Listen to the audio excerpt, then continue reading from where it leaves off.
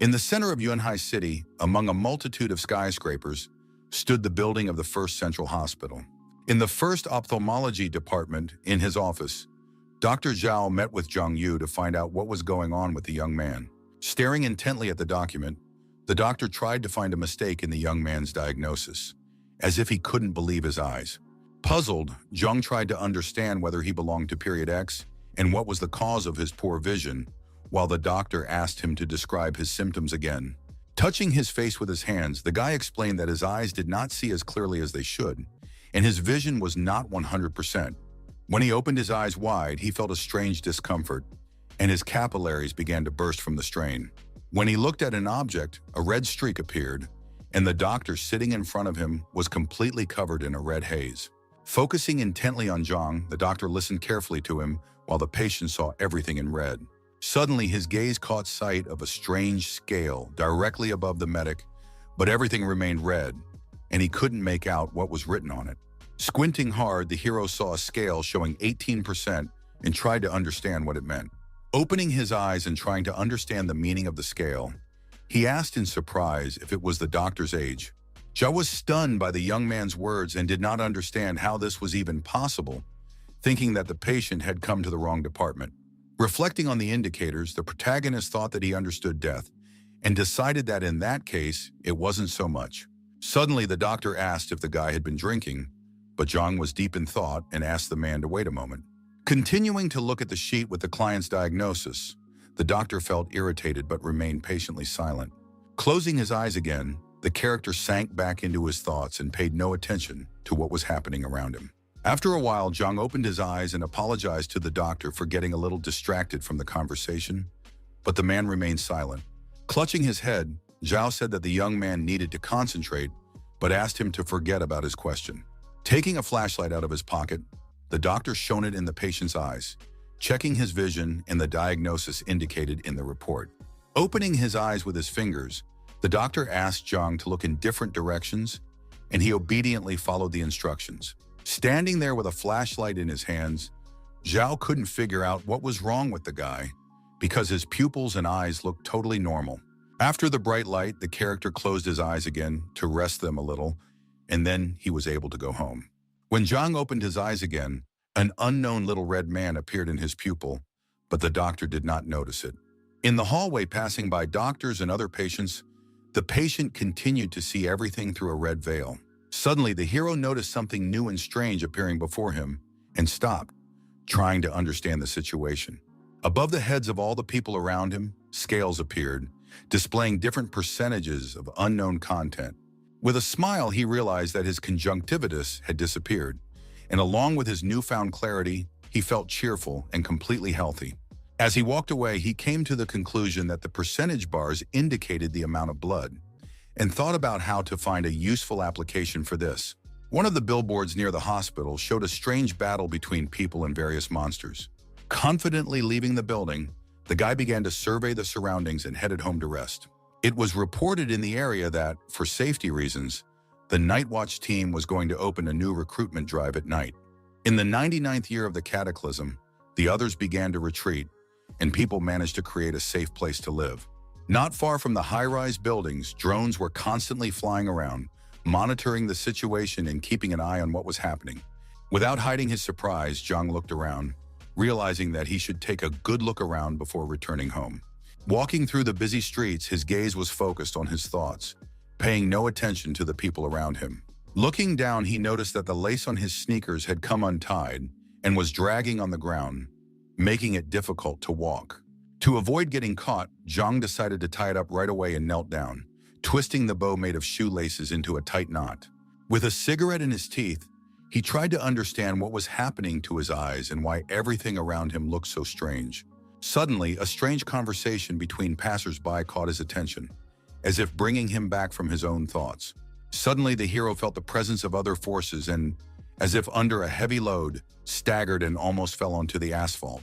As if struck by electricity, his body was pierced from all sides by an unknown force, and Zhang stood there in shock. Struggling to get up, the guy realized that his body seemed to be disobeying him and was giving him a strange pain. Feeling tension and wild fear, Zhang did not understand what was happening, because the sensations were new and unknown. The unknown silhouette of a boy reappeared in his pupils, only this time it was black, as if trying to get out. The strange pressure in his eyes shocked the character. He didn't understand what was happening to him and just rolled his eyes. A huge green moon appeared between the skyscrapers, illuminating everything around it with its strange bright green light. Standing motionless, Zhang stared into the light, trying to understand what would happen next. As if from the sky, a warrior girl landed next to the young man, catching him off guard. He didn't understand what would happen next. A battle between the warrior girl and an unknown creature began in the air, as she swung her weapon in all directions. Zhang stood motionless below, watching in amazement, trying to understand what was happening. After a while, many different warriors and monsters appeared around the guy, fighting each other. With varying degrees of strength, they fought desperately against the monsters with their weapons, saving the city from its enemies. Looking up at the green light, the hero began to realize that there were big problems in the world, and that it was not as safe as it had previously seemed. Looking at the moon, the guy saw a scale above it, and panic seized his body. He understood that it could end at any moment. Soon it began to drizzle, and drops of various shapes began to fall between the skyscrapers. One of the drops hit Zhang right in the eye, wetting his eyelashes and creating a kind of veil. Ignoring the rain, the young man stood below, trying to understand what he had just seen and what to do next. Closing his eyes tightly, Zhang seemed to be searching for the strength within himself to continue on his way, but the raindrops hit him right on the forehead. The city was bustling with activity, people going about their business, oblivious to those around them, lost in their own thoughts. Crossing the road, Zhang moved decisively toward his home, also not wanting to be distracted by the passers-by around him. One of the girls announced a special offer in the store, but people did not pay any attention to her. Helping his grandfather cross the road, the grandson smiled and asked him to be careful and look both ways. Looking around the city, Zhang stopped, realizing that the night patrol unit had become a reliable support for the city, and the world had become a better place. Meanwhile, one of the merchants offered bottles to a passerby, but people looked at him with irritation. Walking through the streets, Zhang convinced himself that the world was safe and tried to calm down, thinking that it was all just his imagination. Looking at the bright setting sun between the buildings, the guy saw the scale again and wondered if safety was just a carefully thought-out lie. Suddenly, someone's hand fell heavily on his shoulder and pulled him toward them. The surprise made Zhang tense up even more. Turning around, he saw a merchant offering him medicine, holding out his wooden box. With a broad smile, the man assured him that the medicines were practically the same as the official ones, considering his goods to be special. Smelling a sharp odor, Zhang covered his nose, comparing the drugs to monsters, and couldn't understand why the man was selling them. Opening his box, the merchant assured him that he had everything he needed and presented a variety of different bottles. The young man said sarcastically, "Is this really free?" But the merchant just waved his hand and got ready to leave, not understanding where the monsters came from. Catching up with the merchant, Zhang smiled and said he was just joking, then asked if he had any divine oil. As the sun set over the city, the bus slowly made its way through the streets, following its route without deviating. After buying a bottle of divine oil, Zhang thought on the bus whether he had paid too much for it, since it cost 3,000 yuan. Watching the sunset through the window, he realized that this was just an ordinary street, and that he had been too suspicious yesterday. Near the bus stop, an information board displayed which buses ran there and their routes. Approaching the stop, the bus stopped, alerting the passengers and preparing to open the doors. It was South Street, and the driver asked the passengers to get ready to get off. The bus was packed with people. Suddenly, Zhang felt a strange sensation again, as if his body had been pierced by an electric current. He didn't understand what was happening. Looking out the window, the guy saw his reflection and saw no one around him. This familiar feeling frightened him again. In an instant, the people around him disappeared, and everything around him was once again enveloped in an ominous green haze. Zhang continued to stand on the bus. In shock, the character opened his eyes, trying to understand what was happening and trying to recover from what had happened. Looking around sharply, the guy noticed that everything around him was normal. The passengers were sitting in their seats, and the bus was continuing to move. Realizing that this was happening for the second time, Zhang tried to understand his strange visions, but he couldn't. Approaching the next stop, the bus stopped again, and the young man realized that he should look around carefully on his way home. Twilight was falling over the city when Zhang reached his apartment in one of the high-rise buildings near the center. White towels were drying on the radiator in the bathroom, ready for use. Despite his bachelor lifestyle, everything was neat and tidy. As he dried himself after his shower, he felt a sense of joy at being able to freshen up after a long stay in the hospital and a walk around the city. Suddenly, in the mirror, he saw a strange pattern on his chest and did not understand where it came from. Very surprised by its appearance. Touching his chest, the young man realized that he had seen something similar before in one of the books from his home library. He remembered how a few days ago he had tried to find a comic book on the bookshelves, shining a flashlight around. Suddenly, the books flew at him, right at his head, and he cursed, trying to protect himself from the unexpected blow. The books were lined up on the shelves, but the hero managed to disturb their peace, and they shifted from their places. Flying straight down, the books rained down on the guy's head, knocking him off balance and causing him to recoil sharply in surprise. Now the guy's body glowed with a strange light, and he thought that the pattern on his chest had appeared after the strong impact of the books that had fallen on him from above. A sharp pain pierced him, and he fell to his knees right in the bathroom, breathing heavily and trying to understand the reason for what had happened. Touching the pattern on his chest, Yang felt a burning pain, as if his body were burning from within, and couldn't understand what was happening to him. To ease his agonizing suffering a little, the young man decided to turn on the shower and quickly placed his body under the cool stream of water. Feeling the cool shower on his skin, Zhang breathed a sigh of relief and closed his eyes, allowing the water to wash away the tension and burning sensation in his body. Getting to his feet, the character continued to cool off with the shower, feeling the burning sensation in his body subside and his skin stop burning. A dark pattern pulsed in his chest like a chip, and in the mirror above the guy's head, a strange scale with divisions and markings was visible. Seeing the mark of 100 on the scale, Zhang immediately understood what it meant and nodded to himself with a slight smile. Finishing his shower, the guy headed for the door, leaving a strange trail behind him, steam emanating from his body. Feeling something strange, he turned around in surprise and was shocked by what he saw, having never encountered anything like it before in his life. Looking around, Zhang noticed that his body cast no shadow, which caused him great fear. In a panic, the young man began to scream, not understanding where the shadow had gone and what it meant, fearing that this could be the beginning of something terrible. Jumping around the bathroom, the hero tried to find his shadow, but it was nowhere to be found, and Zhang was angry. After a while, the young man saw it on the wall and breathed a sigh of relief. Strange things had been happening to him lately. Sighing heavily, the guy decided to leave the bathroom, feeling tired of the strange things that had been happening around him lately. Opening the door, the hero had no idea what awaited him on the other side and felt extremely excited and afraid. Stepping out of the bathroom, he saw his own huge black shadow standing in front of him, looking frightening in the dim light. With glowing eyes, it stared intently at the guy, who was in shock from what he saw and couldn't take his eyes off it.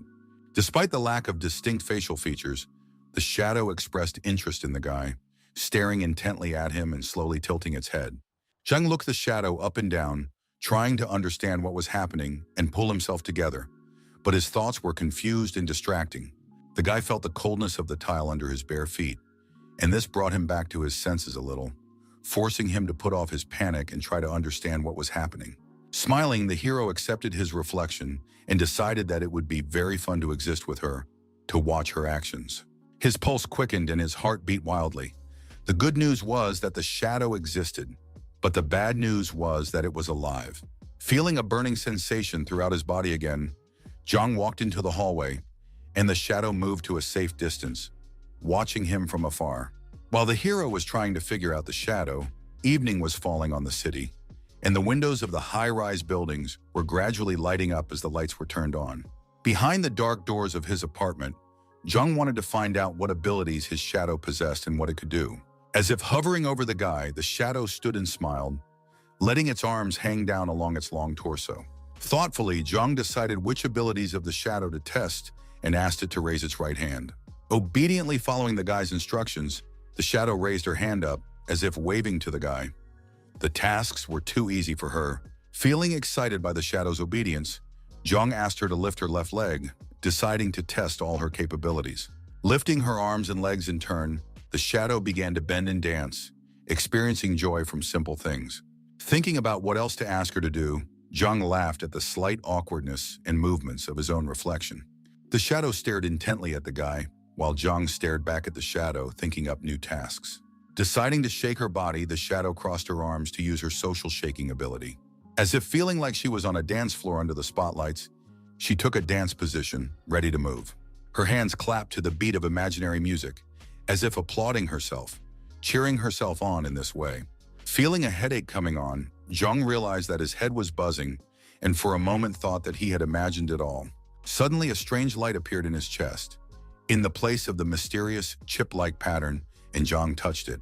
Soaring upward, the light flew out of the young man's chest, who, shocked by what was happening, froze in anticipation of further events. A huge yellow ball appeared, resembling the sun with dark letters inside and various hieroglyphs. Gradually, it was possible to make out a clear letter T in the center of the ball, but its meaning remained a mystery. A system window popped up with a photo of the shadow and a display of its characteristics and abilities. It had one point. Seeing the window with the characteristics, a feeling of joy arose, because now it was possible to pump up the shadow's power. Noticing the plus signs at the bottom of the system window, I decided to click on one of them to see what would change, but nothing happened. The system revealed that the shadow existed because of him and had all the same characteristics as Zhang, except for consciousness. While the hero was studying the characteristics, the shadow behind him danced, and noticing this, the guy was very surprised. Trying to put his hand through the shadow, Zhang wondered if it could speak without consciousness. With glowing blue eyes, the shadow silently looked at the guy, but did not say a word, waiting for further instructions. With undisguised interest, Zhang asked if the shadow had all his memories from the past, hoping for abilities. As if anticipating the question, the shadow nodded affirmatively in response, confirming its master's guesses. Rushing to the desk, the young man began waving his arms, performing some kind of action, while the shadow watched him from behind. After a while, the hero wrote a long equation on a sheet of paper and told the shadow to come and look. Handing the pen to the shadow, Zhang said that it was his summer homework, hoping that the shadow would be able to solve it. Fearing that the shadow would not be able to hold the pen, Zhang was unsure of her abilities, but when he picked it up, she proved him wrong. Poking the shadow's head with his fingers, Zhang thought that there were many entities hidden inside her and thought that he could test her further. On the sheet of paper with the equation, the shadow simply wrote the word decided and silently turned to her master, waiting for further instructions. Surprised, Zhang asked why the shadow didn't write anything if it had the same abilities as him. Once again, the shadow wrote the word decided, but did not write the solution to the equation, putting the pen aside. Angered, Zhang grabbed the rolled-up piece of paper and began waving it around, trying to hit the shadow and shouting that he could solve the problem in 2 minutes. Remembering the system specifications, the boy thought that the task was too difficult, calmed down, and asked her to draw a horse. Focusing on the task at hand, the shadow began to wave the pen, drawing a horse on the sheet in front of her, as if she knew exactly what she was doing. Deftly maneuvering, it continued to draw while Zhang admired its abilities and thought that it could earn a lot of money. To his surprise, the boy realized that the shadow understood him quite well and had some talent for art. Feeling more interested, Yang decided to turn to the system window to study other characteristics. Noticing the shadow's ability to bite, I wanted to understand more about what this meant and open more windows. After reading the explanation, it became clear that you can increase your shadow points by absorbing others and thus leveling up. Not fully understanding what the ability meant, I wanted to touch an object that cast a shadow in order to absorb it. Deciding to try using the skill, the young man looked around cautiously, thinking about what he could use. Walking to the corner of the room, Zhang crouched down and saw that his body cast a shadow on the floor. Stretching out his hand, the guy thought about how to use it and what it would give him, wondering if he should do anything. Opening his palms and holding his hands out in front of him, Zhang decided to use the shadow bite to pump up his own. As he tensed his arms, he felt a tingling sensation, but everything around him remained unchanged and nothing happened. Feeling sweat dripping from his forehead, the hero was angry that there were no instructions on how to use the skill. Suddenly, the guy saw a system message that surprised him greatly, and his eyes widened in astonishment. It said that changes had occurred in the guy's pupils, and that by activating the ability, the dark side of the world would open up before him. Recalling the past, it was hard to believe that the warriors who fought various monsters were the dark side of the world. Looking at his hands, the young man felt strange sensations, but decided to distract himself a little and explore the abilities of the shadow. Sitting at the desk, the shadow continued to draw, and Zhang told her to take a break and do some push-ups. Hearing the young man's words, the shadow turned around questioningly, as if not understanding what was wanted of it and why it was being distracted. When it stood up, the outlines of its arms and legs became less distinct, as if blurring into an incomprehensible dark blob. Gradually disappearing into the floor, the shadow seemed as if someone was sucking it into some abyss unknown to Zhang. Soon, only a black spark remained in place of the shadow, and the hero, indignant, shouted, asking where the shadow had gone. While the young man was dealing with the shadow, night fell on the city, and stars and the moon appeared in the sky, illuminating the roofs of the houses. Entering the room, Zhang looked around carefully and asked the shadow to appear before him again, hoping that it would explain its behavior. Suddenly, right before his eyes, a small whirlwind appeared, gradually turning into a shadow. A moment later, a shadow appeared in front of the hero, smoothly descending from the air and seeming to check whether it could trust its master. Annoyed, Zhang asked the shadow if it had just run away from him, not understanding what could have prompted it to do so. Taking a notebook, the shadow wrote that it had been on the dark side, and the guy immediately asked what it had been doing there. Tearing a new sheet from the notebook, the shadow replied that she had been doing push-ups, not understanding her master's complaints. After thinking for a moment, Zhang decided that the shadow's training would be better on the dark side of the world, and with a wave of his hand, he told her to continue. Opening its glowing eyes wide, the shadow stared at the guy, not understanding what he wanted, and moved slightly as if waiting for a command. Disappearing, the shadow turned into a small dark lump on the floor, and Zhang watched this action in surprise. Gradually, the huge shadow turned into a drop and disappeared from the boy's sight, leaving behind a slight chill. Feeling tense, Zhang decided to get busy while the shadow trained on the dark side, hoping it would return soon. Sitting down at the table, the guy decided to do his homework, settling comfortably in his chair and laying out his notebooks in front of him. Picking up a pen, Zhang decided that now was the time to get busy without being distracted by the strange things that were happening to him. Morning came. The bright sun lit up the sky, and white pigeons flew nearby, creating a peaceful atmosphere.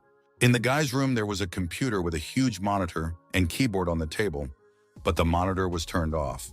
Having fallen asleep right at the table with a pen in his hand, Zhang slept sweetly and laughed in his sleep, as if he had seen something very pleasant and funny. Saliva dripped from the guy's mouth, and he dreamed of different girls, which is why he smiled, unaware of what was happening. A sudden knock on the door woke the young man, and he slowly opened his eyes, wondering who could be disturbing him so early in the morning. Feeling heavy and numb, Zhang realized how tired he was from sleeping in an uncomfortable position all night. On the other side of the door, someone was calling the young man and tugging at the door handle, as if in a hurry to get inside and not willing to wait.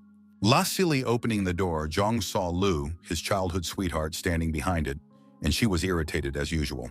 Seeing a bloody scale above the girl's head, the guy was very surprised because he had never noticed anything like this before.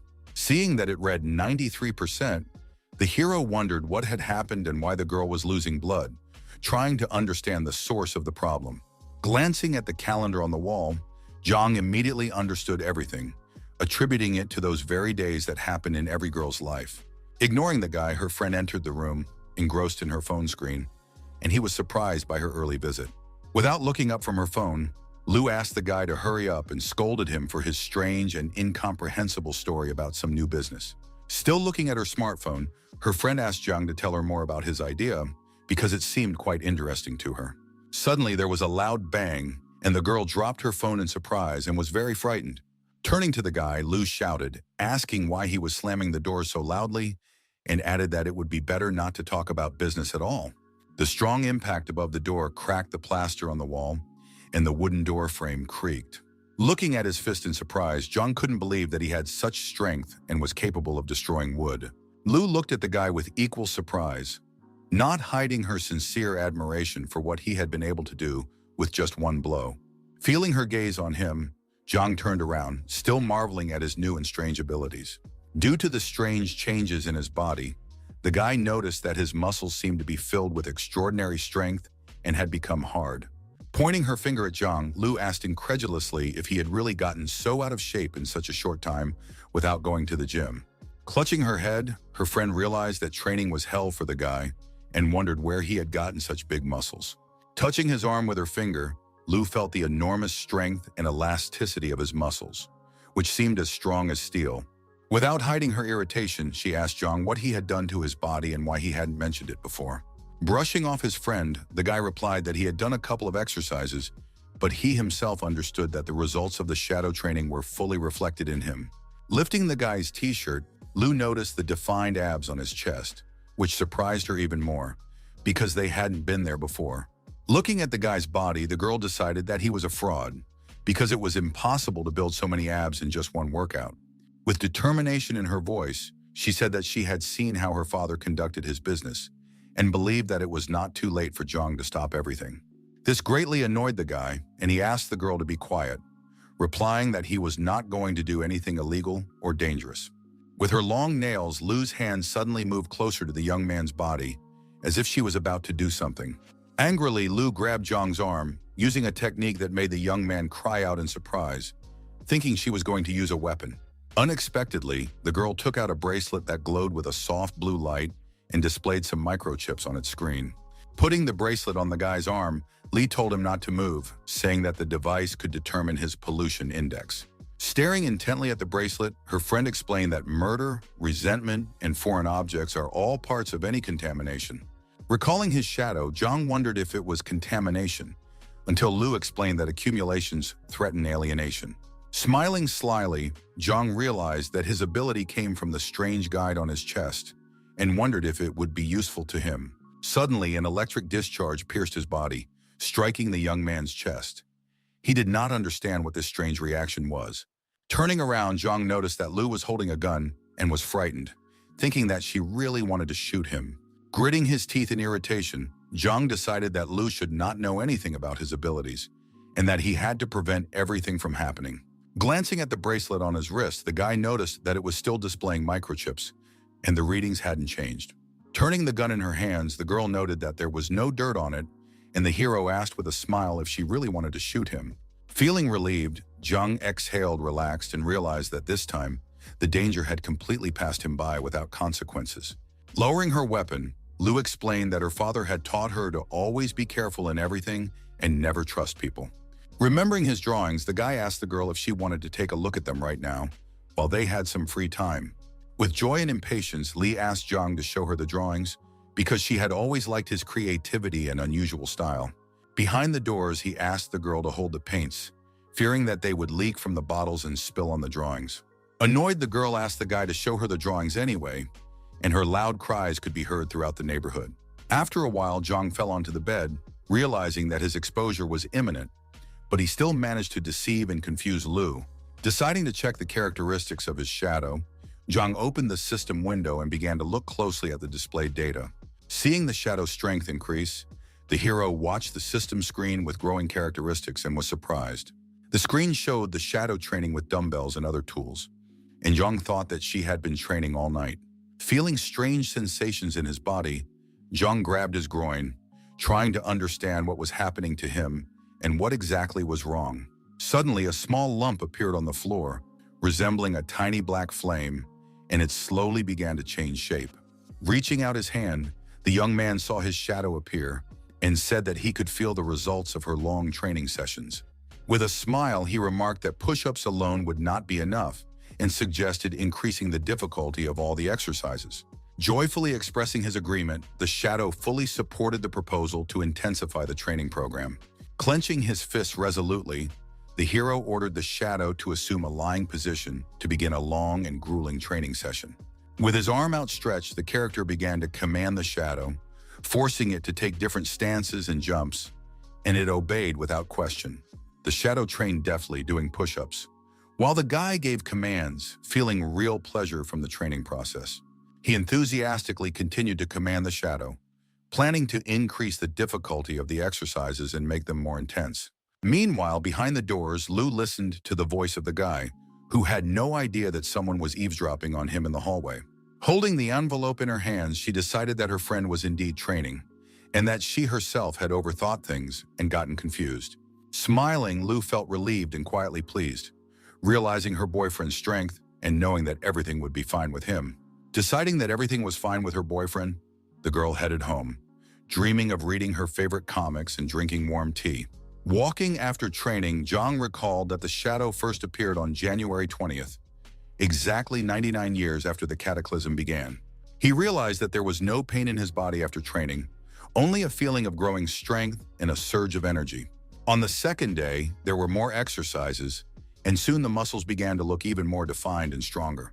Looking at his body, he felt satisfied with the result and that it was achieved without much effort on the part of the character. Putting on gloves and waving his arms, he thought he could defeat Lu with a single blow, but decided to train even more. Uncle Lee, who served in the night watch, came to visit.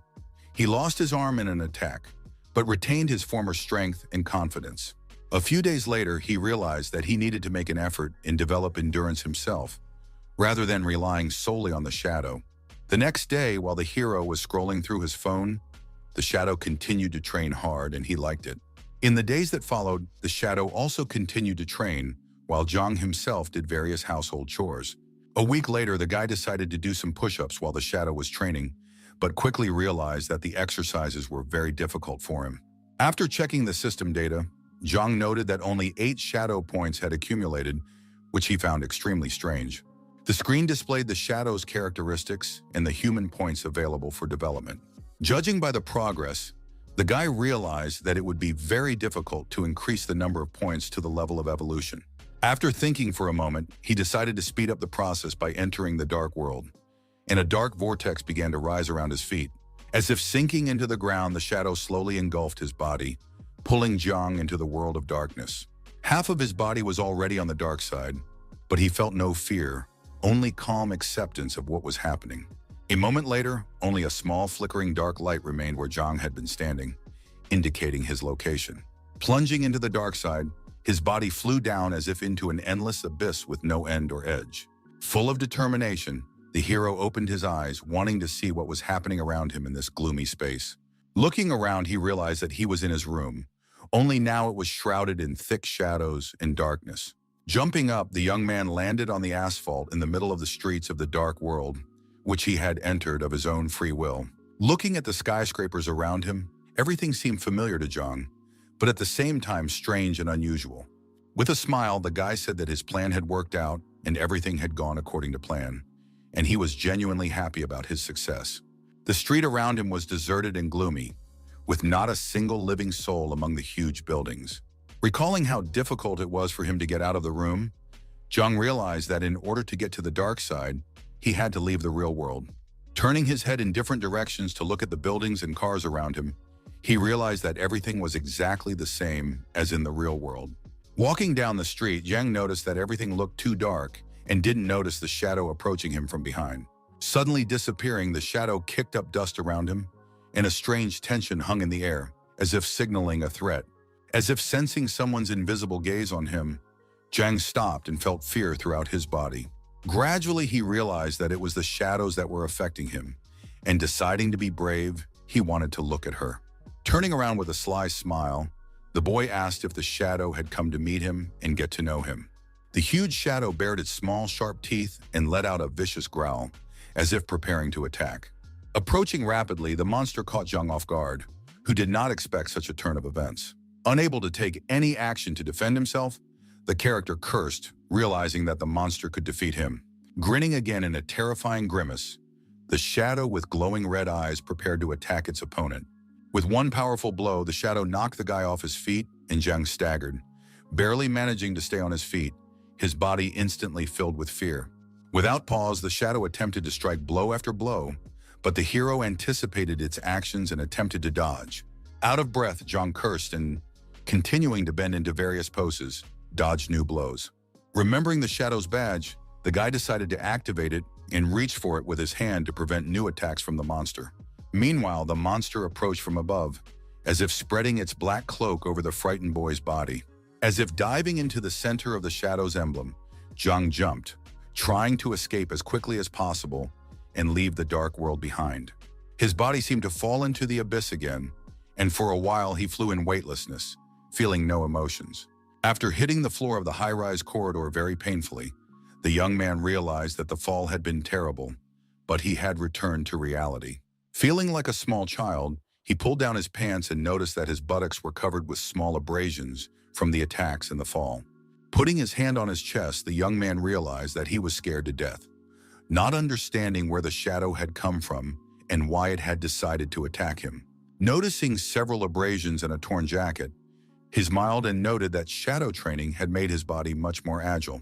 Remembering how he felt a small folding stool under his hand, the hero grabbed it, hoping for salvation from. Filled with determination, stool in hand, Zhang realized that he couldn't just leave things as they were. Remembering how he fought the entity on January 28th, defending himself with the stool, the guy realized that he had lost the battle. The next day, he returned to the same place to get revenge, but received a powerful blow to the chest that nearly broke all his bones. In the next battle, he received 3 bloody cuts on his buttocks, and despite the fierce fighting, he managed to recover his blood. Deciding to recover at home on January 31st, Lu treated his buttocks with confusion, applying healing ointment to the wounds.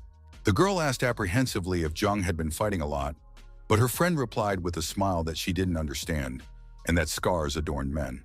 Gently hitting the guy, Lu said, "Do you think the scars on your buttocks are attractive?" Zhang cried out that it hurt a lot. With anger in her voice, the girl said that if the guy was in pain now, it meant that his body would soon be completely healed. Turning to the girl, Zhang said that there was exactly 1 month left and asked Lu what her plans were for the near future. Not understanding what the guy was talking about, his friend asked in surprise what event was exactly 1 month away. Sitting on the sofa, Zhang reminded her that there was only a month left before the exam and asked if she had forgotten about it. During the years of the disaster, most industries lost popularity, including the cultural and creative industries. Those who continued to pursue the arts became outcasts of a society that did not understand or accept their values. No one was interested in entertainment anymore. Everyone watched warriors fight monsters on huge street screens. To join the combat patrol, one had to pass a martial arts exam, after which life changed forever. Sitting in the room, Zhang and Lu discussed the current situation in the world, the events taking place around them, and the upcoming exam. While treating the abrasions on his hand, the girl firmly stated that she did not want to participate in fights or demonstrations. Pressing her lips together, she thought about her cherished dream, which she had kept deep in her heart for many years, hidden from everyone. After some thought, Lu admitted that she wanted to pursue music, realizing that society would not support her. The surprised hero said that she could study music, but her father might be against her decision. Considering Uncle Lee to be influential in the Night Watch, Zhang thought that nothing terrible would happen if Lu pursued music. Squeezing the ointment out of the bottle, she carefully continued to treat the wounds on Zhang's body, trying not to cause him pain. With annoyance in her voice, Lu said that her father would not agree, and her friend asked what she would do if he refused. While applying ointment to the wound, her friend asked the guy not to tell anyone about her words, claiming that politics had changed significantly. Focusing on treating the wound, Lu said that now anyone could apply to take the martial arts exam. Even more surprised, the guy asked if Lu respected her principles, since she could easily pass the exam. Blowing on the wound, my friend said that the pressure on the Night Watch was increasing and confidently stated that she would pass the exam. After thinking about it, I gradually came to understand that Lu had outstanding abilities, which explained her self-confidence. On the day of the exam, various devices were used, and the hero was afraid of failure, especially with weapons present. Pressing his hand to his chest, the guy wondered if he would be sent to a correctional camp if he failed the exam. Suddenly, an idea struck him, and he asked the girl to lend him her detector without explaining why he wanted to use it. Not understanding why, Lu said that he only needed it to search for others, and that when he met them, Zhang should run away. Surprised that the girl called the others special, Zhang asked again, and Lu calmly confirmed her words. Lost in thought, his friend remained silent, while Lu continued to watch him intently, waiting for him to make his next move. After treating the wounds, her friend was about to leave, but Zhang said that her family knew a lot about others. With apprehension, Lu realized that the young man had decided to take the exam after all, but he just laughed and reminded her of her words. Surprised, her friend came closer, and Zhang said that he would take the exam and create comics about the others in the future. Stunned by his words, Lu demanded that he elaborate on his idea, and Zhang realized that he had said it on a whim. While the wind rustled the curtains, the friend enthusiastically shared with the girl his ideas for future comics, which he had no intention of writing. There was a guitar and a radio in the room, reflecting his love of music, and Jung continued his story about his fictional comic book. In the hallway, there was a huge shoe cabinet with Lu's boots and Yang's shoes standing next to it. Everything was quite neat. The guy enthusiastically told the story of Abin, who became a soldier until others appeared, and Lu listened attentively. Inviting the guy in, the girl opened the door to her room and gently asked him to come in, gesturing for him to make himself comfortable. With a smile, the girl asked Jung to sit in her room while she went to her father's, as their apartments were on the same floor. Decorated with bright posters and soft toys, the room looked cozy and fully reflected a girly style. Everything was neatly arranged in its place, and the desk was perfectly tidy, as if no one had touched it in a long time. Suddenly, the guy's gaze caught on a book lying on the desk, and the discovery surprised him so much that he froze involuntarily. It turned out to be a comic book called The Fateful Void, lying right on the desk, clearly standing out.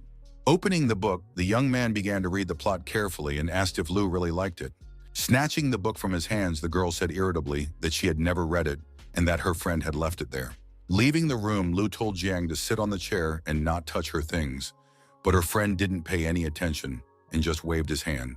Smiling to himself, he realized that his friend was still the same little girl, unable to properly defend herself in a serious situation. Noticing the guitar near the bookshelf, Jung remembered how Lu had loved music since childhood and often asked him to listen to it with her. He walked over to the radio, pressed the power button, and a soft, quiet, and slightly sad melody immediately filled the room.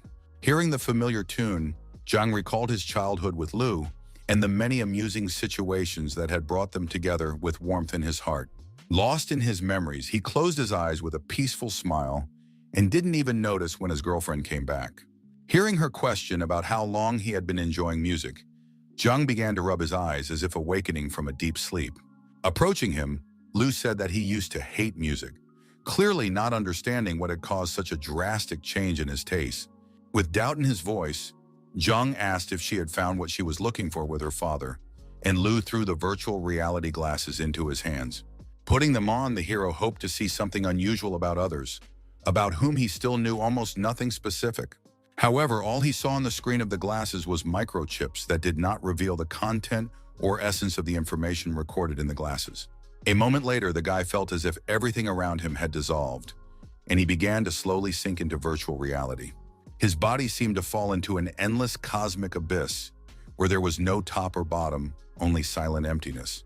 Wanting to see others, he opened his eyes and, surprised, began to look around carefully in complete silence. All around him in the depths of darkness, dozens, perhaps hundreds, of brightly shining pairs of eyes watched his movements intently. The virtual world of Shenzhou seemed so mesmerizing to the young man that instead of fear, he felt only intense admiration.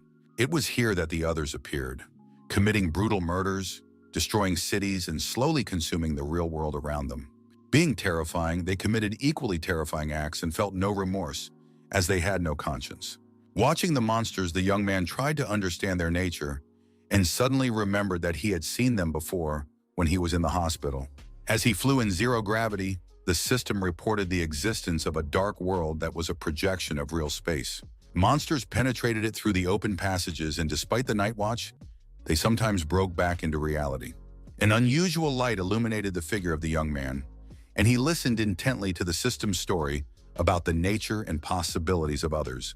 Finding himself near the skyscrapers, he heard that every 3 months the layer of shadows was shed, revealing the true picture of the world.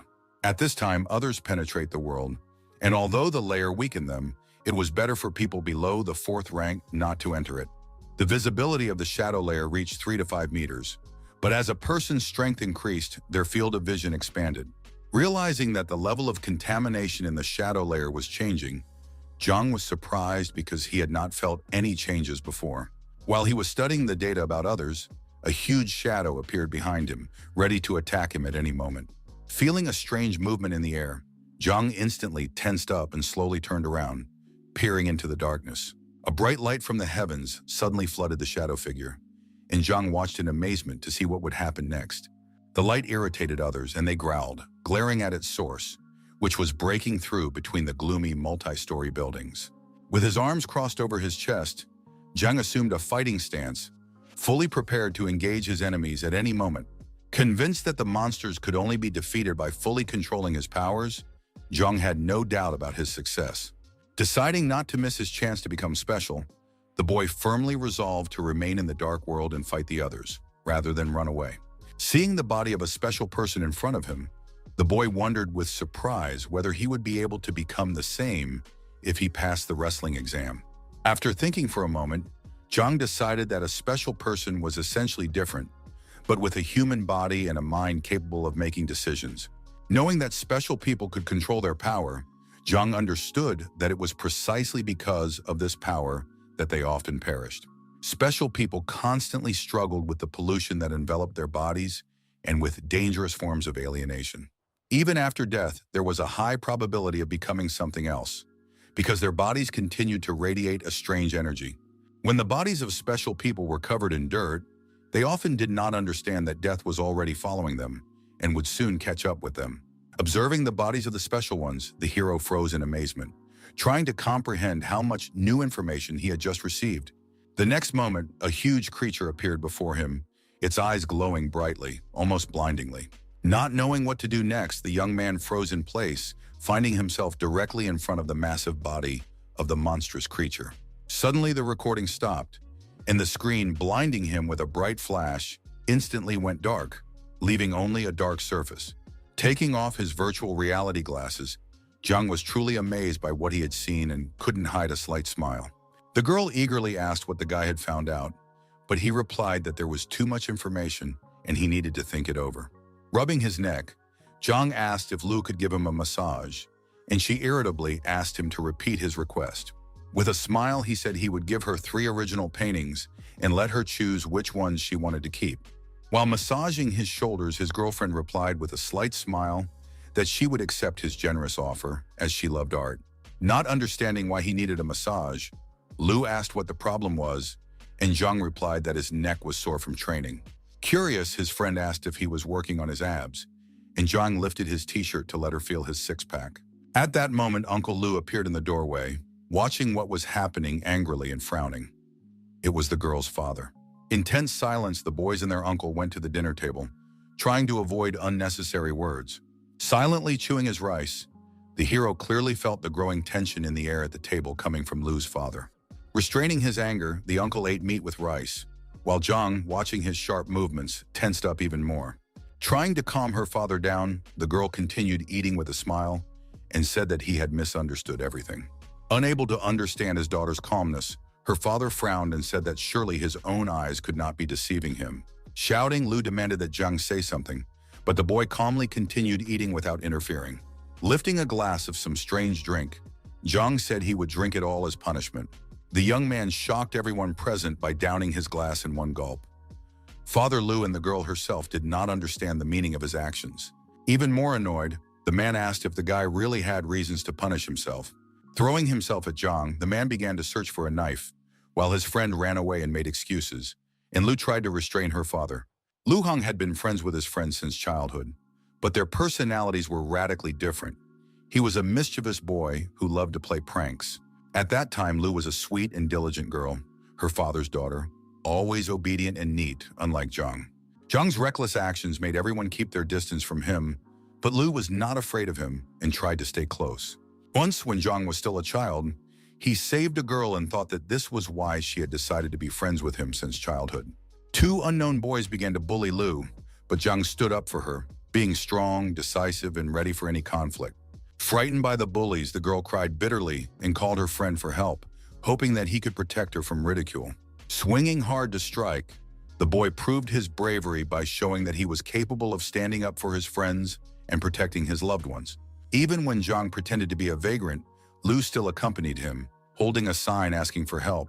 In such situations, people always felt sorry for the girl and told her not to be friends with him, while Jung was constantly criticized and punished by adults. Her father never allowed Lu to get close to Jung and was always wary of the young man, despite their years of friendship and trust. Lighting a cigarette, the man watched the boys closely, thinking about what to do next and assessing their intentions and actions. In response, the girl watched her father's actions closely, greatly annoyed by his harmful habit of smoking in her presence. Approaching her father, Lou snatched the cigarette from his hands, not even giving him a chance to light up, showing determination and character. Turning around angrily, the man asked what the kids were doing when he came in, suspecting that they might have broken the house rules. Waving his arms, Zhang shouted that they were watching information about others and special people, trying to justify himself to his strict father. Hearing this, the man tensed up and looked at the boy, assessing how much he could trust his words and actions. Laughing, the girl stuck her tongue out at Zhang, mimicking him, as if reminding him of their childhood pranks and their long-standing friendship. Suddenly smiling, the father breathed a sigh of relief, dismissing various fears that had previously weighed heavily on his heart. Deciding to explain some important information, the man turned to the young man with a serious expression on his face, intending to teach him. Folding his arms, the man asked if Zhang knew why the government did not allow students to learn about other beings in advance. Puzzled, the guy replied that he didn't quite understand what was being said, trying to grasp the meaning of the words. With a cigarette in his hands, the man explained that everyone has a different heart, and sometimes evil prevails over good, which is why it is not necessary to know everything at once. Surprised, the young man opened his eyes wide, but continued to listen attentively to Father Lou, trying to remember every word. Continuing his story, the man explained that not everyone has enough willpower, and often others are capable of driving people crazy. The man stated emphatically that if a breach forms in the heart, another can easily penetrate it, and this would be dangerous for the person. Listening attentively, his comrade remained silent, and Father Lou explained that this is precisely why the exam is conducted, and only the strong can come into contact with the world of others. It was very dangerous in this world, and various images of his death began to appear before the young man's eyes, reminding him of the threat. Explaining that even with current medical capabilities, people often got out of control, the man asked if the young man understood everything.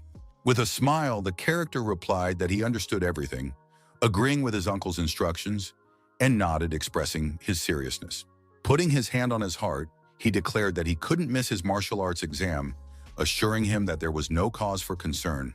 Clenching his fist, the uncle wanted to argue with the young man, but suddenly his phone rang, interrupting the conversation and drawing his attention. The commander was called on the phone for a new mission concerning the Shadow Lair, and the man listened attentively to the order while Zhang watched him. After hearing the order, the man replied that he understood everything and headed for the exit, intending to carry out the instructions as quickly as possible. Turning around, the uncle told Zhang not to mess with him, then he could take him to the night watch unit for service. With a smile, the young man assured the man that he would not harm his daughter, but Lou became angry and spat at him, showing her irritation. Grabbing her friend by the cheeks, the girl didn't understand what was going on, and he grabbed her cheeks in return, demonstrating playfulness and childishness. A new day dawned, people walked peacefully through the streets, a child sat on his father's shoulders, and vendors shouted out their wares. The boy happily bit into hawthorn berries covered in sugar on long skewers, and felt genuine joy next to his father.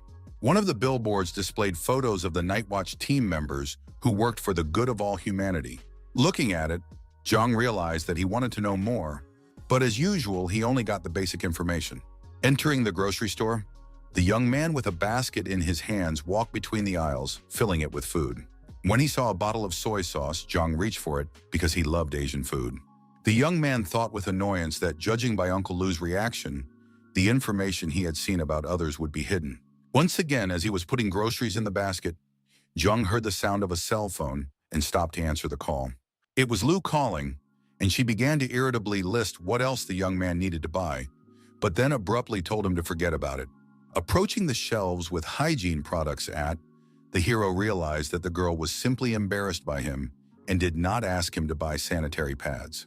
Smiling, he didn't feel uncomfortable about such purchases. On the contrary, he was happy to help his friend.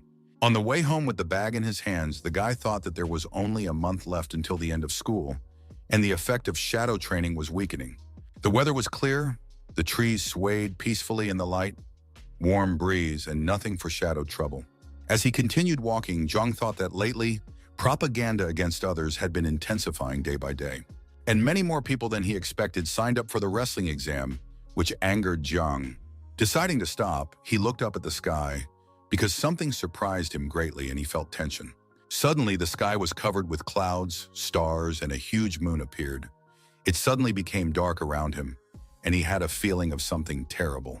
Changing hands with the bag, Jung decided that he had imagined too much and decided to stretch his arms, waving them in different directions. Abruptly changing his route home, turned the corner into a quieter alleyway so he could walk in silence without making any unnecessary noise. Suddenly, a black shadow began to form under his feet, gradually growing larger, and the guy stopped. Seeing that the abyss was growing, Jung realized that a portal to another dark world full of monsters and dangers had opened. Gradually, the hero's body began to disappear into the abyss, as if it were sucking him in, but he accepted the situation. Finding himself in a dark world, the young man took up a fighting stance, sensing a strange gaze upon him, and shouted, asking who was nearby. At the end of the street, it seemed as if someone was there, but he couldn't make out who was hiding in the dark alley and why they weren't showing themselves. Gradually, a guy emerged from the darkness. The scale above his head showed 14% blood, and Jung realized that the guy was in trouble. Pierced by huge wounds, his body was bleeding profusely, but he continued to walk slowly straight towards Jung. His lost gaze and face covered with drops of blood indicated that he was not himself and seemed to be in a trance. Not expecting the stranger to approach, Jung jumped aside in surprise, holding his bag, worried that the guy would crash into him. Puzzled, the character recognized his neighbor, who lived in the same building, and asked why he was in the dark world. Without saying a word, the young man collapsed exhausted at Jung's feet, who was shocked by what was happening around him. The blood-stained pipe lay in front of the young man's body, and Jung watched silently from a distance, trying to understand what would happen next. Not understanding what had happened, the young man was shocked and did not know how to help the fighter, who had suffered multiple wounds. After losing a lot of blood and strength, after a while, the neighbor raised his head, trying to stand up despite the pain. Soon nearby, Jiang noticed children sitting under a wall and crying as another approached them. Feeling its power, the shadow straightened up and made a terrifying sound. The boy hugged the girl, trying to protect her as best he could. Shocked by what he saw, Jiang froze in place, realizing that he had to stand up for the children. Above the shadow's head, the indicator showed 24% blood, which was more than the wounded boy had. Rolling up his sleeves and feeling angry, Jiang prepared to attack, realizing that he had seen this shadow before, and that it had simply frightened him. Earlier, on one of the outskirts of the city, a night watchman sighed heavily, realizing how much work had fallen on them lately. As a civilian, he believed that working in the night watch was an honorable job, but as a result, he worked overtime and regretted passing the exam. Suddenly, a cry for help rang out from deep within the street, and the warrior stopped in surprise, straining his eyes to see who was calling for help. A huge shadow was pulling in a boy and a girl who were desperately calling for help, trying to break free, but the space of the dark world proved to be stronger. Surprised, the rescuer wondered if someone wanted to drag the children into the dark world, because in all his years of work, he had never seen anything like this before. The dark vortex intensified, and the children's bodies were sucked deeper and deeper into the dark world, creating a feeling of an abyss. Resolutely, the boy pushed off the ground with all his might, jumping toward the children to grab them in time and save them. The hero rushed to their aid with all his might, trying to grab the children by the hands, but the dark force pulled them in ever stronger. At the last moment, he managed to grab one child by the hands, feeling relieved that at least one of them was saved. But suddenly, the darkness began to engulf him and the children, causing his heart to beat faster and filling him with a sense of anxiety. Finding himself face to face with space, the young man felt incredible pressure and did not understand what was happening, trying to stay on his feet. Opening his eyes in horror and surprise, the fighter prepared to meet the others, knowing that these creatures were capable of anything. Having fallen out of space, the warrior and the children tried to understand where they were and cope with the pain of landing. With annoyance, the character thought that it was all over, realizing that he too had been drawn into the dark world and had no weapons with him. Suddenly, a strange light illuminated the space, and a black shadow appeared. The children screamed in horror, unable to believe what was happening. Unwilling to accept death, the warrior decided to fight to the end, first and foremost to protect the children and prevent the darkness from destroying them. Swinging his legs from side to side, the young man tried to strike the shadow, but nothing worked, and he realized that his opponent was stronger. Kicking the other's arm, the soldier destroyed the shadow for a moment, feeling a brief victory and strength that gave him hope. While the children watched in amazement, the warrior realized that the breach in his heart had disappeared, and resigned himself to the fact that he would not be able to return. Looking around cautiously, the warrior realized that there were strangers everywhere who could attack at any moment. As a shadow appeared before the hero, he thought he had lost all his skills because he often communicated with ordinary people. Hearing the cries of children behind him, the young man felt even more helpless, trying to remain calm. Crying bitterly, the children begged their mother. They were scared and did not understand what was happening, seeking protection and safety. Pressing the bracelet, the character realized that he could only send a distress signal and wait for rescue, hoping that someone would come. After pressing it, the bracelet lit up red, signaling that it was on, and the young man hoped that he would be noticed and help would arrive in time. Handing the bracelet to the children, the warrior asked them to calm down, assuring them that it would protect them from pollution and that he would take them home at the first opportunity. Thinking that the bracelet would not be able to help him, he decided to give it to the children, believing that their survival now depended on fate. While the girl was examining the bracelet, the boy asked hopefully if the guy would really be able to take them home. Trying to appear calm, the warrior confirmed his promise and told the children to stay close to him. Meanwhile, a huge, vicious black shadow approached them with burning eyes and a huge, toothy mouth, radiating menace. When the character was 18, he passed a martial arts exam and enrolled in the university's department. From the very beginning, he worked hard, trying to lay a solid foundation and hoping to soon become a full-fledged fighter in the ranks of the Night Watch. In his second year of training, he took first place in combat with others, surprising his instructors and proving that he was capable of more. Proud of himself, the fighter rejoiced in his successes in his studies and in life, hoping for the best and believing that only victories awaited him ahead. But he soon realized that skill alone was not enough to defeat others, because their world and their powers were much more complex than he had imagined. In the world of others, diligence was far from being the top priority, and soon other students began to show great success in their missions. In despair, the soldier continued to train, hoping that perseverance would help him. But success came harder and slower. Not believing in fate, the young man exhausted himself with training in the gym, but he was still unable to exceed his limits, hitting an invisible wall of possibilities. Soon he had to transfer to a humanitarian field, becoming an ordinary civilian night watchman. Now he felt as if he were seeing his own reflection in front of him, and this frightened him, because his past failures were weighing on his mind again. Approaching the guy, the other let out a vicious growl and prepared to attack, while the hero froze, not knowing what to do first.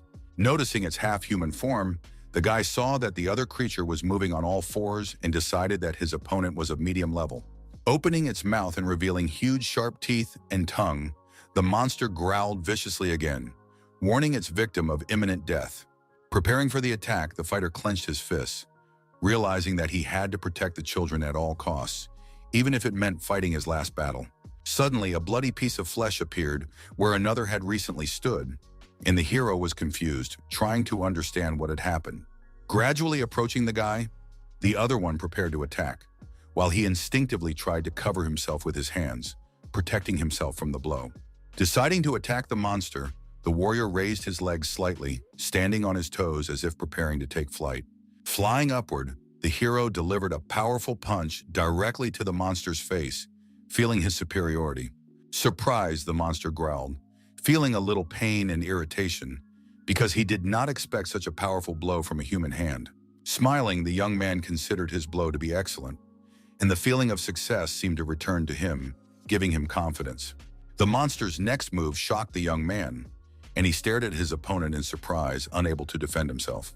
With its long arm, the monster threw its opponent's body aside with all its might, giving him no chance to dodge or soften the blow. Landing near the wall, the warrior tried to recover while the other circled in the air, choosing the moment for his next attack. Cursing under his breath, the fighter tried to dodge, but his body was slower than his mind, and his movements were too slow. Approaching again, the other tried to strike the young man's legs, but the hero deftly dodged, maintaining his balance. Taking various positions, the fighter skillfully dodged the monster's attacks, but he knew that sooner or later his strength would begin to fail him. Despite his agility, the soldier felt fear and anxiety for the lives of the children and his own, not knowing how this battle would end. As he ran away from the monster, he felt as if his body had become heavy and was being pierced by countless needles, restricting his every movement. Moving like a spider, the monster was quite slow, And because of this, the guy managed to run away to a small but safe distance. Clenching his fists, the guy realized that he could no longer run away and decided to take other actions to survive. Deciding to fight hand-to-hand, the fighter swung to strike his opponent, putting all his remaining strength into the blow. Blinding the enemy, the power of the shadow created a barrier between them, and he struck into the void, unaware that the enemy had used his abilities. Feeling its superiority over the enemy, the monster let out another victorious roar, preparing for its next attack. Swinging his arm, the soldier managed to land a blow, knocking the other one to the ground and causing a momentary loss of balance. Pain spread throughout his body, and the young man understood that the contamination was growing and that low-skilled people like him could not use their abilities for long. Gathering its strength, the monster bared its sharp teeth again, accompanied by an almighty menacing roar, frightening anyone who dared to approach. Approaching the hero once more, the monster prepared to attack, and the hero realized that if he didn't take a risk, there might be no future for him and his children.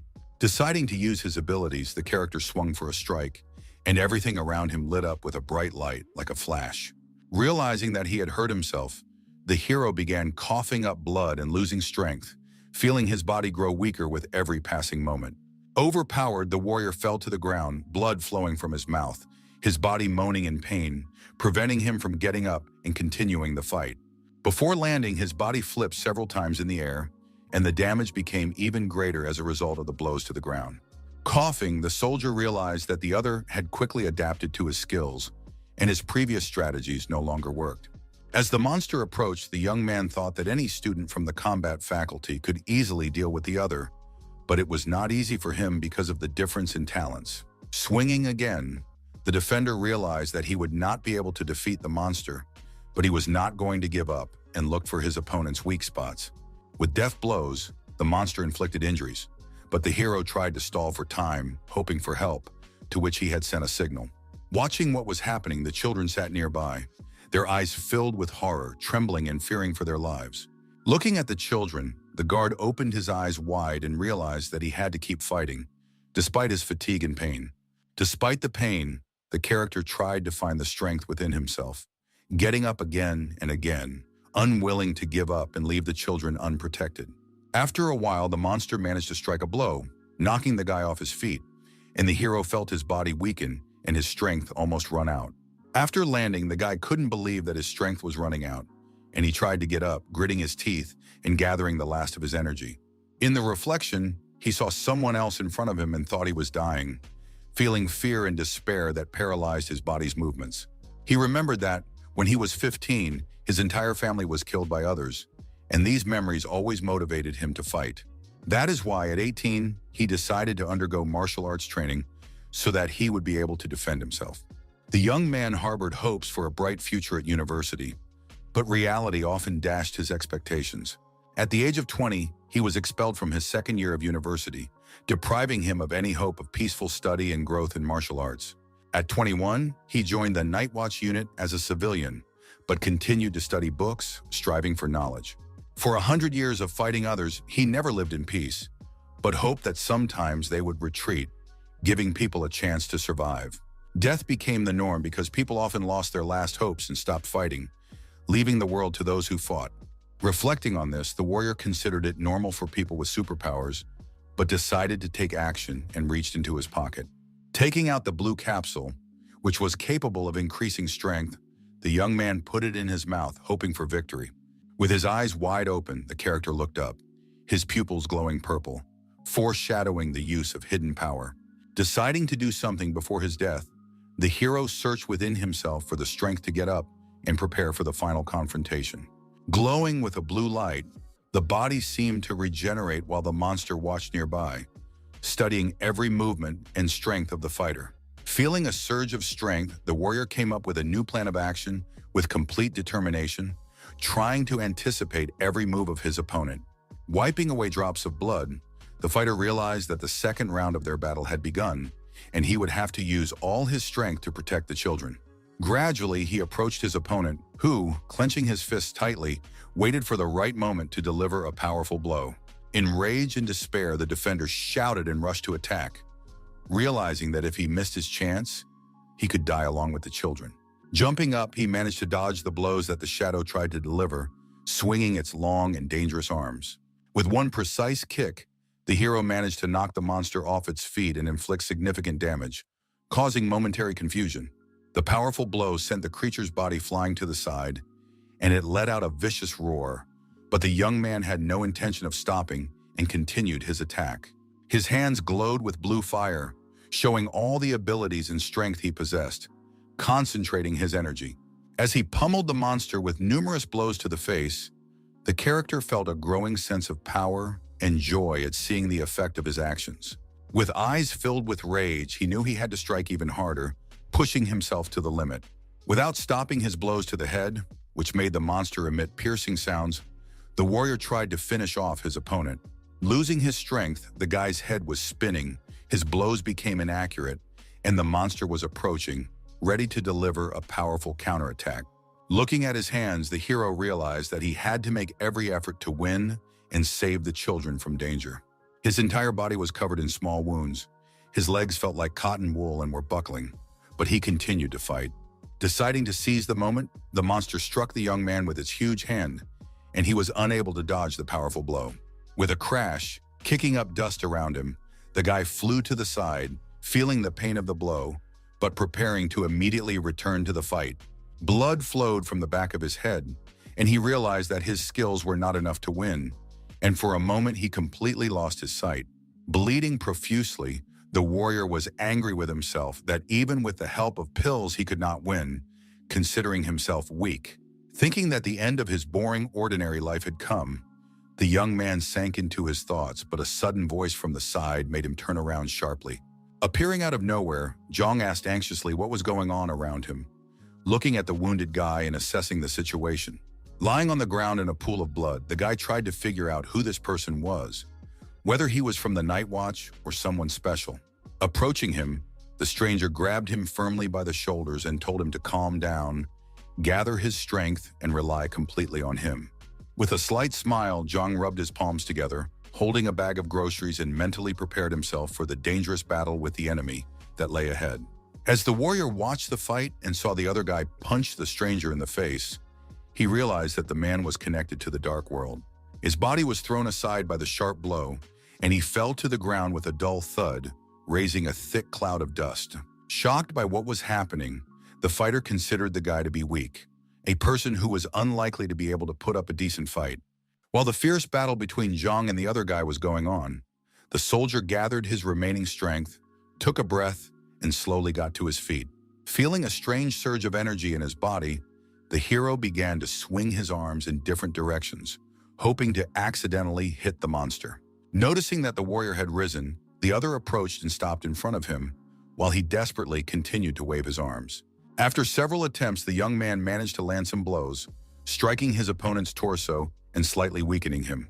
This turn of events greatly angered Zhang, as he himself wanted to join the fight and test his strength against a dangerous enemy.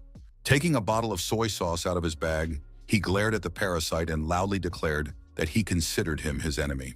The moon appeared in the dark sky, illuminating the entire space with a strange green glow that gave the night an eerie appearance. A fierce battle continued between Zhang and the other, the warrior holding the bottle tightly as the monster struck him. Deciding to use the vessel as a weapon for defense, the fighter threw it sharply to the ground to use the shard against the monster.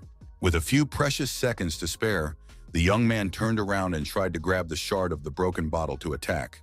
Raising its huge paws, reminiscent of spider legs, the monster growled menacingly and demonstrated its strength. Turning its back on the hero, the monster raised its paws one after the other, while Zhang cautiously approached from behind, holding a glass rose. He managed to deliver a crushing blow with a shard of glass right into the monster's back, causing it to growl and stagger. Delivering chaotic blows to the beast, Zhang grimaced and already understood how his enemy operated. With deft blows, the warrior damaged the monster using his glass shard and acted quickly to weaken his enemy. Losing strength and experiencing unbearable pain, the monster emitted eerie, piercing sounds that made the walls of buildings tremble. Another blow sent the monster's huge body flying to the side, and it silently watched its enemy as it struggled to get up from the ground. From the sidelines, the fighter watching the battle realized that the other was not so weak after all, and that there were no rules in their fight. Trying to grab the monster by the neck, Zhang approached it and shouted that now it was his turn to take brutal revenge. Suddenly, a wild pain pierced the hero's body. His eyes widened in horror, and the monster managed to strike him with one of its paws. Losing his last strength, Zhang flew to the side and hit the wall with a dull thud, leaving a mark from the strong blow. Coughing, the warrior was angry at his own carelessness and realized that he should not have attacked the enemy in the same place twice. Without losing its grip, the monster growled loudly and prepared for a new attack, its eyes flashing red with rage. Looking at the frightened children, Zhang realized that he could not allow the monster to approach them. Turning to the young man, the hero understood that if he left them alone now, the monster would mercilessly kill every last one of them. Clutching the broken bottle tightly in his hand, the fighter decided that today he would definitely see the battle through to the end. Following Zhang, the warrior shouted that the monster had a serious injury to its right rib, and that was where he needed to strike to win. Moving at lightning speed, Zhang shouted loudly that he understood everything and rushed forward with frenzied determination to attack. Unable to comprehend the enemy's swift movements, the monster stood to the side and watched his every move intently. Smiling broadly, Zhang felt incredible strength within himself and was ready to defeat the monster at any cost, even at the cost of his own life. Moving deftly, the young man dodged the blows and appeared on one side and then the other of the monster's huge body. Approaching the monster's head, the hero raised a broken bottle above his head to deliver a powerful blow to the back of its head. Losing a lot of blood and experiencing terrible pain, the monster growled loudly and piercingly, frightening the children who were hiding nearby. Gradually weakening, the monster retreated to the side while Zhang remained in place, holding a broken bottle in his hands and not flinching. Puzzled by the enemy's strange movements, the fighter decided that the monster was simply going to run away. Flying past the hero sitting by the wall, the monster continued on its way, while the confused young man continued to follow its movements. Realizing that the monster was heading toward the children, the young man shouted at the top of his lungs, demanding that it leave them alone. As the monster drew closer, the children pressed themselves to the ground, trying to hide from the beast and escape its fury. Baring its sharp teeth, the mutant crouched down, preparing to pounce and attack the frightened children. The terrifying creature drew closer and closer to the children, who trembled with fear and did not know where to run to save themselves. Flying up to the boy, the creature opened its mouth, inside which a dark shadow swirled, as if it had swallowed it. Feeling fear in the proximity of death, the children cried hysterically, while the beast clicked its monstrous teeth, preparing for the decisive attack.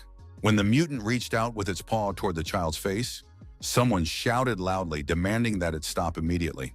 Straining his muscles, Zhang frantically rummaged through the bag of groceries, hoping to find something heavy to strike the enemy with. Finally, he pulled out a can of soda and, swinging with all his might, threw it straight at the monster. Summoning his remaining strength, the warrior threw the can at the mutant with all his might, deciding that at least this way he could distract it from the children. The can hurtled toward the monster at increasing speed, whistling through the air as if it were a weapon that could save the children. Soon the can struck the enemy's body, but did not cause any damage, as if it had flown right through him. While Zhang threw the can, another guy got to his feet and prepared to attack the enemy to fulfill his mission.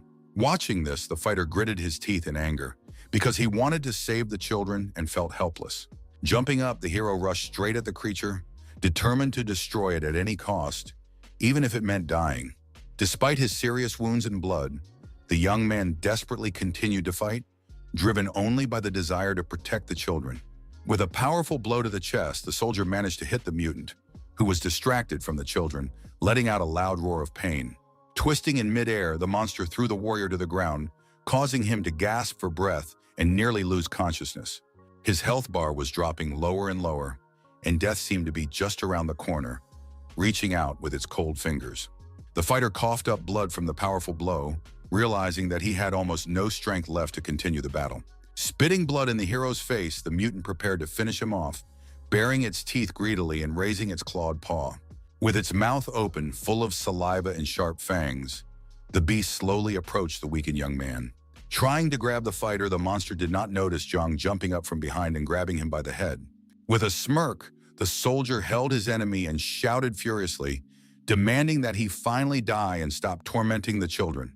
In a fit of rage, Zhang sank his teeth right into the creature's neck, causing the monster to gasp and freeze in terror. The mutant rapidly lost strength from the bloody attack, and his health bar dropped to a pitiful 14%. Grabbing the enemy by the hair, the warrior threw him to the ground and pinned him down, trying to prevent him from moving. Continuing to kick his opponent, Zhang rushed forward, causing the beast to whimper like a defenseless dog. The life energy bar dropped lower and lower, reaching 11%, and the enemy became weaker and slower. Deciding to engage in close combat, Zhang delivered devastating blows with his fists, tearing the enemy's body to pieces. Fiery circles flared up at each strike, and the creature howled in pain as the hero relentlessly continued. With all the fury of, the character continued the beating, finishing off the mutant and not intending to stop until it was dead. Trying to break free from the deadly grip, the creature growled and writhed, but it was too late to save itself. Zhang's next blow struck his enemy squarely in the eye, and blood spurted out, staining his hands bright red. Fearless, the warrior wanted to end the fight as quickly as possible, finishing off his opponent before he had time to recover from his wounds. Gradually, a strange energy burst out of the mutant's body as Zhang continued to strike from above. By the end of the battle, the energies began to mix around the fighters, turning the battlefield into a chaotic glow. With his final blow, Zhang split the monster's body in two, and it let out a wild roar. But that was the end. Life had left it. The hot blood of the defeated enemy flowed down the character's face and body as he breathed heavily and tried to regain his strength. The battle caused the surrounding rocks to break off and crash down with a crash, as if the earth itself were crumbling beneath their feet. Barrels and various debris flew into the air, and a strange black shadow spread out under Zhang, like a whirlwind that appeared out of nowhere.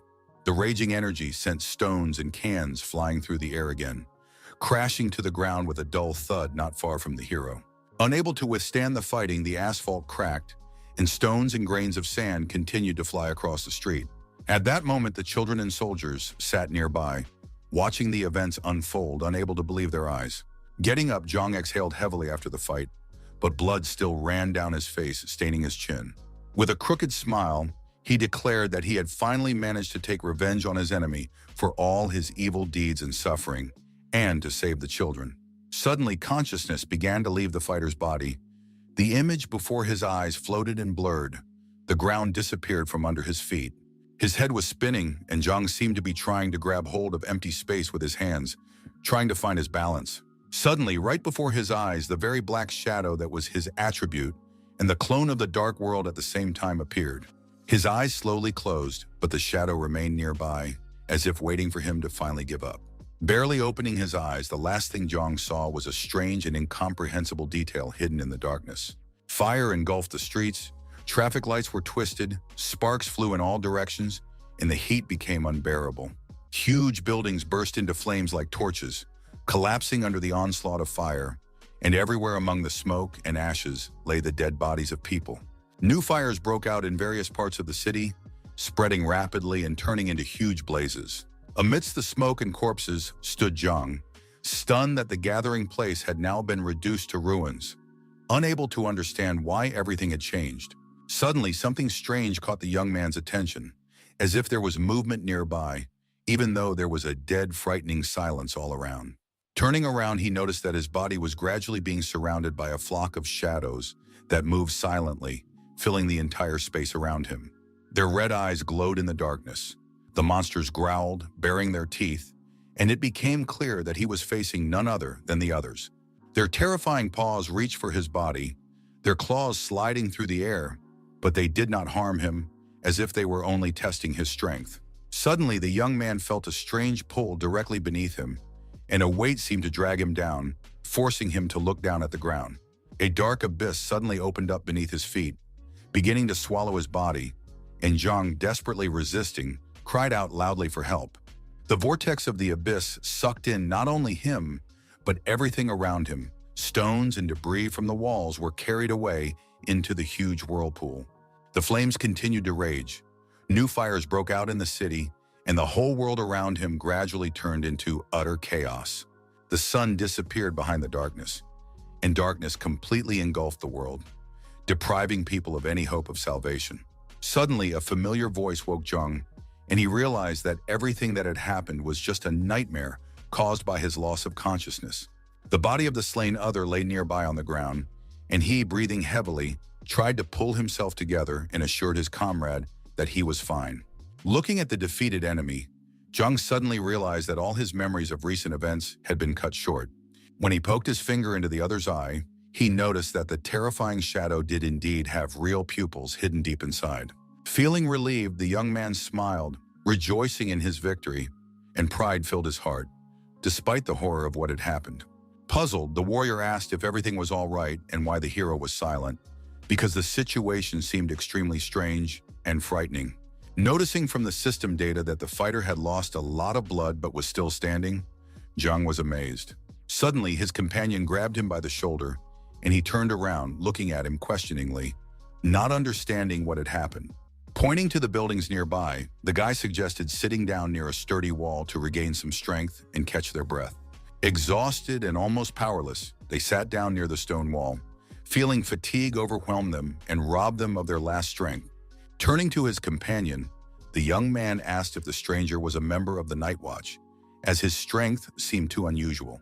Smiling, Jung wondered why they did not recognize him, since they had once lived in the same house and often crossed paths on the street. Closing his eyes, he quietly replied that he did not belong to any group, and the young man fell silent, deep in thought. With a smile, the warrior said that the other man was too strong, and therefore he found it hard to believe that Jung was not a guard at all.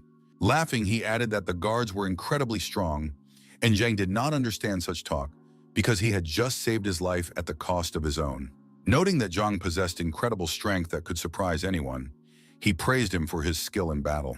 The guy waved his arms around, laughing hysterically, and the hero, observing his reaction, asked if he was okay. Not understanding how anyone could laugh in such a state, he realized that the strength of the night watchman was impressive, but he kept quiet so as not to argue. The warrior asked with curiosity where Jung was studying and what year he was in, and Jung, deciding to lie a little, replied that he was in his second year at Beidou University. Continuing to ask about his major and field of study, he only made Jung feel tense and awkward. After thinking for a moment, the fighter said that the hero must be studying at the martial arts faculty. Suddenly reaching out to his face, the young man asked him for a cigarette, pretending that he wanted to smoke and relax. Taking a pack of cookies that looked like cigarettes out of his pocket, Jung replied that he only had such stories. Breaking the cookie in his hands, he carefully shared the pieces with the soldier, watching as he pretended to hold real cigarettes. After receiving a piece, the guy said that it was clearly not enough for him, but pretended to be satisfied with the process. Pointing to the cookies scattered on the ground, Jung said that he had bought a lot, but most of them had broken during the fight, and now he had to make do with what was left. With cookies stuffed in their cheeks, they continued to sit by the wall, pretending to smoke, and laughed as they discussed the battle that had just taken place. After a while, the guy asked if this was the first time Jung had defeated an opponent on his own, and he replied that it was. Sighing heavily, the young man said that he admired the martial arts students, their discipline, and their strength. In the moonlight, the hero complained about his own low skill level and considered himself hopeless compared to the strong fighters. The high-rise was surrounded by darkness, and there was a silence that weighed heavily on the mind, reminding them of the chaos and destruction. After thinking for a moment, Jung said that the young man should talk less to conserve his strength until help arrived. But he wouldn't let up, believing that civilians rarely had the opportunity to fight others, and putting his hands to his face, complained about his own weakness. Looking at the dirty bandages on his hands, the fighter said that even a partially contaminated environment was stronger than he had expected. Jung asked in surprise whether the soldier regretted his choice, and how, as a humanities student, he had ended up on the dark side. In a rage, clenching his fists, the guy tried to find the strength to get up and stop complaining, to show his determination again. Standing up, he said with annoyance that he deeply regretted what was happening, but still accepted his choice. Beginning to cry, the protagonist explained that he had been expelled from the martial arts department, which is why he had chosen to study humanities. His tears caused him to cough, and Jung cautiously tried to calm him down, advising him to rest and recover after the emotional stress. Pointing to the children, the soldier said that he had sent a signal for help a long time ago and hoped that reinforcements would arrive in time. With the bracelet in his hands, the boy lay on the ground, and on the screen, a red arrow pointed to the alarm signal that was supposed to attract the attention of rescuers. Clutching the bracelet tightly, the boy did not let go, sensing in it the possibility of rescue and realizing that it was his only chance to survive. As he was about to leave, Zhang said goodbye, but the young man tried to hold him back and wanted to continue the conversation. Struggling, the hero understood that he needed to leave, but in reality, he was tired of constant conversations and wanted to take a break before the next battle.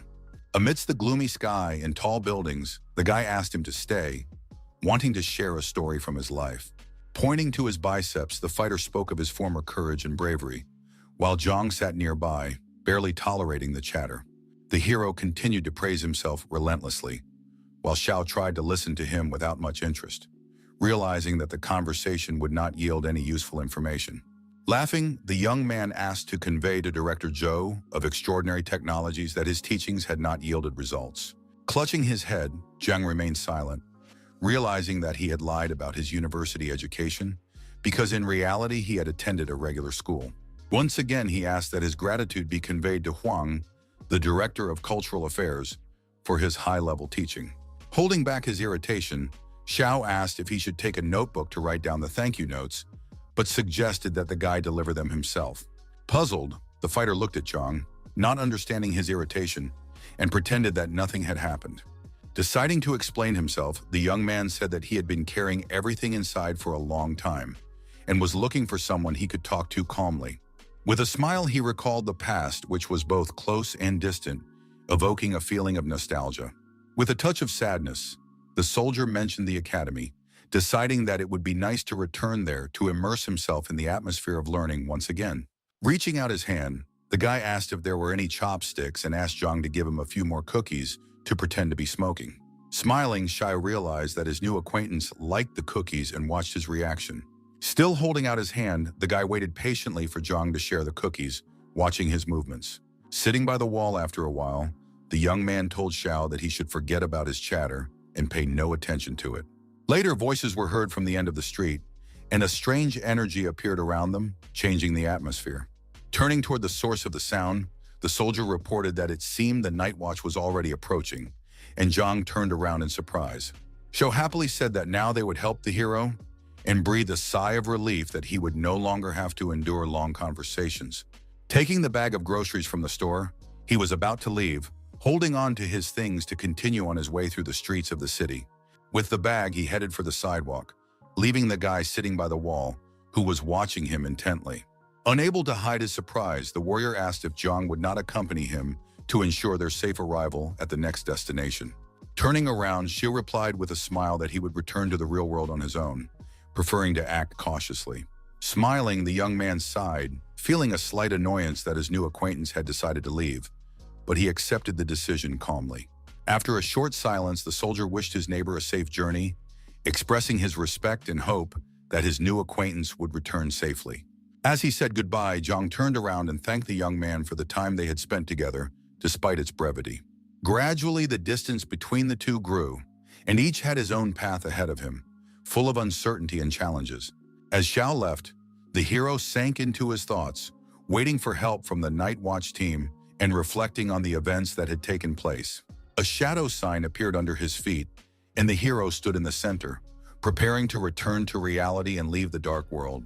Turning around once again, Zhang hoped that the soldier and the children would be all right, feeling responsible for their safety. Help arrived quickly, and one of the night watchmen reported that a member of the team and 2 children had been found. While the team checked the young man's vital signs, Xiao gradually disappeared into the dark portal leading to the real world. Examining the young man, the team noticed that he had only 10% of his blood left, indicating a critical condition. One of the masked men turned questioningly to the other members of the team, trying to assess the situation and figure out what action to take. Suddenly, he saw something that made his eyes widen and his heart freeze in fear at what was happening. A moment later, the guy's blood level dropped to 9%, and the situation became critical, requiring an immediate response from the team. Instantly, his blood level gradually dropped to 7%, which alarmed Zhang, who was watching. As he continued to disappear into the portal, the hero saw the soldier's body begin to gradually dissolve, realizing that he was dying. Standing nearby, the Night Watch team was shocked as a strange light formed around the young man's body. Realizing that the guy was dying, they decided to honor him, and Zhang, seeing this, tried to grab the space of the dark world with his hand. The guy's blood pressure was 0, which meant there was no chance of saving him. Despite his death, the soldier's face expressed calmness and slight joy, and a strange glow flickered around his body. Gradually, the young man's body disappeared into an unknown abyss, as if going to heaven, and the space around him filled with a mysterious light. Shocked, Jung, who had not yet disappeared into the portal, opened his eyes wide, watching his comrade die. Waving his arms, he began to scream, wanting to stop his return to the real world, trying to find a way to save the hero. Trying to grab hold of the darkness, Jung strained with all his might, but nothing worked, and despair gradually took hold of his consciousness. A moment later, he found himself in the middle of a real-world street, his hand outstretched in front of him, as if he still wanted to reach out to his disappearing friend. Passers-by who were watching turned around in surprise, thinking Xiao was an actor rehearsing an unusual role right in the middle of the city street. Realizing that he had returned to reality, the character felt awkward for a moment, realizing that he looked strange. On the system screen, one of the Night Watch captains reminded everyone that those with special abilities must always remember their mission. Hearing the announcement, Jung stopped in the middle of the street, reflecting on recent events, and realized that life had changed.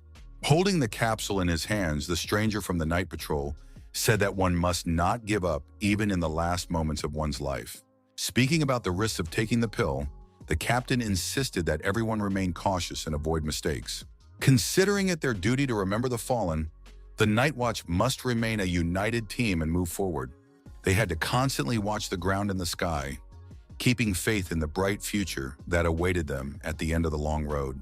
Riding the elevator to the 8th floor, the hero returned home, lost in thought about recent events.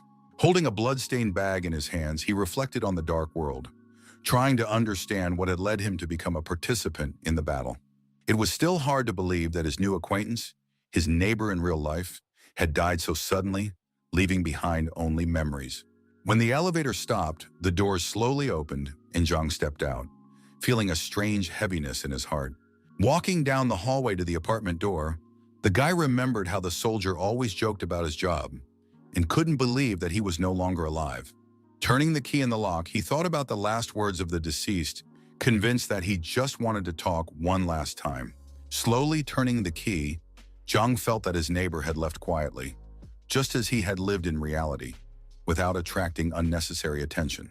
When the door opened, he realized that it no longer mattered to him what kind of person he was, unusual or ordinary, because now he was gone. Entering the hallway, Jung thought that no matter how hard he tried, he would never be able to forget what had happened, because the memory of the soldier would remain deep inside him forever. A sudden headache pierced his head, and he realized how exhausted he was. Recent events had drained his strength. Carefully placing the bag on the table, Jung decided to take a bath and sleep to regain some strength and clear his mind. Approaching the mirror, he saw the blood gauge half full and was surprised, because he was sure he had lost much more. Approaching the refrigerator, the young man recalled that his neighbor had 10% left and thought that he could still be saved. Taking sausages and instant noodles out of the refrigerator, he decided to have a quick snack to regain his strength. Holding the food in his hands, Jung reflected that it is not only physical strength that ensures survival, but also fortitude of spirit, because willpower can sustain anyone. An unexpected voice behind him asked about the eggs, and Jung dropped the food in surprise, not believing that there was someone else in his apartment. Sitting down on the sofa, Lu asked why he hadn't answered her calls, assuming that her friend had gone to the chicken coop and not to the store.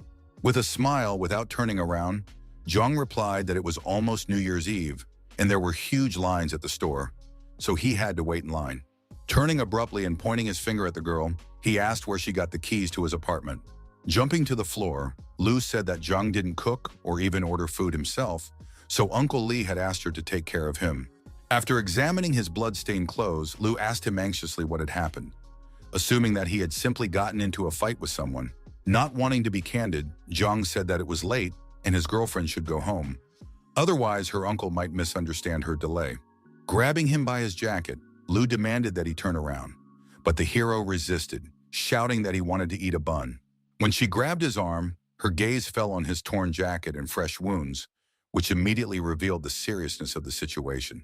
Surprised by what she saw, Lu froze in place, shocked by the severity of her friend's injuries. Realizing that there was no point in hiding it any longer, Zhang turned around, and his friend asked in a trembling voice where he had been so badly injured. He gave an evasive answer, saying that he had forgotten to buy eggs and tried to leave, but the girl held him by his t-shirt, demanding to know the truth. Deciding to lie, Zhang claimed that he had been attacked by a robber, but that he had managed to catch up with his attacker and beat him up, and that the police had been unable to identify the criminal. Gesturing with his hands, he boasted of his quick reflexes and fighting skills, but Lu listened distractedly, realizing that her friend was lying. Continuing to chat, he did not notice how his girlfriend suddenly touched his face with her palm, and he froze, struck by the gesture of attention. Lu looked at her friend silently, worried about his health and imagining how much pain he was in because his wounds looked very dangerous. She stood motionless beside him for a while, gently touching his face with her hands as if trying to support him. Feeling broken, Zhang began to panic, deciding that his friend would never believe his made-up story. Food was scattered haphazardly on the table near the sofa, which the guy had not cleaned up even though he was going to cook. Staring intently at him, the girl gently touched his wounds with her fingers, as if trying to assess how dangerous they were. With concern, Lu asked if her touch was causing him pain, because he appeared calm on the outside. Smiling, Zhang replied that he just wanted to sleep and felt nothing else, as fatigue had overwhelmed all his senses.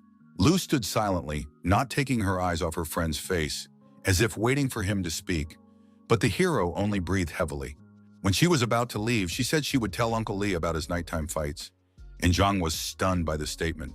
Grabbing her hand, he begged her not to do so and justified himself by saying that he was defending himself, but his friend remained adamant.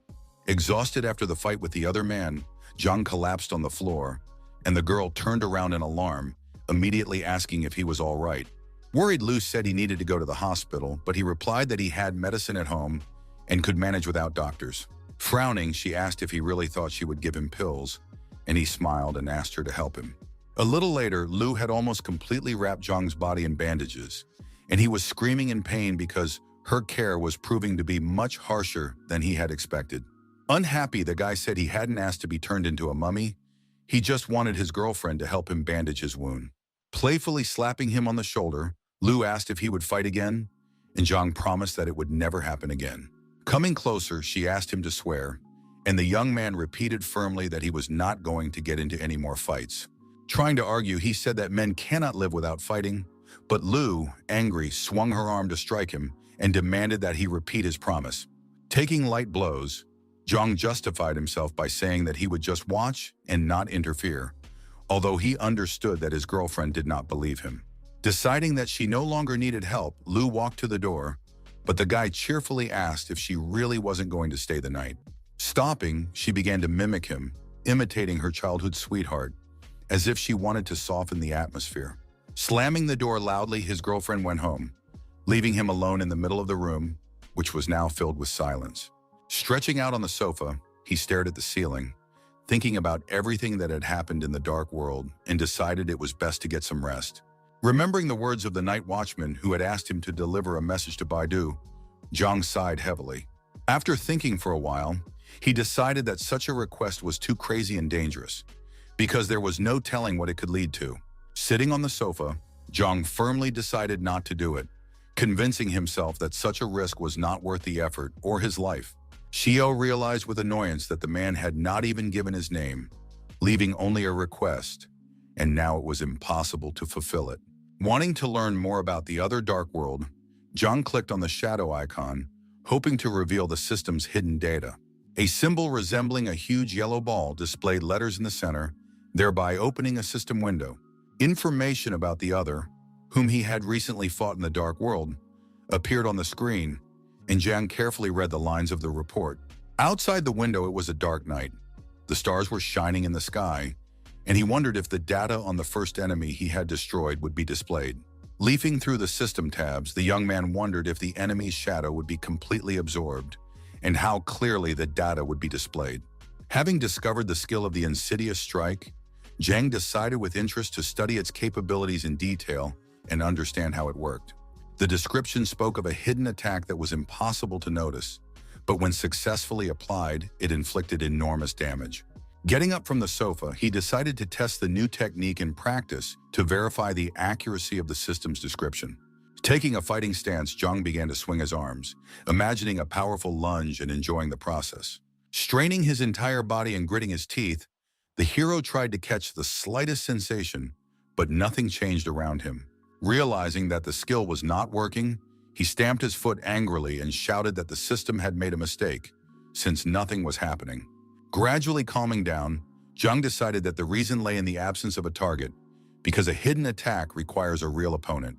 Exhausted, he sank down on the sofa and thought it would be better to return to training later, when he had the time and suitable conditions to test it. Returning to the shadow icon, the hero chose another sector, hoping to learn more about his characteristics. The screen displayed the number of points accumulated and the ability to transform into a stalker, which was frightening in its mystery. Reading the description, Xiao felt growing irritation at the complexity of the information and the lack of simple explanations. A sudden notification informed him that his shadow had changed. Now it obeyed him and allowed him to merge with its essence. After learning the details, Zhang became excited. The gift seemed truly unique, and he was eager to try it out. The skill also helped with serious injuries, slowing blood loss, and the transformation into a shadow gave improved physical abilities. After studying the bonuses more carefully, the hero smiled, deciding that it was better to live a short but bright life than to sit at home.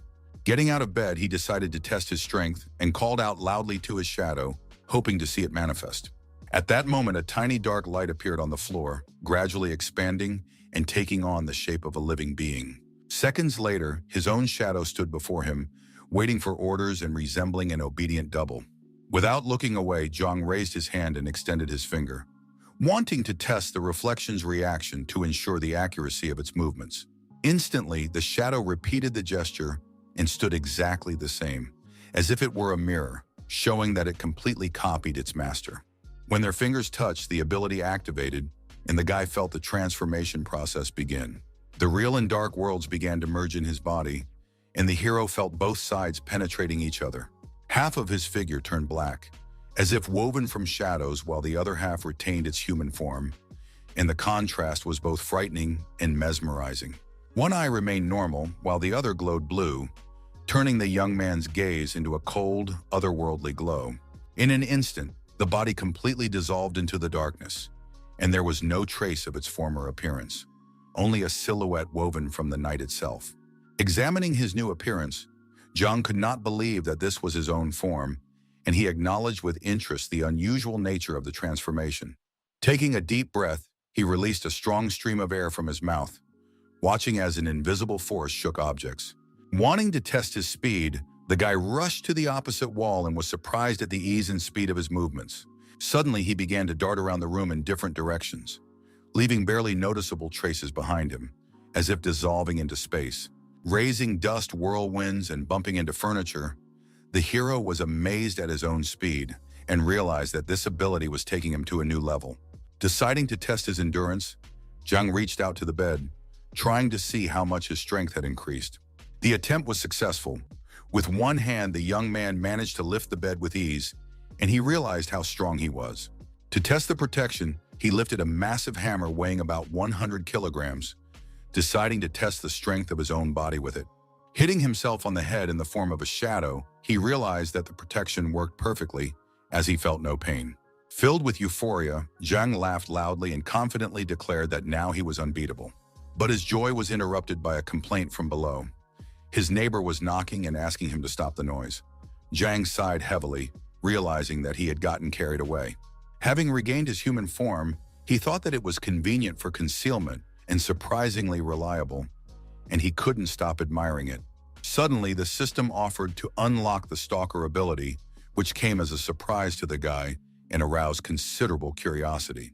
The new notification explained that he already possessed some skills, but had not yet undergone a complete transformation into a stalker. The next message added that the possible risks could turn into opportunities, and confirmation or refusal was required. Thinking it over, Zhang wondered whether he should take the risk and try out his new skill right away, or put it off until later. While he was hesitating, he noticed that the system had highlighted the word risks in red, but his desire to test his gift overcame his caution. Suddenly, a huge shadow fell on the guy, and he screamed that he hadn't made his final choice yet, but it was too late to resist. Darkness appeared around him like a giant egg, pulling his body inside and completely depriving him of the ability to control his own movements. Everything around him collapsed onto the floor, the furniture shifted, and the bottle of medicine fell and broke, spilling its contents across the floor. While the apartment windows glowed brightly, no one outside suspected what was happening inside. Drops of thick liquid slowly spread across the floor, leaving wet marks and reminding everyone of what had happened. Taking the form of a stalker, Zhang stepped firmly on the floor in his slippers, feeling a strange combination of ordinariness and power. The system announced that he was now a natural-born killer. His attacks would always inflict damage, but refusing to take risks would lead to his own demise. Returning to reality, Zhang looked at himself in surprise, unable to believe that his new power could even damage beings similar to gods. Shocked by the possibilities that had opened up, he decided to study his skills in more detail to understand the true limits of his abilities. After activating his shadow form, his destructive power increased significantly, and his thirst for blood became noticeably less. An icon with a pig appeared on the screen, along with an explanation of the decapitation skill, stating that with a minimum level of blood, the victim would die. During attacks, Zhang could activate a skill that depended not only on the enemy's condition, but also on the strength, experience, and capabilities of both sides. Immersed in studying the information, he sat in front of the system screen in bandages and did not notice anything around him. Reflecting on the decapitation ability, Zhang suggested that perhaps the skill was activated during the killing of another. Outside the window, night reigned supreme. Clothes were drying on the balcony, and above him, a dim light burned, illuminating the room with a soft yellow glow. Having finished studying the characteristics, the guy smiled, feeling that he was gradually becoming aware of the changes happening to him. Raising his hand to the ceiling, Zhang shouted about his own immortality and burst into loud laughter, filled with delight. Suddenly, he felt a powerful surge of energy throughout his body and was surprised by the strength that had been awakened so suddenly. Wanting to check the condition of his body, he hastily removed the bandages, exposing his skin to see how the wounds had changed. To his surprise, all the injuries had completely disappeared, as if they had never existed, which seemed like a real miracle. Running his fingers over his arm, the hero realized that even the deepest cuts had healed, and he couldn't believe that the medicine could have worked so quickly.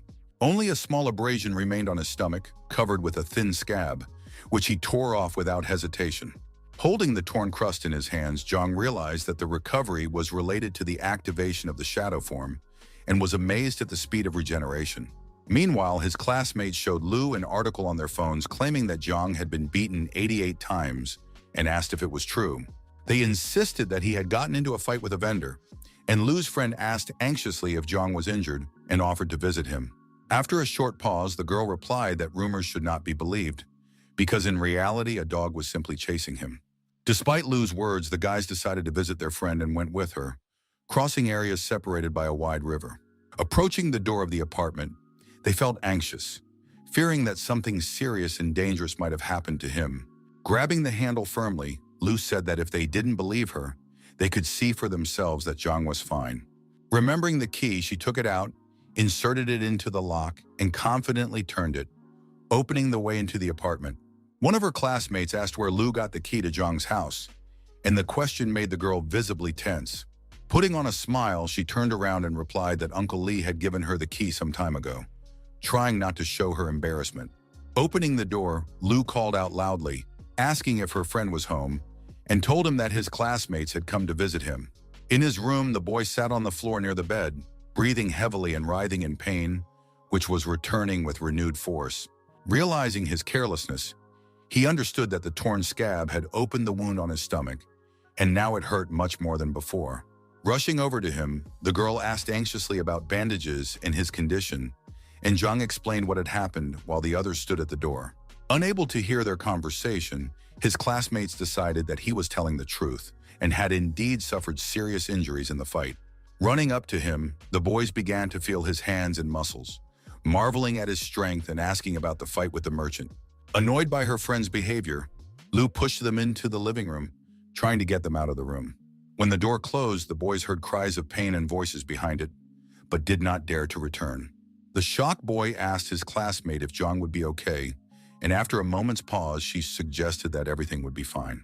After getting the medicine, Lou carefully applied ointment to the open wound on her friend's stomach, which he had picked at. Trying to elicit sympathy, Xiao shouted loudly that he was in pain, but the girl sitting next to him on the bed sternly told him to calm down. At that moment, Zhang noticed how short his friend's skirt was, and looking at her long legs, he suddenly tensed up. While he was mesmerized by the sight of his childhood sweetheart, Lou leaned over again to treat the wound. Taking a cotton pad, she continued to apply ointment to the wound, while Zhang silently endured the pain, trying not to take his eyes off her legs. Giving him a stern look, she said that he got into fights too often, and the hero began to justify himself, saying that the merchant was to blame. Annoyed, Lou looked sternly at her friend because her desire to help him was sincere, and he treated her with contempt. Grabbing his cheeks, the girl pinched them lightly and said that he was only behaving this way because Uncle Lee wasn't around. Holding the medicine bottle, Lou asked what he had been doing yesterday and demanded that he tell the truth without embellishment. In a serious voice, Zhang replied that he had performed a chivalrous act of justice, continuing to joke. Looking at him skeptically, Lou said she didn't believe him, and the young man, laughing to himself, thought that his friend wouldn't believe him anyway. While bandaging her stomach, he asked what time her father had returned yesterday, surprising the girl, and she replied that he had not shown up. Explaining his interest, Zhang noted that night watch duty was too harsh and dangerous, with their main shift in the morning and an additional one in the evening. Upset, her friend fell silent, realizing that her friend was telling the truth and that this was indeed the case, even though it was wrong. Looking at the girl with regret, Zhang felt sorry for her, because she rarely saw her father and missed him because of his work. Thoughts of night watch flashed through his mind, and he realized how dangerous this profession was for life. His uncle lost his arm in battle, Lin Mo died, and even the strong father Lu was wounded and lost his chance for further advancement. The girl asked with interest whether Zhang would join the night watch if he passed the martial arts exam. Getting out of bed, the guy thought about the risks and prospects of such service for his own future life. Lost in thought, Zhang remained silent for a long time, considering his friend's question too difficult and requiring a careful decision. Finally, the hero replied that he did not know the answer to her question, which surprised his friend as she was sure she would get an answer. Trying to lighten the mood, he asked with a smile and a laugh if there were any pretty girls on night duty. Not understanding the joke, his girlfriend grabbed him by the cheek and told him to shut up, considering her friend's behavior inappropriate. Meanwhile, their classmates were eavesdropping on their conversation outside the door, pressing their ears against it, wanting to know the truth. One of the boys asked his classmate in surprise what was going on, and she replied irritably that it was obvious. After a while, they entered the room and stood awkwardly in front of Lu and Zhang. With a smile, the hero looked at his classmates and asked why they had decided to visit him at home. Excitedly, his classmate said that he had heard about the trouble that had happened yesterday, and that was why they had decided to visit him. Seeing the strange marks on Zhang's hands, the boys decided that they were traces left by Lu and quietly exchanged glances with each other. Sitting down on the bed, Zhang said that he was fine, asked them not to worry, and invited the guys to sit down next to him. Waving his arms, he began to vividly describe his trip to get soy sauce and his encounter with the man with the bag. They listened while Lu was angry about the lies. Lifting his torn jacket, the girl said she was going to throw it away because it was impossible to wear such a thing anyway.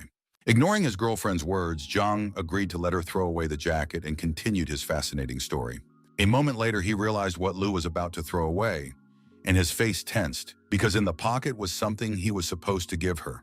Realizing the danger, he rushed towards her, shouting that his things were still in the pocket, and tried to stop her. When Lu turned to him, a pack of sanitary pads fell out of her pocket and onto the floor, causing everyone to be shocked and confused.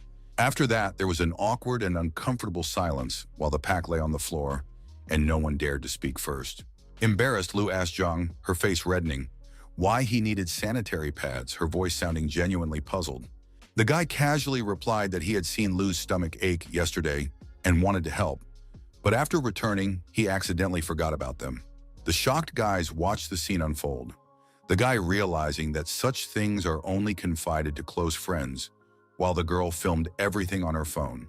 Picking up the pack from the floor, Zhang handed it to Lu and gently said that she could always turn to him for help if necessary. Without feeling awkward, he held the package of pads tightly in his hands, as if it were something important, not realizing how ridiculous he looked. Embarrassed, Lou put her hands on her hips and started yelling at him that there was no need to buy such things. Not understanding her sudden aggression and feeling hurt by her sincere desire to help, Zhang threw the pack on the floor in annoyance. After saying goodbye to the guests, he still couldn't understand why his girlfriend was so angry and shouting, because his intentions were sincere. The pack of pads remained on the floor. The guests and Lou left for home, and emptiness and silence reigned in the room. Left alone, Zhang felt a long-awaited calm and realized that now no one would interfere with his thoughts. Deciding once again to go into battle with the others, he reached out his hand and tried to activate the shadow icon. At that very moment, a blue glowing hologram appeared beneath his feet, opening a door to a new world. Standing in the center of the mysterious pattern, Zhang activated the shadow form, and it gradually began to take effect, slowly penetrating his body and mind. Gradually, dark energy enveloped his body, and his face split into two halves, one remaining human and the other becoming a shadow. Taking up a fighting stance, he firmly decided to first conduct a training session to restore his strength and test his abilities. Gradually, darkness penetrated every cell of his body, enveloping him completely, and he slowly sank into an endless abyss. A few moments later, he found himself in a dark world, completely transformed into a new shadow form and feeling a strange unity with the darkness. It seemed surprising that there was no pollution, dust, or unpleasant odors around him, and Zhang felt completely comfortable inside himself. He was overcome by the feeling that he had been living in a dirty environment for a long time, and now he found himself in a boundless, clean space. A scale suddenly appeared above his head, filled to 60%, and the guy felt that his stomach no longer hurt. Spreading his arms out to the sides, the hero finally decided to begin the training for which he had come to the dark world. Assuming the plank position, Zhang began to do push-ups, carefully controlling his breathing and the tension of all his muscles. With every passing second, he felt his strength increasing, and his body seemed to be filled with inner energy. Suddenly, Zhang shot up as if struck by an electric current, and he felt a slight force. In an instant, he landed back on the floor, feeling a slight pain from the impact. But instead of fear, he felt admiration for his own sensations. Standing up, the guy laughed with boundless energy, feeling a surge of strength and joy from his incredible state. Continuing with the push-ups, Zhang did a large number of repetitions without feeling tired and realized that the form was strengthening his endurance. When he activated the shadow form, energy flowed freely, filling his body and making him feel free. During training, the shadow bite was activated, which absorbed only the darkness from the shadow layer, leaving Zhang conscious. During training, his physical condition improved, his muscles increased in size and strength, and his skin remained intact. System alerts with scales and constantly growing indicators testified to Zhang's improving performance. During his training, he learned about 1,000 ways to improve his physical condition and increase his strength, endurance, and coordination. Realizing that there was not enough space in the room for effective training, Zhang decided to go outside to take advantage of the open space. Ignoring the darkness, he teleported to a sports field, feeling the fresh air and space around him. Thinking about his power in the dark world, Zhang wondered whether other creatures or people who encountered him here should respect and worship his strength. Approaching the horizontal bar, the young man grabbed the cold iron and decided to continue his training, performing a variety of exercises. Like lightning, he performed various tricks on the horizontal bar, jumping and spinning in the air, determined to become a true champion. Meanwhile, in the real world, at the Night Watch headquarters, important issues concerning the security of urban areas were being decided. A team of employees headed to the conference room to discuss the latest news, exchange information, and make important decisions. Upon entering the office, the team saw the chief and other employees sitting at the table, working intently and discussing issues. Reading from a report, the director said that unrest in the shadow layer had become more frequent, and pollution levels had risen sharply and were spreading. Various teams discovered breaches in different districts, and representatives of these teams began discussing measures to eliminate violations and protect residents. With a folder in her hands, the secretary reported that the work ahead would be difficult, as the pollution mainly affected residential areas. Everything was happening for a reason, unlike in the past, and as he listened to the girl's report, Lou tensed up, realizing the scale of the problems. Left alone with his team, Lou thought about how best to act against others in order to protect people. Rubbing his hands, he thought that monsters had been appearing too often lately, and that this was a worrying sign. Studying the case of the guy who died in the dark world, Liu noted that there had already been 4 dangerous incidents in the last few days. The case included photographs of the deceased from the dark world, showing the scene of the battle and its aftermath. Being careless, the guy died after colliding with another in the dark world, not having the necessary skills to defend himself. On the one hand, the number of incidents did not seem critical, but Liu understood that no one could predict when the others would attack again. While one of the teams studied the documents, the man thought that the breaches in the shadow layer posed a much greater danger than the anomalies. With a serious look on his face, Liu reflected that if one compared the others in the shadow layer to ferocious beasts, their strength exceeded the team's expectations. It seemed that Godzilla had begun its attack, surrounding the Night Watch building on all sides, and the tension in the room was rising. Watching the events unfold from the sidelines, Lee tried to cheer up the guys, reminding them that any crisis can be overcome. Sitting on a bench away from the table, the man said that the team should not behave as if they had already lost. Showing determination and confidence, Liu asked if they were really not ready for a new battle with the others. Discouraged by the man's behavior, the boys looked at him silently, puzzled, trying to understand. This behavior slightly irritated Liu, and he grimaced, trying to contain the anger and disappointment that arose from their weakness. After thinking for a moment, the guys from the Night Watch team gradually began to smile, realizing that Liu really did support them. Deciding not to interrupt the team, Lee told one of the guys who was showing him the documents to calmly continue his report. The meeting then discussed all the soldiers who had been removed from duty for various reasons, including injuries, behavior, and lack of experience. After the meeting, Liu went out into the corridor and looked out of the panoramic windows at the skyscrapers around him, assessing the scale of the city. Taking a pack of cigarettes out of his pocket, Liu decided to smoke to relieve stress and distract himself from all his problems for a moment. Thinking that it might save him from his mounting problems, the man took a cigarette from an open pack. While searching for a lighter in his pocket, Liu thought about how they had gotten themselves into a big mess right before New Year's Eve, and now they had a difficult task ahead of them. Suddenly, the man's eyes widened at an unexpected turn of events that seemed absolutely impossible. Taking the joint out of his mouth, Liu thoughtfully began to examine it, twisting it between his fingers as if analyzing its shape. He soon realized that these were cookies shaped like cigarettes and wondered who had replaced them and why. Lost in thought, Liu didn't even notice when the pack flew straight at him, as if it had appeared out of nowhere. Thanks to his quick reflexes, the man managed to catch it with his hand and hold it, preventing it from falling to the floor at his feet. Not understanding who had thrown the cigarettes, Liu turned around irritably and tensed up, expecting to see a stranger.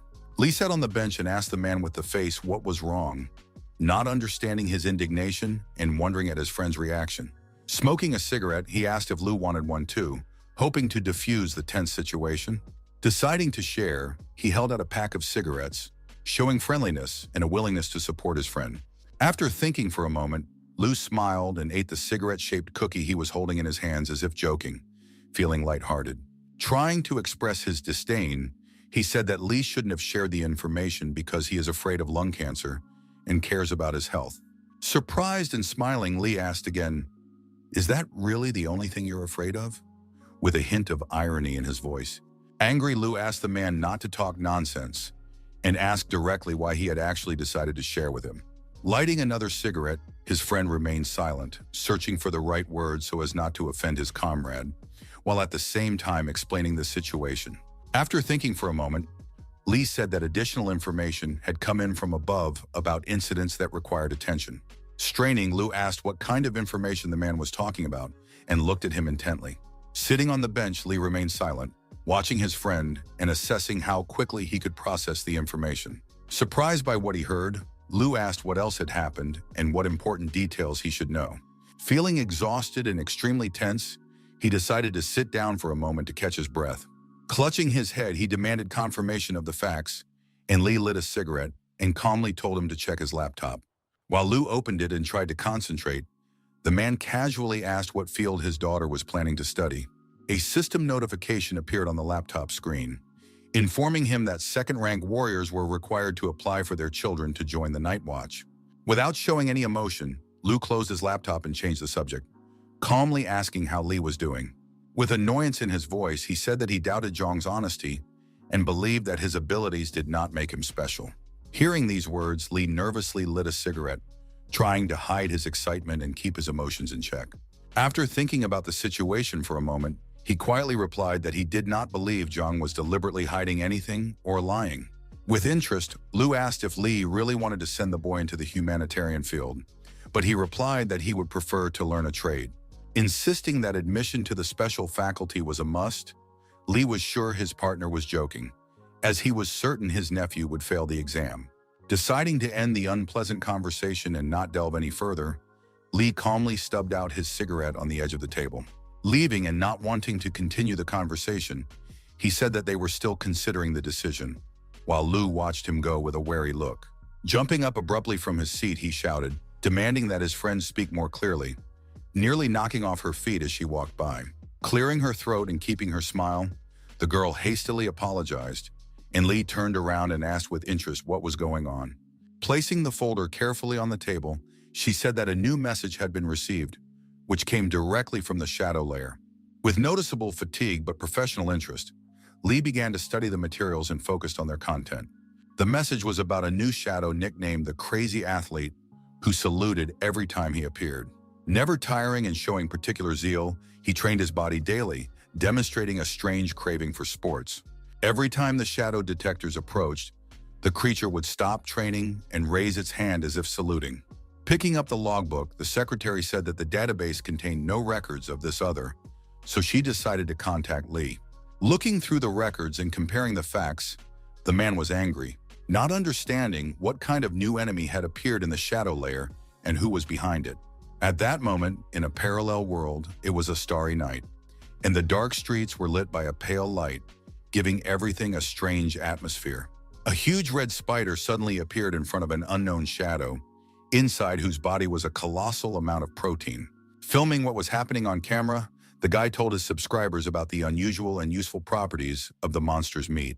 To his surprise, Zhang noted that many people began to highly appreciate the posts about the shadow layer, and he suddenly felt popular. Suddenly, the character noticed that others had appeared on the network who were also filming with various cameras and actively sharing the footage. Realizing how strange this was and feeling frightened, he accidentally dropped his phone when he realized the scale of the problem. Wondering what this could mean, Zhang decided to contact the system directly to get an explanation. A new attribute was announced, representing a shadow with a unique ability to kill, and the interface recorded this parameter. Realizing who had broadcast what was happening, Zhang became very angry, accusing his own shadow of revealing his secret. Suddenly, a strange system notification caught his attention, which looked unusual and was very different from the others. A notification appeared on the screen stating that his life expectancy was set at exactly 100 hours. Unable to believe his eyes and feeling terrified, Zhang realized that his life would end in about 5 days and accepted the inevitability of his fate. Thoughts about time swirled in his head, and the hero tried to understand why he had so little left, realizing how fleeting it was. Remembering the skill of biting the shadow and all its risks, the guy realized that it could turn into a real disaster that would threaten his life. Calming himself down, he realized that he had to come up with at least some way to increase the time he had left. Looking at the skill description, he realized that he had to take on the role of a hunter and use it to hunt enemies in order to prolong his life. In other words, the young man could only continue to exist as long as he killed others and earned points. The system notification indicated that he still had a chance to gain eternal life, but at the same time, there was a huge risk of losing everything. After studying the text more carefully, Xiao realized that hunting could grant him immortality, so he decided to take advantage of this. Seeing the lines about how, upon death, the body is capable of taking on a different form, Zhang wondered what exactly the system was trying to warn him about. Angry, the warrior did not understand how anyone could enjoy killing, and realized that if he couldn't handle it, he would have to ask his uncle for help. Peeking out from behind the corner of the building and noticing the spider, the hunter decided that he needed to kill it first in order to get his first points. Deciding not to miss this convenient opportunity, Zhang took out his phone and turned on the recording, believing that the night watch would not be able to detect him. Using a hidden skill, his body instantly turned into a solid shadow, as if dissolving into the darkness, and he became invisible to the enemy. A strange sound on the phone signaled the start of the live broadcast, and the hero was embarrassed to realize that he had attracted attention. Greetings to his subscribers, Xiao informed them that today they would witness a truly rare sight, an encounter with another being in the form of a giant spider. Broadcasting the events, Zhang slowly approached and decided to strike the enemy with a stick to test its reaction. Gradually getting closer to the spider, the guy raised his hand and swung, preparing to strike, trying to stay focused.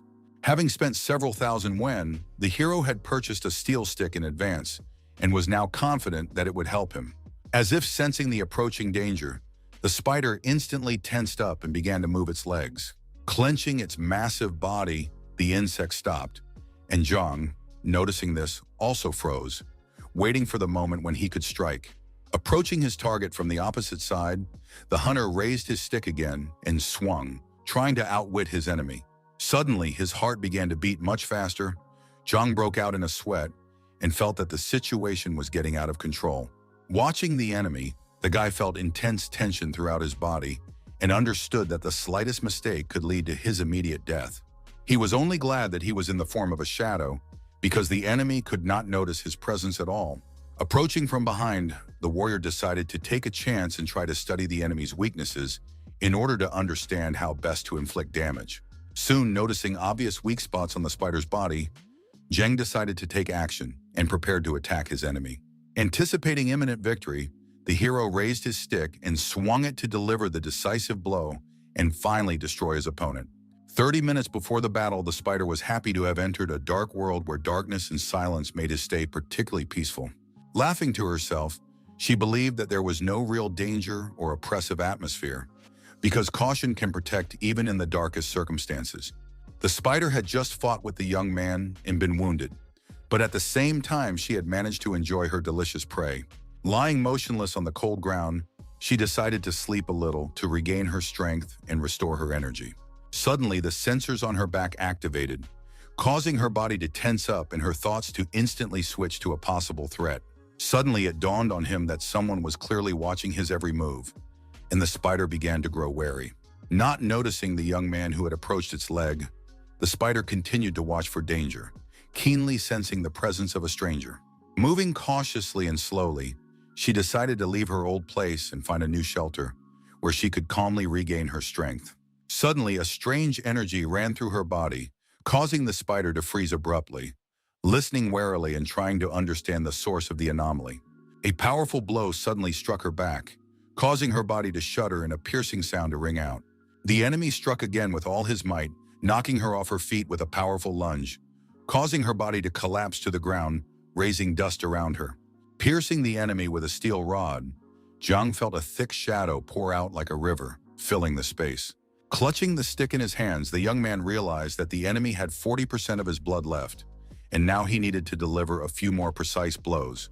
Suddenly, a paw appeared before his eyes, and the guy did not have time to take defensive action, sensing the approaching threat. With a powerful blow, the spider threw Zhang's body far to the ground, and he collapsed, raising clouds of dust around him. Rising from the dust, the young man noted with a smirk that even such a powerful blow had not caused him serious pain, and his body remained ready for further battle.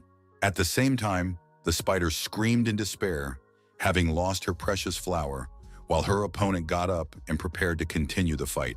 Noticing that the spider was losing blood, the young man felt joy because his blow had hit a weak spot, and now the outcome of the fight was leaning in his favor. Moving forward, Zhang strode confidently, not noticing the obstacles under his feet, and even the pain ceased to distract him. Deciding to change tactics, he stopped and chose a shadow attack, considering it a decisive move that could end the battle. As if dissolving into the darkness, he began to disappear into the dark abyss beneath his feet, merging with the void and turning into an intangible silhouette. Like a hunter lying in wait, he was instantly underwater, where he manifested a special ability to move through the darkness. At great depth, Zhang chose the tactic of a surprise attack, deciding to approach the enemy from behind to strike. Realizing that a head-on collision would be pointless, the young man gradually approached the spider from behind, waiting for the right moment. Sneaking closer, he reached for his target, intending to deliver a fatal blow to finish off his opponent. Waving his stick in front of him, Zhang attacked his special enemy, feeling that the outcome of this battle depended directly on his determination. With eyes filled with rage, he realized in his stalker form that the game was over, and now it was time to win at any cost. Meanwhile, the girl was scrolling through the endless feed on her phone, oblivious to everything going on around her. Together with her boyfriend, the famous blogger La was planning to visit a restaurant that evening, where a new themed area had recently opened. Bending her leg and making herself comfortable, the beauty was completely immersed in the virtual world, paying no attention to reality. On the bed next to her lay her belongings and a small photo album containing important memories. Swinging her legs and lying on the bed, the heroine thought that most broadcasts lately had turned into complete nonsense. Suddenly, her attention was drawn to a video that seemed unusual, and unlike the others, aroused genuine interest. A shadow appeared on the screen, calling itself You from Baidu, and the girl tried to figure out where this mysterious place might be. Huge shadows of a wolf and a dragon were clearly visible above the dark city, evoking feelings of fear and excitement in the viewers. Seeing others live on air, she couldn't believe her luck and felt genuine admiration. Meanwhile, the shadow told viewers details about the lowly spider, which made a particularly creepy and unpleasant sound. Seeing the strange comments from viewers, the girl became angry and did not understand why subscribers were writing such meaningless nonsense. Silently, she brought the phone closer to her lips and kissed the image on the screen, imagining that her idol was next to her. Deciding to leave her comment after all, she wrote a message saying that she could help the mysterious and enigmatic shadow. Meanwhile, the broadcast continued. The battle became more and more fierce, and the figure slowly dissolved into the dark abyss. Unable to believe her eyes, the beauty asked herself if the broadcast was really being conducted by a real being from the dark world. Smiling and sitting up slightly in bed, she felt an intense and unbearable interest in what was happening.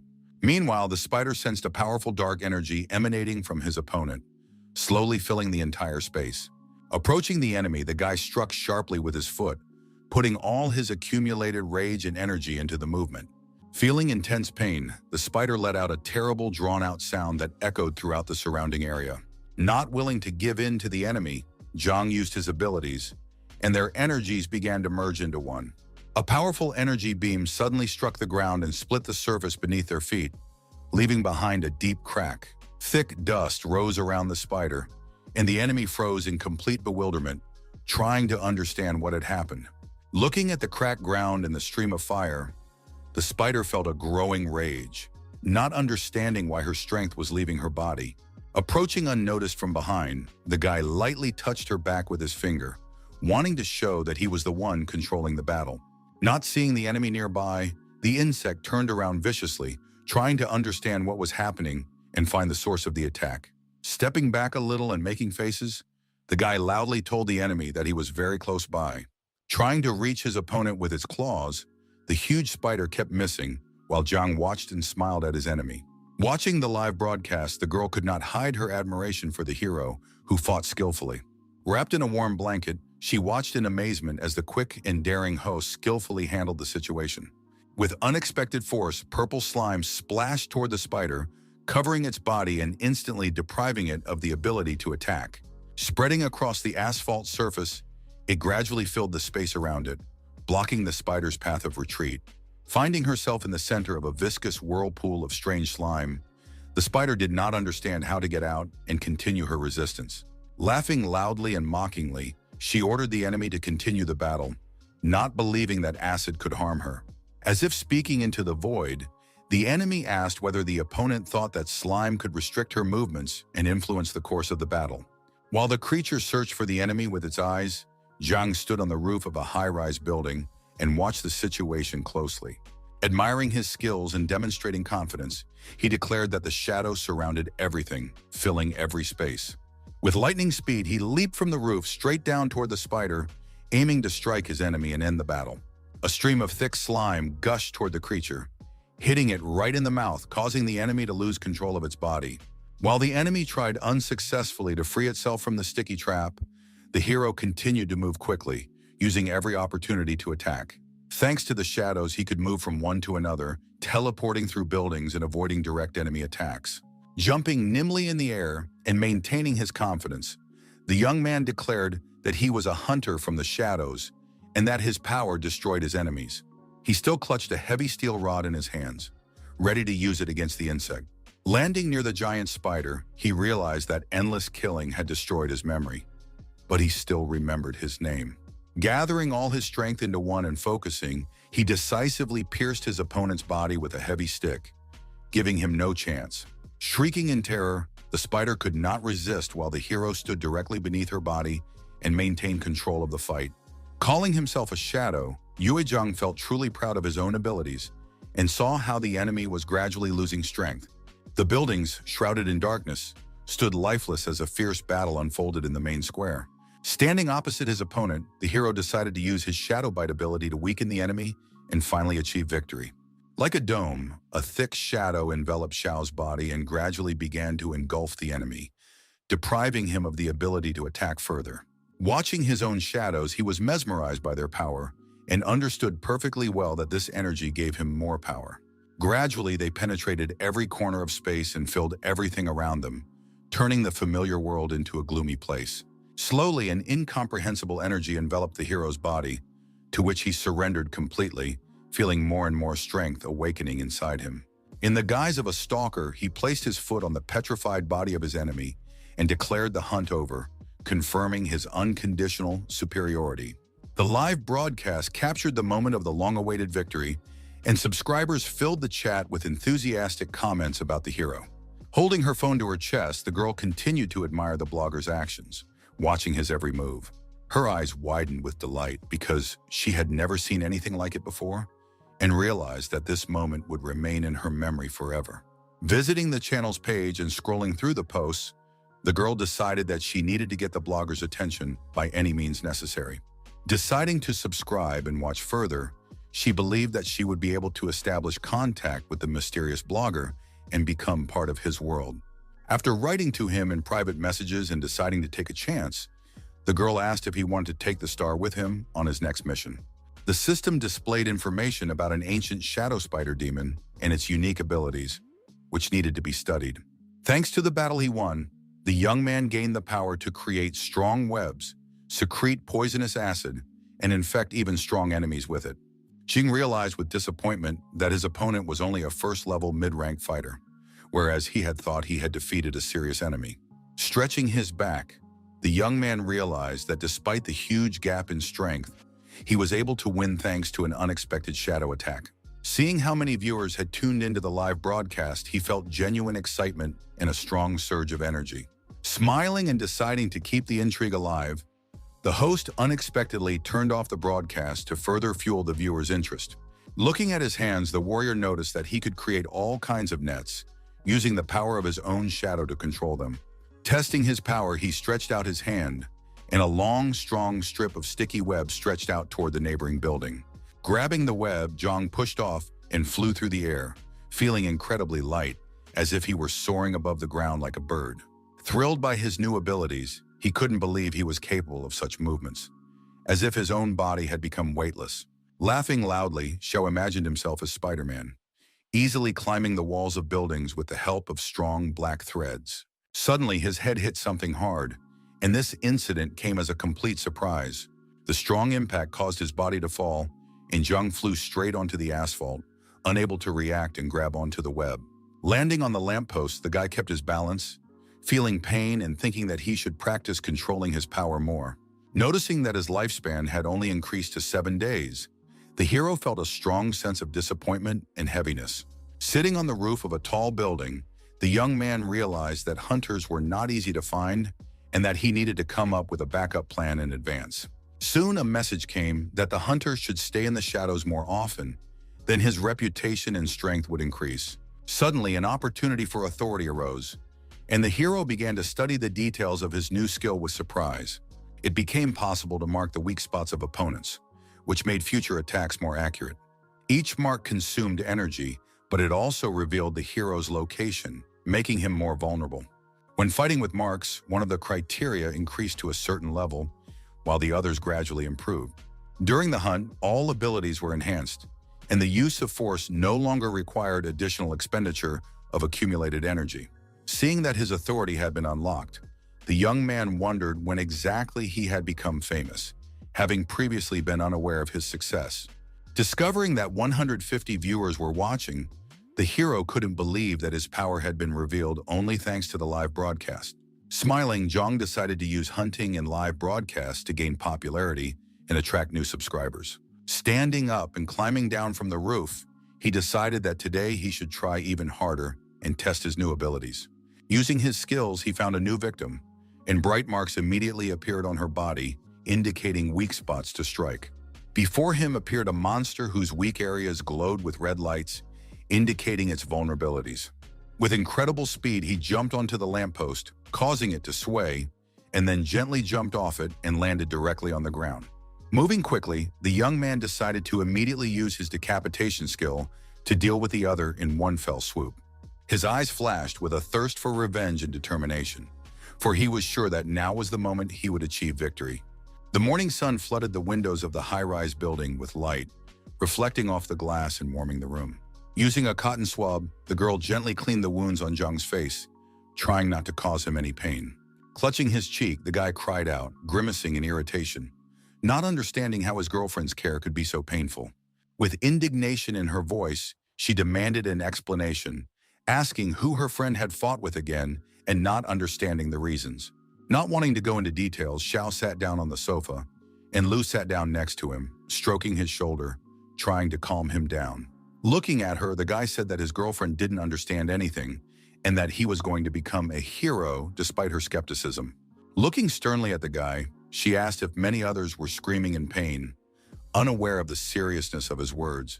Holding cotton wool with medicine under her nose, Lu said that he shouldn't get into fights without the proper skills so as not to put himself in danger. Ignoring this, the hero declared that he could easily heal his injuries with the help of the shadow form and did not use it to get help. With interest and confusion, Lu asked what her friend was talking about, not understanding his words, and tried to figure out what exactly he meant. Trying to avoid the conversation, Zhang took a bottle of water and suggested watching a movie to distract the girl. Scrolling through her phone feed, my friend said that there was nothing worth watching lately because everything had become monotonous. Suddenly freezing with her phone in her hands, she said that a new blogger had recently appeared who had sparked genuine interest in everyone. Intrigued, Zhao looked at the girl and asked who exactly she was talking about, trying to understand why this was such an important event for her. Showing her phone to her friend, Lu turned on the broadcast of that very presenter so that he could see for himself how unusual and popular the stranger had become. The silhouette of Yue appeared on the screen, declaring himself a murderer, which immediately attracted attention and caused the audience to feel surprised. Recognizing himself, Zhang choked on his water, but did not explain himself, preferring to observe and evaluate what was happening without unnecessary words. Not understanding her friend's reaction, the girl asked what was wrong with him, wondering if he was so stunned, trying to figure out why what was happening had affected him so much. With a smile and drops of water on his face, the hero replied that he was fine and asked how long his friend had been watching this blogger. Without hiding her admiration, Lu said that she had been following him for 2 days and that the stranger had become the most popular and unusual. Smiling, the guy thought he had become famous too quickly and at the same time feared that the night watch might notice him. Not understanding her friend's reaction, Lu continued to look at him questioningly, trying to understand why he was so calm about what was happening. Suddenly, the girl said that it was not worth spreading knowledge about others, and that the blogger's show did not greatly influence people's minds. Wearing a short red skirt, she sat down next to him, continuing to admire the battle with the monsters and watching every move of the mysterious blogger on the screen. Taking her friend by the arm, she couldn't stop admiring her new idol, enjoying every minute of the broadcast. Suddenly, she declared that the blogger was too cool and should be emulated, stunning Zhang with her words. Unabated, she showed video reviews of the mysterious stranger's clips, while Xiao remained tense and silent. Realizing that his friend admired him but was unaware of it, the guy felt a slight sense of pride. With undisguised excitement, the girl couldn't take her eyes off her phone screen, following every movement and analyzing the actions of the mysterious blogger. Suddenly, she stood up and demonstratively walked around the room, attracting her friend's attention and showing interest in popularity. Trying to ask, Lu wondered if her friend thought she could also win the attention of online viewers with her videos. Zhang skeptically asked what she was going to film, assuming that his friend would wear a silk dress and dance in the shadows. Angry, the girl said she could record a few videos about others, but Zhang didn't think it would be very useful. Waving his hands, he asked if she really wanted to become like one of the night watchmen, trying to convey to his friend the risks of such actions. Unrelenting, Xiao pointed at the girl and said that if she went out in public looking like that, her fans would start stalking her.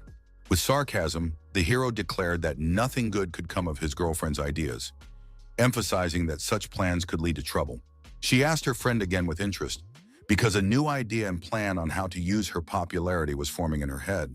Feeling irritated, the young man clenched his teeth, while Lu took out her weapon, demonstrating her determination and readiness to act. Suddenly, she pointed the gun directly at the young man's back, causing him to freeze in tension and fear. Enraged, the girl shouted, asking if he had been injured while tracking someone else, expressing concern. Raising his hands as if surrendering, Zhang explained that it was a joke, trying to ease the tension. After hitting the guy in the back with a gun, Lu asked how she could know he was telling the truth, showing her distrust. Deciding to play along, Zhang asked his girlfriend for a break, but she pushed him into the kitchen and, without lowering her weapon, ordered him to prepare food. After a while, Xiao collapsed exhausted on the sofa, raising his hands in relief that the tension had finally eased. Looking at his phone, he breathed a sigh of relief, glad that his girlfriend had left him alone without asking any unnecessary questions. Seeing numerous comments from subscribers with questions, the hero felt irritated as some of the viewers did not understand what was happening. Suddenly, his gaze fell on a few comments, and he sighed heavily, realizing that some people doubted the authenticity of the video. Feeling hurt, the guy noticed that some considered his video a joke and a hoax, which slightly hurt his pride and mood. Deciding to watch video reviews of his clips, the character clicked on the link, trying to understand what exactly viewers thought of his actions. In the video, Earthly Dao called him a fraud, and Zhang glued himself to the screen, unable to believe that someone could so openly question his abilities. With a fan in his hands, the man held his phone with the broadcast of You and called everything a lie, showing viewers his opinion about the editing. Showing a frame of the shadow fighting the spider, the blogger decided that the video had been edited, trying to convince viewers that what they were seeing was not real. Zooming in on the scene, Dao told viewers to pay attention to the background, informing them that the video had been edited and causing Zhang to become irritated. Angry, the young man did not understand why some food blogger was filming reviews of him, as he did not expect such a reaction. Suddenly, as if he had heard the guy, Dao stated that he was a former night watchman and had destroyed many other opponents when he was young. Intrigued, Zhang decided to read the subscribers' comments to understand the audience's reaction and the level of trust in the blogger. Opinions among viewers were divided, with some believing Dao and others believing Yue, and the guy silently browsed through the comments. Smiling, he said that someday the viewers would learn the real truth, but for now he preferred to remain in the shadows without revealing any details. Pulling himself together, Zhang accepted that his video was fake and decided to start hunting other beings to prove his own strength. Before his new foray into the dark world, he decided to teach Dao a lesson, using his abilities and hunting skills to show his true power. Recalling the comments, the guy decided to use the shadow effect to move unnoticed and observe events in the dark world. Suddenly, he found himself surrounded by a multitude of dark buildings, feeling the cold atmosphere and tension that always accompanied his appearance. Before teleporting, he took a small camera with him to record his actions in front of viewers. Deciding to prove the authenticity of his videos, Zhao attached the camera to his clothes, checking its reliability and viewing angle. Sitting on the roof and looking down at the ground, he felt that the number of others had decreased, as the shadow layer was occasionally refreshed. Suddenly, the hero's eyes lit up when he saw another 6th-rank monster and decided to start hunting. Nearby stood a monster with a tentacle-like tongue and a skeletal appearance. It was a high-ranking opponent worthy of attention. Picking up his steel bat, Zhang laughed, deciding to test the other's strength and see how serious the fight would be. Resolutely approaching the edge of the roof, the warrior declared that the hunt had begun, feeling a rush of adrenaline and determination. Lifting one leg, the guy felt a moment of doubt, but quickly dismissed the feeling, deciding that hesitation would not help in this dangerous situation. Standing on the edge of the building, Xiao thought about what to do: jump down or climb down in a more standard way. Remembering his injuries and Lu's advice, the guy sighed heavily, realizing that caution was more important than the speed right now. Deciding to choose the more standard route, the warrior decided not to make any sudden movements and to climb down the stairs to minimize the danger. In the guise of a shadow, the hero slowly approached his opponent, who was waiting tensely around the corner of a high-rise building. Sensing his approach, the other growled viciously, turning around in search of his victim, trying to figure out where his invisible opponent was.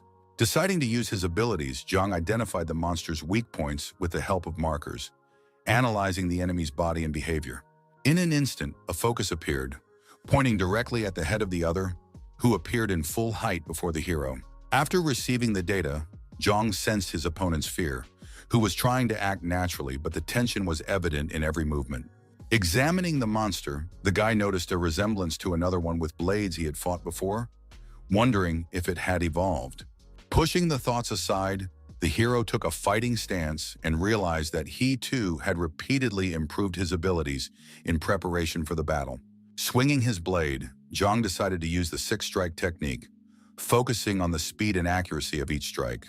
Feeling pain and a sudden loss of blood and strength, the monster did not understand what was happening, trying to orient itself amid the rapid attacks.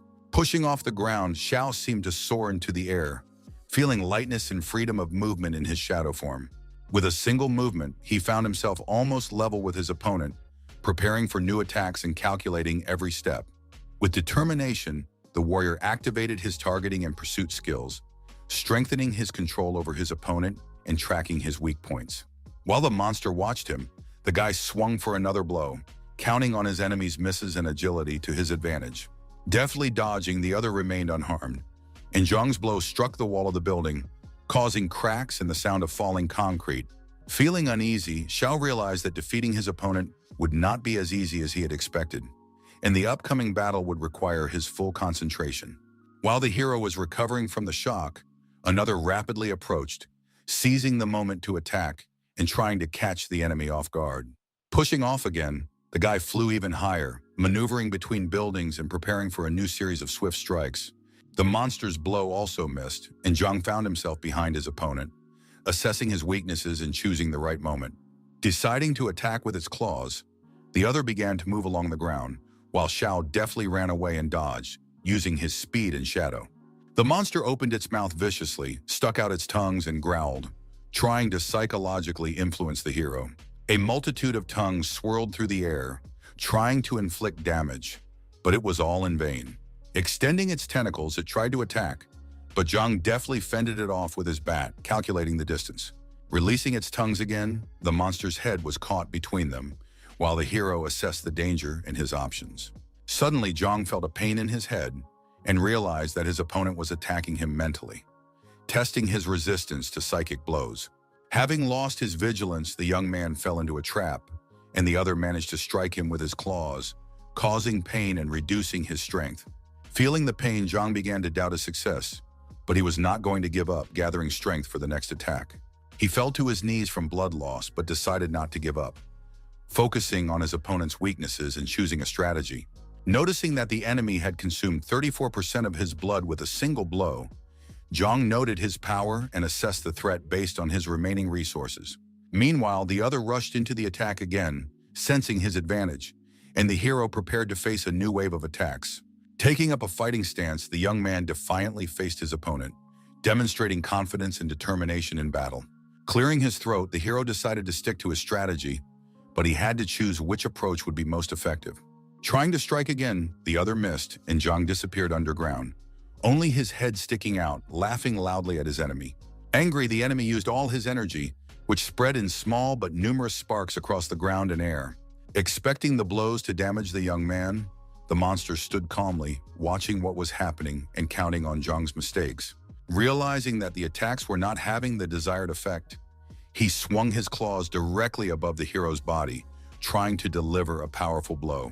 Sticking out his tongue again, the other decided to attack mentally, concentrating his energy on Zhang's consciousness, trying to cause pain. Taking a fighting stance, the hero prepared for the blow, assessing the speed and trajectory of his opponent, trying to predict the next attack. With all his strength, he managed to strike the monster directly in the chest, and it writhed, losing its balance and some of its energy. Feeling successful, the guy laughed, considering his opponent too slow and stupid to react to his movements in time. Deciding to attack from above, Xiao jumped high, twisting his body in the air, preparing to deliver a series of quick and precise attacks on the enemy. Delivering multiple blows, the young man began to win the fight, while the monster writhed in pain, unable to defend itself effectively. Growling and whimpering, the opponent tried to do something, but his body remained stiff, and each blow only intensified his suffering. Numerous wounds pierced him, and he rapidly lost strength, gradually losing control of his body and consciousness. Zhang furiously finished off the monster, knocking it off its feet and giving it no chance to defend itself or regain its position in the fight. Swinging his fists, he struck directly at the head, feeling resistance but continuing to dominate his opponent. Gradually, the monster's strength left its body, and it lost consciousness and the ability to fight, approaching its inevitable demise.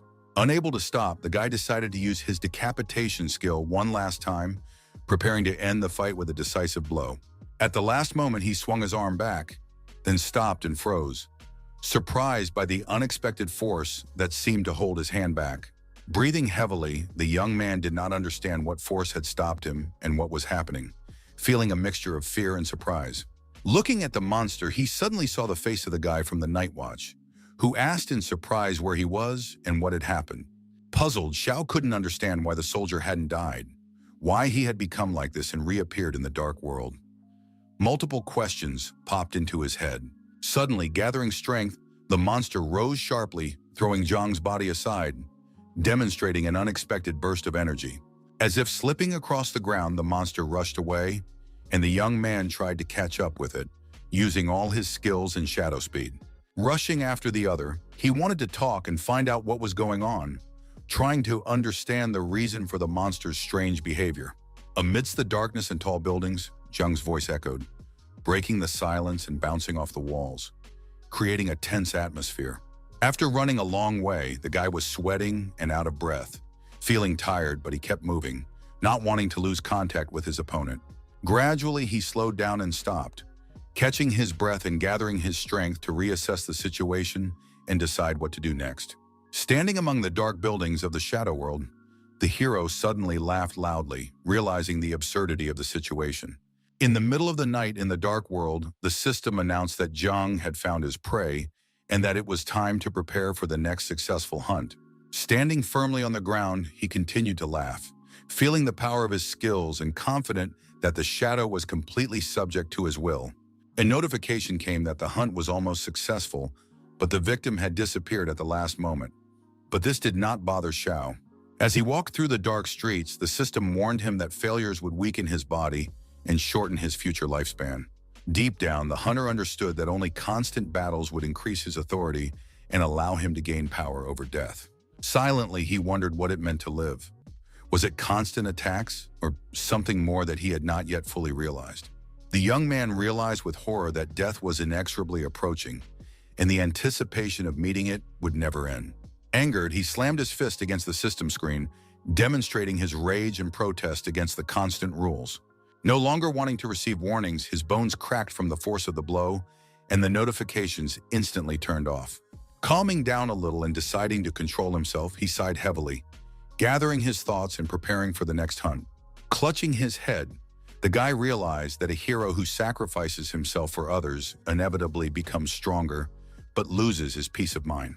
Listening to his feelings, Zhang tried to understand what exactly was making him angry and where his constant irritation was coming from.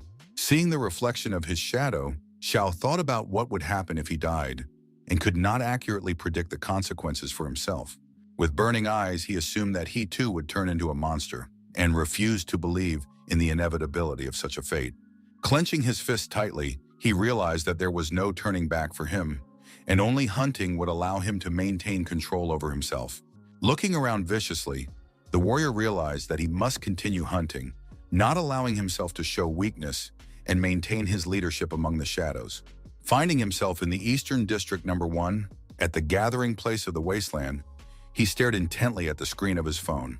Looking around, the hunter realized that he had come to the right place, where others constantly gathered, as he had learned from the news and rumors. Using the shadow icon, the guy seemed to plunge into a dark abyss, feeling his connection with the surrounding darkness and all its powers. Suddenly, a small dark spot appeared in the sky above the building, resembling a portal and attracting attention. In the blink of an eye, Xiao found himself on the roof of one of the buildings to get a better view of the surrounding area and assess the location of the others. Looking at the neighboring buildings, the hunter sensed that there were many more others here, but they were all afraid to come outside. Their silhouettes flashed here and there in the windows, but no one came out onto the street trying to hide and not attract attention. Suddenly, the hero's attention was drawn to a strange energy emanating from one of the figures, which seemed unusual and dangerous to Xiao. Suddenly, he noticed a monster sitting on the roof of another wing of the building, and its presence immediately heightened the tension and danger. As he approached, he sensed that the other possessed incredible strength, and the decision to attack required the utmost caution. Unaware of the enemy's approach, the monster was eating the flesh of its slain victim, enjoying the taste in its recent victory. Noticing that his opponent's leg was injured and he had lost a lot of blood, Zhao decided that he had a chance to win if he used the right tactics. Smiling, he decided that he would no longer retreat and would fight to the end, using all his skills and hunting strategy. Deciding to use his skills, the young man gradually teleported closer to the monster, hiding in the shadows. Once behind the monster, the hunter carefully assessed the situation and came up with a plan of action to avoid falling into a trap. As if sensing the enemy's approach, the monster turned abruptly, and Zhang realized that it was time to act decisively and quickly. Weak spots appeared on the monster's body, glowing with red lights, but before he could attack, Xiao disappeared into the shadows. As if dissolving into the clouds, he descended deeper, plunging into the water to use his stalker abilities. Using this skill, he realized that the monsters here were much more vigilant than in his territory, and his actions required the utmost caution. While the other moved slowly, the hero decided to wait for the right moment to calm his opponent and prepare for the attack. Not understanding what was happening, the monster simply turned around in search of its prey, while Zhang waited patiently for his opponent to lower its guard. Turning its back, the monster moved away, the glowing dots on its body flashing brightly, and the hunter realized that the decisive moment had come. His eyes lit up and he activated his marking ability, preparing to strike at vulnerable spots to end the fight with a victory. In the real world, morning had arrived, sunlight flooded the city, and everyday life went on as usual. In the kitchen, Lu was preparing breakfast for her friend, and when she heard the front door slam, she asked where the guy had been and why he had come home so late. Receiving no answer, the girl said angrily that Zhang could have helped her and not left the housework to her alone. Puzzled, Li and her father shrugged, thinking that he had once again left his daughter unattended in a strange family's home. Hearing her father's words, Lu replied that he was talking nonsense again and continued cooking, trying not to pay attention to the men. While continuing to cook, she asked why her father and Li had returned so early, and he explained that he had finished work at the office and suggested they have lunch together.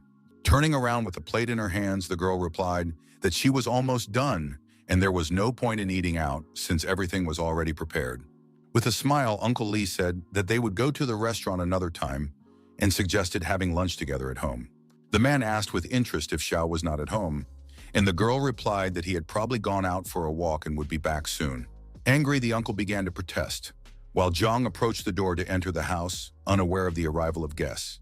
Entering the hallway, the young man said that the smell of food was very appetizing, that he was extremely hungry, and with a smile asked what his girlfriend had prepared.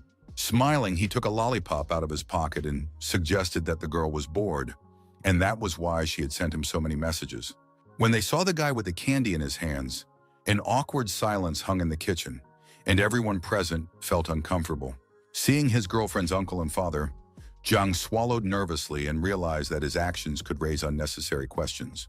Realizing the absurdity of his behavior, he silently hid the candy in his pocket, deciding not to attract unnecessary attention. Laughing, the guy decided to lie, saying that a dog had delayed him and he had gotten into trouble on his way home, justifying his tardiness. Waving his hand and telling the boy not to spoil the mood, the uncle invited him to sit down at the table and relax. Patting Zhang on the shoulder, Li said that all guys fight, and there's nothing wrong with that, and his words made the young man slightly embarrassed. Pouring water, the uncle added that there was nothing wrong with bragging to a girl, and asked what the name of the stranger he had seen him with was.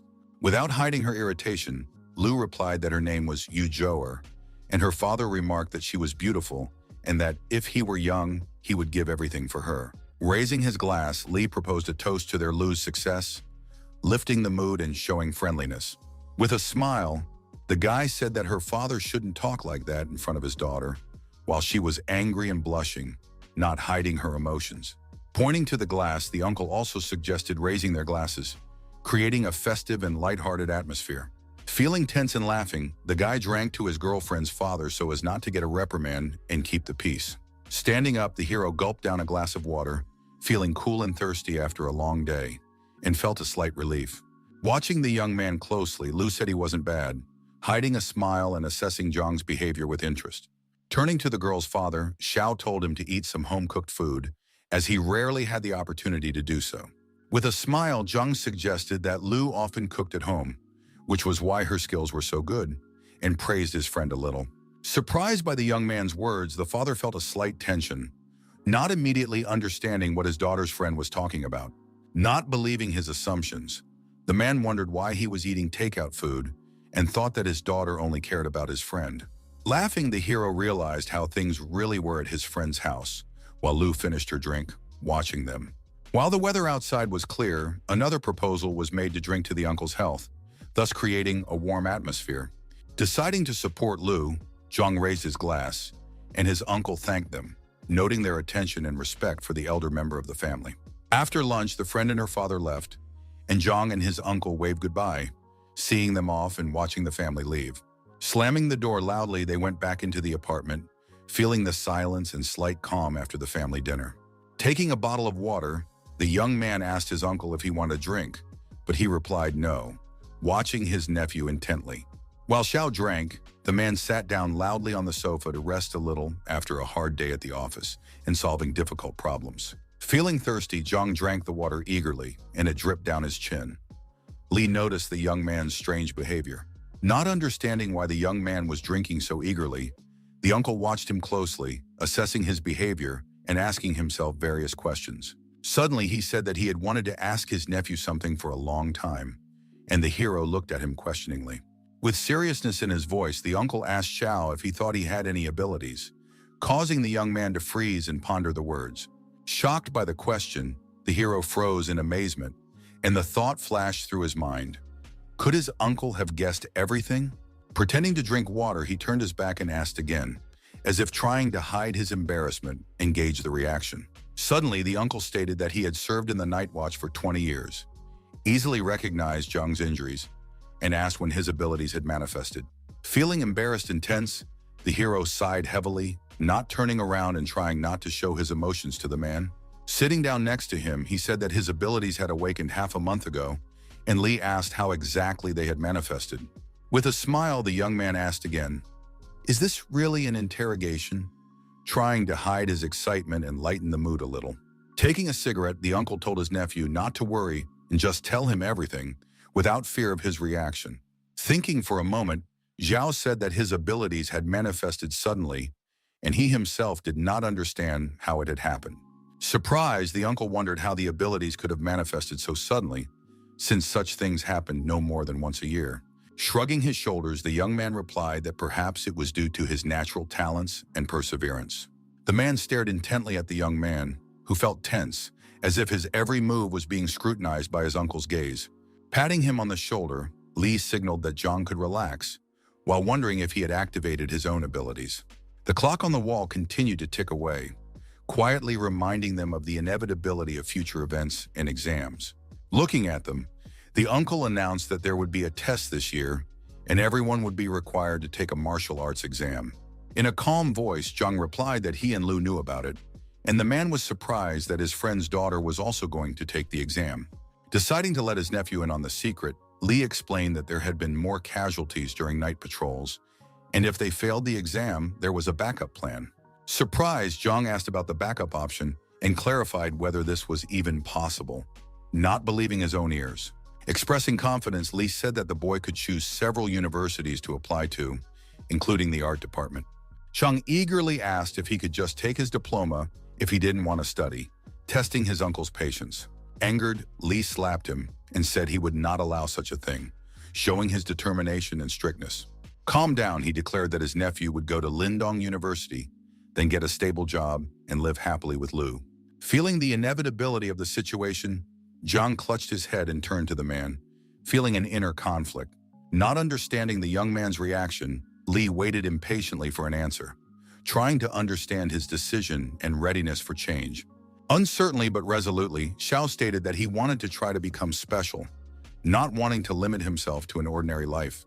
Jumping to his feet, Li shouted that his nephew must obey without question, expressing a mixture of fear and severity. After a moment's thought, the man tried to pull himself together, breathing heavily so as not to show excessive anger.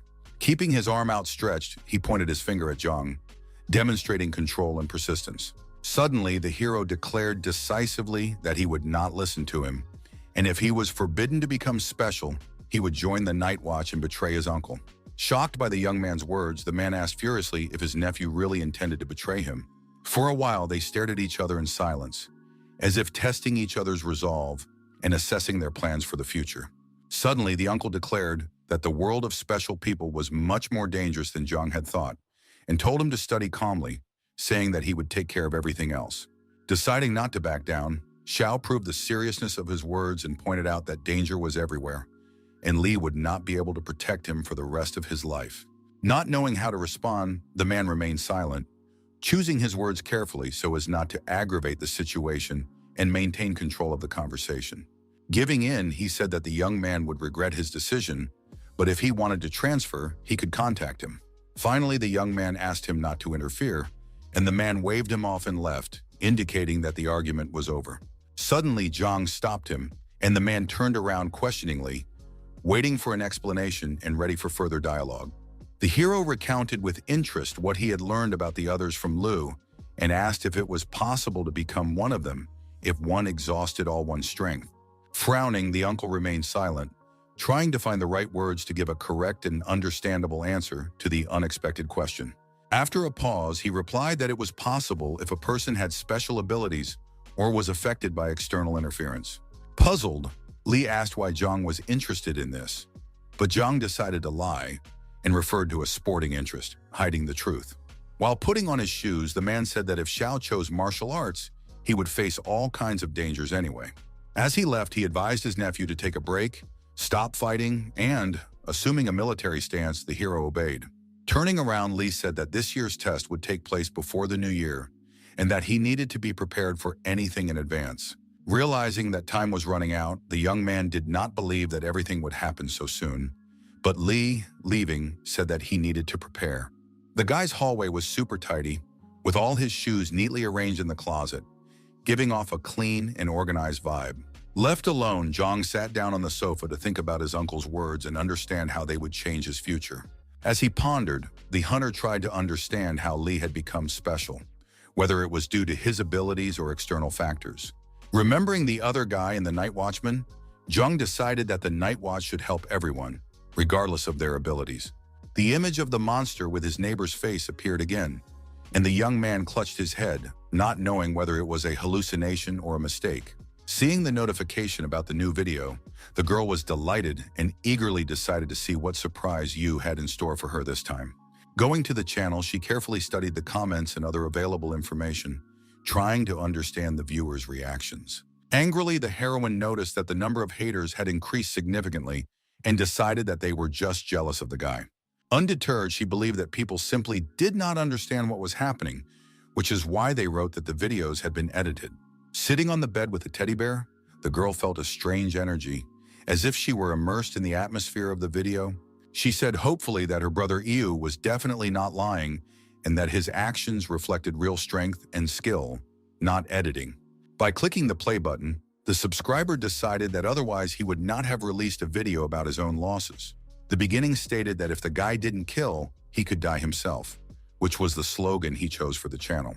In the first-person video, the guy filmed everything that was happening while sitting on the roof of one of the buildings, demonstrating his agility and confidence. With her eyes wide open, the girl admired the view, finding what was happening incredible and extremely cool.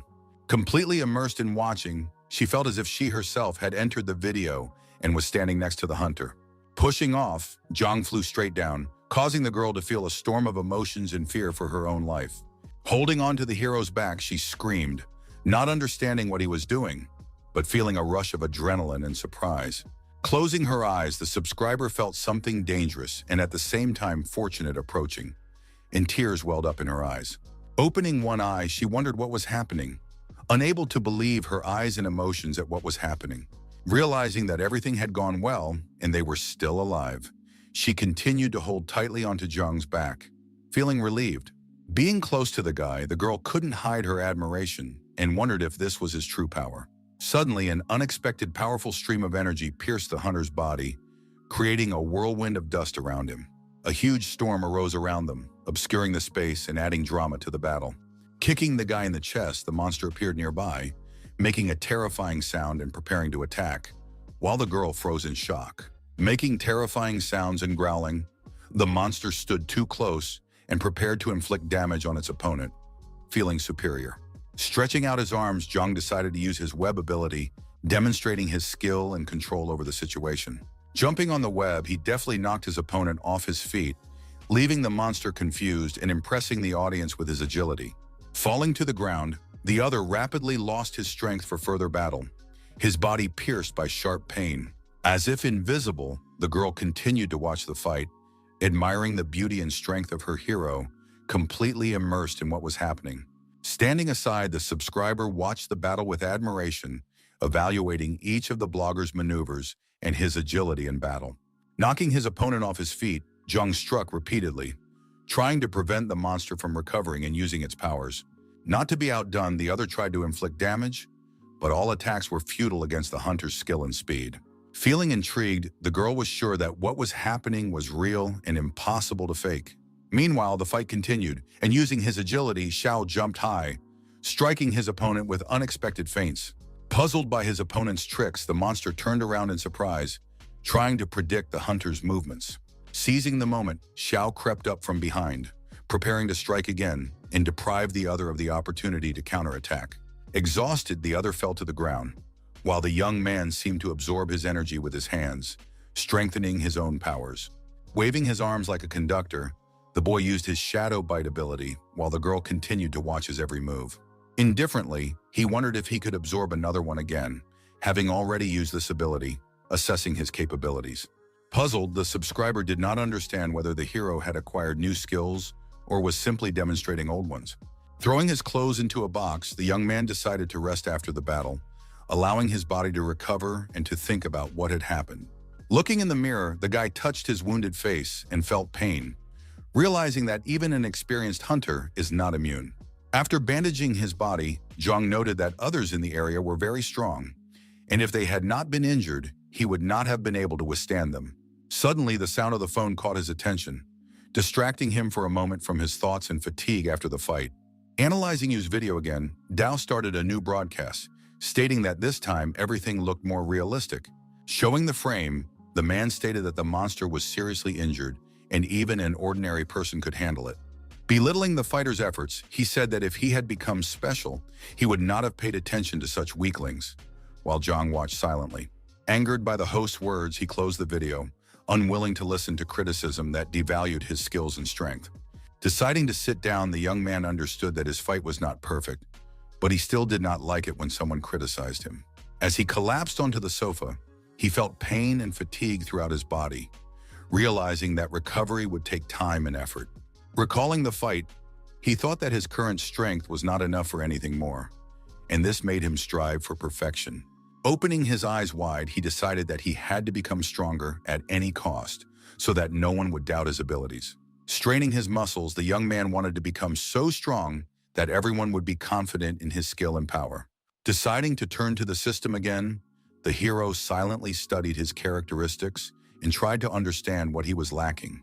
Taking a towel, the guy thought that he was not a weakling. He could handle 200 people like Lu and 15 like his uncle. Thinking deeply, Xiao noted that his abilities were still limited, but after the last battle, he had acquired many new skills. Reflecting on shadow glasses, he realized that it was not an experience bar, but an indicator of the energy required for use. It took about 3 energy points to use the shadow thread or the shadow pupil ability, which required precise calculation. As if out of nowhere, an energy spinner appeared in Zhang's hands, and he realized that its shape and power depended on the environment. Waving his arms and recalling previous battles with others, the hunter studied the properties of shadows and realized that he needed to control their shape. Grabbing the spinner, the guy remembered that a martial arts test was coming up soon and decided to prepare in advance. Wearing comfortable slippers, he went out onto the balcony, watching the city at night and thinking about his preparation for the upcoming test. Looking at the moon, the young man decided that the special ones were very strong and believed that he could only fight them in the form of a shadow. Birds flew over the buildings, and the hero understood that despite the difficulties, everything would work out if he made an effort. Shouting, he raised his hand, promising that he would give his all on the exam because his uncle would be there for him no matter what. Jumping on the balcony and shouting with joy, Xiao had no idea that his neighbor had heard him, which puzzled the old man. Sighing heavily, the grandfather thought that the young man must have gone mad and become too carried away with his thoughts. The next day was difficult and hot, and Zhang felt tense spending time with his classmates. Sitting on a bench among the boutiques, the boy and his classmates sighed heavily as they watched the passers-by and assessed the situation.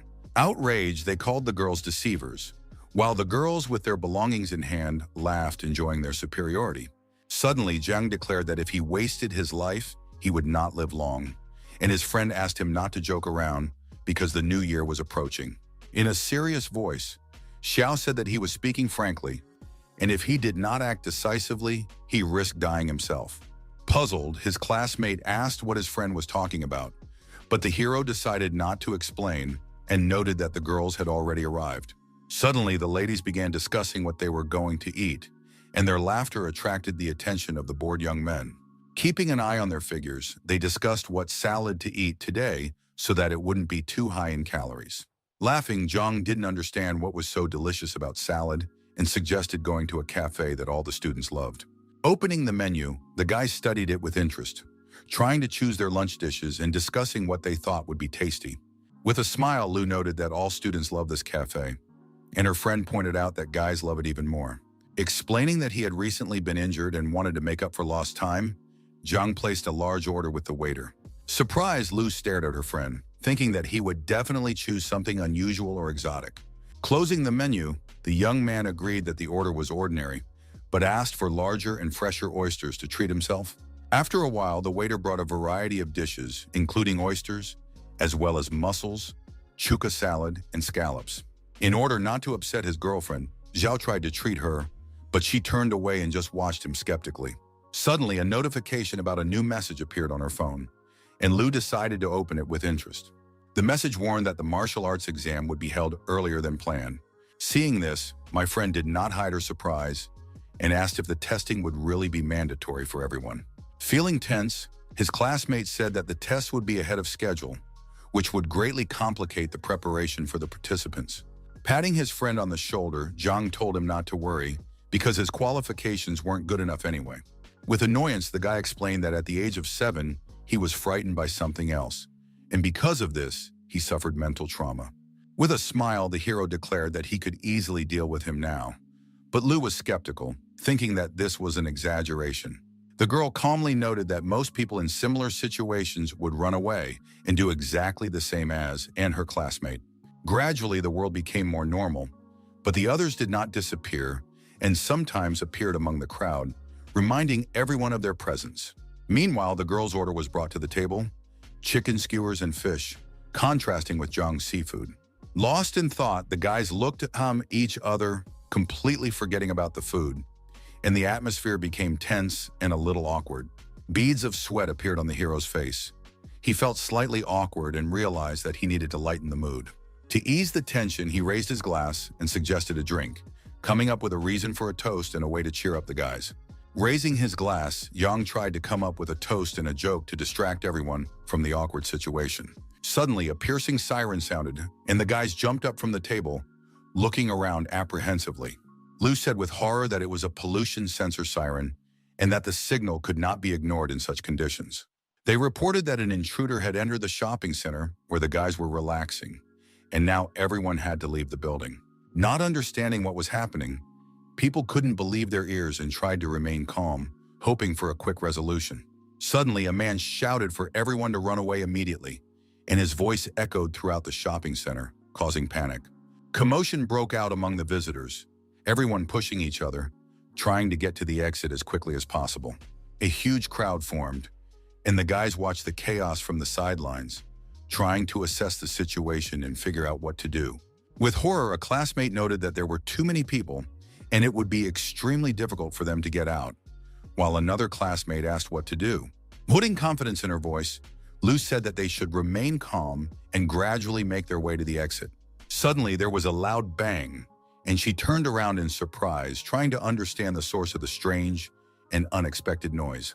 With one powerful punch, Zhang broke through the wall, and Lu was shocked by what she saw, unable to believe her eyes. Stones flew in all directions, and the hero watched silently, while his friend crossed her arms and prepared for possible danger.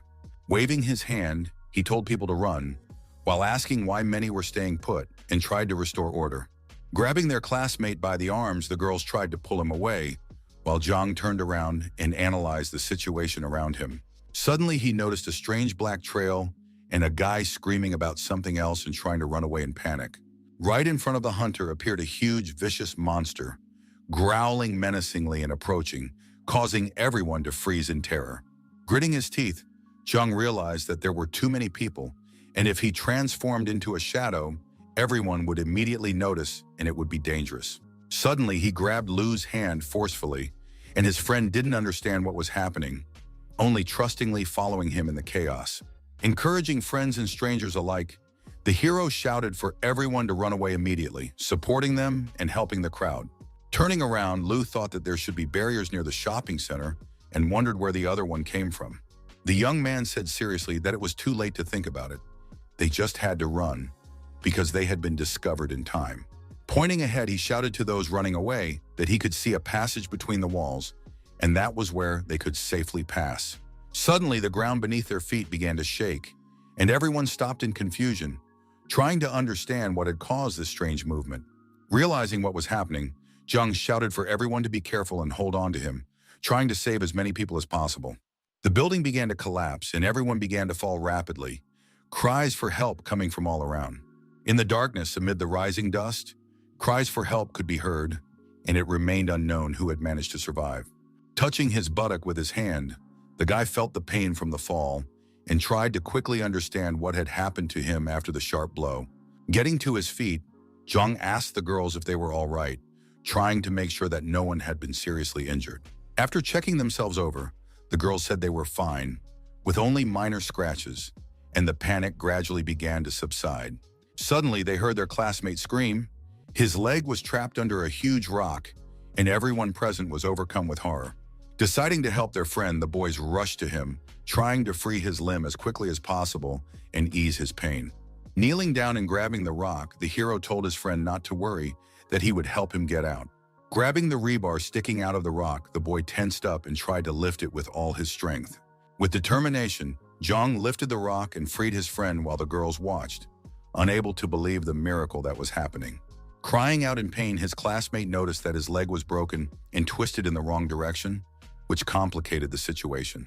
While his friend was in agony, Zhang deftly threw the rock aside to make room and keep everyone else safe. Remembering the pills, the girl took out the bottle and several pills, preparing to ease her friend's suffering. Handing them to her classmate, Lu said that they would help him cope with the pain and calm him down a little. Looking around, the boy asked where they were and why it had suddenly become so dark, sensing a strange atmosphere. Without hiding her surprise, Lu replied that she didn't know herself, as she had never encountered such a situation before. Crouching down, Zhang felt the floor beneath his feet with his hands, trying to determine where they were and how to get out of there. After assessing the situation, he stated that they were on one of the floors of the center, but they needed to figure out how to find the exit. Suddenly, the young man's hands began to shake, and a strange energy seemed to pierce his body, causing a feeling of anxiety and tension. Looking at himself, he realized that these feelings seemed familiar, as if he had encountered them before.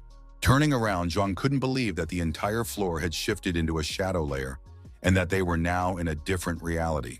People were trying to get out from under the rubble, shouting, while children cried in pain and fear, adding to the chaos around them.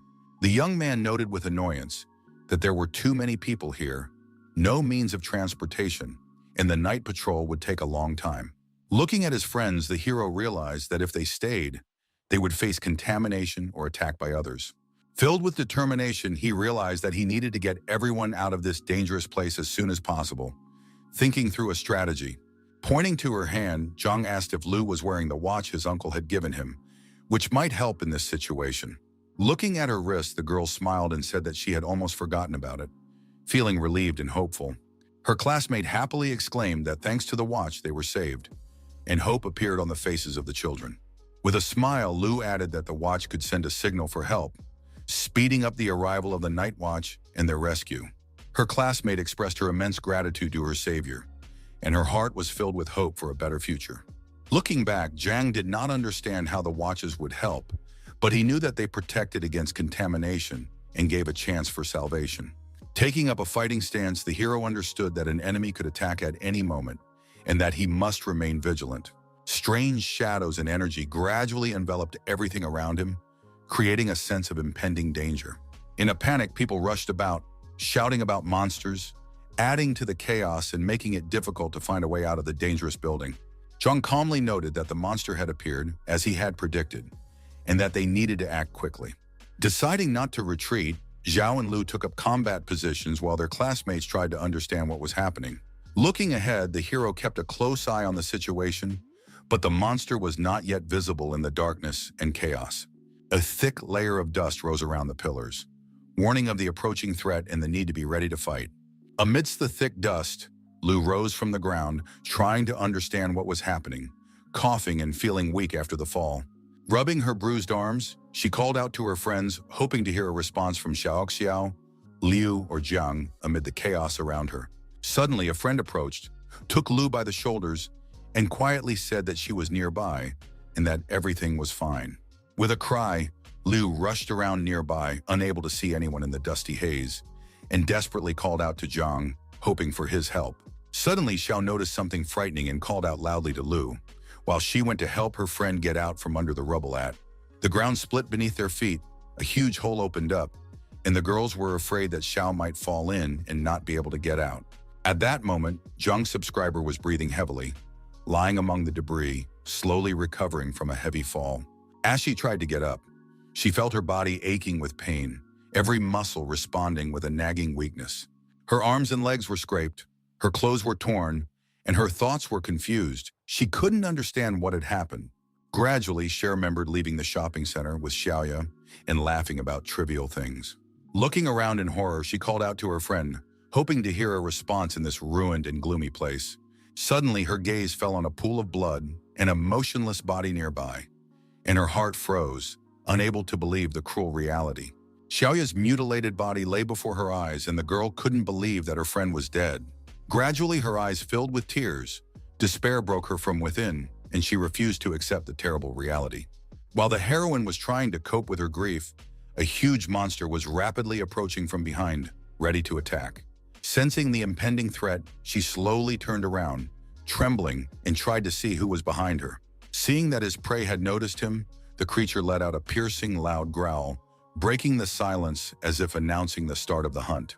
Tears streamed down the girl's face, and in horror she thought she was in a movie where her inevitable death awaited her. Realizing the monster was close, she remembered that in stories, heroines are saved by superheroes, but reality was cruel. Closing her eyes tightly, she realized that no one would come, because in real life, there is no miraculous rescue from all misfortunes. Suddenly, a strange light flashed before her eyes, like scattered drops of water, and the air seemed to tremble. Chaos still reigned around her. Destruction was everywhere, and red spots of blood were everywhere, like traces of a nightmare. Suddenly, Zhang's silhouette appeared nearby, his breathing ragged after his rapid lunges and sharp body movements. Trying to comprehend what she had seen, the girl cautiously opened one eye, afraid that it was just an illusion in her mind. Grabbing the monster by the arm, the hunter tried to stop his rage, while the subscriber couldn't believe she was seeing a real hero. With one powerful blow, he knocked the other straight into the dark abyss, while the girl sat in shock, unable to believe her eyes. Trying to find the right words, she couldn't believe that the hero was the very same Yu, her idol whom she had been following online. Using the power of the Shadow Claw, Zhang's hand grew in size, which significantly increased the lethality of his blows. Like lightning, he vanished into thin air, leaving only a dark spot in front of the girl, which gradually dissolved into the air. Wielding his claws, the warrior flew straight at his opponent's face to strike and throw the enemy off balance as quickly as possible. The powerful collision sent the monster's body flying sideways with great force, breaking the remaining walls around it. Despite his long claws, he continued to move incredibly fast, and this did not affect his speed or reaction time in any way. Trying to find the strength to continue the fight, the monster breathed heavily, showing that its abilities were running out. With admiration and a loving gaze, the girl thought it was a dream and couldn't believe that her idol, Yu, was standing in front of her. Unable to contain her emotions, she screamed with delight, which embarrassed Zhang and confused him as to why the heroine reacted this way. She ran up to him and spun around him, confessing that she was his fan and watched every video, but he stopped her. Embarrassed, the girl asked where he was looking, but Zhang calmly replied that he just wanted to remind her about her torn dress. Smiling, she said that if the guy didn't like her outfit, she could quickly run home and change. Trying to contain his admiration for her beauty, Zhang swallowed nervously, unable to find the words to hide his embarrassment. While a strange dialogue was taking place between them, another watched with bewilderment and anger, clenching his claws. Unable to bear it any longer, he growled loudly again, as if reminding them of his presence and showing that he was going to continue the fight. Remembering the danger, Xiao said that now was not the time for flirting and decided to focus entirely on the battle. Throwing himself into the attack and leaving the fan behind, he shouted that the hunt had only just begun and swung his claws forward. Trying to figure out where the enemy was, another monster turned its head from side to side, not understanding where the danger might be coming from. Suddenly, a small stone hit the back of his head, causing the monster to become alert and raising even more questions. Zhang slowly and confidently crept up from behind until the monster noticed his presence and remained completely unsuspecting. Swinging its huge claws, it tried to strike the enemy, but met with resistance and did not achieve the desired result. After that, Zhang deftly jumped aside, avoiding another blow and maintaining confidence in his superiority and speed. Seeing his enemy fall, he realized that the other guy had tremendous strength and endurance. Otherwise, he would have been defeated long ago. Deciding not to stop, the young man rushed into the attack again, relying on his abilities and great speed. His eyes burned with a thirst for revenge and a deep hatred for all monsters that threatened humanity and took the lives of others. With nimble movements, he fended off the energy of the other, which was rapidly spreading in all directions. Pausing for a moment, he began to think through his tactics and options for further action in the current situation. Suddenly, two more others appeared nearby, approaching slowly but surely, ready to attack. Realizing that the forces were unequal, the hero understood how difficult the battle would be, and that he had a serious test ahead of him. While filming the event, the girl shouted words of encouragement to him and promised to wear stockings if he won. Hearing this promise from the spectator, Zhang blushed. His eyes lit up with excitement and a thirst for such a strange reward. Moving at lightning speed, he flew straight into his opponent's claws, trying to catch them off guard and strike first. While the monsters were swinging, Xiao confidently darted around on his web, dodging attacks and attacking from different sides. Noticing one of his enemies take to the air, the young man cursed under his breath, realizing that the battle would become even more difficult. Reaching out his hand, he tried to use the web, hoping that this power would be a useful weapon against the enemy. With one precise movement, the threads enveloped the other's claws, immobilizing him and preventing him from escaping the trap. Zhang's strength and energy formed a barrier around him, similar to a grid, protecting him from the blows and targeted attacks of his enemies. With swings of his arms, he tossed his opponent's bodies around like punching bags, not letting them get close to him. With contempt, the guy declared that even if others tried to kill him, they would still not be able to do anything. While he was distracted, one of his enemies sneaked up behind him and furiously struck him hard in the back. Feeling a sharp pain, Xiao bent over, his body trembled, and he began coughing up blood, unable to contain the pain from his injury. Deciding not to give up, he increased the distance and rushed to the side, trying to get away from his opponents, who began to act together. Despite his injury, he realized that the others had begun to work together, with two trying to hold him back while the third struck him. Waving his hand with the thread, he realized that he needed to come up with a new plan. Otherwise, his chances of winning were getting slimmer by the second. Not understanding what was happening, the monster turned in different directions, while Zhang continued to release thick cobwebs. Feeling intense tension, he couldn't believe that the other had really noticed his presence and begun a targeted hunt. Like a squad of soldiers, the monsters rushed toward him, trying to leave him no chance of escape and immediately preparing to attack. Moving through the air, they decided to surround him from different sides to completely block any possible escape routes. Trying to hold back the attacks, he cursed and realized that his enemies would not let him retreat into the shadows. depriving him of his main advantage in battle. The young man was rapidly losing blood and strength, and soon realized that he could not continue at the same pace. Continuing to circle around him, the monsters attacked from all sides, not allowing him even a moment to catch his breath. Realizing that retreat was impossible, he decided that his only chance was to lure his enemies into a trap. While the warrior was thinking about his next move, the enemy quietly approached from behind, hovering in the air like a ghost. Turning abruptly, he came face to face with another person, and at that moment he realized that the decisive battle had begun. Deciding to use the mark, Zhang concentrated and began to pursue, hoping to confuse his opponents and break their confidence. Since the last battle, its duration had increased by 3 seconds, and this now gave him a decisive advantage. During this time, the chosen target ceased to think clearly out of fear, but more than 8 seconds had already passed. Time dragged on agonizingly. The count reached 10, and the hunter realized that the effect of the mark would soon wear off. While the effect remained, he moved quickly and struck his disoriented opponents, disrupting their plans. With a nimble jump, Xiao darted through the air like lightning and delivered precise attacks, causing his enemies to stagger and lose their balance. After 22 seconds, he had almost finished off one of them, realizing that he had very little strength left, but there were still 2 opponents left. With his sharp claws, he seemed to draw energy from his opponent's body, depriving him of the ability to resist and flee. After 30 seconds, the guy used decapitation, and the monster growled in pain, sensing its own death. Less than a minute later, the enemy was completely defeated, and the system immediately notified Zhang of his successful battle. As a reward, he also received points and upgraded his abilities, so the next battle should be easier.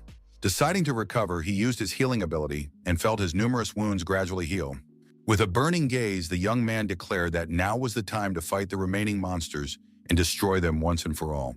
From afar, others growled with hatred, but did not dare to approach, remaining at a safe distance from their powerful opponent. Spreading his arms wide, Zhang shouted loudly, "If everything was going well, why weren't the enemies continuing their attack?" After a few minutes, Zhao decided that if the monsters weren't going to attack, then he would have to start the attack himself. At that moment, the space between the opponents was suddenly illuminated by a bright flash of light that sharply pierced the layer of darkness. Zhang stopped and wondered where the light had come from in the middle of the shadow layer, as it couldn't have appeared there just like that. Feeling strange, the young man suddenly realized that a strong desire to move directly toward the rays had arisen in his mind. Soon a fire broke out nearby, and it seemed as if the buildings had caught fire, causing the creatures to rush in that direction. With a hoarse growl, the monsters rushed toward their new prey, completely forgetting about Zhang, whom they had recently been about to attack. At that moment, the Night Watch arrived, and Commander Song and his soldiers, holding torches in their hands, surveyed the ruins of the shopping center. Stretching out his palm, he concentrated his energy as if scanning the surroundings, checking to see if there were any survivors nearby. Soon a bright beam shot from his hand and struck Zhang, who remained in the shadows nearby. Terrified, the young man began to shout that he could handle the others himself, not allowing the other warriors to intervene in the fight. At that moment, a creature was quietly creeping up behind him, trying to attack Sun while he was focused on his search. With one swift upward movement of his hand, the commander tore the creature's body apart using his powerful abilities. Shocked by what was happening, Zhang thought that this was how the power of the guard manifested itself, and realized that he too would be unable to resist it. Coming closer, he grabbed one of the warriors by the arms and said that they had come too late, and the guy asked about his condition. Waving his hand, Zhang said that his personal health was irrelevant and asked them to take better care of the girl. Saluting, the young man said he was joking, because he understood perfectly well that night watchmen always put their work above everything else. By saying he was leaving the girl with them, he baffled the team and her with his unexpected move. Not understanding what was going on, Sun asked if there was such a fighter in their unit, and the guy clarified that he was a blogger who used the form of a shadow. Hearing that the mysterious hero only had the first level of power, the captain sank into deep thought about the stranger. A torch burned in his hand, and he did not believe that Zhang, who had the ability to hide from so many eyes, possessed the first level. Falling to the ground, the girl burst into tears, and the Night Watch decided to escort her, considering it the safest way to return. Peering into the distance among the dark ruined buildings, the fighters decided to return again to check on the blogger named Yu. Among the bodies of the dead, Lu lit up the space with her bracelet and called out to Zhang, hoping to hear him, but only silence stretched out in response. Her voice trembled with fear, and she begged her companion to say something, because loneliness frightened her even more. Suddenly, it seemed to her that Zhang was lying among the dead bodies, but she immediately dismissed the thought and refused to believe her eyes. Unexpectedly, her friend's hand rose and he shouted to her, telling her that he was alive and here, hidden under piles of stone. Buried under the rubble, the young man cried for help, complaining that his body felt like it was being torn apart and that the pain was getting worse with every passing second. Rushing to him, Lu called his name, asking how he had ended up there, and tried to pull him out from under the massive stone. With a slight smile, his body seemed to soar upward, and Lu pulled him by the hand, trying not to think about the severity of the nightmare he had experienced. Pointing to the pile of rocks, she cried out that they weren't pressing down on Zhang at all, but he laughed and said he could handle it himself. Seeing the wound on his back, Lu was frightened and asked how he got it, and he said he had hit himself with a rock, even though he knew the real truth. Getting to his feet, Zhang looked around and asked the girl where their classmates were and why no one was around. With a slight smile, Lu replied that the night watch had already taken the boys away when they arrived earlier, while they were still trapped under the rubble. With sincere respect, Zhang asked if she had stayed for him, but Lu indignantly declared that she had done everything for Uncle Li. He continued to look at her in surprise, not understanding what was behind her words and why she had explained everything so coldly. Filling with tears, his eyes betrayed doubt and pain. He did not want to believe that friendship could be just a pretense. He rushed to the girl and hugged her so tightly, as if he wanted to show all the gratitude that had accumulated in his soul over time. Not understanding what was happening, Lu indignantly asked why he was doing this and demanded that he let her go. Suddenly, she began hitting him on the head, but he ignored the blows and said that he had seen two people with swords. Clinging to Lu, he said he was terrified and scared, but his girlfriend only got angrier and broke free from his embrace. An unexpected voice broke the silence, and the kids turned around, trying to figure out who had spoken and where these strange words were coming from. A girl from the night watch stood in front of them with a lantern and asked if everything was okay. Seeing their frightened, confused faces, pushing Zhang aside, Lu replied that everything was fine, and the stranger smiled and offered to lead them to the exit, promising to take them to a safe place. Suddenly, Lu turned around and screamed, causing the guard to stop and ask what had happened and why she was so frightened. The crying young man said he had forgotten to absorb the others and muttered anxiously about the shadow glasses, as if he were afraid of losing them. The next day, the first stage of the exam began in the guard building, causing the boys to feel anxious and ask many questions. A stern voice came from a huge speaker on a tall pole, demanding that Zhang introduce himself. On the table next to the folders lay open handcuffs, left there by someone specifically to intimidate and test them.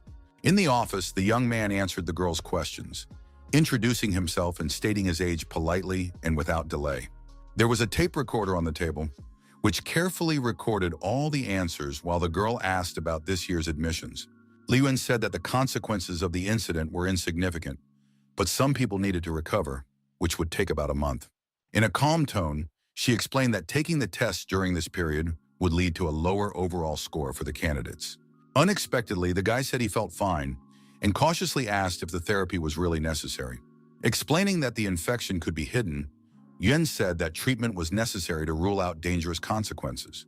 Zhang asked for clarification, asking if that meant he would have about 10 days to prepare for the exam. Reassuring the young man, the girl said that there had been similar cases before, so the watch had introduced rules for early application. As she handed him the form, Zhang asked in surprise, as he had not known that such a possibility existed. The sheet turned out to be a special agreement, and the girl asked the guy to contact his parents or guardians for their signatures. Preliminary testing took place during patrols, and the data was immediately entered into the system as if it were an exam.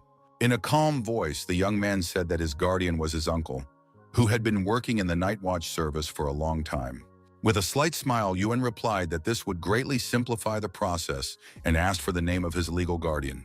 With some hesitation, Zhang said that his uncle seemed to work in the main department of the 1st District and gave his name. Hearing the familiar name Li Xunguang, the girl visibly tensed up and paused, showing genuine interest and excitement. The next moment, she rushed closer to the young man, repeating his guardian's name several times with obvious excitement. Puzzled, Zhang repeated his uncle's name, watching closely for the girl's strange reaction to his words. She asked if he was sure that his uncle was an ordinary civilian, and the young man asked in surprise if that wasn't the case. Feeling alarmed, he asked if his uncle had been fired and cried out in fear that he had done nothing wrong. With a slight smile, Yuan reassured him, saying that his guardian was fine and there was nothing to worry about, that no one had fired him. She then told Zhang to follow her and promised to take him directly to Li herself without delay. With confident strides, they moved through the long corridors of the Watch Corporation until they reached the right wing. Large screens showed warriors in their fierce battles with others, attracting the attention of passing employees. Zhang looked around with interest and excitement, noting the unusual design of the rooms and many rare details. Nearby, employees were enthusiastically discussing the mysterious blogger, Yu, who had attracted the attention of the public and the authorities. Hearing a familiar name, Zhang suddenly froze in surprise, feeling truly shocked by what he had heard. Seeing his reaction, the girl cautiously asked what had happened and why his expression had changed so dramatically. Scratching his head, the guy said that he was just nervous because it was his first time here, and he realized that they had clearly started to check him out. After bringing Zhang into the office, Wen said that he could rest here for a while she went to find his Uncle Li. Upon entering, he was surprised to see Lu and his own classmates sitting at the table, which greatly surprised and confused him. Not understanding why they were here, the hero felt even more surprised and tried to make sense of what was happening. With obvious interest, Lu turned to the girl and asked if she had met the mysterious and much-discussed Yu. The subscriber explained that it was actually the hero who had saved her, and that was why she had personally seen the blogger himself. Seeing his acquaintance, Zhang realized that the situation was becoming complicated and could not guess why she was in this particular place. Noticing her friend's arrival, Lu waved her hand at the empty chair next to her and told her to sit down, while continuing to chat animatedly with the girl. With a smile, she recounted how she had seen the hero fight 10 others calmly and confidently, gradually defeating them all. Gesturing with her hands, she continued to explain that at the moment when the enemies were not moving, a patrol appeared and the hero disappeared into the shadows. Watching his subscriber, Zhang felt strangely charmed by her appearance, unable to take his eyes off her new stockings. Looking at her more closely, he noticed that she had changed her clothes and was now wearing a beautiful outfit that emphasized her elegance. Lu asked with interest who this Yue was, as many said that he was not a member of the Night Watch. Unexpectedly, the girl declared that she was sure he was just a student, and Lu was very surprised by this. The subscriber explained that this opinion was confirmed not only by the character's words and actions, but also by her intuition. Recalling that the shadow loves beautiful legs, she pointed to Zhang and said that the blogger really looked a lot like him. With sincere bewilderment, the young man pointed at himself, not believing that she had compared him to the hero and thinking with horror that she had recognized him. Noticing her friend's reaction, Lu jumped up and ran towards him, swinging her arm as if she were about to hit him in jest. While her friend was getting ready to beat up Zhang, Lu's father rushed to her aid, appearing unexpectedly and immediately standing between them. Out of breath, the man asked if everything was all right, because he had heard that his daughter had somehow fallen into a dangerous shadow lair. Pulling her friend by the cheeks, the girl cheerfully said that they were fine, and Zhang added that he was a little hungry. Turning toward the door, the man motioned for them to follow him, indicating that the conversation needed to continue elsewhere. In the office, they discussed the seriousness of the situation, and Li was glad that the guys were safe and sound. Lighting a cigarette, he said that they should have been warned in advance that the planned test would take place much earlier due to the incident. Surprised, the girl coughed from the smoke, and her father immediately noticed her reaction, giving her a questioning look. Deciding to put out his cigarette, the man continued to say that the test consists of 2 stages, a standard check and an assessment of willpower. It is known that the test is called the initial awakening, and candidates resist contamination, determining their strengths.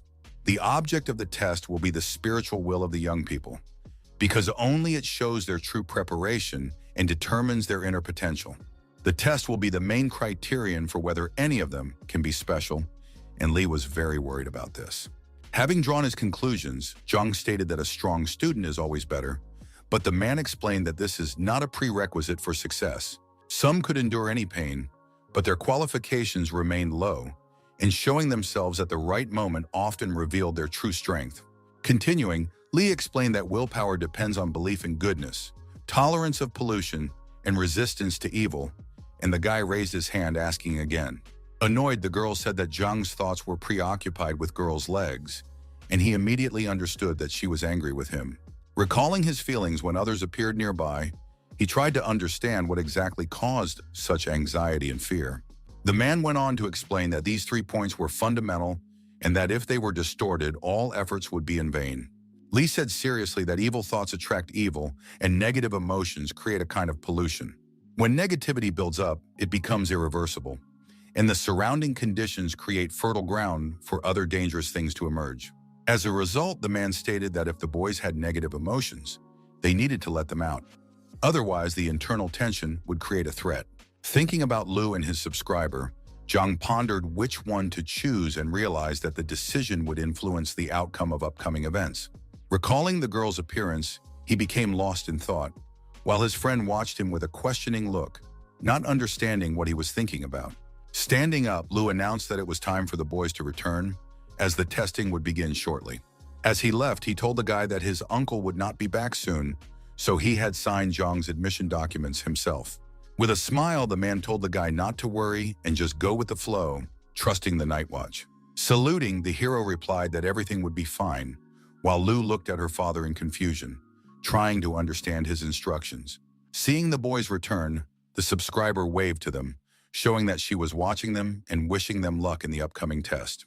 She sat calmly in the middle of the huge dining room, waiting for the test to begin, as if confident and understanding that her preparation was already complete. Sitting down next to her, Lu asked where the others were, and the girl replied that they had left with the staff. Surprised, Lu asked why she hadn't left with them, and the subscriber explained that her parents had left town and would sign the documents remotely. Turning toward the exit, Zhang and her friend saw the others slowly walking down the hallway toward them.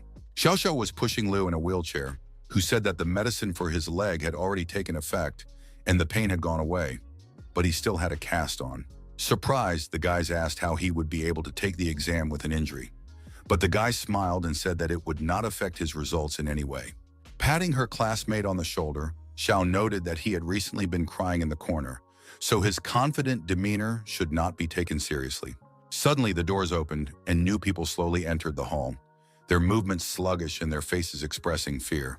Everyone present seemed depressed. Most of them had tears in their eyes and they could not hide their feelings of inner tension. Surprised, Zhang asked about the reasons for this state of affairs, and Lu explained that the children simply wanted to live peacefully without encountering danger. She added with confidence that after the test, they would most likely experience noticeable changes that would affect their future lives. Wen appeared among the crowd and announced that since everyone was gathered, the testing could begin, and the participants got ready. She reminded them that the test was divided into 2 stages, the first testing their knowledge and the second testing their willpower, and that both were important for the final result. While she explained how the results would be distributed, the students listened attentively, trying to memorize the criteria and understand what to expect from the exam. Listening intently to the selection criteria, Lu and Zhang kept their eyes on the examiner, trying to grasp the seriousness and importance of the upcoming process. The rest of the students felt tense and anxious, with most of them not expressing any particular desire to become special.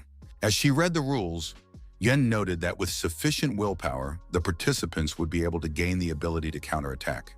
If their willpower proves weak and their abilities superior, they will only be able to become ordinary civilians, after which Li asked them to follow her.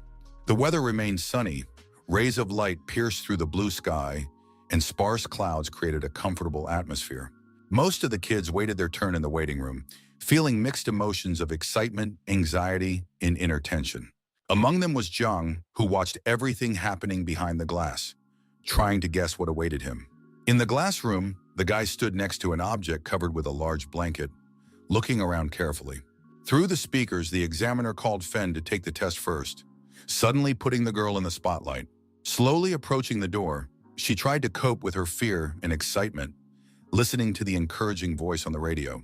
The guys watched her anxiously, and she could clearly feel everyone's attention, trying to concentrate and not show weakness. Stepping into the center of the hall, the girl announced that she was ready for any outcome of the tests, showing determination and a desire to pass the upcoming test with dignity. With trepidation, Xiao approached the examiner standing near the closed object, looking at him cautiously, trying to understand what awaited her. Hundreds of students watched what was happening through the glass with admiration, not hiding their interest and anxiety about Fen's actions. Pulling back the veil, Xiao saw a strange large flask emitting a faint light, and she froze in surprise. The examiner confidently said that they could begin the test, and the girl felt a slight tremor in her hands. A green light burned above the entrance to the room, indicating that the test was ready to begin, and the students behind the glass tried with interest to see what was happening inside. Suddenly, the light changed and it became darker, and a feeling of anxiety and confusion spread among the students in the corridor. Trying to peer through the glass, the boys couldn't see anything, and Lu thought that the lights going out symbolized the start of the test. Zhang noted to himself that he had long been accustomed to such darkness, as similar conditions were found in the shadow layer. A small glowing stone was tied to the girl's leg, and a large flask also glowed with a strange, soft light. Her eyes were blindfolded, and a terrifying atmosphere reigned around her. The others thought she had encountered something frightening. Suddenly, a bright light bulb hanging right in the hallway in the waiting room for testing turned on. The bright light made everyone close their eyes and turn away, trying to get used to the new conditions. Stunned, Xiao left the room, and the guys rushed to her, asking about the results, their faces expressing curiosity. With annoyance, the girl reported that she had no talent for willpower. She had trained a lot before, but all her efforts had been in vain. Angrily, Lu shouted, not believing that she wanted to be special, and Fen confessed and asked if he was glad she had failed. Suddenly, Lu himself was called into the testing room, and he felt a mixture of fear and excitement in the face of the unknown. Closing his eyes, the boy prayed that he would not become special, and Fen shouted to him from behind not to worry or be anxious about the result. Once again, a red light flashed above the doors, signaling the start of the next stage, and the crowd of students watched nervously. After a while, the green light came on again, and the applicants continued to wait nervously to see what would happen next. Slowly, Lu rolled into the waiting room in his wheelchair, trying to keep his balance, his face expressing a mixture of relief and slight surprise. Stammering, he announced that he had passed the test, trying to convey this information to all the boys, and a feeling of anxiety immediately hung in the air. Unable to believe her ears, Fen cried out in indignation, not expecting Lu to succeed, and her emotions overwhelmed her. Falling to the floor, the girl wanted to die because she wanted so much to be special, while Lu, on the contrary, wanted to be an ordinary person, and Lu tried to calm the guys down. Her name was announced on the radio, and she prepared to enter, taking a deep breath and exhaling, seeking stability. Feeling tense, the girl tried to focus and control her emotions so she could pass the test without panicking. Turning to Zhang, she smiled and said she was going to take the test, showing determination and readiness to face any outcome. When Lu entered the room, she was immediately confronted with a red energy she had never encountered before. A red stone also glowed on her leg, radiating a strange energy in the testing room and filling the space. Noticing this, Zhang remembered that willpower corresponded to 6 rank colors, but before that, everything was green for all participants. Realizing that red corresponded to the 5th rank, the hero opened his eyes in surprise, feeling excitement rising within him. Above the doors, the light changed to green, and Lu, having finished the test, came out, initially showing no emotion. After catching her breath, the girl told her classmates, who were holding her hands, that she had passed the test. Laughing, Zhang noted that his friend was clearly tired, and she replied that if he tried the test himself, he would understand. Pestering the girl, he asked her to motivate him somehow, but she just pushed his hand away and sternly told him to back off. While the light above the doors was green, Zhang's name was announced on the radio, and he was next in line to take the test. Rushing happily to the door, the boy waved goodbye to his classmates, expressing a certain disdain. Due to her friend's strange behavior, Lu clenched her fists, feeling anxious about the outcome and not understanding his playfulness. Regardless, she smiled and wished him luck, as she sincerely cared about her friend. With a smile, Zhang thanked his friend for her support, feeling a surge of confidence and prepared for the test, focusing on his feelings. When he entered, the doors above him lit up red, signaling the start of the test. There was no turning back. Looking at the list of students, the man asked for the boy's name, and Zhang confirmed his identity and the accuracy of the information. After that, the examiner handed him a bottle of and some documents, asking if he had awakened his abilities before. Responding that his abilities had been awakened, the young man drank the elixir in one gulp, And the man, realizing his words, tensed up. Pointing to the stone, the examiner said that he would not ask any more questions and told him to simply begin the test. When Zhang was dressed in the equipment, he felt a strange energy around him, and the tension and anxiety intensified with each step. Not understanding what was happening, the hero froze in shock, unable to move and afraid of losing control. Rubbing his shoulders, the examiner told him not to be nervous and to move forward, explaining that he would feel his consciousness separate from his body. After explaining the situation a little, the young man took a few steps forward, but his face betrayed his fear and sweat rolled down his forehead. Wanting the young man to be more decisive, the man pushed him in the back with his hands as if sending him off on a journey. Spreading his arms, he took a few steps forward, his body still tense, but his mind unchanged since the start of the test. Ready to face the unknown, the young man still could not let go of his excitement and tension. Suddenly, he felt as if he were falling into an abyss, trying to keep his balance while the surrounding space seemed incomprehensible. Falling into darkness, Zhang did not feel the surface beneath his feet for a long time. His body seemed to dissolve into the air, and his thoughts raced through his head. After a while, he landed in the middle of a gloomy city, looking around and trying to understand what had happened. Looking at his hands, the guy realized that he couldn't feel his body. It seemed ephemeral and weightless, just as the man had warned. Despite the new reality around him, Zhang felt the presence of the examiner next to his body. When he tried to move, he instantly rushed forward as if his body obeyed only his will and not the laws of physics. From the outside, it looked unusual and strange, and the examiner felt awkward and irritated by the young man's behavior. He shouted at the guy not to jump too much, otherwise the test would be interrupted, and Zhang slowed down slightly. Seeing the glowing stone in the dark space, Xiao rushed towards it, noting that everything around him looked too simple. Gradually, the hero's body approached the unknown veil surrounding the flask, and the air became dense. Finding himself deep within the veil, the young man felt that it was becoming more difficult to breathe, and his body seemed to have become heavier, with every muscle resisting his efforts. Suddenly, he began to fall again, not understanding what was affecting his body and what was happening around him, feeling both fear and irritation. Falling into an unknown abyss, Zhang felt despair, anger, and rage overflowing his consciousness and forcing him to fight. Realizing that he might fail the test, the hero decided to resist, concentrating his will so as not to get lost in this strange space. Suddenly, he heard a familiar voice that made him stop in surprise, and he tried to determine the source of the sound. Seeing his uncle, the boy asked where he was from, but Li said that he was not special and that if he continued, he could harm himself and those around him. Realizing that this was an illusion and not his real uncle, the hero ran quickly, trying to get around the phantoms and feeling reality distort. The stranger in Li's guise did not chase after him, but watched silently, keeping his distance, as if testing the boy's abilities. Suddenly, he reappeared right in front of Zhang and said that he was not capable enough, causing the young man to resist. Phantoms in the form of his uncle surrounded him on all sides, persuading him not to take the tests and reminding him that true strength lies in willpower. Waving their arms, they said that being special meant having freedom, not power, and with their fingers, they seemed to show Zhang the way to the real world. The phantoms continued to move along the sides, showing the way, while the boy tried to focus on his feelings. Ahead of the hero was a huge monster that members of the Night Watch were trying to stop with torches in their hands, and the phantoms asked if he could follow their example. The monster was destroying everything around it. Stones were flying, building walls were collapsing, and chaos and horror reigned supreme, engulfing the entire dark world. Behind the high-rises, the hero could make out the enormous outline of another body and realized that he was facing an incredible force capable of destroying everything around him. The monster's destructive attacks threw corpses into the air, and the sound of the blows echoed painfully in Zhang's ears. With fury and determination, the young man prepared to face the enemy, clenching his fists and concentrating, deciding that he would not retreat. Suddenly, unknown particles rained down on the young man's head, exploding and sparking upon impact, and he covered his face with his hands, trying to protect himself.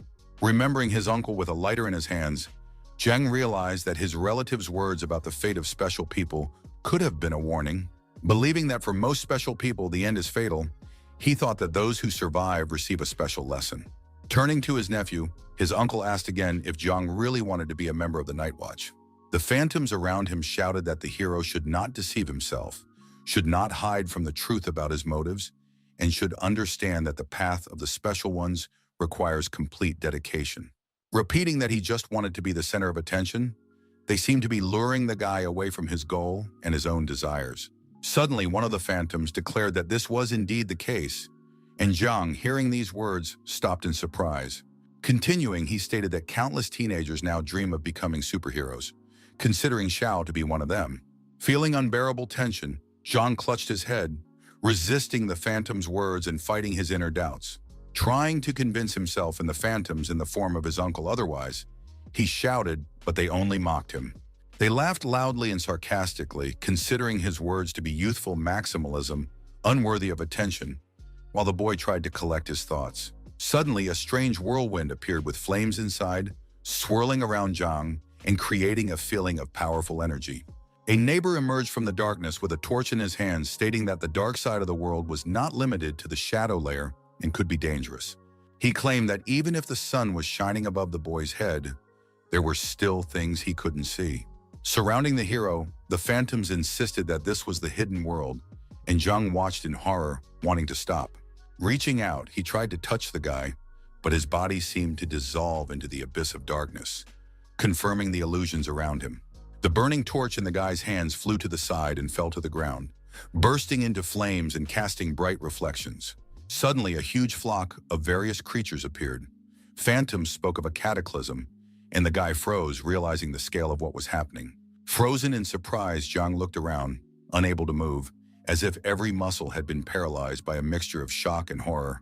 Lighting another cigarette, Li asked if Zhang could become special, and the boy, gritting his teeth, tried to find the right words to answer.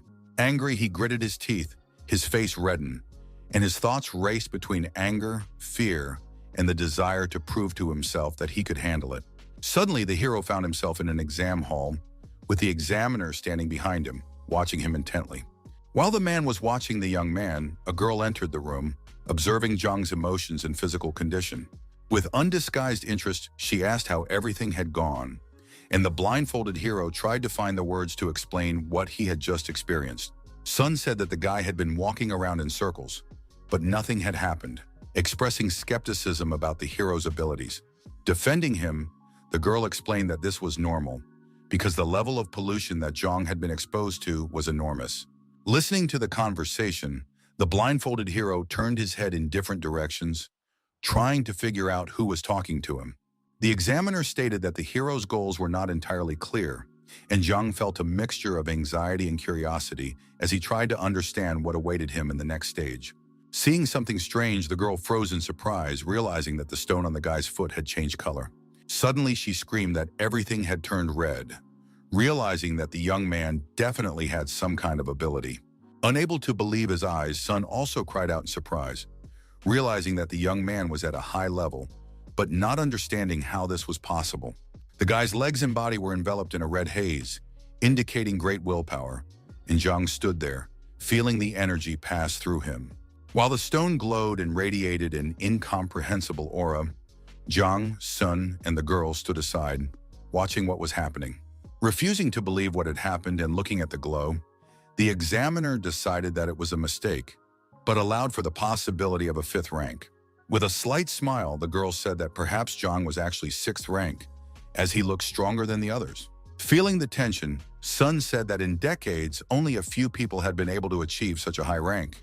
Meanwhile, Zhang, fully equipped, felt a strange energy around him and tried his best to contain the pressure. Suddenly, Song noticed that the glow was fading, but he couldn't understand what was happening, because this had never happened before. Approaching the console, he instructed the girl to check the readings on the hero's bracelet, but she replied that all the data was within normal limits. Slowly moving toward the stone, Xiao noticed that the closer he got, the stronger his own will became.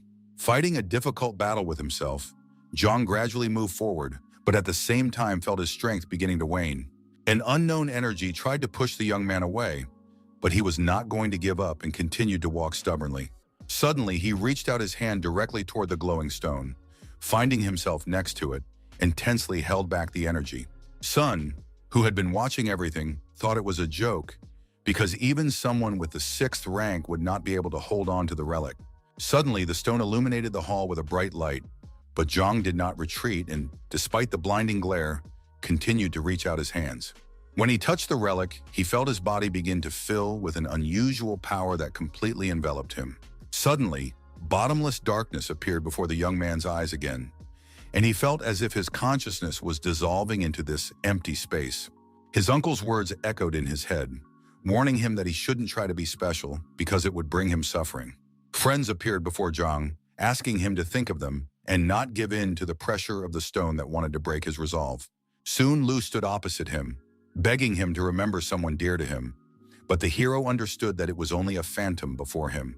As if luring him in, the girl smiled and held out her hand, urging him to trust her gaze full of warmth, but also deceit. Taking the phantom's hand, Zhang felt a strange sensation. He wanted to believe his friend, but something inside him repelled him. Standing opposite the hero, she asked him to make a final choice, hinting that there was no turning back. Stunned by her words, Xiao didn't know what to do. He loved all his loved ones, but deep down, he wanted to find the strength of will. Reaching out his hand, he broke through the invisible barrier and destroyed the phantom that was trying to hold him back. Suddenly, the young man declared that he was tired of listening to the voices that endlessly repeated themselves in his head and decided to put an end to it. Realizing that he was being tested by temptations, Zhang thought for a moment that he should give in, but then he remembered his goal and continued to fight. Finding himself back in the dark world, he noticed a familiar silhouette in the distance, and his heart began to beat faster, and he felt uneasy. Uncle Lu appeared before his eyes, and the young man immediately admitted that he had caught him off guard, because Xiao did not expect to see him here. Spreading his arms, he explained that he used to want to appear heroic in the eyes of others, and didn't care about his own principles at all. Over time, he realized that there were no superheroes in the dark world, only people who had achieved success through trials and struggles. Noticing his neighbor with the torch again, the young man realized that it was their shared loyalty and perseverance that had restored balance to the world. Trying to grasp at the void, he admitted that he had once enjoyed peace, but now the past no longer mattered. Unexpectedly, his neighbor handed him a burning torch, passing it directly from hand to hand, as if it were a sign of trust and high expectations for the hero. Illuminating everything around him, the young man firmly decided that he no longer wanted to hide behind his loved ones, preferring to take all the blows himself. Raising the flame above his head, he thought that in the future he would be able to light his own torch, and his words shocked the watching phantoms. In the rays of light, Lu watched his nephew closely, trying to understand how serious his decision to become special was. With burning eyes, Xiao said that his goal was to learn how to illuminate the darkness, considering it his main duty and the most important mission of his life. Meanwhile, the secretary reported that the shadow layer incident had covered the floors of the shopping center, affecting 850 people, of whom 650 survived. 30 people gathered to take part in the martial arts exam. Several groups were formed for testing, and Li listened to the report. Glancing at the employee, he clarified the data from the pollution department and soon received a message with the results already sent to his email. When he opened his laptop, he saw one unread message that immediately caught his attention, as the information was important. Inside the file was information about a wandering spirit, and Li noted that all three ghosts were remarkably similar to each other. Looking at the screen, the young man noticed that traces of human products had been found, and this fact raised many questions. Hearing this, Li opened his eyes wider and struggled to contain his excitement, because such a discovery could mean something much more serious. Suddenly, the secretary shouted that this was impossible, as each of the creatures had its own characteristics that were incompatible with each other. Feeling nervous, Li lit a cigar with a lighter, and the bitter taste of tobacco on his lips helped him cope with the growing tension. Gazing into the distance, he realized that strange things were happening in the city of Beidou, as if disaster were looming. There was a heavy atmosphere in the streets, and the buildings seemed to tremble, as if they were about to collapse at any moment. Suddenly, Li said that the creatures hiding in the darkness could no longer remain in place and were beginning to show their activity. Suddenly, a flash illuminated the entire space, and he covered his face with his hand from the bright light that blinded him. Sensing danger approaching, the man opened his eyes wide, realizing that events were unfolding too quickly. There was a strange explosion, more like a flash of light coming from the test room. Hurrying through the narrow corridors of headquarters, Li quickened his pace, for the exam had already begun, and excitement made his heart beat faster. Pushing his way through the students, he moved quickly, trying to make it on time, feeling anxious as if trouble was approaching. As he pondered, he suddenly realized that the best result was orange, and the gold color had never appeared before. Approaching the hall doors, Lee felt as if something terrible had happened, which only intensified his sense of unease. Entering the room and closing the door tightly behind him, he noticed a huge crowd of participants waiting for their turn to take the exam. Sun and the girl immediately rushed towards him, panicking and shouting the names of Zhang and Xiao, asking for the captain's help. Hearing his daughter's name, Lee felt a strong fear for her life, and his heart ached as if it were about to jump out of his chest. Meanwhile, bright flames burst in all directions, and flashes lit up the hall, turning the room into a chaotic whirlpool. Not understanding what was happening, Zhang opened his eyes wide, his gaze trembling with amazement and fear, for he was the source of it all. Recovering from the shock, he began to look around, trying to understand where he was and what had caused such chaos. A crowd of students and his friends pressed against the glass wall, and not understanding their looks, he looked back at them questioningly. Leaving the testing room, the guy looked at his body as if it did not belong to him, and Lee hurried with water. Holding out the bottle, he offered him a drink, and Zhang gratefully accepted it, feeling very thirsty. The hero anxiously inquired about Lu and the others, but the man explained that while he was taking the test, the others were in the break room. With a smile, Lee remarked that Xiao had surprised him with his results, because reaching the 5th level was already extremely rare, let alone the 6th. Staring intently at the hero, the man said that Zhang had actually managed to create a golden light, which was completely against all the rules. The proud young man laughed and asked if his light was truly legendary and above the 6th rank, but the captain decided it was worth considering. Squinting, the man said that perhaps such participants were dissected and studied, which made the young man suddenly choke on his water. Embarrassed, Zhang asked him not to scare him with such words, but the uncle was genuinely surprised as he saw nothing wrong with it.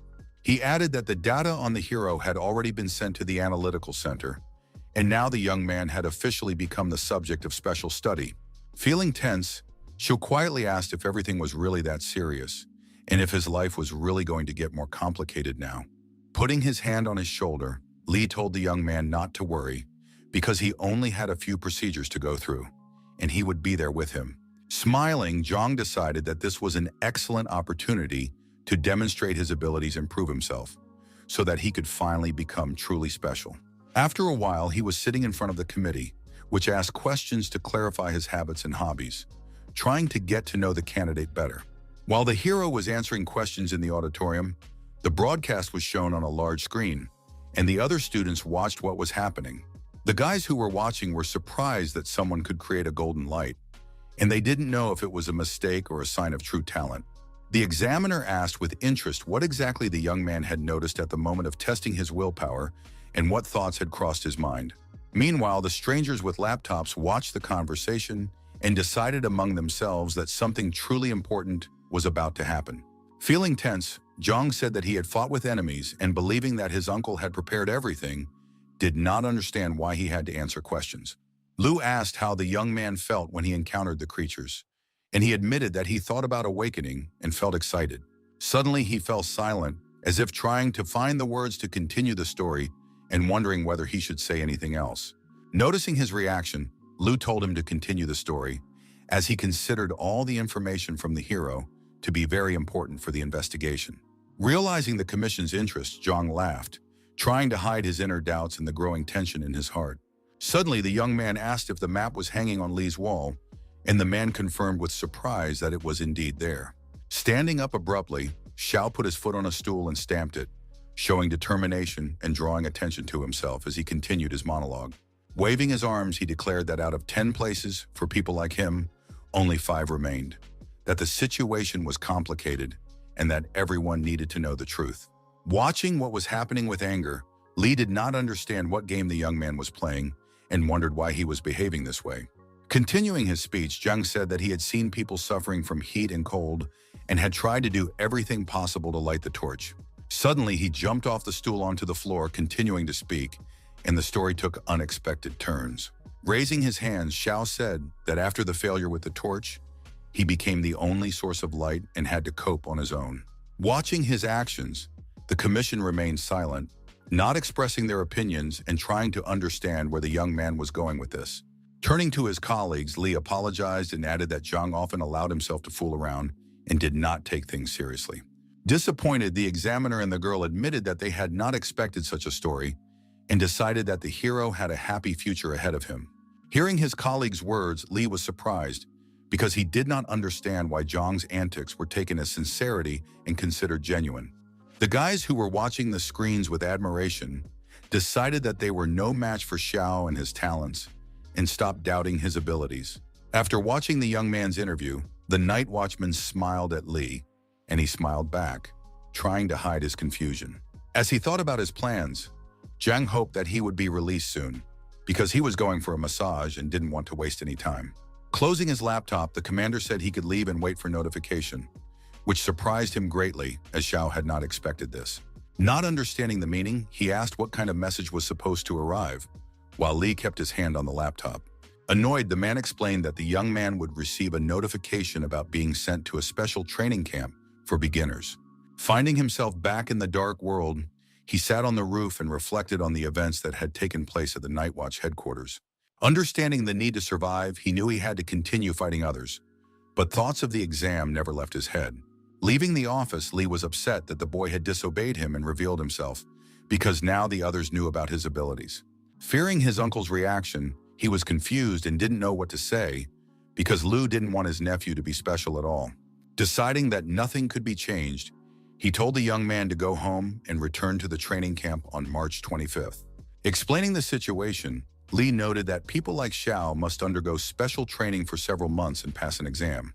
As he left and made a phone call, he told Zhang not to tell his uncle about what had happened and to remember to return to the camp on the appointed day. Turning to the system, the hero saw that his life expectancy was 20 days and decided to prepare intensively for the upcoming training. Rising with determination, he declared that he must hunt creatures. Otherwise, he would not be able to extend his remaining life. Suddenly, the guy felt a strange energy nearby and immediately realized that there was someone else nearby who was worth fighting. The green monster ran below with its remaining strength, very close to where Zhang was sitting and watching. Using his ability to walk in the shadows, the warrior rushed down, determined not to miss the opportunity to score an easy victory over his opponent. Seeing him, the other turned in horror and tried to run away, hoping to save himself and preserve his remaining strength for future battles. Using his shadow mark, Zhao noticed that the creature's weak point was its head and decided to focus his attack there. Continuing the chase, Zhang decided to use his decapitation skill and rapidly approach the enemy. The system reported that the enemy was seriously wounded and fled, trying to save his life, but the attempt failed, and the young man finished him off. Thanks to his successful hunt, he increased his lifespan by 2 days and received an additional 4 shadow points.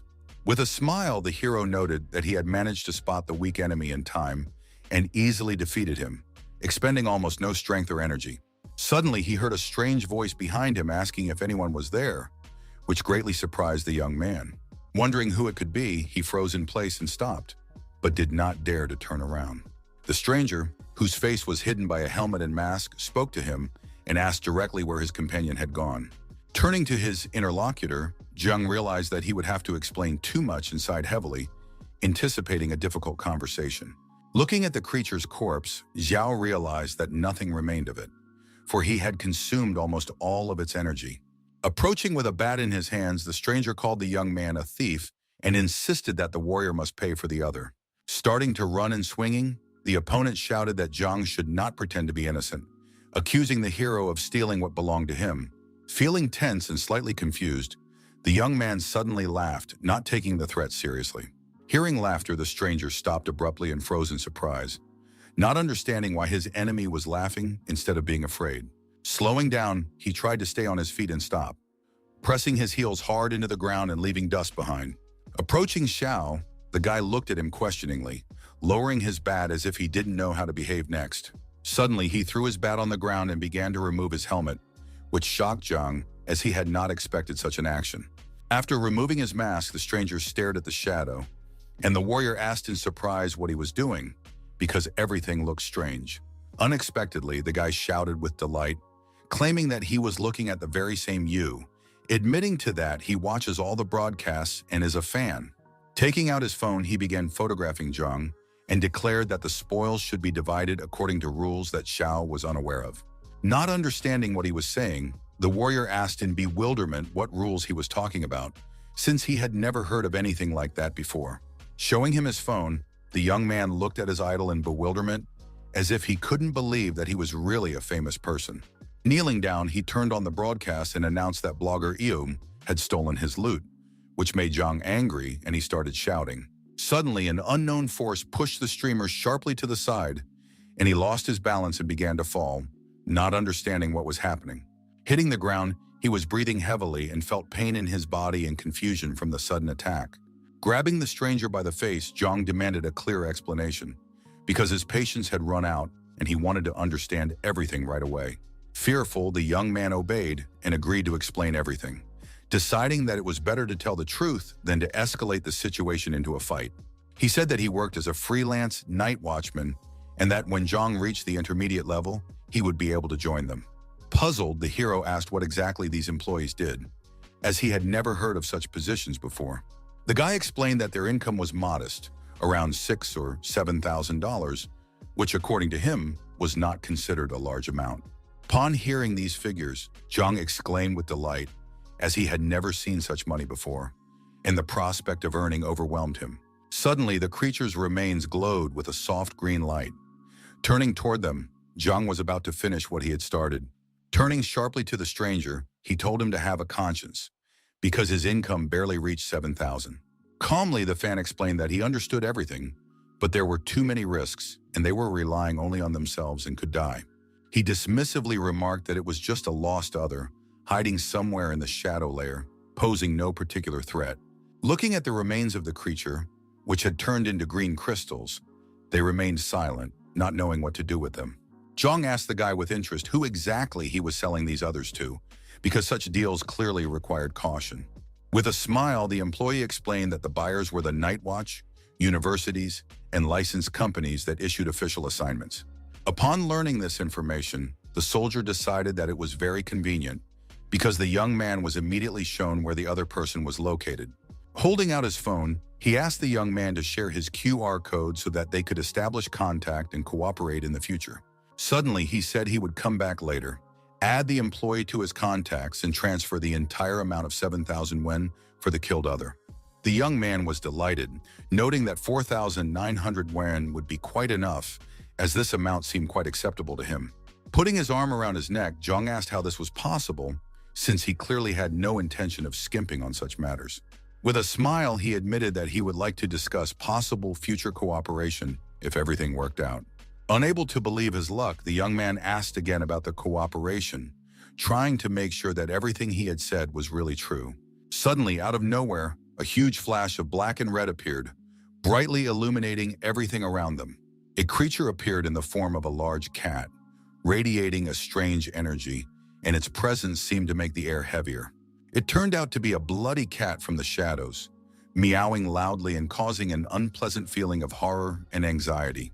Gritting his teeth in rage, Zhang decided to use his shadow bite to attack the enemy immediately. With one swift movement of his hand, he pierced the creature's body, striking it with such force that it could not resist. The hero tried to devour the cat, leaving the body intact, because otherwise it would be impossible to sell the trophy. After defeating the creature, Xiao smiled and told the young man that he could take all the loot, and the young man was clearly delighted with the offer. Tying the body of the other with a rope, the employee said with a smile that Yue was kind, and his words made Zhang feel good. The soldier thought that the employee also had a difficult job, because he had to find the location of others and deliver the bodies to the Night Watch. Throwing the bloody cat over his shoulder, the young man said that everything could be done alone if you registered in the system in advance. Wondering what would happen if the Night Watchman found out his identity, the hero decided to remain anonymous. With a smile, the guy praised his abilities, and Zhang said that if he had the time, he could defeat 100 others in just one day. He thought with annoyance that the others he had recently devoured had not made him stronger, and decided that the first rank was much more useful. Suddenly, Xiao asked Dang Ke to find such creatures tomorrow, because they could significantly increase his strength. Surprised, the guy said that it was impossible because the risk was too great, and such actions could end badly. As he was about to leave, But hearing his partner's words, Zhang stopped abruptly and turned around to explain his position. With a smile, he said that he was well aware of all the possible risks, but he was not going to give up on his plan. With the determination of a warrior, said that he would not back down and intended to deal with the others to the end, despite the threats. In the darkness of the streets, only the windows of high-rise buildings glowed, creating a feeling of tranquility and comfort in the city that had fallen into night. Pressing the doorbell, the guy suddenly realized that he was standing right at his door and had forgotten about it, absorbed in thoughts about the day he had lived. Opening the door and entering the apartment, he breathed a sigh of relief, releasing the tension that had built up recently. Hearing a voice behind him, he stopped abruptly, taken aback by the surprise because he was being reproached for coming home too late again. Lying on the sofa with her phone in her hands, Luz said she had been waiting for him for a long time and offered him some homemade cookies. Enjoying the taste, Xiao slowly chewed a piece, satisfying his hunger and feeling a pleasant warmth, as if finding inner peace. Sitting down next to her on the sofa, he asked where Uncle Li was and received a brief reply from the girl that he was out on an assignment. With genuine interest, the young man asked if he would be back today, but Lu replied in the negative and did not understand the reason for so many questions. Feeling excited, the guy suddenly suggested that his friend stay overnight at his place, hoping that she would agree. After hitting him for his inappropriate behavior, Lu looked at him angrily and asked how the test went, unwilling to tolerate such suggestions. With a bump on his head, Zhang reported that the test had been successful and immediately asked his girlfriend why she was asking. Continuing to insist, the girl asked again what level he had achieved, and the guy, deciding to lie, calmly said that he had the third. Remaining confident, Lu inquired about his abilities, and Zhang responded that he possessed shadow control, asking if she had heard of such a thing. The girl acknowledged that her friend had good skills and potential, but noted that it would be unnecessary to show them off in front of others. A little embarrassed, the young man couldn't believe that his friend was genuinely concerned about him and decided to ask her what powers she possessed. With a slight smile, Lu revealed that she possessed the ability of the spirit, and she said it as if she were sharing something important. Explaining her words, she added that her ability was considered the strongest and had the greatest potential among other known skills. Lu continued enthusiastically, saying that in the early stages, the spirit is weak, but in the later stages, it becomes very powerful, while Zhang was angry, thinking about her boasting. Grabbing the girl by the cheek and shaking her gently, he told her not to shout unnecessarily, trying to change the subject. Very angry, she put her hand in his mouth and shouted, demanding that he shut up and stop saying things that annoyed her. Pulling her hand out, she gently touched his face with her palm, as if wanting to quell the argument and stop the growing tension. Puzzled, the boy asked if that meant they were now shadow walkers and soul keepers, but Lu admitted she didn't know for sure. She explained that Zhang's power was connected to the shadow of another, implying that their abilities had a common origin. Touching her head, she continued and said that her power as a guardian was connected to the spirit of the other, as if reflecting his inner essence. Turning the board around, Lu began to explain that in order to develop one's powers, one must hunt others, and that this is the only way to become stronger. Zhang noted with interest that her skill sounded impressive and suggested she demonstrate her abilities, but his friend said there were no others nearby. With a smile, he suggested trying her skill on him, assuring her that everything would be fine and there was no need to worry, but Lu screamed, thinking it was madness. After thinking for a moment, she agreed to show her abilities, moving her hands and creating a strange energy. Reaching out her hand, Lu kept her eyes fixed on Zhang, as if she wanted to focus all her attention on him. It was as if she was trying to penetrate her friend's consciousness, while he could only see her hand and did not understand what was happening around him. As if under hypnosis, Zhao lost touch with reality, losing control of his body and mind. Suddenly, he collapsed from the sofa onto the floor and cried out in pain, and his girlfriend instantly rushed to him, not expecting such an effect. With his head on the girl's lap, Zhang cried out, demanding that she stroke him and ease his suffering. Deciding to help her friend, she began to gently massage him, trying to relieve the tension and pain caused by the energy. But Zhang did not relent, demanding that she massage his head with both hands to reduce the discomfort. Suddenly, the guy said that Lu was very strong and he was ready to defend himself, but he still fell into the trap, surprised by her skill. As if justifying his weakness, she explained that this was a normal reaction, because their abilities came from different sources, and the spirit had attacked sharply. Pointing at her, the young man asked if she would become a target at the training camp, but Lu said she would work hard. Sighing heavily, Zhang asked what levels the other students would have, and his friend replied that the guys would be much stronger than him. Suddenly, she asked how much the guy would pay the masseuse for such a massage, and Xiao said he didn't know, guessing a few thousand. An awkward silence ensued, but after a moment, a cunning plan formed in Lu's mind, and Zhang sensed that something was amiss. The light bulb on the ceiling lit up brighter, and the guy screamed in pain, telling his girlfriend not to come closer, feeling a strange effect. When night fell, the hero went back to the shadow layer, where monsters were fighting each other in a dangerous battle. Watching from the roof with Dende as the monster devoured its prey, the warrior asked if he was first rank and received an affirmative answer. Deciding to act, Zhang nimbly jumped down from the roof, and although his partner asked for help, he decided to act on his own. Wondering why the young man had brought him along, Dende decided to simply watch the battle, assessing the strength of both opponents.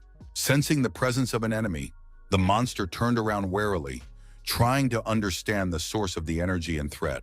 Rushing into the attack, Zhao delivered a crushing blow, knocking the other off his feet, demonstrating speed and precision of movement. Piercing the body through and through, he killed the enemy, and blood dripped from his claws, leaving behind a trail of destructive power. Examining his hands near the slain other, the warrior noticed that the threads of shadow had improved, and the ability of the shadow group had appeared. Thanks to his new skills, the young man could attack his opponent faster, using a multitude of threads that wove together. Shocked, Dende cried out, unable to believe that his brother Yu possessed such power, surprised by the sudden increase in his strength. In the middle of the night, one of the patrol trainees engaged in combat with dangerous creatures, displaying rare courage and strength. Soaring above the flock of others, his body glowed with energy, and in that moment, he looked like a superhero from an old comic book.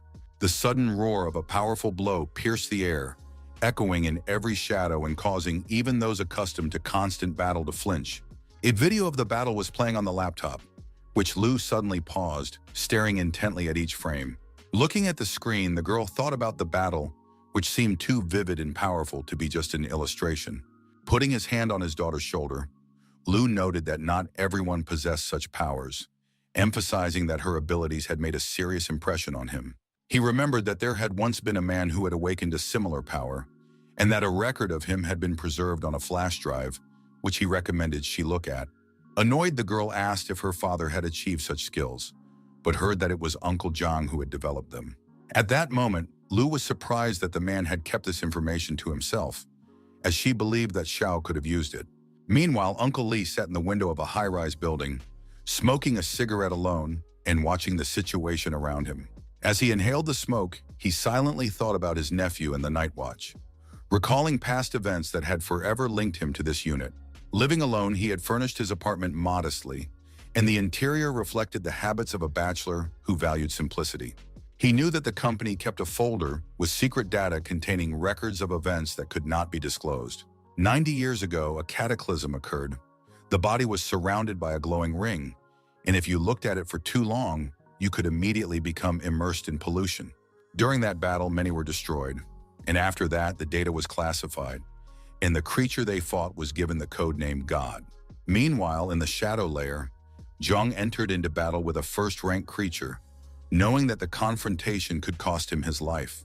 Releasing a web of shadows from his hands, he hurled it at the other, directing all his strength into the attack, hoping to at least slow the enemy's advance. The blow struck the enemy directly in the chest, and the surprise caused him to freeze in shock, as if he did not understand what was happening. Suddenly, the enemy launched a counterattack, which nearly knocked Zhang off balance, but he managed to hold on. On the sidelines, Dende filmed the fight on camera, worried about his idol, and mentally wished him luck, even though he knew there was nothing he could do to help. The powerful blow had knocked half the blood out of the guy, but he remained standing, wanting to continue the fight and win the confrontation. Turning around, he noticed that his opponent had launched another attack, closing the distance at a frightening speed. Taking out an explosive stick, Zhang realized that the moment had come to deliver the decisive blow, because that was the only way to win. Breaking it in half, he realized that very soon there would be an explosion of enormous power, capable of destroying everything around it. Seeing the enemy's sudden movements, the monster became alert and suddenly froze, as if sensing something was wrong. The throw of the wand caused an explosion so powerful that the enemy's body was blown to pieces, and the ground shook while the hero watched from the sidelines. The group of shadows caused explosions in the enemy's body, and with deep penetration, the damage was colossal, which allowed Zhang to finish off the enemy. Showing a video recording of the fight, Dende pointed out Zhang's hidden abilities, which had not been apparent before. Convincing his partner, the young man said that the part of the video with the explosion would cause a sensation, and Xiao praised him for the successful filming. While he turned to the system, his partner quickly gathered the remaining treasures left behind by the defeated enemy. Realizing the outcome of the battles, Zhang noticed that his lifespan had increased to 47 days and decided not to worry about the camp, deciding that this would be enough. Laughing at the situation, he asked his partner to prepare the topic of the next enemy so that they would be fully prepared for it. Suddenly, a giant other with a body of eyes appeared before them, as if watching their every move. Flying by, the eyeball left behind a strange glow of purple energy that resembled a trailing trail. Noticing the other's behavior, Zhang became alert, immediately forming a plan of action in his head to defend himself against a possible threat. The approaching energy caused Xiao to grab his partner by the collar and lift him up, preventing the flow from reaching him. Hiding behind his comrade's back, Dende asked fearfully what this eyed creature was and how they could deal with it now. Raising clouds of dust, a glowing pupil began to appear in the distance, staring intently at its opponents. A huge eye-shaped body loomed over the boys, and they looked up in horror, unable to believe what was happening. In a panic, Dende shouted that it was a second-rank eyeball, and Zhang asked in surprise if it was a spirit. Recalling Lu, who claimed that the guardian of her soul was equal to the spirit of another, Zhang suggested a connection between the creature and his girlfriend. Despite his partner's attempts to stop him, Zhang rushed into the attack while the eyed one continued to keep his distance. The glowing pupil signaled an attack, and the guy realized that he couldn't let the strange creature strike first. Just as the opponents were preparing to clash, an arrow shot by someone suddenly approached the eye.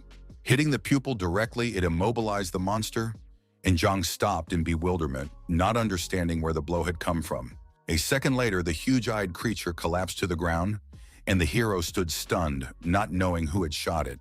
While the body of the slain creature continued to pulsate, losing its remaining strength and blood, the stranger who had struck the blow approached confidently from behind. Dressed as a superhero, the man stared intently at Xiao, showing no emotion or the slightest sign of fatigue. Seeing him, Zhang froze in surprise and couldn't believe his eyes, as if the legendary fighter was standing in front of him. Ignoring Xiao's call, the stranger soared upward, and the young man watched in confusion. Suddenly, a strange leaf fell from the air right into his hands as if delivered by some unknown force. After carefully looking at the message, Zhang silently read its contents, showing neither emotion nor surprise. It turned out to be an invitation from the Chuan group to join their ranks, but the young man had never heard of this organization before. Chuan's huge office building stood out among the other buildings, and a massive stone statue of a warrior towered over the entrance. People always crowded around the main entrance, and among the crowd of strangers stood Jiang, carefully examining his surroundings. Holding the invitation in his hands, he planned to enter the building to obtain more information about the Chuan Corporation. To get inside, he handed the ticket to the security guard, confirming that he had an official invitation. Earlier, Dende had told him that this corporation was considered the largest pharmaceutical company in Yunhai. The guy assured him that if Zhang became their employee, he would no longer have to worry about anything, and his future would be secure. Surprised, Xiao asked if this man was really an employee of the Chuan Corporation. Dende confirmed his guess, saying that it was easy to tell by the uniforms and insignia worn by all employees.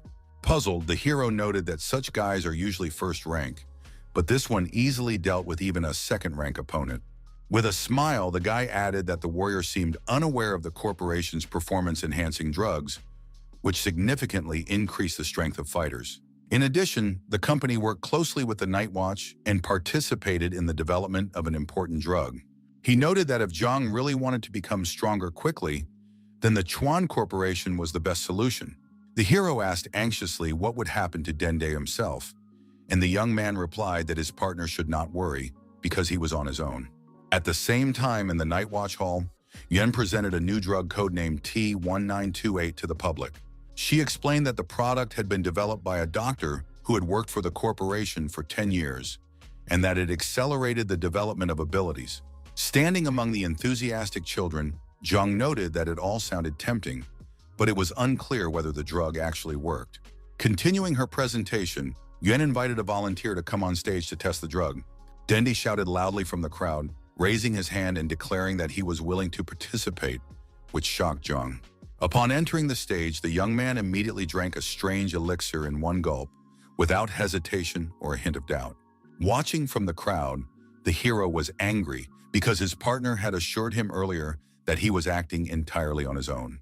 Suddenly, two beams of light shot out of the test subject's eyes, and he felt his brain working at an incredible speed. Waving her arms, Yuan announced that the original price was 8,888 yuan, but there was a discount, and the price was now 1,888. The crowd rushed to the stage. People were pushing and shoving to get the elixir, while Zhang grabbed his head and stepped aside. He understood that the guys had been influenced by advertising, and there was no way to help them. At that time, behind the glass display cases of the museum, there were various weapons for fighting dangerous creatures in the dark world. Also on display were old uniforms that had previously been worn by night watchmen. Special bullets and battle axes were also on display, which helped in battles against monsters from the shadows. A large painting depicted a group of warriors standing on a rock, with their weapons raised and torches in their hands. Seeing that the painting was dedicated to Zhao Chuyan, Zhang was puzzled, wondering if he really was a member of the Night Watch. The guy next to him confirmed Xiao's words, not doubting the accuracy of his guesses. With a smile, the stranger noted that few people remembered this now, because so much time had passed. Feeling the tension, the hero realized that the man from the shadows was a former night watchman. In the 50th year of the disaster, others invaded Daksho, and Zhao Chuan decided to act alone, beginning to organize a mass evacuation. To protect the people, he set himself on fire without hesitation, wanting to destroy all the monsters and prevent them from reaching the ordinary residents. At that moment, there was a loud explosion that engulfed the surrounding area and burned everything nearby, leaving only chaos behind. As a result, the flames completely burned the hero's body along with the monsters, and only in this way was he able to save ordinary people from certain death. The stranger explained that his descendants had managed to increase the size of the Chuan company and continue to make a huge and significant contribution to the cause. One of the night watchmen said that Zhang looked very much like Zhao, which surprised him. Puzzled, he pointed to himself and asked if he really looked like that man. Recalling the day of the exam, the young man remembered the words of the hero, who said he wanted to become a bright light in the endless and thick darkness. With a smile, the young man confirmed his words. But he understood inside that he had said everything just like that and did not attach any significance to his actions. Turning around, the stranger declared that Zhang was worthy of being General Li's relative, and these words greatly surprised Xiao.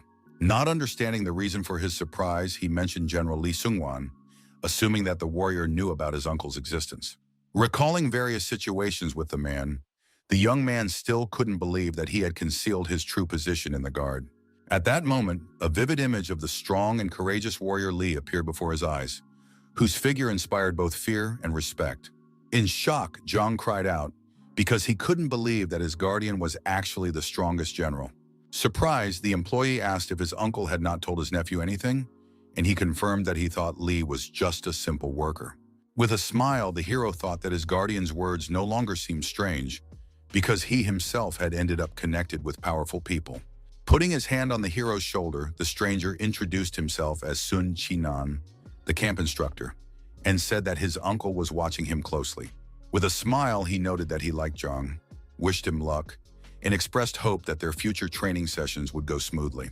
Moving forward, he left Xiao among the many exhibits on display for visitors. Feeling tense inside, the hero had a bad feeling that was directly related to the training. Suddenly, an image appeared before his eyes in which strange glowing eyes unexpectedly appeared, staring directly at him. Zhang was shocked by what he saw and couldn't understand who was watching him from the strange and mysterious layer of thick shadow. Looking at the painting again, he noticed that the frightening eyes had disappeared without a trace, and now the surface looked normal. Suddenly, a huge, elongated creature crawled out of the painting right in front of him, its movements resembling those of a snake. With interest, Xiao rushed after the strange creature, trying to understand its purpose and direction. The uncertainty gave him no peace. It soon became clear that it was a wandering spirit, but the hero wanted to find out where it had come from and why it had come here. Finding the sign for the emergency exit, He decided to go down the stairs, hoping not to lose sight of the mysterious spirit. Catching up with him, he wondered how the ghost had managed to get inside the building with such strict security and so many guards around. Making frightening sounds, the strange creature moved faster and faster in an incomprehensible direction, disturbing the surrounding space. At one point, John caught himself thinking that this creature was not so simple after all, and its behavior clearly concealed something more. The tail of the strange creature disappeared around the corner, but Xiao continued to chase after it, trying not to lose sight of it. As he ran, he wondered if the increasing appearance of other creatures in their world could be linked to some unknown cause. Turning the corner, the boy suddenly opened his eyes wide because he saw something completely incomprehensible and did not understand how such a thing could be possible. Before him was an empty corridor in which the spirit seemed to have dissolved, as if it were an illusion that had vanished into thin air. Looking around, he realized that he was in the basement of the Chuan Company, but he couldn't figure out why there was no one there. Suddenly, he heard a voice announcing the return of number 9 and ordering him to enter, and the hero turned around questioningly. In search of the man, he turned his head in all directions, but saw no signs of life and could not find the source of the mysterious voice. For a second, the thought flashed through his mind that he should hide in the shadow layer to understand what was going on and what the Chuan Company was hiding. Having made up his mind, Zhang used the shadow icon, and soon thick darkness began to envelop his body, engulfing him completely and hiding him in the invisible world. Without stopping, he moved forward through the shadowy world, continuing to explore the company's premises, trying not to miss anything. At one point, the hero noticed something strange, which made him stop in confusion, not knowing how to react to what he saw. Before his eyes appeared a huge hall, inside which stood giant flasks, each containing strange objects. His eyes widened because what was happening seemed unreal and more like a frightening dream than reality. Coming closer, she saw other flasks inside, but did not understand what exactly the company intended to do with them. Peeking around the corner, he didn't dare go inside because he heard human voices coming from deep within the hall. A lab technician was walking between the rows of the laboratory with a doctor, who assured him that the cultivation of the wandering spirit was going well. With a smile, the student reminded Dr. Wu that Zhao wanted to take control of the bloody species and asked if he had any suitable ideas. The doctor said that taming others was incredibly difficult, and attempting to subjugate such a species could lead to significant and dangerous losses. As they walked by, Zhang hid in the shadows, listening as the young man argued for using flesh and blood, but the teacher insisted on caution. Gradually, they stopped at one of the flasks, inside which was another, and began to examine it closely. Peering into the glass, the doctor said that the ultimate goal of their project was to create a controllable monster that would help the Night Watch. Continuing to examine the object, the man added that in order to succeed, it was necessary to completely subjugate one of the spirits. Pointing to the creature in the flask, he explained that this particular spirit was with them only because it had been cast out by its own kind. Puzzled, Zhang continued to hide in the shadows, watching closely and listening silently to the conversation, trying to understand what was happening. Approaching the glass flask, the man greeted the prisoner, who was considered the 9th specimen.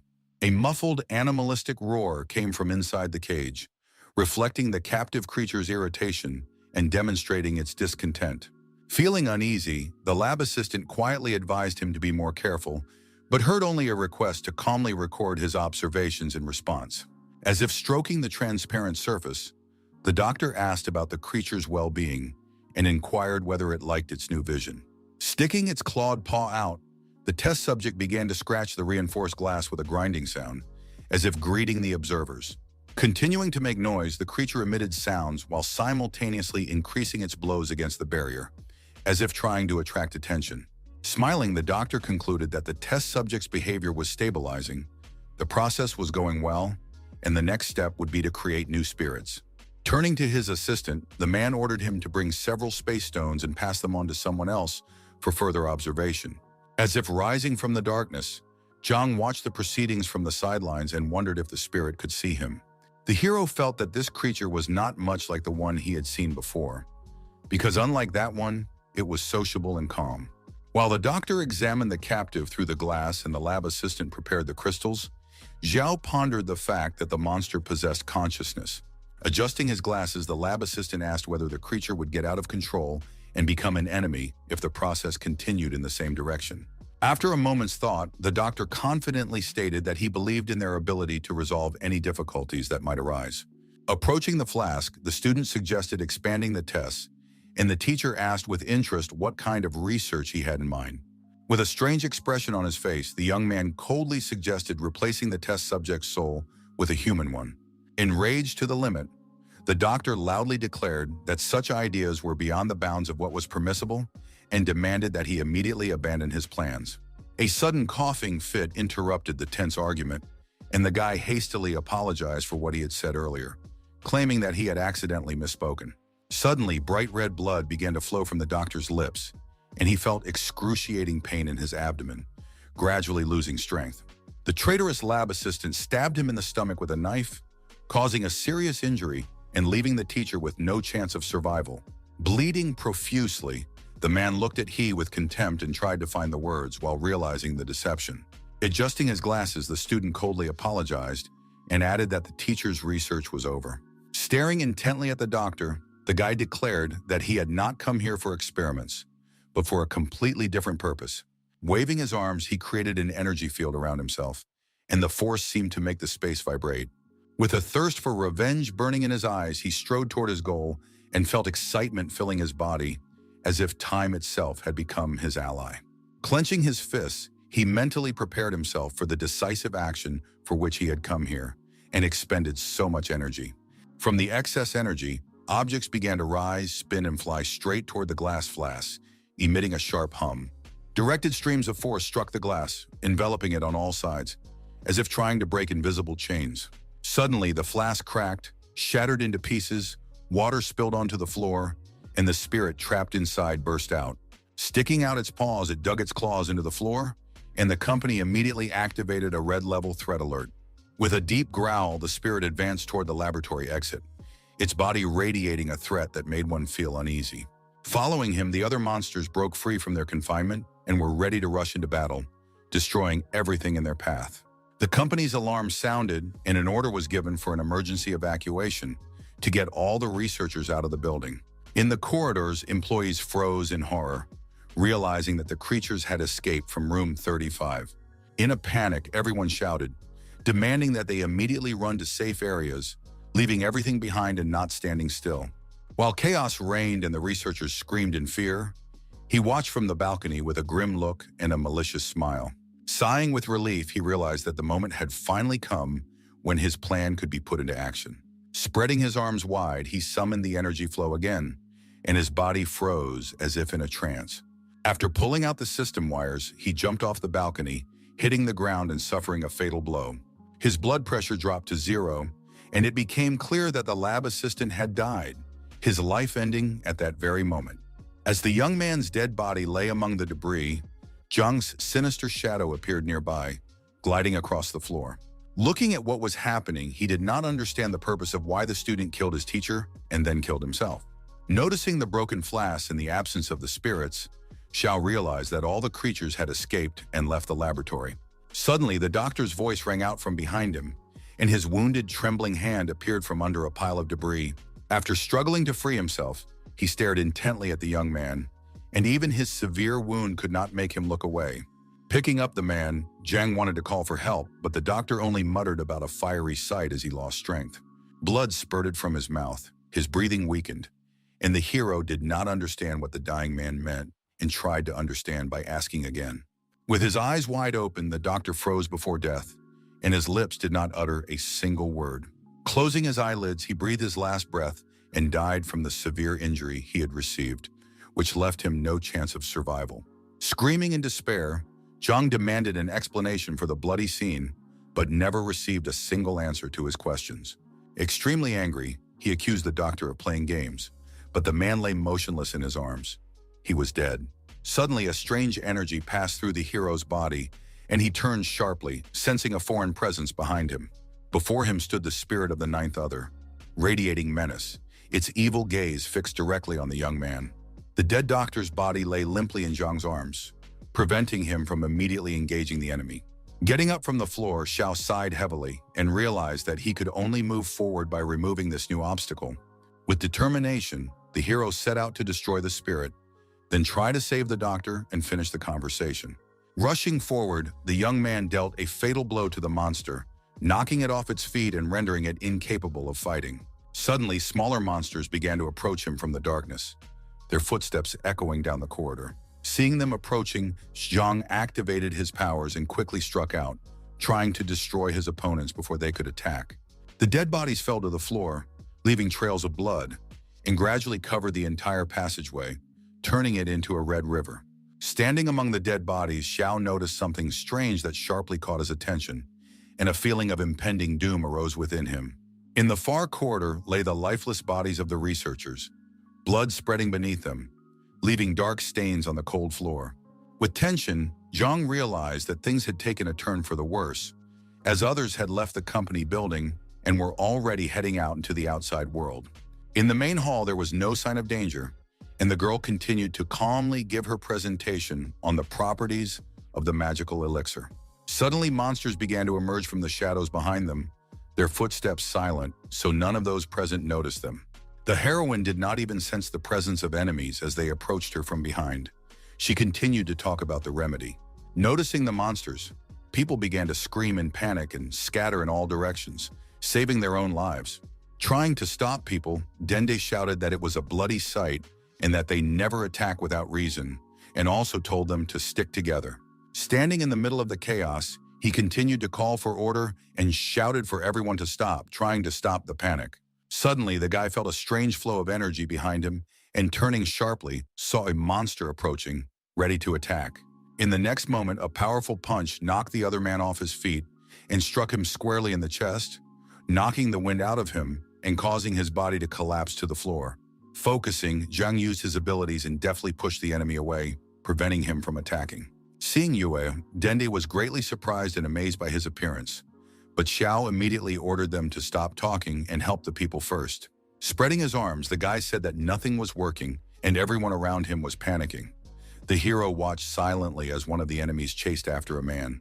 Another monster caught up with yet another, and cries for help filled the air as Zhang tried to come up with a plan. Rescuing the stranger from the other, the hero quickly repelled the attack and fought so that he would not have time to deliver a fatal blow. While Xiao fought the monsters, people watched the battle and the rising clouds of dust that completely filled the surrounding area. After defeating the enemy, the warrior urged people to be careful and dodge, not allowing the enemies to catch them. When they saw Yue, they began to shout joyfully, considering themselves saved, and some took out their phones and filmed their idol with their cameras. Suddenly, they shouted that they would stick together, that women and children would go out first, and that if anyone spotted the enemy, they would warn the others immediately. Breathing heavily, the young man looked around for anyone else who needed help, his eyes searching for the slightest movement. Chaos reigned all around, and in the midst of all the commotion, a crowd of young people stood huddled together, not knowing where to go or how to escape. Flying up, Zhang ordered Dende to lead the people to the exit, while he himself was going to check the building from above in case anyone else needed help. Amidst the fire were a mother and her daughter, crying desperately and calling loudly for help, hoping that someone would hear their cries. Stones and debris flew around them when suddenly a strange portal appeared in the air, glowing with a bright, flashing light. Hope flashed in the mother's eyes and she began to scream, signaling that they were there and waiting to be rescued. Suddenly, the woman froze in shock. Her body treacherously weakened and terror completely paralyzed her movements. Instead of a human, a huge beast burst out of the portal, growling menacingly and preparing to attack. Covering the child, she begged for mercy, even though she knew there was almost no hope of salvation. Suddenly, an inexplicable force stopped the monster, and it turned back in confusion, trying to understand what was happening. From the sudden powerful blow, the creature's body flew upward and flipped in the air, letting out a dull roar. Taking up a fighting stance, Zhang prepared to finish off his dangerous enemy, leaving him no chance to survive and attack again. Using his shadow abilities, the young man pierced his opponent's body with one precise and deadly blow. Pulling his hand out of the enemy's body, he watched as he gradually lost all his remaining strength and died. A moment later, the creature collapsed lifelessly to the ground near the frightened girl with the child, no longer able to cause any harm. With tears in her eyes and joy in her voice, the woman expressed her gratitude to her savior for his help and protection. Amidst the flames, Zhang felt unbearable heat and did not understand why it was so hot, since his body was resistant to fire. Raising his hand and gesturing, the hero smiled and reassured the girl and child that they had nothing to worry about, promising his support. Frightened by him, the girl began to cry again, but her mother quickly calmed her down, explaining that he was someone special who had come to help.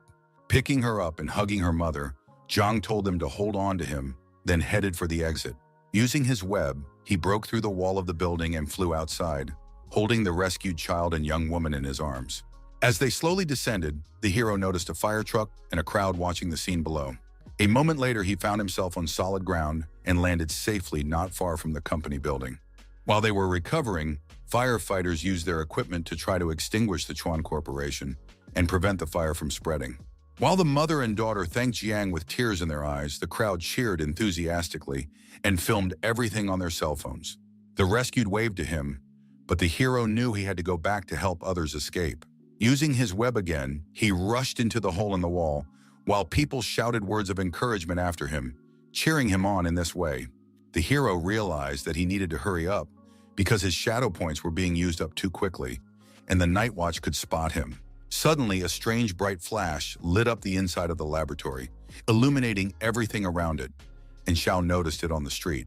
Turning around, he realized that the Night Watch had already arrived and was fighting the dangerous creatures that had escaped from the laboratory. Flying past, he saw a fierce battle, and a thought arose in his mind. Could all this have been planned in advance? Raising his hand, the warrior noticed a strange green glow appearing above his palm, gradually intensifying with each passing second.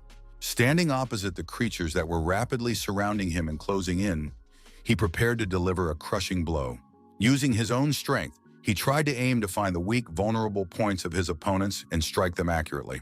Reaching out his hand, the Night Watchman delivered a powerful three-way strike that knocked down several of the others at once. Nearby, the rest of the squad also bravely joined the battle, repelling the creatures' attacks and showing their determination. Chaos reigned all around. Everything was filled with fire, smoke, and the bodies of fallen enemies scattered in all directions. New enemies appeared again and again, getting closer and closer, showing no signs of stopping and continuing to advance. The Chuan Company building was gradually being destroyed, explosions were occurring in different places, and fire was engulfing floor after floor. Looking from afar, Zhang realized that the company's industrial zone was the main target of the escaped monsters. Jumping through the window, he realized that the situation was extremely dire, but the upside was that there were no Night Watch employees nearby. Deciding to turn to the system, he checked the indicators and, after careful analysis, realized that he could only count on himself. When Xiao left the building, he was immediately surrounded by jubilant fans who shouted admiringly and tried to touch him. He carried one of the rescued people on his back and lowered the others using his web, making sturdy protective cocoons for them. He also managed to pull out a dog, and the people watching from the sidelines cheered and clapped, expressing their wild admiration. Among the crowd stood Examiner Sun Qinan, who noticed how the Special One jumped out of the building with a person on his back.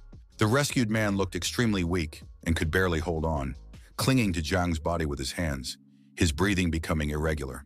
After landing, the hero realized that this was the last person who needed help and heard someone asking about his condition. After laying the victim on the floor and examining him, Xiao loudly ordered those around him to call an ambulance immediately. Breathing heavily, he realized that his fatigue had become unbearable, and it was very difficult for him to even stand up. Smiling as he watched the crowd, Zhang realized that all the effort and pain had been worth it, because the people were alive and grateful for his heroic deed. They rejoiced, hugged their loved ones and friends whom they had thought were dead, and cried tears of happiness and relief. An old woman in the crowd was crying loudly, asking everyone she could find about her granddaughter and where she could be found. A man and a woman were shouting, asking if anyone had seen their children, and rushing around among the crowd looking for them. With growing tension, Zhang realized that he had not seen the children and did not understand how he could have missed them while rescuing the others. Looking at the burning company building, he knew that a fierce fire was raging inside and that there was little chance of survival there. Suddenly, a child appeared before the hero's eyes and he froze in shock, not immediately realizing what was happening. Grabbing the girl, the other tried to run away, but she cried loudly and desperately called for help, trying to break free from the grip. Watching what was happening, Zhang did not understand why the creatures needed children and what they were thinking when they kidnapped them. Suddenly, the phone rang, and Xiao seemed to come to his senses, his heart beating faster, as the call brought him back to reality. It was Lu on the line, who immediately asked if he had gone to Chuan's company, her voice sounding demanding. Surprised, the guy asked how his friend knew about his plans, but she said it didn't matter and urged him to come home. With a smile, the hero replied that he would only come if Lu made beef salad with tomatoes and egg soup for dinner. Hanging up the phone, he rushed to follow the others to rescue the kidnapped children who had been taken right before his eyes. There were a few short beeps on the phone, and Lu, confused and worried, kept staring at the screen of her phone. Out of breath, the guy realized that he didn't have much blood or shadow points left, so he had to hurry.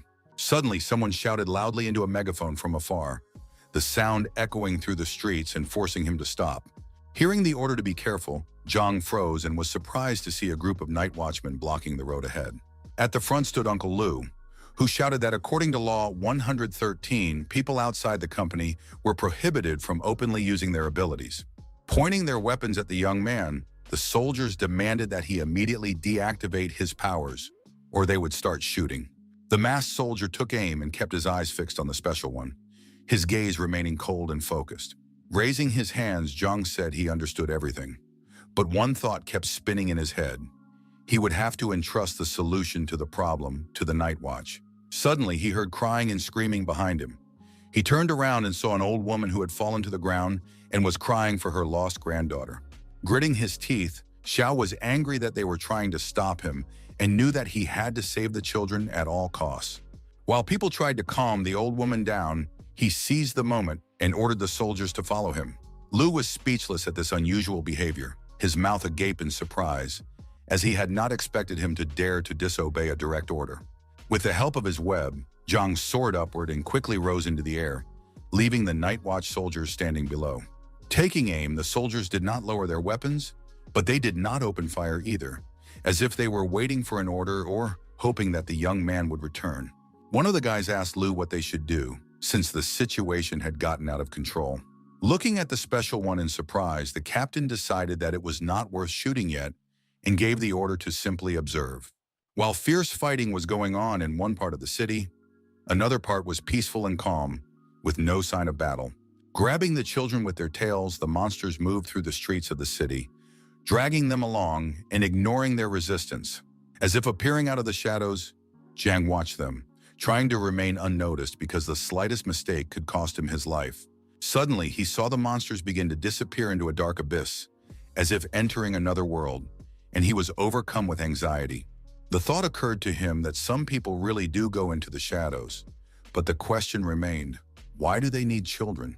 Watching from the roof of a neighboring building, Zhang tried to understand what they were going to do with their victims. He caught himself thinking that they used to kill, but now they were kidnapping people step by step, threatening the lives of innocent people. In the neighboring building, others had placed children in the center of the room, surrounding them on all sides. The children were crying and calling for help. Understanding the true nature of Chuan's company, the young man realized that he was in a terrible situation and could not delay. Rushing downstairs, he realized that it was too late to back out, and that he had to rescue the children immediately, otherwise the consequences would be catastrophic. Others remained on alert, while the children continued to cry and call for help, which increased the tension and the need for a quick decision. Suddenly, a stone fell next to one of the monsters, bouncing off a pillar, and it froze in surprise, not understanding what was happening. Shot into the darkness around him, trying to spot any movement, but at first glance, there was no one suspicious in sight. To get a better look, he decided to approach the edge of the floor, while Zhang hid in the shadows and quietly monitored the situation. Suddenly, the children cried louder, and another turned around to check on them, and still saw no change. Unexpectedly, stones flew again, bouncing off the walls, and the monster tensed, sensing that someone was quietly approaching them. A thought flashed through the monster's mind that perhaps it was spirits playing with him, while the children continued to cry and call for help. Suddenly, one of the monsters noticed something strange and froze in surprise for a moment, trying to understand what had happened. Turning to the children and counting them, he realized that there were fewer of them, which caused panic among the other monsters. All the others became alert, took up combat positions, and prepared to repel the attack, when suddenly a multitude of stones flew at them. Turning around, one of the monsters saw the one who had taken the children, and his surprise turned to rage and tension. Wang, along with several guys who were holding on to him, headed for the exit, trying to be inconspicuous. Sighing heavily, the guy realized that he had been spotted and would have to fight his opponents to save the children. Gradually approaching Xiao and the children and trying to stop their escape, others rushed to attack in order to take their victims. Their movement was abruptly stopped by a web created by the hero using his abilities, and they were unable to break through it. They tried to break through the nets, but to no avail. Each attempt only resulted in them becoming even more entangled. While the monsters were trying to escape, Zhang led the children out of the building, moving quietly and carefully so that no one would get hurt.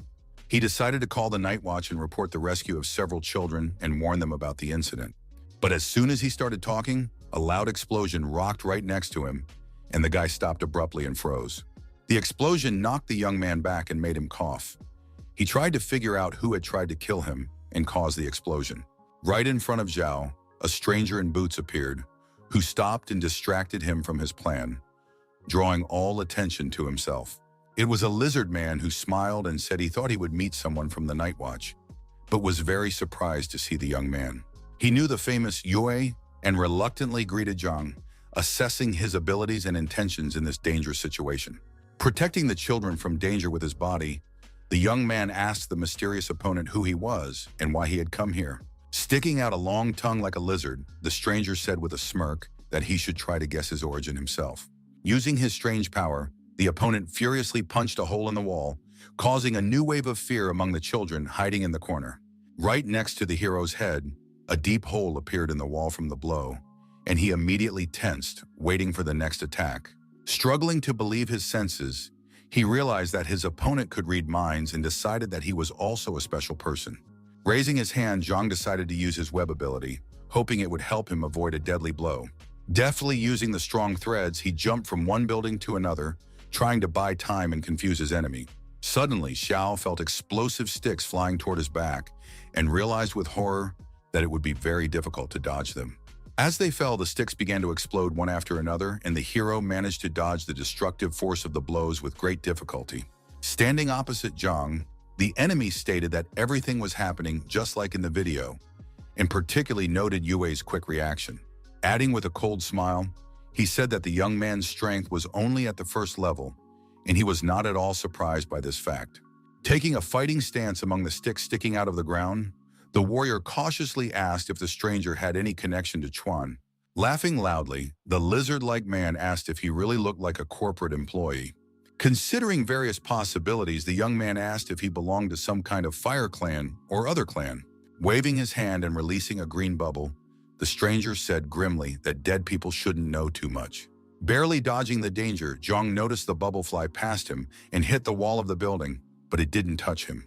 Turning around, he immediately saw a new ball slowly approaching him, which made the young man wary. At that moment, one suddenly exploded right in front of his face, and the blinding light nearly blinded the hero. The battle raged, everything around began to explode, and as the lizard man watched, Zhang's body was thrown sharply to the side. Despite the stream of green bubbles, he had no intention of retreating and was determined to continue fighting to the very end. Due to the powerful explosions, flames, and smoke, the enemy could not see the young man, and rejoicing, thought that he had perished in the fire. Catching himself thinking this, the enemy noted that everything was becoming boring and not as fun as he had expected at first. From a huge hole in the wall, the children watched the fierce battle in horror, unable to take their eyes off what was happening. In fear and tears, they called out to Zhang, thinking that the young man had died, and hoped that he would be able to escape the battle alive. As the smoke slowly cleared, the lizard man peered into the distance, hoping to see the hero's dead body. Suddenly, he noticed the enemy's disappearance and froze in complete shock, not understanding where he could have gone so quickly. Making his way through thick black clouds of smoke, he looked around carefully, trying to figure out where the enemy was hiding. Approaching the spot, he stared intently for a long time and couldn't understand where the warrior had disappeared to, because he was sure that he had finally defeated him. While the stranger looked around, the young man cautiously approached from behind, hiding in the darkness and using the power of the shadows. Unaware of anything, he calmly looked into the distance, completely confident that there was no threat nearby. Gradually intensifying, the shadow's energy inexorably drew closer to its opponent, as if preparing to deliver a dangerous blow. Suddenly, the lizard felt a strange influence on his body, and a sharp pain that came so quickly that he was taken aback. Creeping up close, Zhang struck him hard in the back, putting all his strength and desire to end the battle quickly into the blow. Feeling joy, the young man found hope that the outcome of the battle would change, and victory would be closer than he could have imagined before. Turning sharply, the enemy responded with a furious blow, unwilling to give him even the slightest chance to survive. Colliding in midair, their powers formed a huge glowing ball that shimmered with two energies. Without loosening his grip, Zhang continued to attack until the lizard contemptuously called him a rat, trying to humiliate and anger him. Gradually dissolving into the shadows, the young man loosened his grip and the huge ball of energy began to fall, losing its former stability. When the hero's body completely disappeared into the darkness, there was a loud explosion that filled the space with fire and thunder. Realizing the inevitability of what was happening, the stranger froze in amazement, unable to believe that the situation had spiraled so dramatically out of control. Crossing his arms in front of him, he tried to protect himself from the shockwave, using all his abilities to save his life. Despite the protection he had created, his body felt the blows that broke through the barrier, causing minor damage. With a bloodied hand, the enemy noted that Zhang was again using shadows to hide and attack from behind. Creating a huge ball of energy, the lizard shouted that he would show the enemy how to truly fight in a deadly battle. Swinging with fury, he prepared to release the energy ball, putting all his accumulated rage into it. The released ball flew straight to the hole in the wall, where the frightened girl watched what was happening and froze in horror. Seeing the flying lump, she froze and called for Zhang's help, but her voice was weak, trembling, and broken. Feeling fear and hopelessness, the girl closed her eyes tightly, hoping that the danger would pass her by and not catch up with her. At that moment, the hero burst out of the shadows, seizing the moment and ready to take the blow himself to protect the child. Thanks to the power of his shadow, he managed to fend off the attack and save the girl, hidden behind the wall, from an inevitable fatal blow. Deflecting blows, Zhang was quickly losing strength, his body weakening, but he had no intention of retreating and was determined to continue the fight. Suddenly, the lizard's voice rang out from behind him, declaring that he had finally caught the young man and was confident of victory. Feeling intense pain, the hero cried out in pain and surprise and tried to understand where exactly the damage had been done. With all his might, the lizard struck him in the back, causing Zhang's body to twist in pain and his breathing to become heavy and erratic.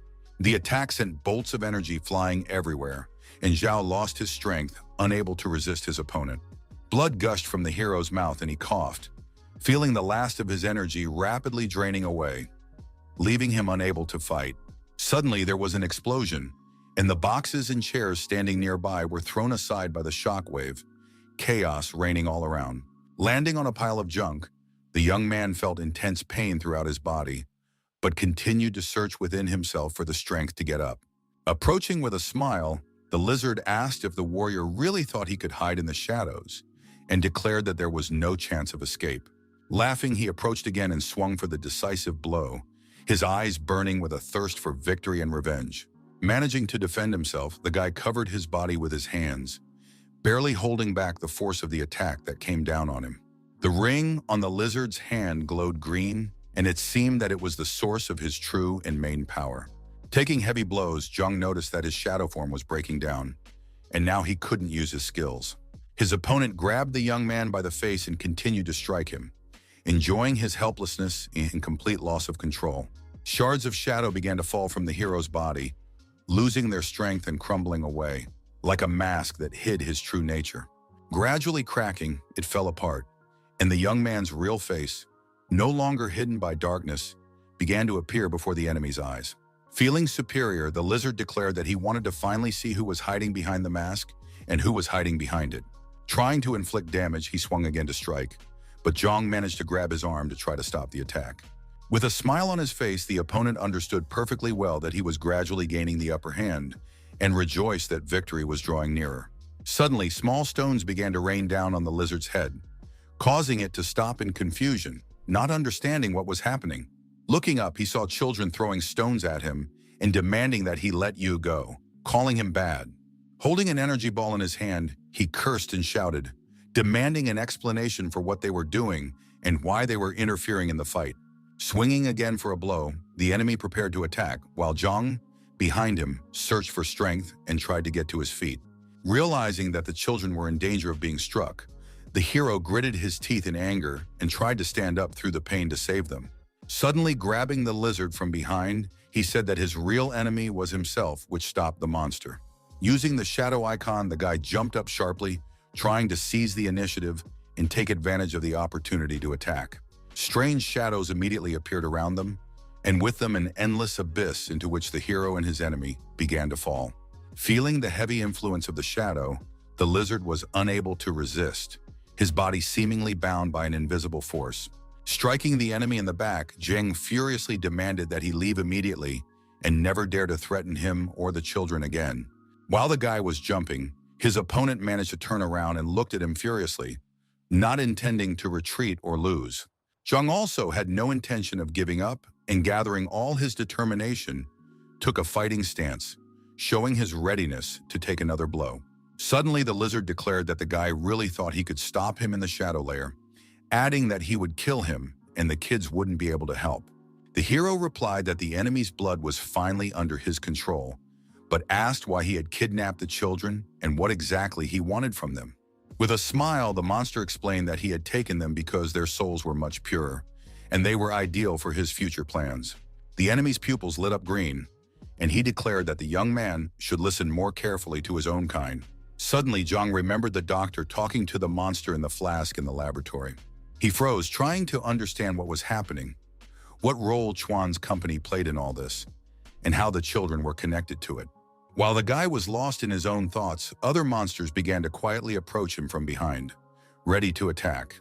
Surrounding him on all sides, they growled viciously, and the lizard asked with a smirk whether the hero had satisfied his curiosity. Raising his finger, he solemnly declared that Zhang would die right now, and no one else could stop him. As if on cue, the monsters began to roar loudly, and at that very moment launched a furious attack, leaving the hero no time to think. Quickly approaching from all sides, the monsters surrounded him in a tight circle, trying to prevent him from using his abilities. With a smile, Xiao knew that he was not going to give up, because this was where he had to show his strength and prove that he was capable of fighting to the end. He declared that he would only die after all the monsters had fallen, and then he dissolved into the shadows, disappearing from his enemy's sight. Space distorted, and Zhang reappeared, stretching his palms apart and creating a sticky web between them. Spreading his arms, he abruptly released the web, and his opponents found themselves trapped, each thread restraining their desperate attempts to break free. Tangled in the sticky web, they growled and writhed furiously, but every attempt to escape only tightened the sticky threads. Keeping his opponents trapped, the hero mockingly declared that he was returning the promised gift to them. Fighting his closest enemy, he first used his marking and pursuit skills to deprive his opponent of any chance of escape. Then he decided to use his decapitation skill, delivering a fierce blow that destroyed the enemy in an instant. Next, he used Shadow Bite, his mouth opening into a huge maw with sharp teeth, and he began to devour the helpless others. Frozen in horror, the lizard could not believe his eyes as he watched the hero not only defeat, but completely devour creatures. Jumping up sharply, demonstrating speed and strength, Zhang continued the fight, and each of his jumps was accompanied by a bright flash. Gradually, the space around him was enveloped in his energy, which suppressed the resistance of his enemies and made their struggle futile. Absorbing enemies one after another, he gained new points, strengthened his skills, and felt his inner strength growing stronger. Realizing that he had fallen into a dangerous trap, the lizard cursed and gritted his teeth fiercely, but he could not find a way out of the situation. Gradually, he lost confidence that he could defeat an opponent he had previously considered weak, and these thoughts weighed heavily on him. As it attempted to strike, the monster saw an impenetrable energy dome in front of it, and its hopes were dashed. The powerful blow sent the lizard's body flying to the side, and it struggled to get up, feeling its strength gradually leaving it. Unable to believe his eyes, the enemy froze in horror, realizing that he had become a toy in the hands of someone he had previously underestimated. Realizing that Zhang had used his blood, the monster cursed because the hero had managed to strengthen his abilities. Suddenly, a giant purple ball resembling a brain appeared before his eyes, and its light frightened the lizard so much that his hands began to tremble. Struck dumb, the lizard began to stutter and, overcome with fear, could not utter a word. His breathing became ragged. The ball was made entirely of energy, radiating purple light, and its vibrations spread around, causing the ground to shake beneath his feet. Using his cultivation ability, Xiao lifted it into the air and gradually approached his frightened opponent. Cursing, the monster ran away, hoping to escape, but each step pushed him closer to defeat. Without looking back, he kept running, realizing that the situation had become too dangerous and his chances of survival were rapidly dwindling. As he continued to flee, he caught himself thinking that this was the first time he had seen someone capable of mercilessly devouring others. The face of Zhang appeared before his eyes, one half human and the other looking like the face of a monster, full of rage and power. Suddenly, the lizard realized that perhaps the hero himself was different, hiding his true nature until that moment. Suddenly, he noticed a strange phenomenon, causing his eyes to widen even more and fear to paralyze his body. In a daze, the monster stopped in the middle of the street, realizing that his surroundings had changed and that reality around him was losing its familiar contours. Looking up, he saw a purple abyss that was gradually engulfing everything around him and slowly approaching him. Radiating powerful energy and continuing to use his abilities, Zhang stood motionless, right in the center of events. Feeling unconditional superiority, he understood that victory was already in his hands, and none of the remaining enemies could change the outcome. Gazing into the distance, he saw the destroyed buildings, and clearly realized that somewhere among the ruins, the lizard was still hiding, hoping for success. With burning eyes and a slight smile, he declared that now it was his turn to deliver a crushing blow and end the battle. The hero held a shadow sword in his hands, which he intended to use to defeat all his opponents and claim victory. Slowly approaching his opponent, the young man prepared to engage in battle with the lizard. Knowing that there was no more time to hesitate, a deep breath filled his lungs with heavy air, and at that moment, his whole body felt a surge of new, unknown strength. Realizing that he was only second rank, he still felt as if he had shed all darkness and unleashed hidden power. Focusing his attention on his opponent, Zhao began to release streams of energy that spread around him. Standing in the middle of the dark abyss, he suddenly realized that the sky and the earth were clearly visible, and the surrounding world seemed to be filled with new colors. When the tongues of energy began to rapidly approach the lizard, Zhang felt the fear and trembling of his opponent's body. Smiling, he said with cold determination that he intended to play a little before delivering the decisive blow. Thick clouds of dust slowly began to rise beneath his feet, gradually filling the battlefield. The stunned lizard could not understand whether the warrior had disappeared into the shadows or whether he had completely dissolved into space this time. Deciding that the enemy wanted to attack, he created a defense from others and shouted furiously that he would not allow his opponent to kill him. At that moment, energy bolts tore through the space, leaving behind a glow and a strange influence. Turning sharply, the monster saw the bodies of his allies and defenders being mercilessly struck by Zhang. One of the powerful blows struck his body, and in the next second, a powerful stream of hot blood gushed from his chest. Bent over in pain, he could no longer distinguish the enemy's rapid attacks and did not understand what kind of creature was hiding in front of him. Hiding deeper in the shadows, Zhang slowly approached his opponent, clutching the shadow sword in his hands, ready for the decisive blow.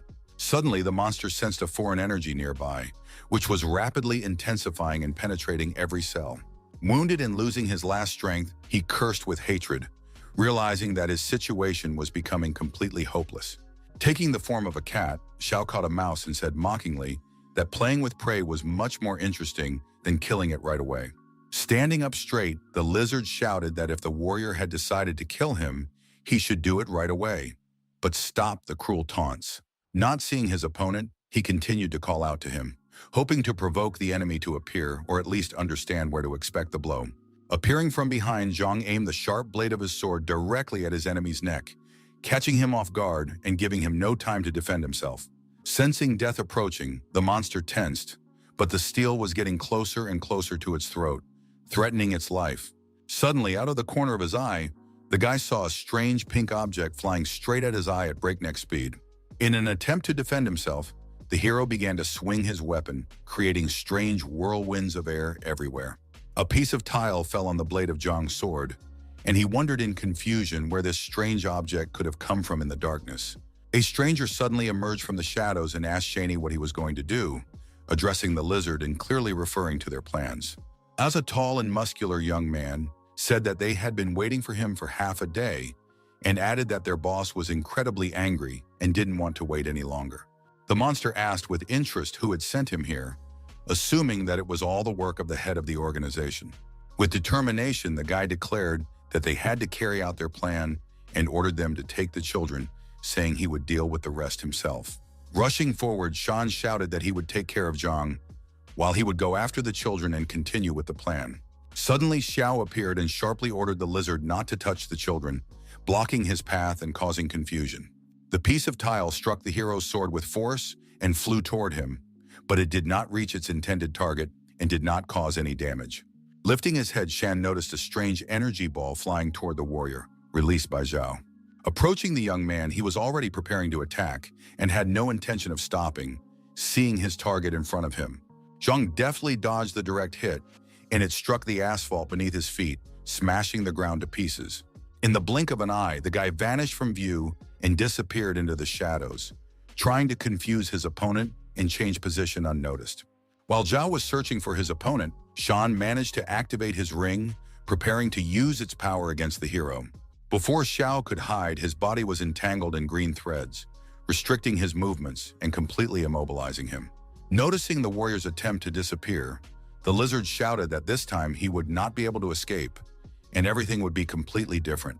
Seizing the moment, Zhao delivered a powerful blow directly to the young man's back, seeking to defeat him and finally deprive him of his strength.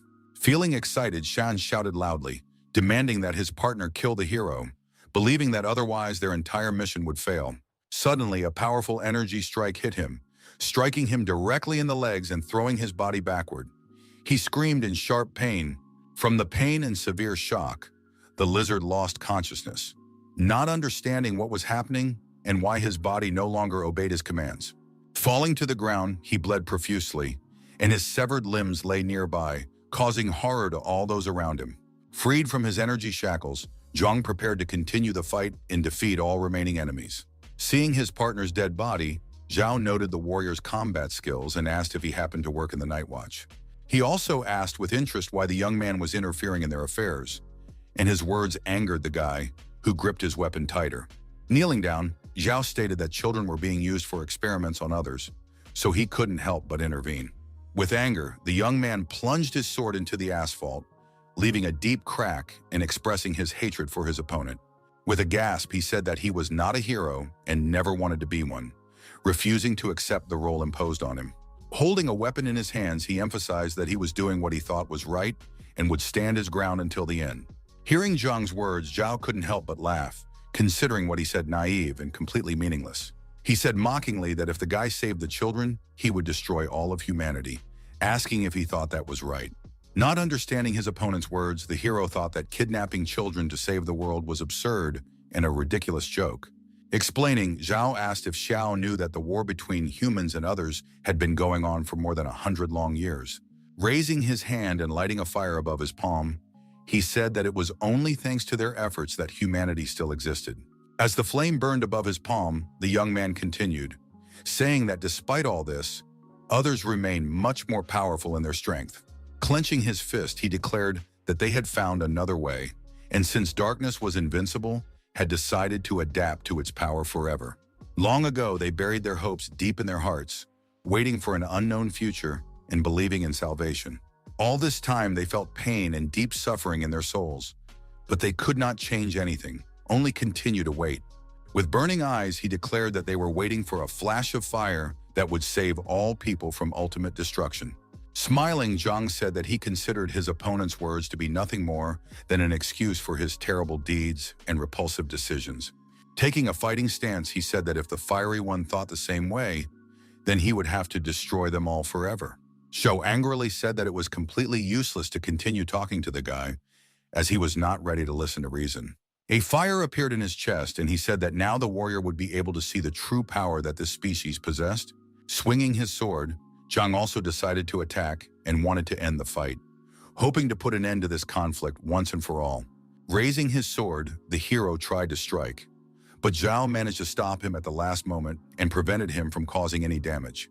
The powerful blow from his opponent sent him reeling to the side, losing some of his strength, feeling the weight begin to weigh down his body. His head spun, and he saw Double Ash looked at Zhang, who continued to stand and stare at his enemy. Getting up, Zhao began to swing his arms in different directions, trying to inflict some kind of damage on his opponent. When his attempts were unsuccessful, he clenched his fists in anger and felt a wave of irritation wash over him. Creating a stream of fiery energy, he swung for a strike, and the warrior instantly became alert, preparing to defend himself. The powerful blow caused an explosion, and thick dust rose rapidly, covering the battlefield.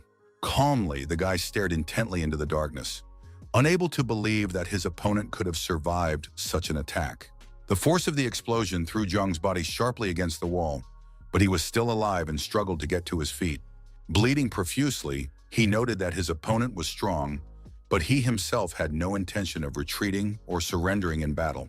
Feeling intense pain, the warrior noticed that the wound was not healing and did not understand why his body was no longer regenerating. Meanwhile, Zhao slowly approached him, demonstrating confidence and power, and prepared to launch a new attack. He stated that it was a special skill, a flame strike, and that the young man would not be able to defeat him even with full concentration of his abilities. Hearing this, Zhang asked in surprise, trying to understand how much stronger his opponent had become thanks to his new technique.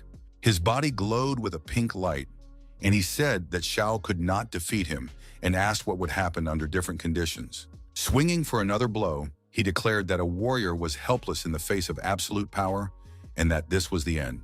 With a sly smile, the hero replied that his opponent was right, and he used his marking ability to find out about his weak spot. A target appeared on Zhao's chest, indicating vulnerability, and Zhang prepared to deliver a precise blow using the power of shadow. Suddenly, the space was illuminated by many strange lights, and the guy stopped in surprise, not understanding what was happening. Chaos reigned all around. Darkness engulfed everything. Many strange eyes watched him, and the energy of the shadows seemed to beckon him into unknown depths. Realizing that the darkness was inviting him, Zhao did not know how he had ended up here and began to say that he did not want to die. Suddenly, Zhang appeared behind him and said that it was fear lurking deep in his heart that was controlling the actions of the fiery apparition. The warrior stated emphatically that saving humanity was merely a pretext, and that fear was the true motive behind all actions. With horror in his eyes, the young man realized that the hero was telling the truth, and for the first time understood that his own doubts were guiding all his decisions. Huge silhouettes appeared in the air, completely surrounding the fighters and creating the feeling of an impenetrable trap. Taking up a fighting stance, Xiao declared that they were just a group of thugs, and that even the enemy's power would not be able to overcome the true power of the special one. These words greatly angered Zhao, and he gritted his teeth, trying to suppress his growing sense of fear while maintaining his composure. Rushing into the attack, he shouted for the warrior to be quiet, but the hero was already ready for action and quickly activated his pursuit skill. Thanks to his abilities, Zhang struck his opponent in the back, who felt pain and lost his concentration for a moment. Bleeding profusely and losing strength, the young man noticed his opponent's face and couldn't believe that he was just a simple young man. Meanwhile, the shadow began to crumble, revealing the true appearance of the hero, which he had so desperately tried to hide in order to maintain his confidentiality. The damage caused the opponent to fall to the ground, realizing that he had underestimated the warrior, who turned out to be stronger than he could have imagined. Realizing who his opponent really was, Zhao understood why he was fearless, because he himself had once been just as energetic. Looking at the dark sky, he recalled his past, the battles he had fought and the losses he had suffered, and realized that his ignorance and pride had long since dissipated. Gradually, the dark abyss above his head grew larger, and he sensed his own demise, but he could not stop the flow of thoughts. Throughout his life, he had experienced many battles and losses, and his ignorance had vanished, leaving only memories. Meanwhile, his body was dissolving into the abyss, but he was sure that the same fate awaited Zhang in the near future. Surprised, the hero asked who they were, but the only response was silence, and his voice echoed everywhere. All that remained of the enemy was a strange, fiery pink light that slowly diminished and disappeared into the air. Meanwhile, Anchor Shui stood outside the Chuan Company building and filmed a report saying that the fire had completely charred the building. While the cameraman was filming, she reported that the fire had broken out a few hours earlier and that several people had managed to escape. The injured girl, who was being carried on a stretcher, said that it was you who saved her and called him a real hero. It was also reported that monsters had kidnapped several children, and the hero rushed to rescue them, but there was no news yet, so their relatives could only hope. Suddenly, a guy in the crowd shouted that his brother had returned, and people immediately turned their attention to the figures appearing in the distance. Everyone nearby noticed the silhouettes of the hero and the children returning, and a journalist noted that it was a wonderful moment. All the guys stood next to the guy, rejoicing in their rescue and feeling relieved that the danger had passed. Feeling calm. Realizing that people could reveal his identity, Zhang felt internal tension and cautiously stayed behind. Sitting down with the children, he told them that they could go on by themselves, and they began to thank him joyfully for his help. Overjoyed, they hugged Xiao tightly, and he smiled, realizing that he had done his duty, but still did not want to reveal his identity. Nearby, night watch soldiers lined up to honor the hero, while children rushed into the arms of their relatives who could not hold back their tears of joy. Leaving behind only a faint glow that gradually faded into the air, Yue disappeared without a trace, and no one knew his plans. Having regained his human form, the weary Zhang finally returned home, feeling relieved and exhausted after the events of the day. Upon entering the apartment, he noticed Lu sitting on the sofa and was very surprised to realize that she was still waiting for him. With her legs tucked under her, the girl cried bitterly, not lifting her head, worrying about her friend and feeling betrayed. On the table stood a variety of fragrant dishes, prepared for her friend as a sign of care and respect. Puzzled, the hero silently looked at his friend, trying to collect his thoughts and understand why she was crying. Not understanding her emotions, he took the broken eggs out of his backpack, apologizing for coming home late. He explained that he had stopped at a store on the way, but something had gone wrong again, which was why he had been delayed. In tears, his girlfriend began to accuse him of lying, believing that he was hiding the truth about what was happening and thought she was stupid. Puzzled, Zhang asked what had happened, wondering if his girlfriend thought he had died during a dangerous mission. Angrily, Lu sank to the floor and shouted that it would be better if her friend died, while the hero struggled to control himself. She swung at him, but he stopped her blow with his hand in time to avoid hurting her and tried to calm her down. Holding her hand, he hugged her and pulled her close, but she demanded to be let go, not wanting to continue the conversation. The young man declared resolutely that he would not let her go, because their relationship and friendship were important to him. Such movements caused the chandelier on the ceiling to sway in different directions, creating a sense of chaos and reflecting the tense atmosphere. Suddenly approaching Lu, he asked if she had tried it, but the girl did not understand what he meant and asked again. Puzzled, she tried to understand what Jiang was talking about, because his words seemed strange and the intonation in his voice was unusual. The hero confidently stated that he had not tried it either, but did not explain his words, only staring intently at her. Suddenly, he suggested that his friend try it, and the girl froze, not expecting such a suggestion and still not understanding what he was talking about. Feeling irritated, she asked once again what the young man was talking about and asked him to express his thoughts more clearly. Suddenly, he began to move his lips closer to her face, and her heart began to beat faster. She did not understand what her friend was planning. Their lips intertwined and he kissed her, causing her to freeze in surprise and feel a strange but strong excitement inside. In shock, Lu opened her eyes wide, unable to believe that Zhang could bring himself to do such a thing and reveal his feelings. She pushed Zhang away sharply and shouted at him, trying to express her indignation, but she had mixed feelings in her heart. With a smile, the guy replied that he wasn't doing anything. He just wanted a drink and was looking for water, trying to explain his behavior. Wiping her lips, Lu asked in surprise, trying to understand whether he was serious or just joking. Taking the dishes from the table, the hero asked if his girlfriend had eaten anything, wanting to warm up the food and show his concern, despite the strange situation. As he headed toward the microwave, she watched him silently from behind, trying to understand his strange behavior. He put the food in the microwave to heat it up and have dinner, and the atmosphere was quiet, but the tension between them did not disappear. Exhaling, he thought to himself that he had been on the verge of life and death by doing such a thing, and he felt a little embarrassed, but also happy. As he reflected, he recalled how warm his stomach had felt when they kissed, and how soft her lips were.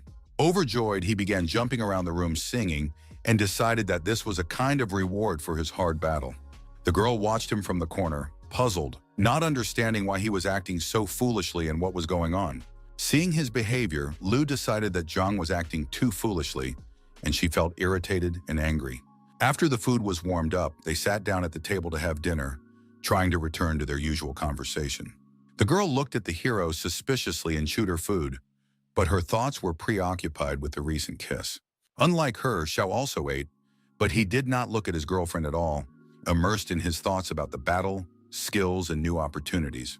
Reflecting on how much his abilities had increased after the battle, he decided to turn to the system to check the level of his power.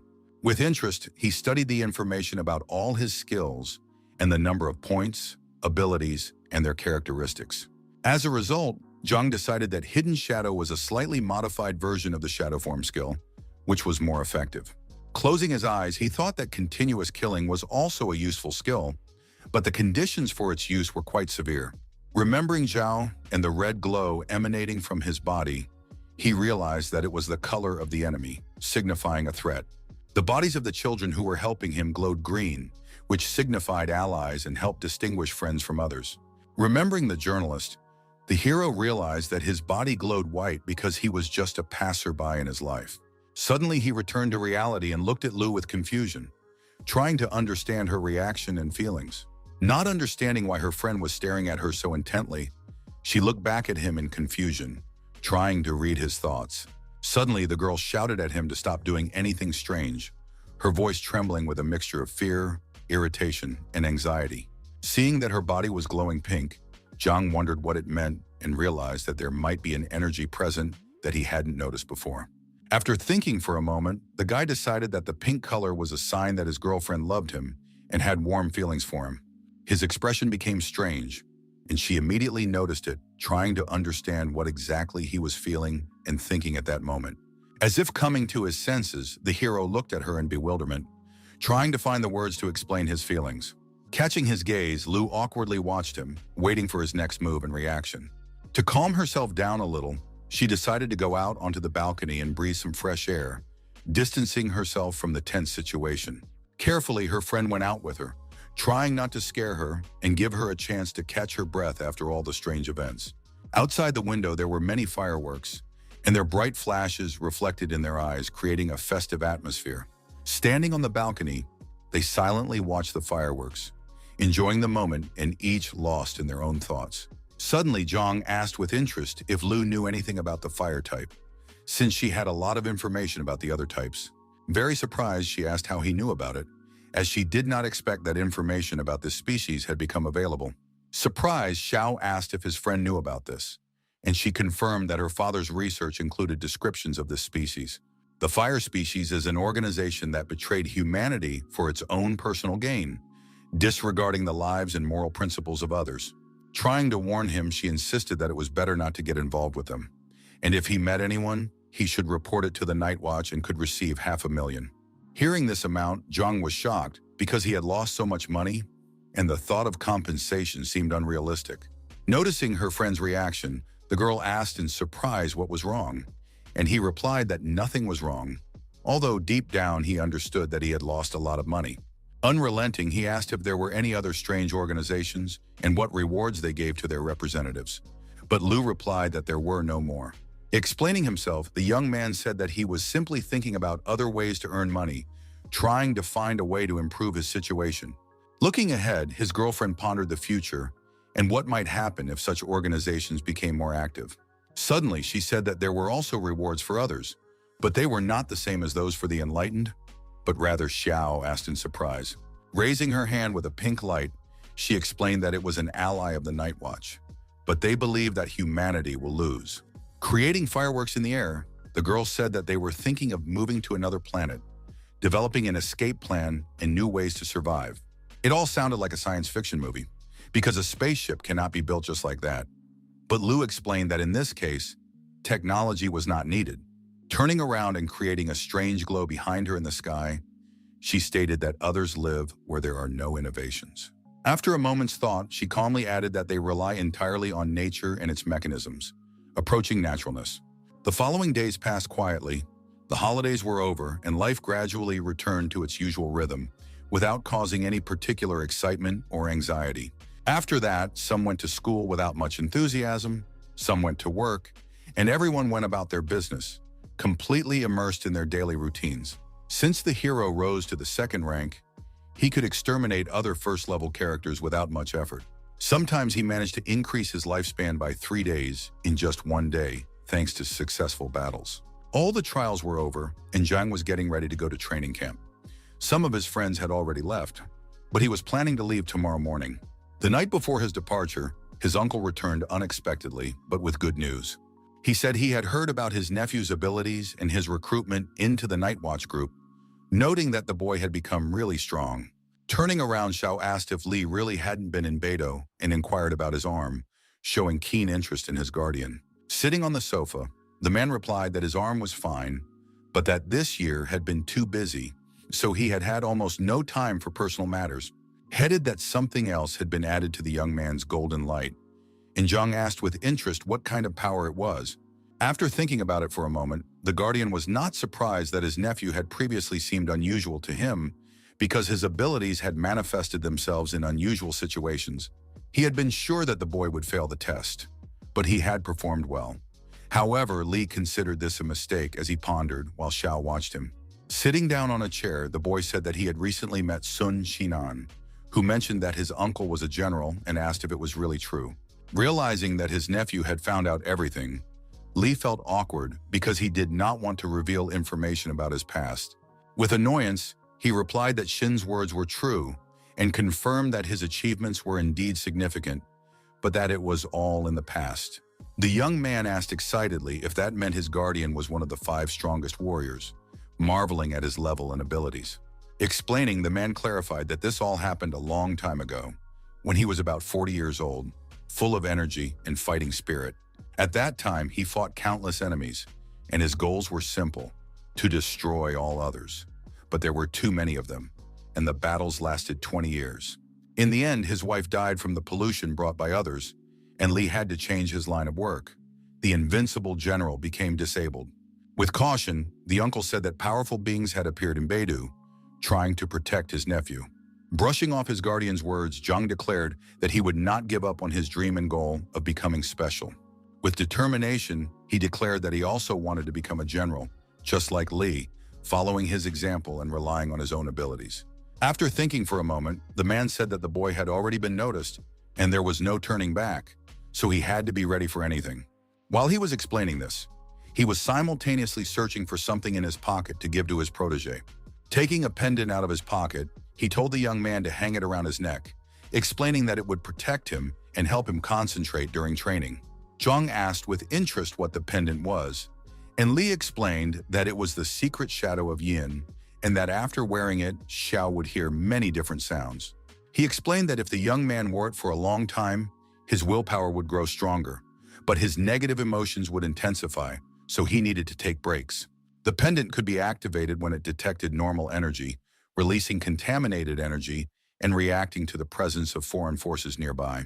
Upon hearing about shadow energy, Zhang thought that the pendant came from the shadow layer and could be dangerous if used incorrectly. Noting his nephew's intelligence, Li said that it was indeed from there, and that all forbidden things come from another world, but their use requires payment. The cost of use depends on the hero's strength and skill. If his level is above 5, he will be able to wear it without any particular risk. Continuing the story, the man explained that the most amazing thing about it is its ability to recognize people and respond to their inner strength. With interest, Zhang put it around his neck and said he would try wearing it to understand how it worked and feel its effect on himself. Approaching his nephew, the uncle looked closely at him from all sides and asked about his feelings, but the hero heard no sounds. With a smile, Li said that it seemed that the hero's willpower was resisting the influence of the pendant, and now he could rest easy. Leaving Zhang alone, the guardian departed, and the young man lay down on the bed to rest before training camp. After a while, he fell into a deep sleep, where his consciousness gradually relinquished control over his body. Suddenly, the pendant began to emit a strange, dark energy, glowing with a faint black light that gradually enveloped everything around it. Gradually, it absorbed Zhang's body, but he did not even wake up, as if he were between sleep and reality, unaware of how the energy of the pendant was spreading.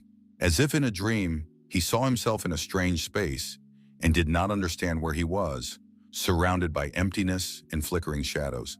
He peered into the distance, trying to see something familiar and understand where he was, but the abyss seemed endless. Ahead, Xiao noticed strange bubbles with creatures inside, floating in the air and shimmering with light. In the middle of one of the bubbles was a girl wearing the same pendant around her neck as Zhang. She was screaming for them to stop shouting in her ears. Puzzled, the hero watched the flying bubbles with people inside them, which were everywhere, and couldn't understand what was happening. In another bubble, a guy was fighting fire with some unknown energy, showing strength and resistance. Next, an unknown force wounded the stranger, who screamed in pain, begging to be saved, while the balls around him seemed to be alive. Suddenly, all the people screamed for help and salvation, as if they were in a nightmare, and their cries echoed through the endless space. Feeling the tension and chaos, Zhang did not understand who all these people were and thought that these were memories from the pendant. Suddenly, he heard an unfamiliar voice calling him Master, which made the hero flinch and feel a strange sense of responsibility. Looking ahead, he saw only a blue endless abyss, shimmering with a faint light, where there was no land, sky, or other landmarks. The next day, Zhang and Lu set off for the training camp by car, anticipating new events and adventures.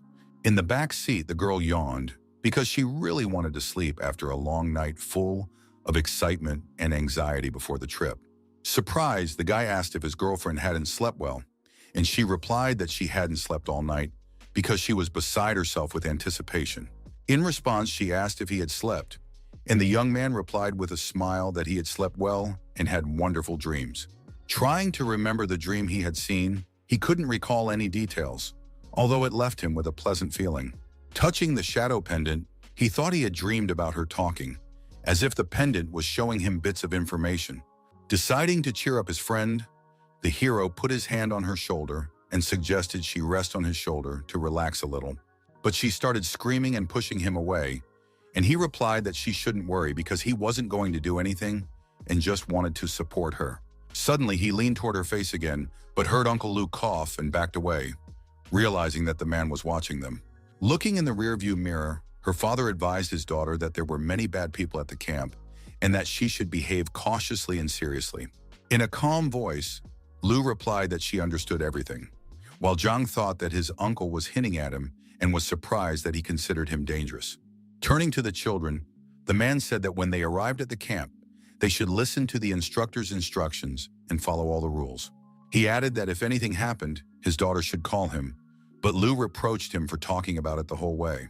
Suddenly, Zhang told his uncle not to worry about his daughter, because he was there and everything would be fine. But that was precisely why Lu was worried about her. After a while, the car pulled up to the tall station building, and the driver announced that they had arrived at their destination. Getting out of the car, Lu said goodbye to her father, and he reminded her about the phone so that she could stay in touch if necessary. Holding hands, the children walked toward the entrance of the building, walking confidently and sticking together to support each other. Noticing this, Lu snorted irritably, unable to accept the idea that his daughter was growing up and becoming independent of him. Annoyed, he called Zhang a scoundrel, expressing his dissatisfaction with his behavior and closeness to the heiress. Zhang tried to take the girl by the waist, but she waved him away, because her father might see, and she didn't want to put herself in an awkward position. Puzzled by his girlfriend's reaction, the hero said that they had always been together and he had nothing to worry about, but the girl asked him to be quiet.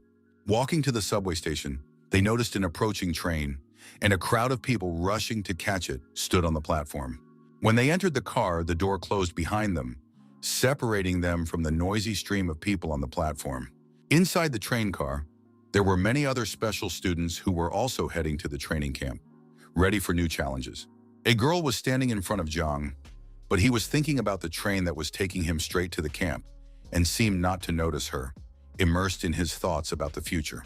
As the train traveled to the camp, the operator announced that the car would run without stops and was expected to arrive in exactly 20 minutes. Looking around, the hero noticed that there were many people in the carriage, and Lu explained that they had all arrived here from different locations to be sent to the camp. All the students had high test scores, so they only needed one training session to easily defeat other first-rankers. Surprised, the young man concluded that everyone was so strong that now there was no need to fear monsters, and he himself claimed that he could even handle second-rank monsters. Putting on her headphones, the girl warned him not to be so carefree, because the upcoming training sessions would be extremely difficult. Not letting up, his friend advised him to wait until he arrived, because it was at the camp that he would learn the true taste of suffering and difficult trials. The guy said mockingly that he didn't care, and confidently thought to himself that he would easily cope with all possible difficulties. A strange enveloping haze appeared outside the windows. Visibility was poor, but the journey continued. The train sped through a long underground tunnel at tremendous speed, carrying passengers further and further away, closer to the training camp. Xiao had fallen asleep and was snoring softly, but his girlfriend began to shake him, trying to wake him up and make him open his eyes. Opening his eyes, he didn't understand what was happening and asked in surprise what was going on and why the girl had woken him up. Lu noted with concern that 40 minutes had already passed, and the train was still traveling, although it had previously been reported that the journey would only take 20 minutes.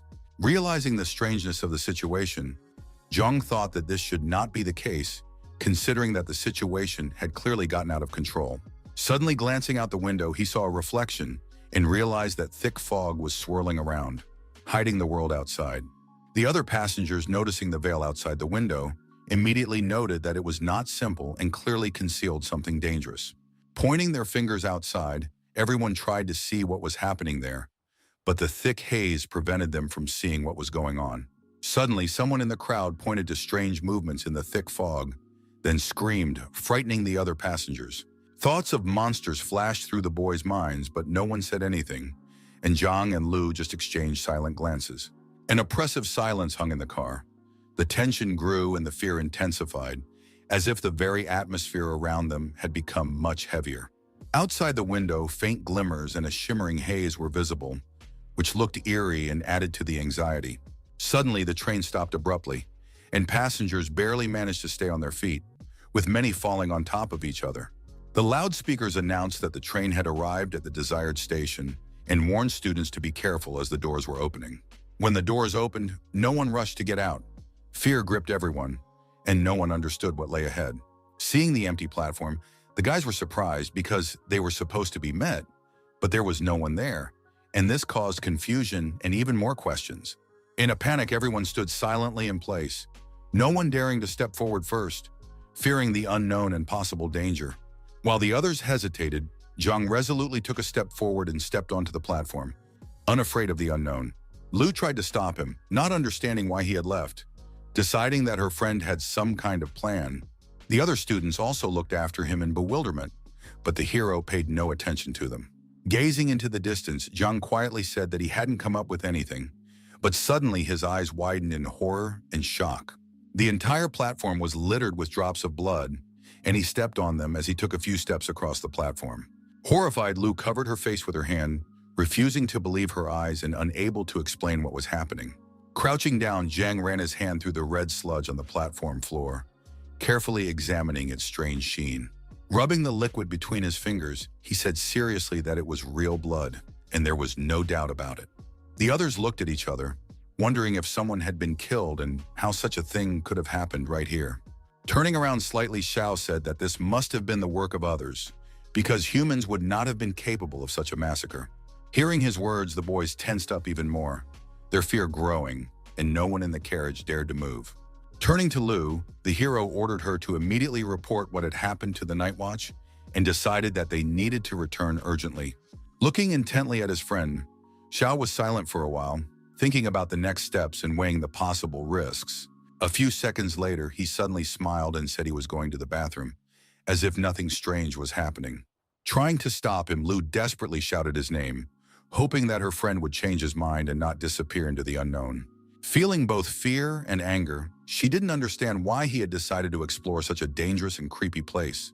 Without thinking twice, the girl rushed after him, deciding not to leave her friend alone, despite the growing horror inside her. The guys who stayed in the car looked at each other, not understanding where Zhang and Lu had run off to, or what they should do next. Not knowing how to get back, they wondered what to do, since there was no cell service, and someone suggested that they all go out onto the platform together. Hesitantly, anxiously, and doubtfully, they all began to get out one by one, trying to stay together as a group on the platform. A camera hung on the wall, Someone was watching them from afar, but none of the guys suspected they were being watched and didn't notice the device. Meanwhile, Zhang reached the restroom and calmly relieved himself, as if he were completely unconcerned with what was happening around him. With a smile and a sense of relief, he noted to himself that he now felt better, as he had wanted to use the restroom for a long time. Suddenly, he sensed a presence behind him and turned around, his heart beating rapidly from the growing tension. Right behind him stood a huge purple wolf, its eyes glowing red, its mouth slowly opening. Suddenly, stones flew, and the monster's body exploded right in front of Zhang, scattering pieces all over the floor. Puzzled, he turned around and saw Lu with a stone in her hand, wondering if she had really come here too. "Angry!" the girl shouted, asking if he didn't understand how dangerous it could be and where it would lead. Ignoring her cries, he calmly asked his girlfriend to calm down and just listen to him carefully. Putting her hands on her hips, she agreed to listen to him and decided to see what else the young man would come up with in such a tense situation. Suddenly, the guy declared with confidence that their training had already begun, but no one knew about it. Surprised, Lu asked when exactly the test had begun, and Zhang replied that it had started when they got out of the train car. Puzzled, the girl asked if he really thought that everything that was happening had been planned in advance and carefully prepared by someone. Pointing to the monster's remains, Zhang asked his friend what she thought about what had happened and what conclusions she could draw.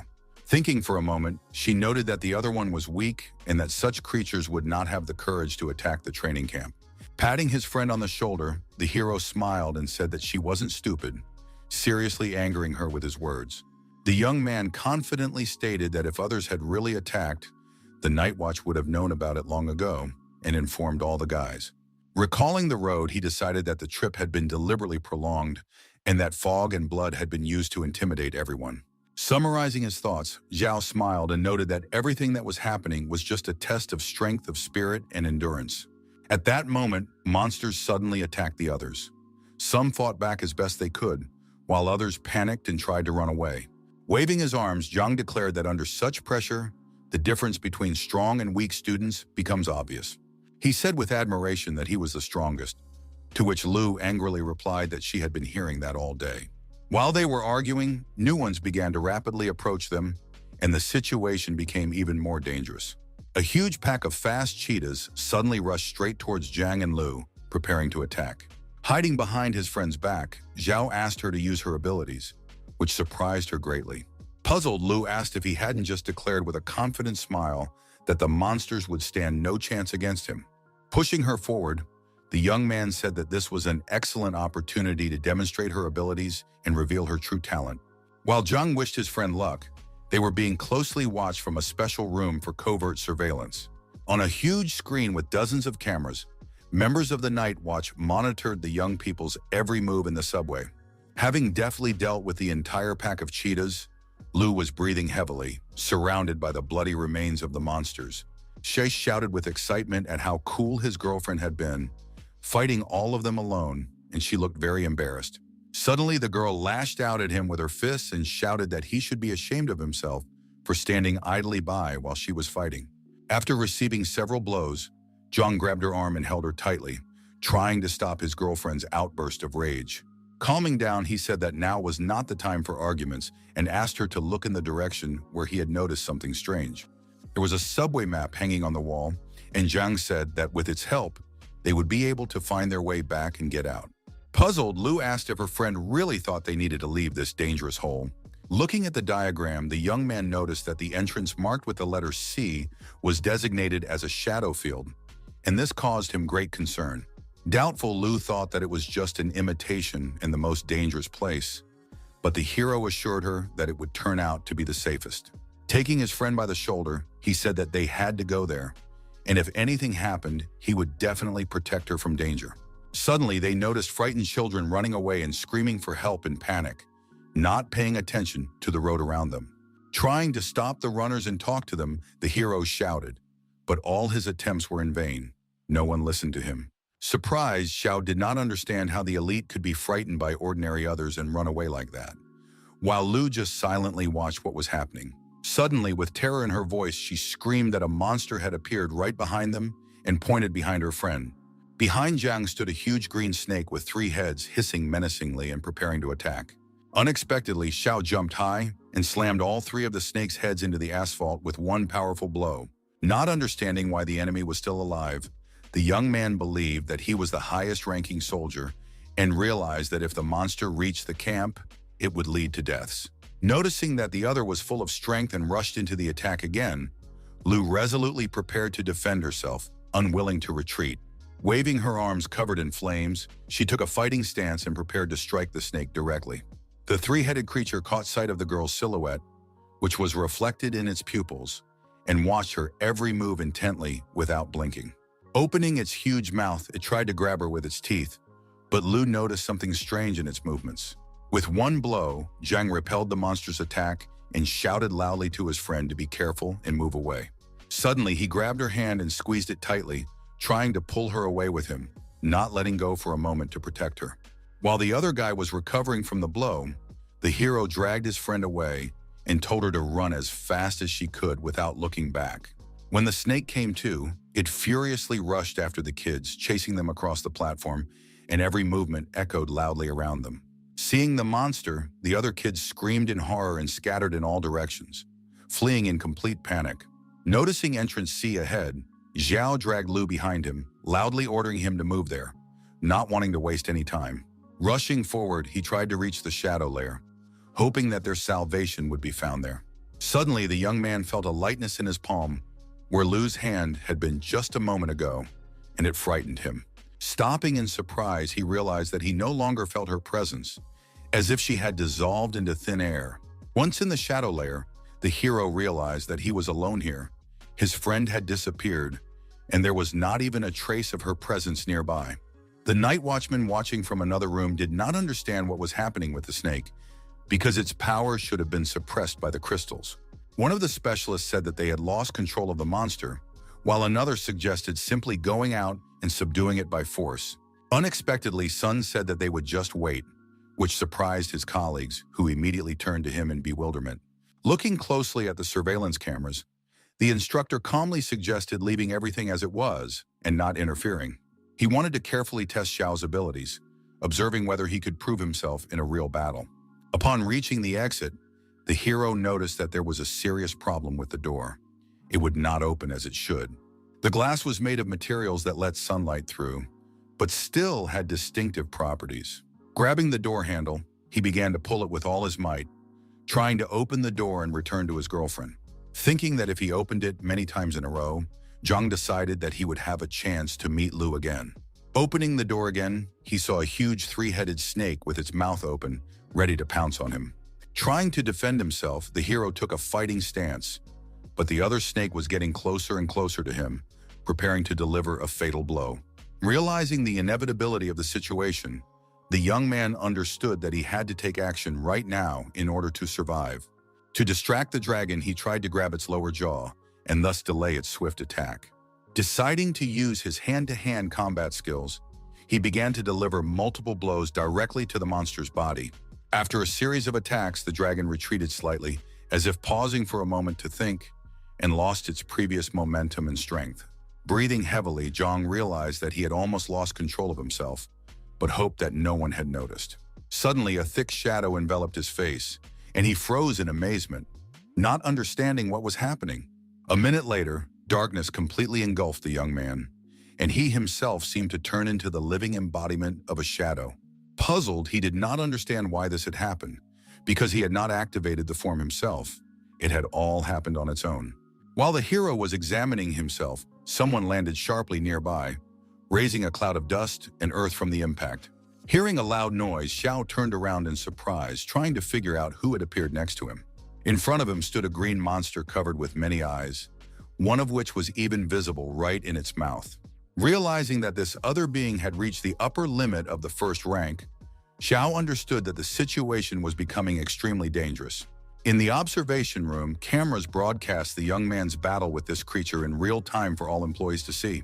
The Night Watch froze in horror, watching what was happening, not believing their eyes and nervously glancing at each other. Surprised, Sun did not understand what was happening, because the appearance of this monster was completely unexpected. The eyes on the creature's body seemed to be attached with Velcro. They were not part of the skin and looked foreign, as if attached from the outside. The huge monster rapidly approached its opponent, its footsteps shaking the ground, and its breath echoing loudly around. Stretching his finger forward, he lunged, pointing it straight at the hero's chest, trying to break through his defense and inflict damage. Suddenly, a strange green energy field enveloped the monster's body, and the young man, in shock, took a step back, retreating. It spread like long tentacles that slid toward the enemy, the energy rapidly spreading around, and Xiao barely managed to jump aside. Suddenly, he found himself right in the center of a strange mark, the outline of which resembled a compass with diverging rays. A sharp pain shot through his entire body, and the young man coughed up blood again, realizing the true strength and power of his opponent. While the young man tried to recover and come to his senses, the monster circled nearby, hiding in its own energy flow. Having thought out a daring plan for victory in his head, Xiao smiled maliciously and sardonically, looking at his enemy with hidden mockery. Moving forward sharply, the hero grabbed the monster by the throat with both hands and began to strangle the beast with all his might. With a sly grin, he called his opponent a name and declared that such a move would not work on him. Tightening his grip, Zhang saw scarlet blood gush from the monster's throat, and his enemy began to lose strength. Finally, gathering his strength, he threw the other far away, and his body fell heavily to the ground. Preparing to use his shadow bite ability, the young man noticed the bodies of slain enemies littering the ground around him. To study in detail the characteristics of the destroyed monsters he had fought, he decided to consult the system. According to the device, the snake was a low-level, first-level other who enjoyed killing. Despite its terrifying appearance and huge mouth, the monster turned out to be too weak an opponent, for which a small reward was given. The hero also received points for eliminating the faceless monster, whose pupils were considered the main source of its monstrous power. There were rumors that the eyes belonged to a lower-ranking shadow creature, but the young man also received a reward for killing it. Noticing that he had only earned a few points, the young man was upset because the reward was less than he had expected. Looking at the remains, Zhang remembered that the stalker was hostile to the shadow species and understood why others constantly tried to attack him. Reflecting on the test, he decided that the Night Watch should have sent weak monsters, but the worst thing was that his shadow form had already been noticed by the instructors. The hero's energy rose behind him in whirlwinds, as if ready to burst out, while he walked confidently forward. Suddenly, the young man felt strange changes in his body and realized that he was still a shadow, not having returned to his former appearance. Waving his arms, he tried to dispel the shadow, but no matter how hard he tried, he couldn't do it. Suddenly, a strange sound came from the monster, and the boy stopped abruptly, listening to the eerie notes. Looking up, he noticed many pupils staring at him and a bottomless, green abyss above him. Xiao realized that he couldn't just walk away from this sight and would have to engage in a difficult battle. In a panic, the instructors shouted that the camera screens had gone blank and demanded that the technical department be contacted immediately to fix the problem. Continuing to watch what was happening, Sun remained tense and silent, feeling anxious for the life of the young man who was in mortal danger. Suddenly, another employee appeared in the doorway and announced loudly that he had come to report on the current situation in the subway. Out of breath, the man reported that all information systems had broken down and communication with instructors, Liu and Luo, had been lost. Upon hearing the report, the colleagues remaining in the room became even more tense and froze in complete bewilderment and anxious anticipation. Suddenly, they heard the sound of a cane tapping on the tile floor, and they turned around in fright, feeling their hearts sink. An old man in a wheelchair with a cane said that he did not expect such a mess at the Yunhai training camp, where everything was always under control.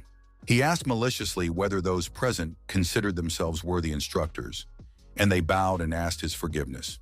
Turning around, Sun respectfully addressed the head of Chen and asked what action should be taken in this situation. In a rage, the man struck the stone floor with his cane with all his might, and the loud sound caused everyone to freeze in dead silence. Giving instructions, he ordered everyone who had entered the shadow field to be counted, the fog to be cleared, the test to be suspended, and instructors to be selected for the rescue mission. Hearing the head's order, the others immediately rushed to carry it out. Suddenly, Chen ordered Song to stay, and the young man turned around in surprise, not understanding why he had been singled out from the rest. Noting that he was the calmest of them all, the man asked what exactly was hidden in the shadow field of the Yunhai camp. Avoiding the question, the employee said that if the head had given the order, it meant he already understood the problem, but Chen pointed out that it was visible to the naked eye. Realizing that he couldn't wriggle out of it, Sun explained that the anomaly had originated from a forbidden place, and that upon contact with others, eyes began to grow on the body. He also added that the monster was changing the world according to its own rules, and could bring lower species with it, and their hidden powers made the fight more difficult. Surprised, Chen asked what rank this monster had, and the instructor suggested that it had been active for a month. Summing up, the head stated that only a person with strength equal to the 4th rank could defeat such a monster. Noting this, the guy said that if no action was taken, nothing would happen, even if weak students entered the shadow field. But if someone with the 4th rank came there, chaos would ensue, and others would begin to actively develop, mutate, and attack. With interest, the old man asked if there were any students of that level, and Sun replied that the probability was low, but it could not be completely ruled out. Thoughts arose in his mind that regardless of rank, something had already affected others, and he felt fear for the fate of a young man named Zhang. Meanwhile, a huge flock of various mutated monsters was chasing the hero, and he was running forward with all his might. A huge green monster stood in Xiao's way, but the young man had no intention of giving up and boldly launched a furious attack. With one powerful blow, he smashed his enemy to pieces, and scarlet splashes of blood flew in all directions. Gritting his teeth, he shouted that he would do the same to anyone who dared to attack him and move forward. The pack continued to chase him, but Zhang sped up even more, not believing that they would be able to catch up with him, kicking up dust behind him. Pushing off the ground deftly, he moved so fast that it seemed as if he were flying through the air. Lacking such abilities, many others fell into traps and perished, and the boy declared that they had chosen this path themselves. The green rivals decided to attack the young man, using the power of their own pupils, which exuded the energy of a fierce blow.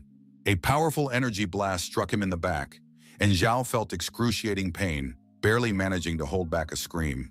The devastating attack knocked the young man to the ground, leaving him exhausted and stunned by this turn of events. Getting up from the ground, Zhang cursed and realized that his opponents had the ability to attack from a distance. With swift steps, others approached him from different sides, leaving him no chance to retreat. Among the crowd of monsters, he noticed that others of a higher 2nd rank had joined the 1st ranks. Enraged, the guy declared that they had forced him to do it and activated his blade, deciding to show off all his abilities and strength.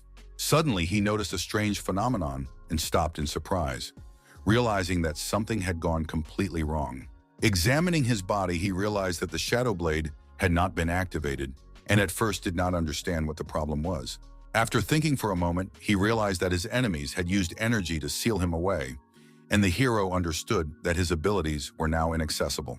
Suddenly, the monsters began to talk to each other in a strange language, and he watched in bewilderment as the energy spread. The enemies exchanged silent glances and did not approach him, and the young man did not understand why they had stopped. Unexpectedly, the crowd of monsters parted to the sides, as if clearing a passage for someone to pass through. A huge monster stepped out of the shadows, a massive blade hanging from its belt, glinting dimly. Before the hero stood a terrifying creature with 2 mouths, one of which gaped from its stomach and emitted eerie sounds. Gritting his teeth, Zhang realized that he was facing a 3rd-rank monster, and he didn't know how he could defeat such a powerful opponent. As his opponent rapidly approached, he took a fighting stance, clenching his fists and preparing for a decisive attack. None of those present were going to back down. Everyone was preparing for battle and watching each other intently. Suddenly, there was a powerful explosion, and the hero's body was thrown violently to the side, hitting the ground. The energy blast pierced the wall of the nearest building, leaving a hole and scattering pieces of brick and concrete in all directions. Coughing after the fall, Xiao realized that the double blade could not be used, as his weapon system was completely out of order. Realizing that in his current state it would be difficult to fight the 2nd rank, let alone the 3rd, where he had almost no chance, he simply wanted to survive. Not wanting to give up, he instantly released a web from his hands, hoping to slow down his opponent at least a little and gain time for maneuver. In an instant, the other's body was enveloped in strong threads, but the young man knew that he had almost no chance of winning. Deciding to use the best plan possible, the guy ran away, maneuvering between tall buildings. Escaping from the trap, the monster roared in rage, making terrifying sounds that echoed throughout the subway. Turning around, the hero saw the monster break free from the web and rush towards him, and cursed under his breath in anger. Swinging a huge blade, the other prepared to deliver a devastating blow, and Zhang held his breath, trying to predict the trajectory. When the enemy struck, the guy barely dodged, and the force hit the asphalt beneath his feet, leaving cracks. While the enemy hesitated for a moment, Xiao realized that this was an excellent chance to attack, and that he had to act without hesitation, without wasting any time. Rushing towards the other, he began to deliver numerous blows with his fists, and the system instantly notified him of an increase in points for a successful fight. Noticing that his opponent was gradually losing blood, the young man rejoiced, for his actions were beginning to inflict tangible damage on the enemy. While he was thinking about how to accumulate enough kill points to deal with the monster struck him in the jaw, and blood gushed from the guy's mouth. The force of the blow sent Zhang flying to the side, and scarlet splatters flew everywhere, leaving chaos and a sense of mortal danger in its wake. Landing against the wall of the building, the character felt pain, but tried to pull himself together and not lose his concentration. As his opponent approached, Zhang tried to find the strength to get up and continue fighting, not letting his opponent win. Suddenly, the other stopped, puzzled, and looked around, while the young man stared at him in surprise, trying to understand his behavior. To slow down, the monster put its huge clawed paws forward, gradually reducing its speed. Looking at his opponent, the young man did not understand why he had stopped and was not coming too close, because there were plenty of opportunities to attack. As if on cue, the monster stood still, and Zhang stared at it intently, not understanding what was happening around him. Suddenly, the young man felt as if the space around him had changed. The air had become heavy, and the whole world had ceased to obey the usual laws.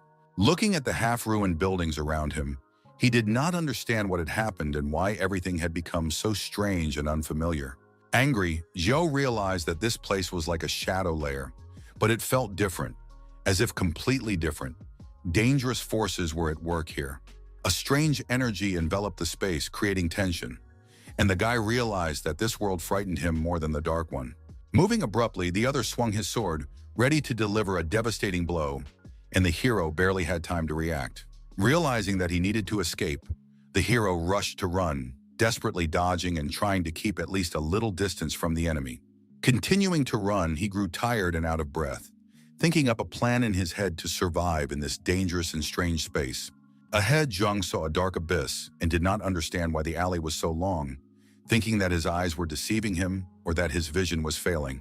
Suddenly, the young man felt an incredible pressure squeezing his body and soul at the same time, as if the universe itself had decided to test his endurance. Suddenly, he felt as if he were in space, floating in zero gravity, experiencing a strange sensation that completely knocked him out of reality.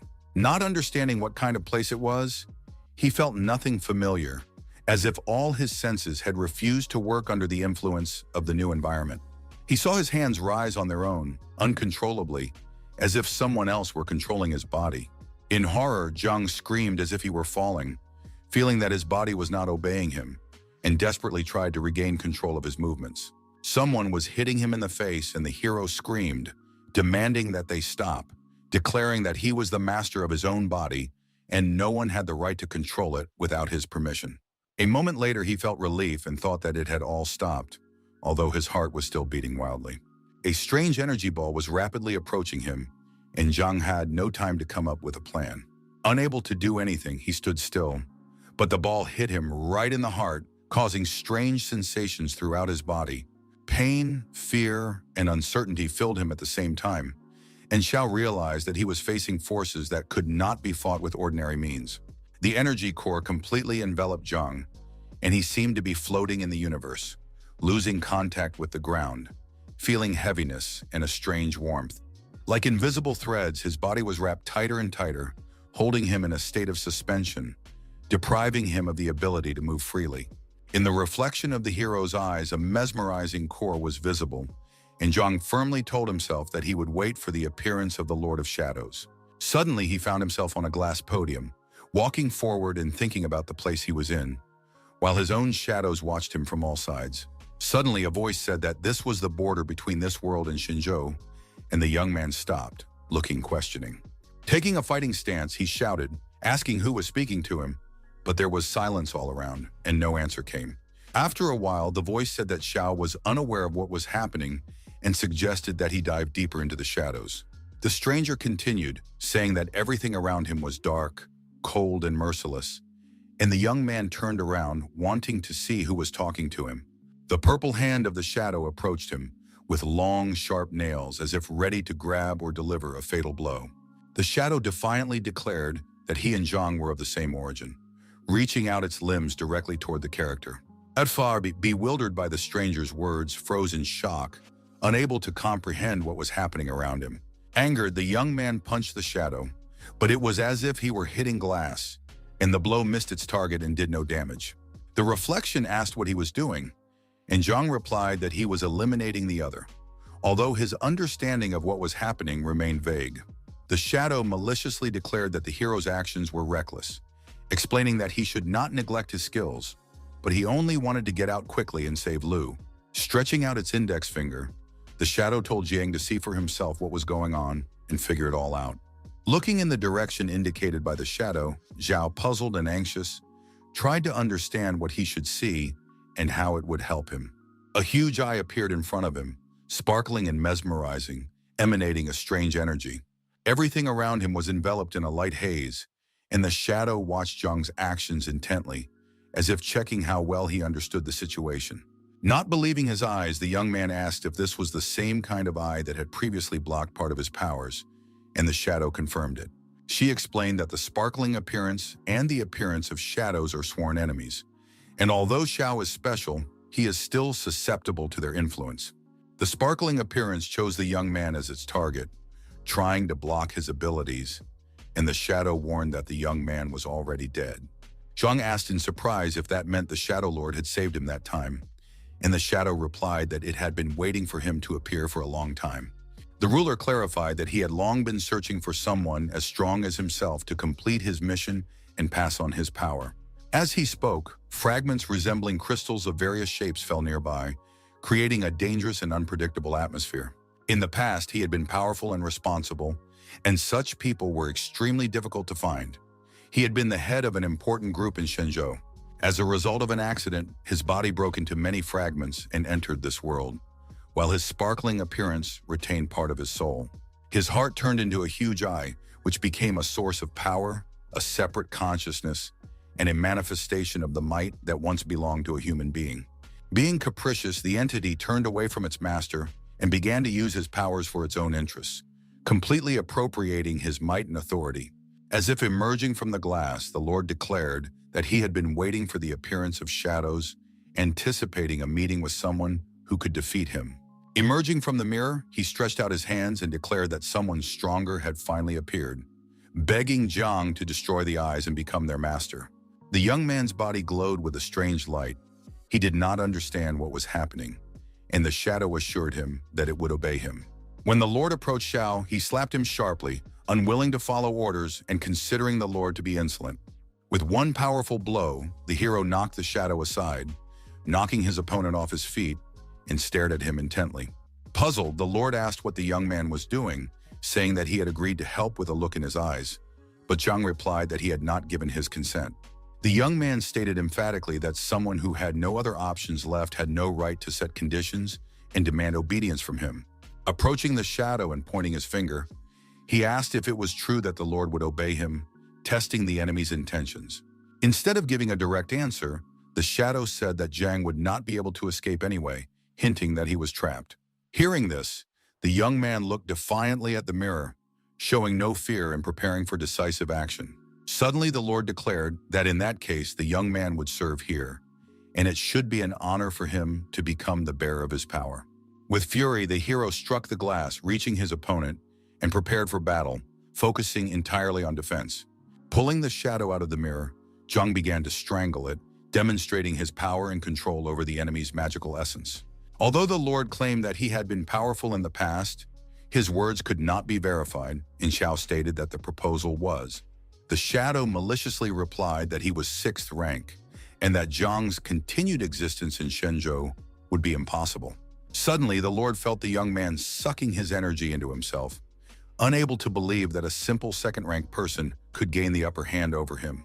Gradually, the shadow dissolved, and the hero continued to stand with his arm outstretched, as if holding the enemy by the neck and controlling the situation. Screaming, the Lord disappeared into the abyss, exhausted, leaving behind only a faint purple light and a feeling of horror. Having gotten rid of his annoying rival, the guy could still see the purple light and the dark abyss beneath his feet, sensing danger in a strange silence. Suddenly, only one eye remained of the Lord, which was in Zhang's hands, sparkling and filled with power. After a while, it flew away and began to dissolve into space, leaving behind a faint glow, while the hero stood in complete amazement.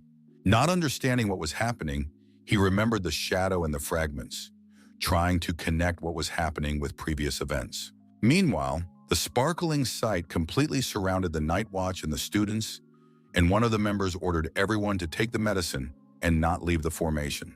Among the crowd of frightened children stood Lu, wondering where Zhang had gone, fearing for his life and realizing the magnitude of the threat hanging over them. Turning around, she saw a dazzling sight approaching, and thousands of pairs of eyes fixed on her, eager to attack.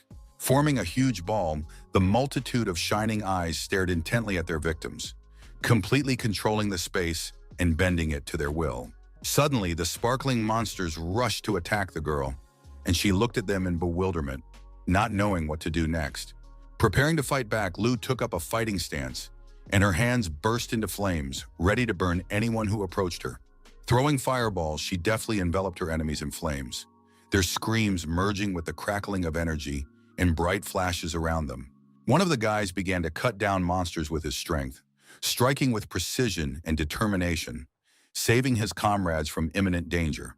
Turning to the girl, the students thanked her and asked if she could still fight, to which she calmly replied that everything was under control. One of the guys shouted that everyone needed to get together and get out of there, while one of the monsters was approaching him from behind. Many eyes stared directly at him, creating a feeling of hypnosis and panic, and the young man felt himself losing control. Radiating energy from its pupils, the monster seemed to hypnotize the student, paralyzing his body and movements. Suddenly, he fell right at Lu's feet, who watched in amazement and did not have time to react. Looking up, she saw a huge glowing monster approaching her to attack. Realizing the seriousness of the situation, the girl cursed under her breath, clenching her fists, and prepared for the inevitable fight. Suddenly, Instructor Sun appeared and defeated the enemy with one powerful blow, demonstrating his strength and experience. Looking at the corpse, he stated that it was a third-rank opponent and that the situation was much more dangerous than they had thought. Angry, he asked the other employees if they had not been asked to be vigilant, since they had just been almost attacked from behind, and they apologized. Looking at the students, the man wondered if there was a special fourth rank among them, since almost none of them had encountered a third rank. Without turning around, he stated that everyone was in place and ordered the students to move forward, but Lu suddenly stopped him. The girl said excitedly that she had been with Zhang, but he was not there and had disappeared without a trace in an unknown direction. Shocked, Sun wondered if the young man was with the girl, and if they had come here together, they must be in a close relationship. While the instructor was thinking about all this, a monster was approaching from behind, swinging its blade to strike. Feeling the stranger's energy behind him, the young man turned around warily, assessing the danger and preparing for a possible battle with the enemy. Stretching his arm forward, he used his abilities, and it glowed with a bright green light, preparing to deal powerful damage to the enemy. An arrow flew from his palm, heading straight for the other man and knocking him back a long way. Protecting Lu, Sun realized that the girl had also caught the attention of the shining figure, and now she and Jian were in direct danger. With burning eyes, he rushed forward and ordered 2 members of the Night Watch to accompany the students, entrusting the rest entirely to him. The huge purple monster with 2 mouths prepared for a new attack, emitting eerie, piercing sounds. The instructor's palm glowed green, and a strange eye resembling a tattoo was visible on it. As they approached each other, the tension between the rivals grew, and they prepared for a fierce battle where every blow could be fatal. Suddenly, Sun activated the special wind eye technique, and the other spun in a whirlwind, losing the ability to move freely and attack. Everything around the opponent was spinning. He stood motionless, not understanding what was happening, and tried unsuccessfully to strike, but the flow of energy was too strong. With anger and determination, the monster decided to break free from the vortex at any cost, straining all its strength and trying to find a weak spot in the trap. There was a bright purple flash, and a vicious energy burst out as the hurricane continued to spin. With a deft movement, the monster managed to fly out of the vortex and shot toward his opponent, holding a blade in his paws. Seeing the monster's attempt to escape, Sun instantly activated his eye ability, and a multitude of pupils appeared under his feet, ready to bind his opponent. Suddenly, strange chains began to appear, and the guy felt heavy, his movements slowed down, he was completely paralyzed. Feeling numbness in his limbs, Sun was confused, not understanding what was happening, because his abilities had disappeared, and he could not control the situation.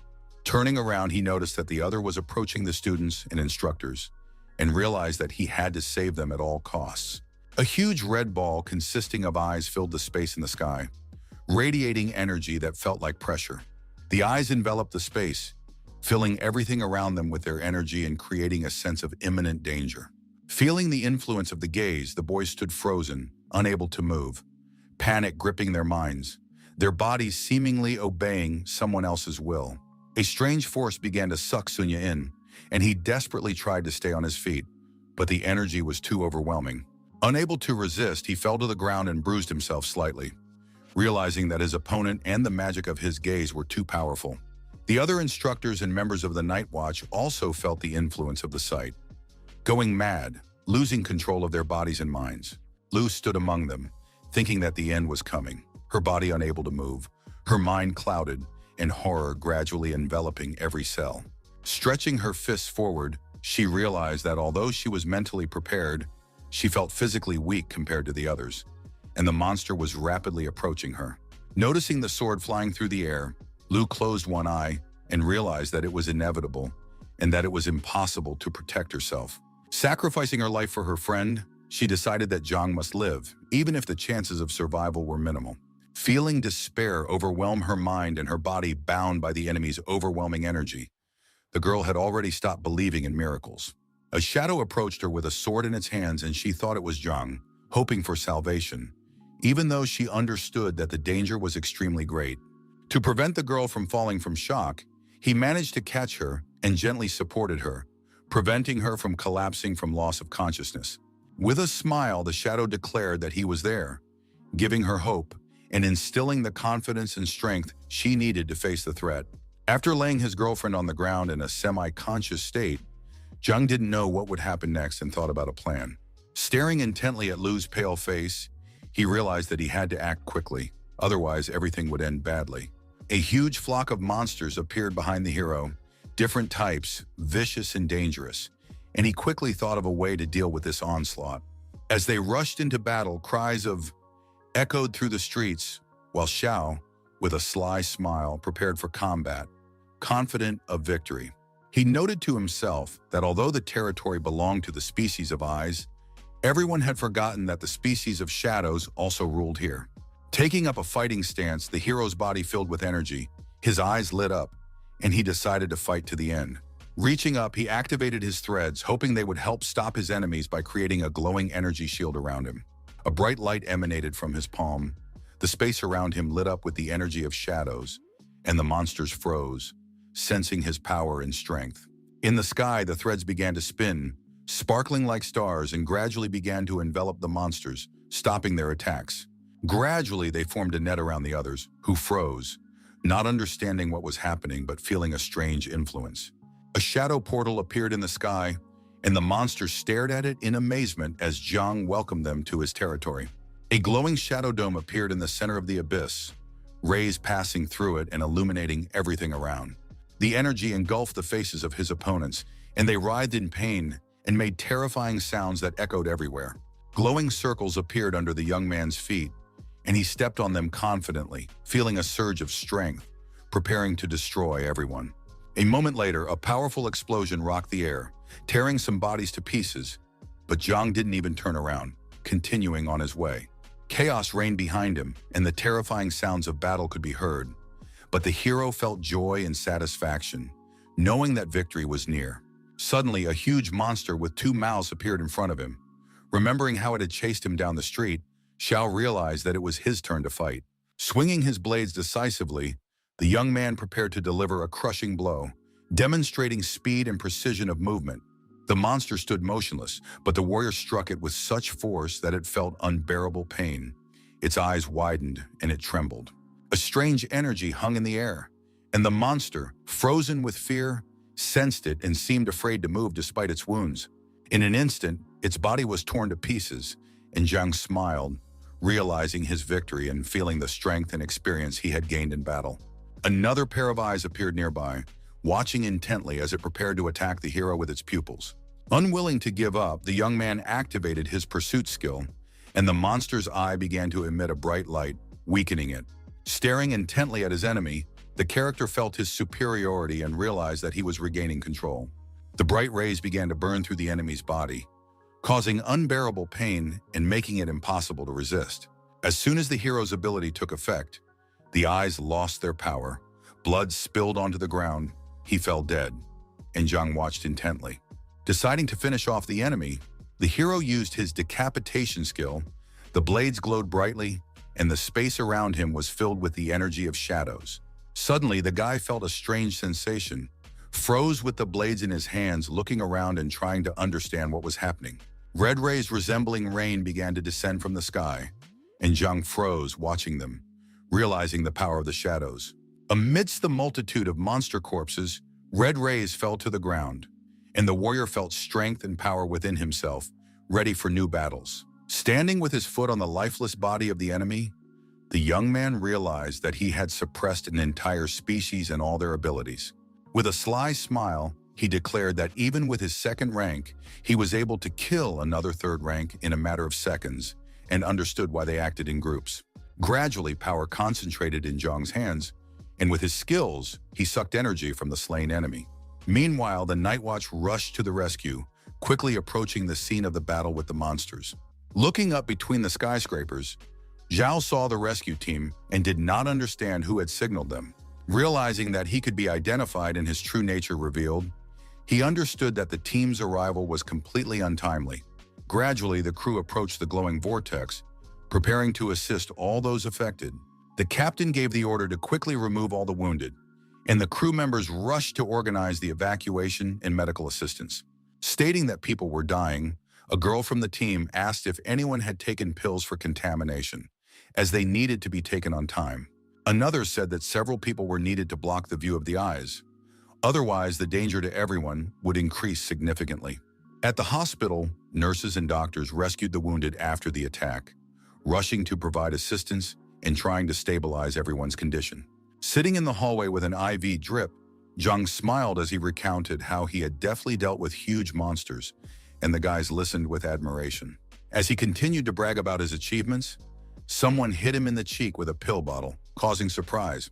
He looked at his friend in bewilderment, and she asked if he could still brag after what he had been through. Handing him the medicine, she told him to drink it quickly so that his wounds would begin to heal and there would be no complications after the battle. With a smile, the young man asked her to open them herself, wanting to maintain his image as an independent hero. Reluctantly, Lu opened the jar for her friend, carefully and quickly, showing care and attention, which was important after the horror she had experienced. She then poured the liquid medicine onto the wound. It looked like ordinary water, but in fact had healing properties.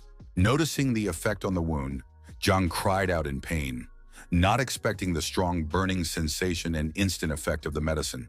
The substance was hot and burned the wound, and he began jumping around the hallway with the IV, expressing his dissatisfaction with what had happened.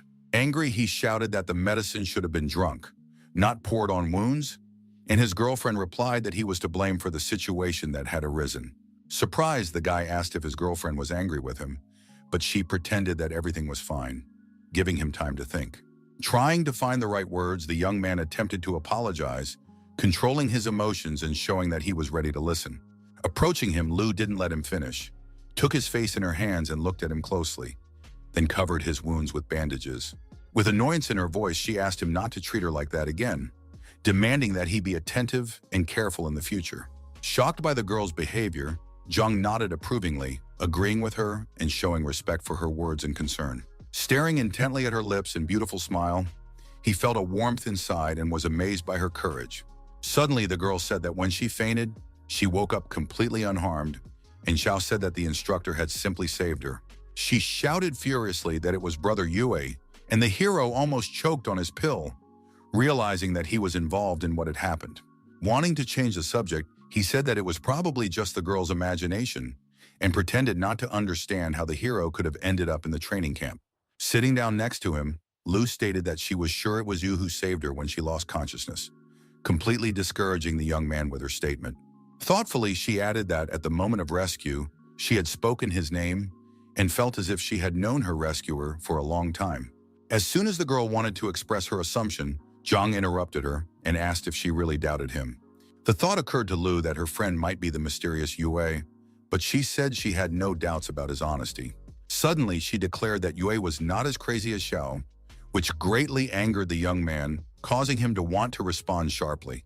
Crossing her legs, she decided to continue the conversation, trying to find out the truth about the strange events surrounding the mysterious hero. With interest, she asked if Zhang thought he could study with them, but her friend did not think so, and Lu asked why. Boasting, the guy began to say that the hero was strong, had a keen sense of justice, and was handsome, and his friend asked how he knew this. Waving his finger, Zhang said that appearance was not important. The main thing was that his brother Yue could not be in the training camp. Suddenly, they heard the instructor's voice behind them, and the young man was afraid that Sun might have heard their conversation, but the girl agreed with his assessment.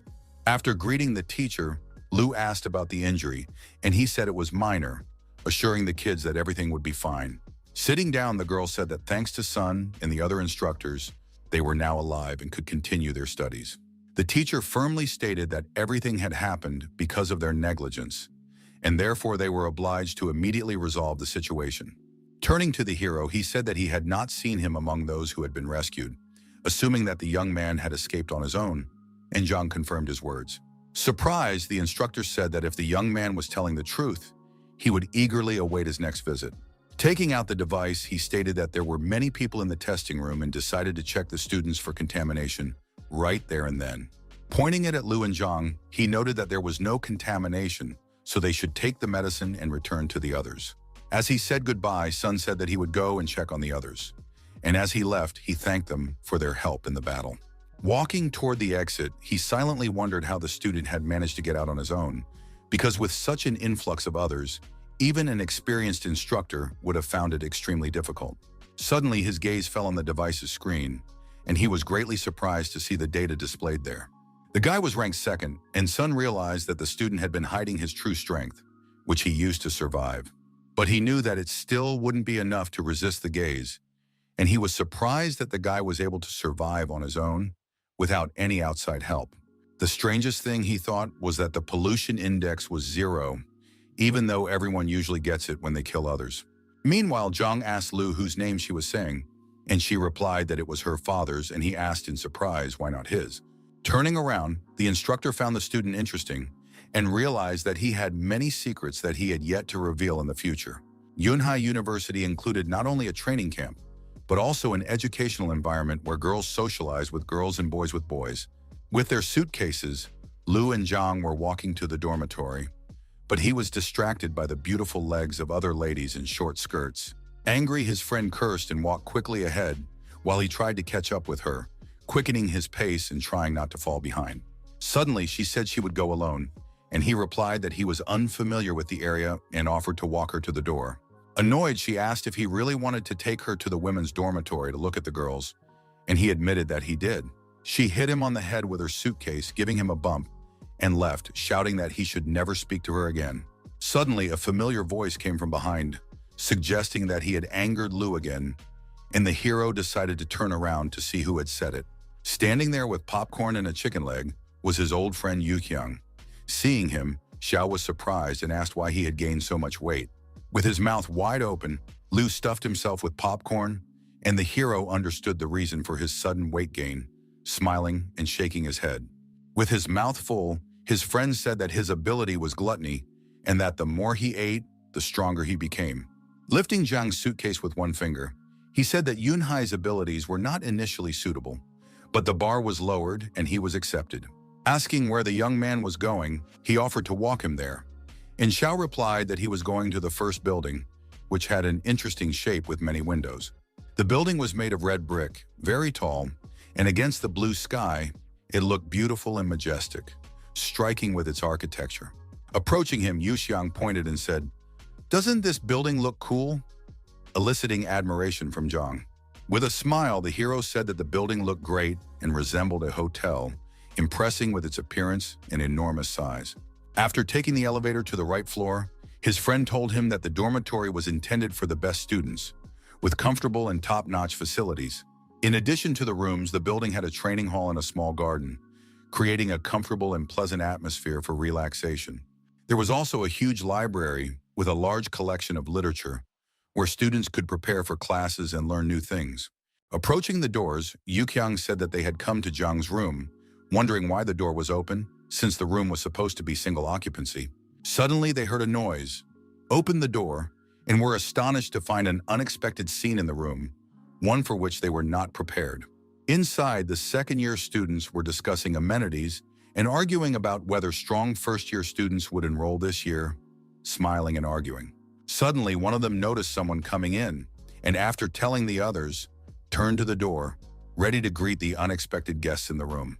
Getting up from the sofa, Moon said that the guys seemed to have gotten the wrong building and come to the wrong address, causing surprise among the others. With a broad, sly smile, he said that this was his place and declared that such rules were in effect at the training camp. Angrily, Yukyang dismissed Min's words as nonsense, because there were no such rules at the camp, and students were free to occupy any room they wanted. Coming closer, one of them asked if the fat guy didn't like something, but Liu said that the dormitory was for freshmen and demanded that they leave. In response, the young man just laughed sarcastically, showing everyone that he did not take the words seriously and intended to stay. Opening the door, he shouted loudly into the hallway that the freshman was claiming that the entire dormitory belonged to him alone, attracting the attention of the others. His shout echoed down the long, empty corridor, causing the doors to shake from the loud sound, and everyone heard his words. A few moments later, the doors swung open, and students who had heard the noise began to emerge from their rooms. Soon, a whole crowd of seniors moved towards Jiang's room, discussing the freshmen and their behavior with interest and ridicule. Clenching his fists and blocking the way, the sophomore said that if the newbies didn't understand the rules, they would explain them, reminding them that they were the best students in the building. In the tension, Liu told Zhang that it seemed like the seniors had taken over the entire floor, but the hero patted his friend on the shoulder and advised him to forget about it. In a calm voice, Xiao said that it was not worth spoiling the first impression in front of the seniors, and Yukyang, agreeing, decided to leave without arguing with them. With a sly smile, the hero declared that the sophomores were taking on too much, showing his dissatisfaction and desire to put them in their place. Not understanding his friend's words, Liu looked at him in surprise and asked with his eyes what he meant, because the situation already seemed tense. Angrily, the students rushed to attack the guy, clenching their fists and using force, but they were confident that victory would be theirs in this battle. Closing his fist, Zhang's body filled with the power of shadows, but he did not transform, merely holding back his power, preparing for a serious battle. In amazement, the boys stopped halfway, and behind them, Ming also activated his abilities, preparing to show his true strength. Feeling his power, the sophomores immediately retreated and screamed from the strange sensations that pierced them, causing real fear. A strange red energy resembling flames emanated from Min's body, enveloping his figure and creating a frightening impression. His pupils began to glow bright orange, and he stared intently at everyone, as if piercing through them with his cruel aura. Seeing his opponent's power, Zhang noted that his ability was related to his pupils, and realized that the guy possessed an unusual and rare gift. Approaching him, Min calmly asked his name, and Xiao, looking him straight in the eye, introduced himself without hesitation, demonstrating his determination. With a sly smile, his opponent said that he should not have spoken up, and if he wanted the room, he should go out into the arena and fight for the right to own it. Stretching out his hand decisively, the young man agreed, but added that one fight was not enough, and that a battle with more difficult conditions was necessary. Pointing his finger at the other second-year students, he said that they too should participate, discouraging them with his demand. The students discussed that a person had appeared at the training camp who had decided to oppose the upperclassmen and their authority. Suddenly, one said that the hero had decided to help the freshmen reclaim the dormitory, and another asked if he would really do it alone. Deciding to support him, all the students followed the crowd to the arena to witness the upcoming battle. Taking their places on the long circular benches, they eagerly awaited the start of the battle, discussing who would emerge victorious. The instructor announced that all participants had been registered and told them that they now needed to choose their weapons and equipment, Zhang and Yuqiang stood by the equipment display case, but they were in no hurry and calmly let the others go first. With a sly smile, the sophomores said that they could only sympathize with the freshmen who had decided to go up against the seniors. While everyone was choosing weapons, Liu tried to convince his friend not to join the fight, but his friend replied that he knew what he was doing and asked him not to worry. Approaching the display case, the character decided that a large blade would not suit him, but his friend suggested choosing a larger weapon. While Xiao was considering his choice of equipment, Chung jumped into the arena, holding a heavy spear and with a gleam in his eyes. Calling him soy sauce, the fighter demanded that Zhang come out to him, and if he was afraid, he should surrender without wasting time. Hearing these words, the young man replied that he found it ridiculous, and a dark force of shadows began to appear under his feet, gradually awakening. Turning around, he said he wanted to choose a weapon and picked up a huge spiked bat, demonstrating his readiness for battle. In a rage, the opponent shouted that he hadn't even chosen a defense, and did he really think he could defeat him in single combat without armor? Calling the guy arrogant, Chung rushed into the attack with a shout, declaring that he would smash the insolent newcomer across the arena in just a second. With a smile, Xiao thought that the situation was becoming more and more interesting, because he noticed that his opponent also possessed the power of shadows. From the stands, the boys shouted words of encouragement, while Yu Yan, nervous, begged his friend to run away and not stand still. The opponent used his strength to get closer and closer from behind, intending to deliver a crushing blow with his spear. With a determined look, the senior student swung for a counterattack, confident in his strength and victory, unaware of the danger. At that moment, Zhang stood motionless and smiled, thinking through his cunning plan of action in his head, which he was about to put into action. Suddenly, a flash of light appeared on the ground, blinding the spectators and participants, and the sound of a powerful blow echoed throughout the arena. Thick smoke and dust rose into the air, obscuring the battlefield, and the students tensed, not knowing which of the fighters had prevailed. Sighing heavily and feeling anxious, Liu looked at the arena, his heart sinking with fear that something had happened to his friend. The students who witnessed the incident, and even Min himself, were stunned by what they saw and could not believe that the situation had taken such a turn. The others were also shocked by what was happening because no one expected such an outcome. It all seemed too incredible. Stabbing his weapon into his opponent's body, Zhang looked resolutely at the crowd and asked who would dare to come out against him next. After a while, he decided to pull the bloodied bat out of his defeated opponent's body, causing Chen unbearable pain. While another student carried the defeated opponent to the medical center, twirling a bat in his hands, the hero loudly asked who else wanted to fight him. Calling the sophomores stupid, he added sarcastically that they should all attack him at once, because they didn't stand a chance against him individually. Enraged, the students began to insult Xiao and indignantly asked how he dared to injure the third-year student, the best in the class.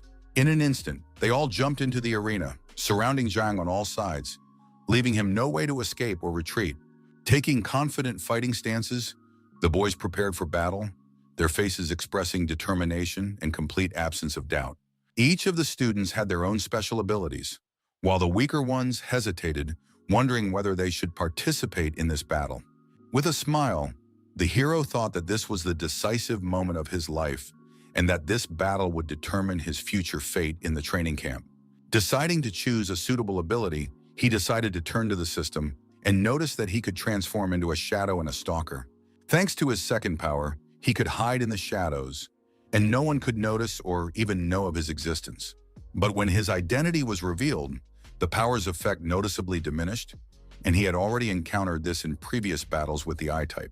He also had access to the power of many wars, which allowed him to navigate the battle, see his enemies' weaknesses, and strengthen his attacks. The hero was sure that this ability existed for his development, and if the fight was fierce, his power would grow faster. Meanwhile, using their respective skills, the students rushed into the attack, gradually surrounding the warrior's body in a trap. Thanks to his lightning speed, Zhang deftly dealt with each opponent, leaving his enemies no chance to strike. With his sharp spiked bat, he attacked the heads and bodies of his enemies, scattering them in different directions, his eyes burning. In a panic, Liu asked the instructor what was going on and wanted to intervene, but the girl calmly said that it was Xiao's challenge. With a smile, she added that there was nothing to worry about, because the guy was not as simple as he might seem to those around him. A short time later, all of his competitors lay defeated at Xiao's feet, while he surveyed the arena with a triumphant smile. He couldn't believe that it was over, because he hadn't even broken a sweat, even though several dozen people had attacked him at once. From the stands, Shimu calmly watched the fight and chewed an apple, showing neither surprise nor excitement, as if everything were routine. Approaching with a sword in one hand and fruit in the other, he said that he did not expect such a high level of strength from a student of the school. Tossing the apple up in the air, he said with a slight smile that the outcome of the upcoming fight would depend not only on physical strength. With one deft movement, he sliced it right in midair, and it broke into many neat pieces around him. His eyes burned with fiery rage and thirst for revenge at that moment, filling the arena with tension that everyone present could feel. One of the apple halves caught on the tip of the blade and hung there, swaying in the air and reflecting the light.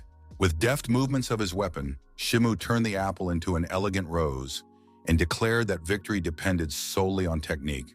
While the defeated boys slowly got up and left the arena, he stood confidently in front of Zhang, ready to begin a deadly battle. Behind him, the students shouted words of encouragement, urging him to teach the young novice a lesson, as he was one of the 3 strongest fighters of his age. Looking at the fallen apple, the hero immediately realized that his opponent was no ordinary fighter, but a true master of fencing, perfectly skilled with the sword. He thought that his past opponents were too weak, and that was why he had not been able to gain enough valuable experience. Swinging his spiked bat, he launched a swift attack on Shima, trying to break through his defense and land his first blow. But his opponent didn't even flinch. His face remained stony, his gaze fixed ahead with cold, glassy eyes. With the power of shadow, Xiao hovered above the field, and thick dust rose behind him, lifted by his incredible speed. As he approached, his opponent's eyes flashed red, and he declared that he was a type of eye that had inherited the power of a demon. After activating his power, Zhang's movements no longer seemed fast to him, and the young man froze in shock at these words, unable to believe the confession. Raising his blade, Shimu prepared to strike, while the young man believed he was capable not only of dodging, but also of observing every movement. Dodging the blow, the hero caught himself thinking that his opponent was just a sheep that he had to kill to prove his superiority. The blade of the sword almost touched his head, but he suddenly sensed danger and managed to jump back at the last moment. Jumping back sharply, Zhang noticed Shimu raising a cloud of dust around himself, and everything seemed to explode, hiding the arena in a gray haze. Coughing, he silently watched what was happening and waited to see what his dangerous opponent would do next. With a sly smile, the senior noted Xiao's excellent reaction and added that he was only training for now. Suddenly, his pupils lit up again with a bright light, and he declared coldly that he would now act seriously. Moving in sharply, he raised his blade and swung, ready to deliver a powerful blow capable of splitting the stone arena. At that moment, the system activated the skill of numerous wars and began to analyze the enemy's actions. After a while, the interface determined that the blow would come from top to bottom diagonally and fully calculated Shimu's fighting stance. The recommendation was not to block the attack, but to move to the right and then deliver a counterattack, as the enemy's weak point was the shoulder blade area. As soon as his opponent struck, Zhang dodged in time thanks to the hints, and the blade plunged forcefully into the ground, raising a cloud of dust. While the enemy was turning around, the hero decided to take a chance and deliver a crushing blow with his spiked bat right into his back. With all his might, he slammed the weapon between his opponent's shoulder blades, putting all his fury and shadow energy into the blow, hoping for a lethal effect. Shouting in pain, Shimu spun around and jumped to the side, trying to put some distance between himself and his unexpectedly strong opponent. With anger and fury in his eyes, he stared intently at the young man, realizing that this fight would not be an easy walk in the park.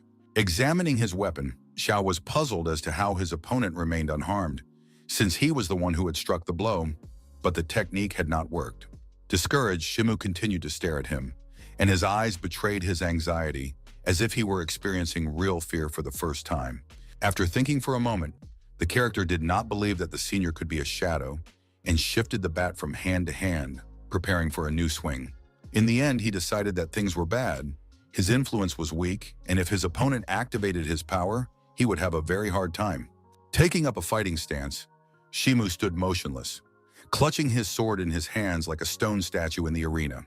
With a sarcastic smile, Zhang asked what was wrong and why his opponent was no longer continuing the fight, even though he was still holding his weapon.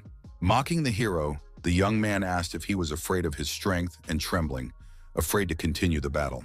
Resolutely grabbing his blade, he rushed into the attack, lunging forward with fury, ready to cut down his enemy with one powerful blow.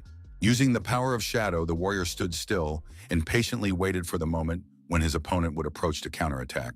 The system warned that the enemy would be tricky, and Zhang should pay special attention to his hands and prepare for an attack. When Shimu jumped up to strike from above, the young man beat him to it, hitting his shoulders so hard that he could barely stay on his feet. The spikes only grazed the enemy's face, but blood immediately began to flow from his cheek, discouraging the senior student, who had not expected such sharpness. Moving deftly, Xiao delivered blow after blow, attacking his opponent's body and not giving him a chance to go on the offensive. Shimu thought angrily that he had been training for 5 years, but this newcomer had improved his skills after just one fight, and he couldn't believe it.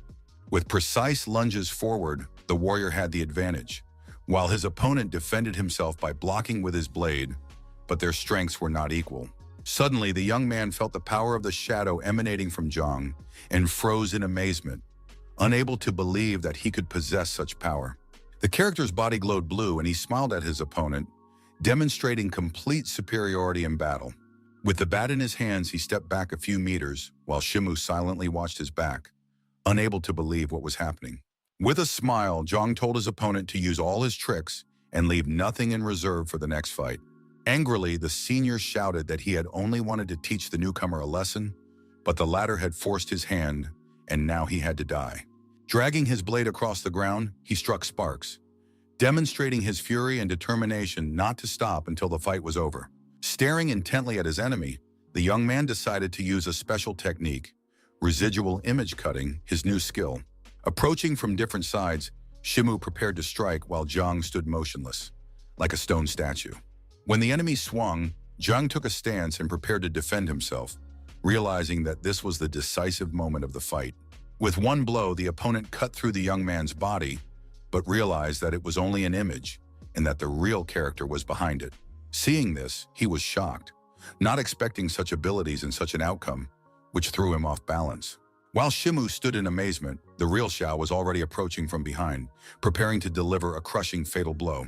With all his strength, he plunged the bat into his opponent's body, using the fury and power of the shadow, which nearly knocked his opponent unconscious. Using the skill of withering chrysanthemums, he thrust the bat deeper and deeper, causing the enemy to scream in unbearable pain. Shimu's eyes glowed, snot ran from his nose.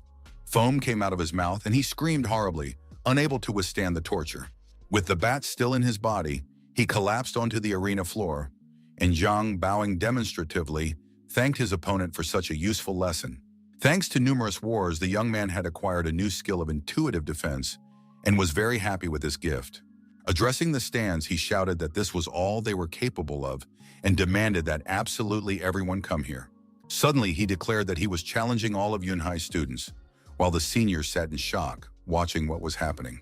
Looking indignantly at the hero, they decided to end the fighting for the day and go on to their classes. The next day, Zhang woke up in the hospital, his entire body tightly wrapped in bandages, every part of him aching. Lu and Yueqian were sitting nearby. The girl was indignant at how Xiao had the nerve to challenge everyone, while her friend was admiring. With a smile, the young man said that 100 people had attacked him, and thought to himself that it was a pity he had not been able to use the shadow form. Holding an apple right up to her friend's mouth, Lu said that if the instructor hadn't taken him away, he would surely have been disabled. While munching on an apple, Zhang asked if the dormitory was occupied by senior students, and she replied that it was not understanding his interest. The guy said with annoyance that it was a pity, and Lu asked indignantly, not understanding the meaning of his strange hints. He imagined that if his girlfriend had nowhere to live, he would take her in, and then they would live happily and share one bed. The guy's face lit up with pure bliss, and he even started drooling as he dreamed about living with the girl under the same roof. Punching him with her fists, Lu shouted that it was better to sleep on the street than with him. Zhang yelled in pain, and Lu asked them to calm down. Suddenly, they heard a strange voice saying that they didn't seem to be losing heart, and they all turned to the door of the ward. Greeting them, Instructor Sun said that he thought Xiao would recover very soon, and that the guys shouldn't worry about him so much. Jumping up from the bed, the hero smiled and said that he was already feeling better, asking about training, while his girlfriend thought that he was deceiving her. Sitting down next to them, the instructor told them not to rush into training and explained that it would be different for him, and the warrior was very surprised to hear this. In a serious tone, Sun explained that it was because Zhang had already reached the second level of special, and therefore he would be trained individually. The young man thought with horror about how the teacher had learned about his strength and decided that he had been wrong to show off during the arena fight. Understanding why his friend had defeated the upperclassman, Lu admired Xiao, while Lu beat him, demanding an explanation for how he had attained the second rank. Sun went on to say that the knowledge base would be shared, but he would gain practical skills in classes with second-year students. Zhang happily asked if he would be fighting with them, and the instructor sighed heavily and said that such fights were possible. The character thought to himself that this was an excellent opportunity to apply his martial arts techniques and quickly gain even more combat experience. Standing up, the instructor said that the young man seemed to really enjoy challenging strong opponents and noted his unusual character.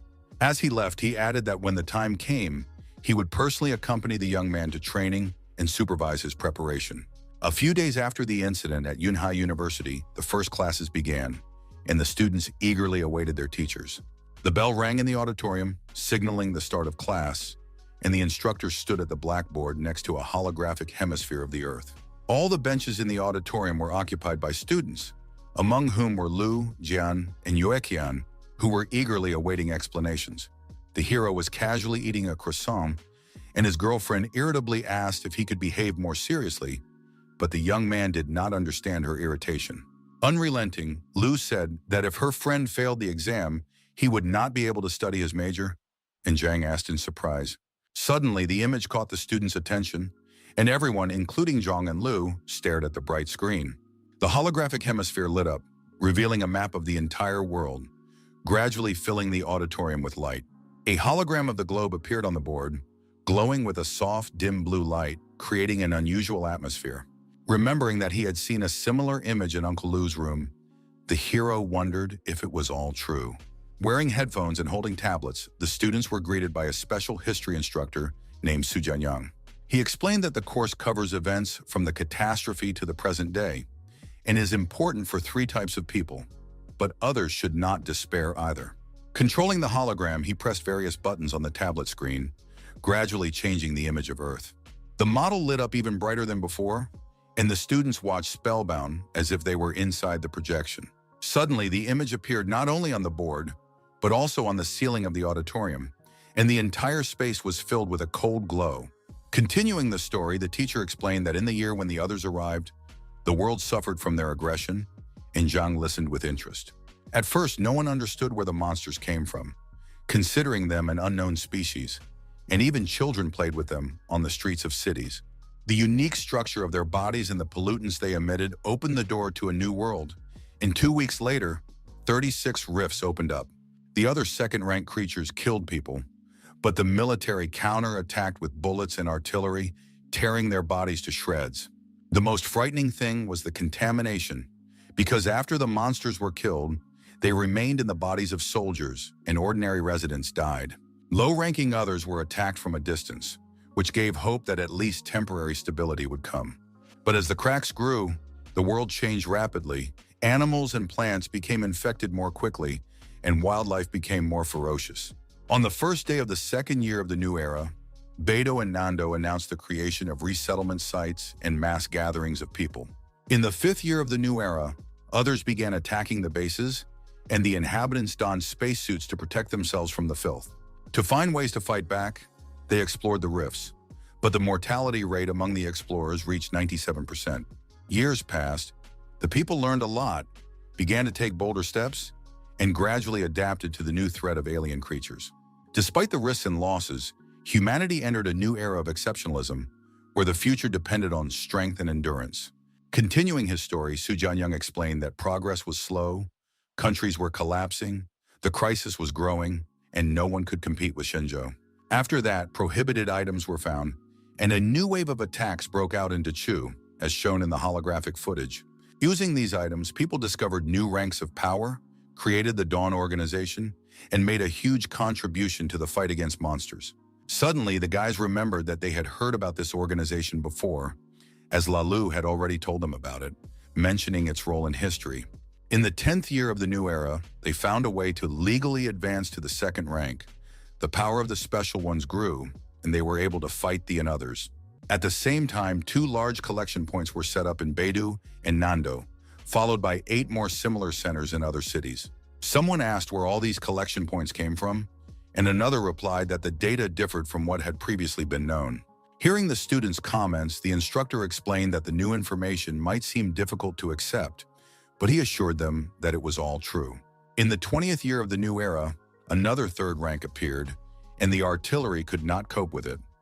Nando stood his ground, but paid a high price. 10 years later, the first special type appeared, surpassing the previous ones in strength, and the assembly points were threatened. This other brought an entire army, which besieged the city, and the distance did not allow the use of nuclear weapons for defense. In horror and tension, one of the students asked what happened next and how humanity was able to cope with this attack. Lowering his head, the instructor suddenly fell silent, as if he couldn't find the right words, and the audience was plunged into an uncomfortable silence. Soon he said that Maya had been destroyed. The city had ceased to exist, and not a single one of its inhabitants had survived. Everything around him was engulfed in flames, and he was finally reduced to a pile of ruins, which served as a long-lasting reminder of the tragedy that had occurred. Listening to the story, the students remained silent and did not take their eyes off the holographic images flashing right before their eyes. Turning to the screen, Su Jianyang continued to show footage of the disaster, but did not say another word of explanation. Lu watched the instructor in bewilderment, trying to understand why he had suddenly stopped commenting. Zhang also sensed the growing tension, and together with his friend Liu, expected to hear something terrible. But the teacher concealed it. Continuing, the instructor finally said that in the 40th year, other fourth rankers appeared, who had survived a nuclear explosion and destroyed the Atai point. In the 50th year, Tinfu and the surrounding areas faced abyssal rifts and new threats, and the resettlement of the people began.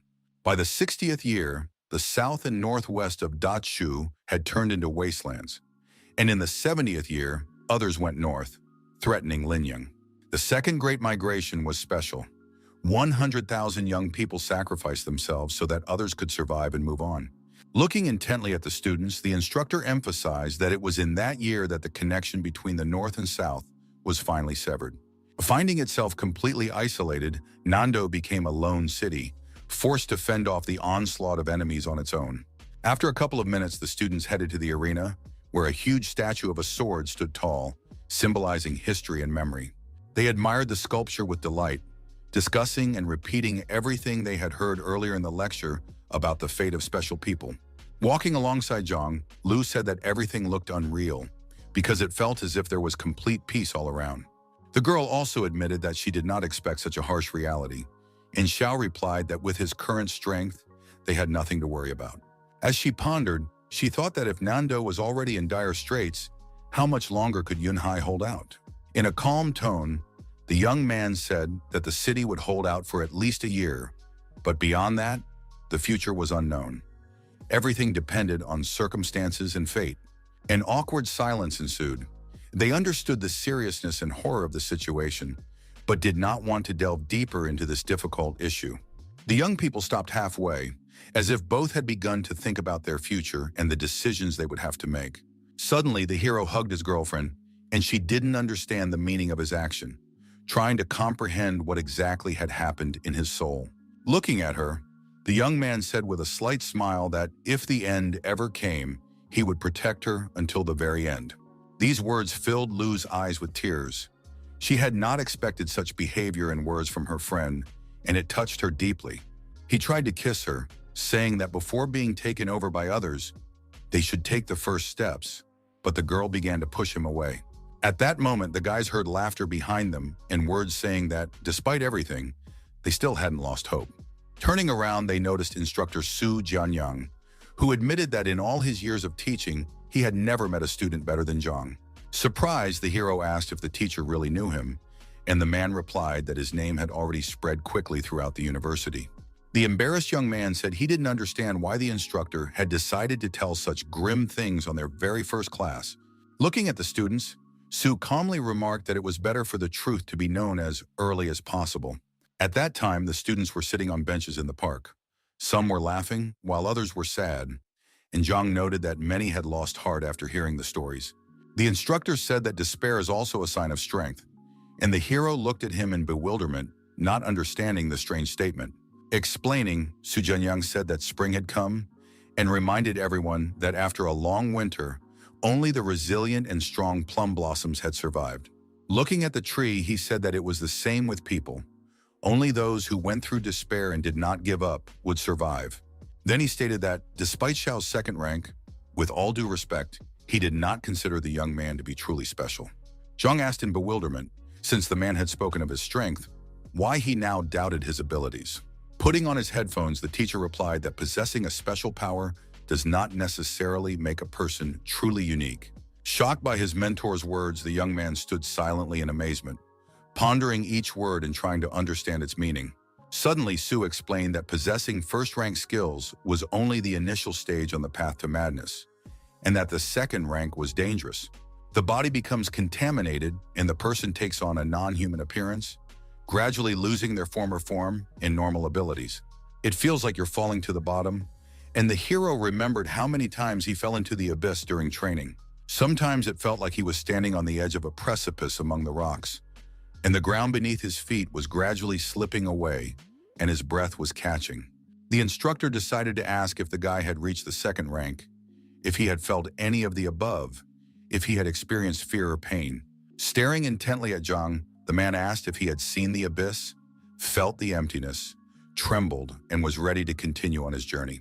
Without waiting for an answer, he said as he left that the young man was not yet ready to become truly special and go through all the stages of development. As he said goodbye, he said that everything he had said in class could be considered true and that the information could be trusted completely. Leaving Lu and Jiang alone in the middle of the park alley where silence reigned, he left, and only a light breeze rustled the leaves on the trees.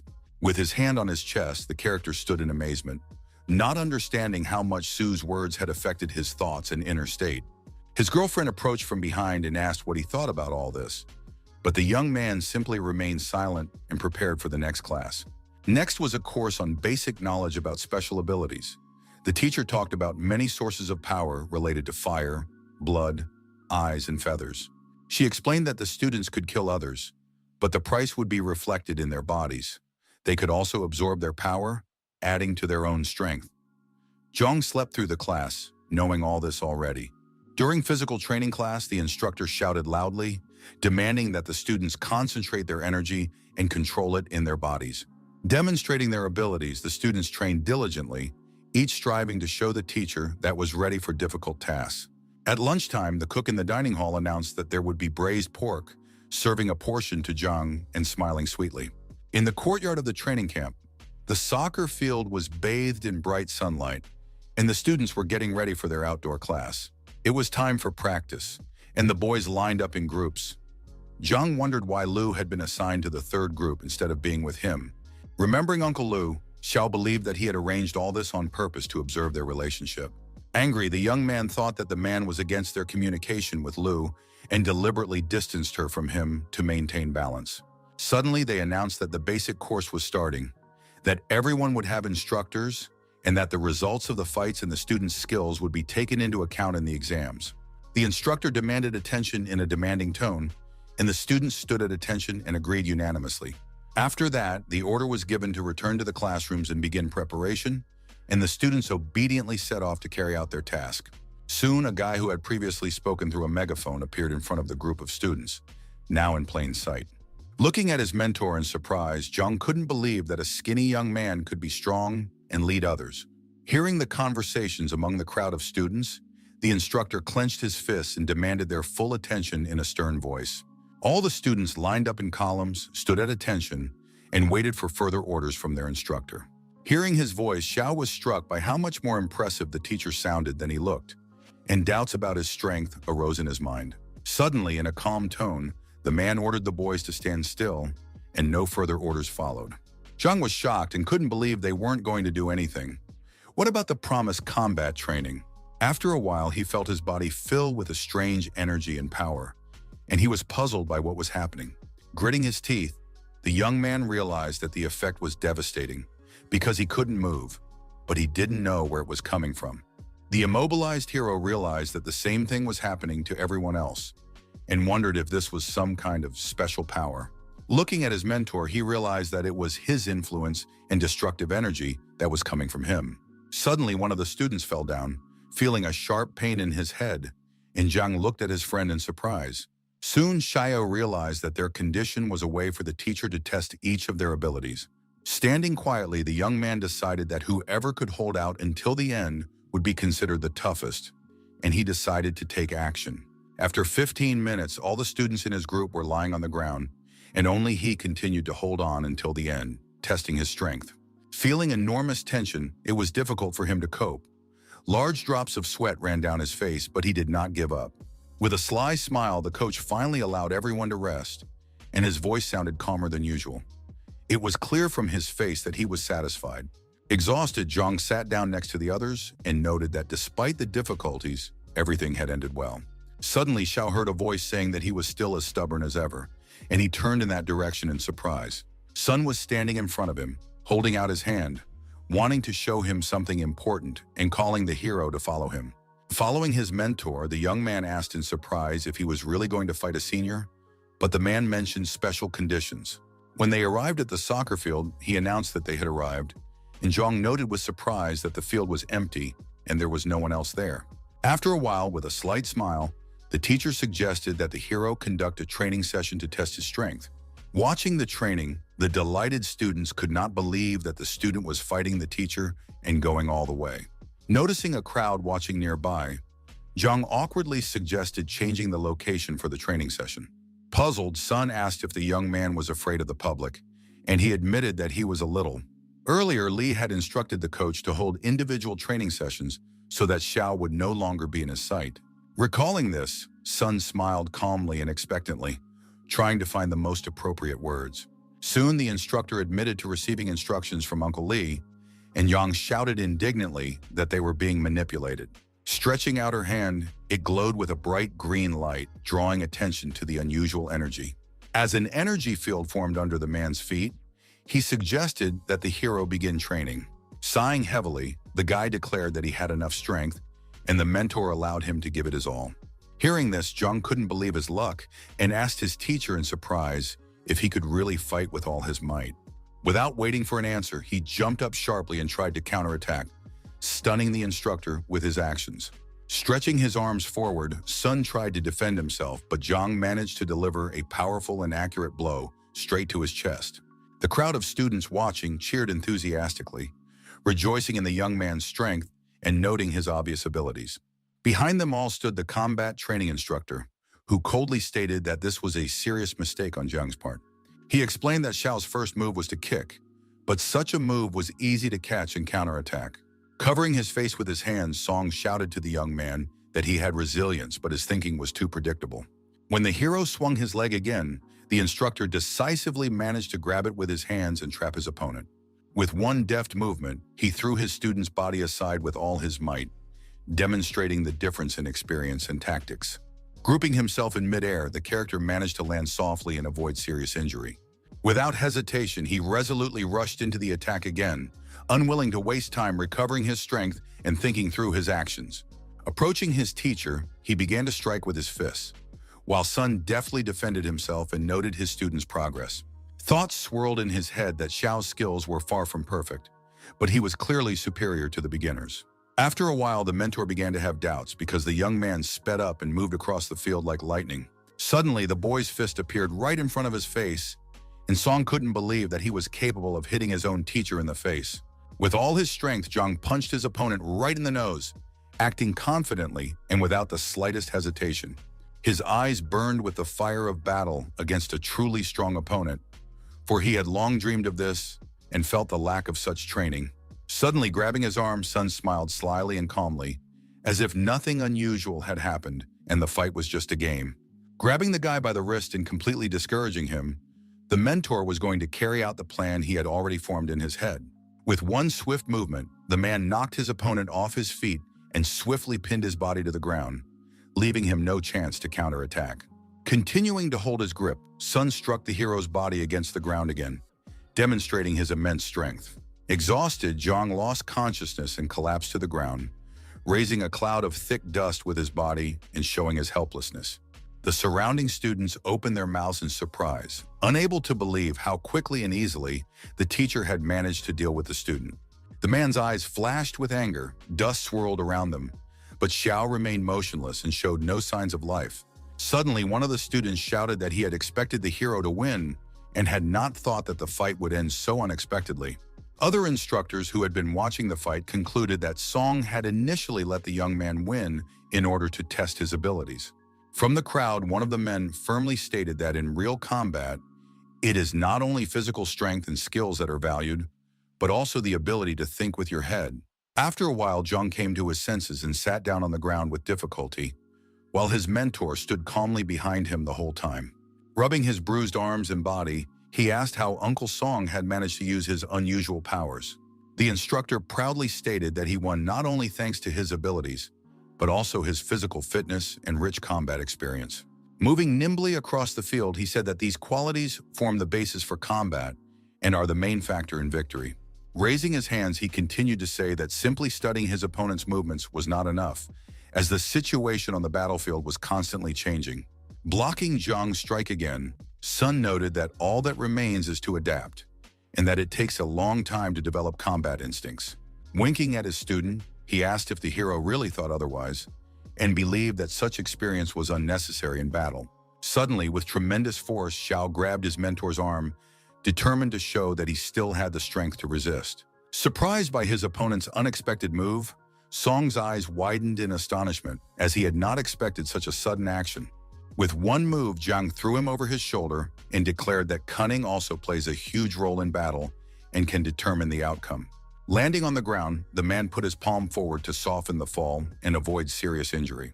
The spectators in the stands cheered and admired the spectacle, but another curator said that the break was over and it was time to return to class. Lining up in neat rows, the girls and boys listened attentively to every word of their demanding teacher. Raising his voice, he declared that the first 2 days were only for adaptation, and then a serious selection process would begin, and those who could not endure the hour would be eliminated. The same situation occurred in the third group. All students felt the heavy pressure of a dark force, and fear paralyzed their movements. Gritting her teeth and holding back her excitement, Lu realized that she had to hold on until the end, not lose heart and not show weakness. In her mind, she saw Zhang laughing and mockingly asking why she was still in this weak group. Angered, the girl decided that she had to get into the first group at all costs to avoid humiliating her friend. Suddenly, she caught herself wondering if her boyfriend would be okay, because even though it was just sparring, the fight looked too rough. Suddenly, she heard a loud thud on the ground. Xiao had been knocked down, and the air was filled with the heavy sound of his fall and cries of pain. Standing amid clouds of dust and breathing heavily, the young man lost his balance but silently considered his next move. Seeing the fierce struggle, Lu was shocked, her mouth agape and her eyes wide, unable to believe how dangerous and exhausting her friend's training had turned out to be.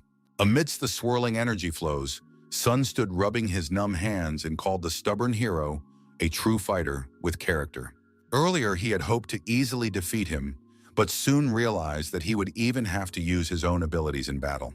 The instructor noticed that the young man had remarkable fighting skills, just like his uncle had in his distant youth. Throwing himself into the attack again, Zhang shouted that it wasn't over yet, demanding to continue the fight and demonstrating his tenacity. Stretching out his arm and using hidden strength, Sun declared that it was enough for today, noticing how the young man's speed was gradually slowing down. As soon as he decided that his opponent was at his limit, the hero's hand shot forward with force and approached his mentor's body. Not expecting such a sharp turn, the man tried to dodge the destructive force of the shadows, but he was too late.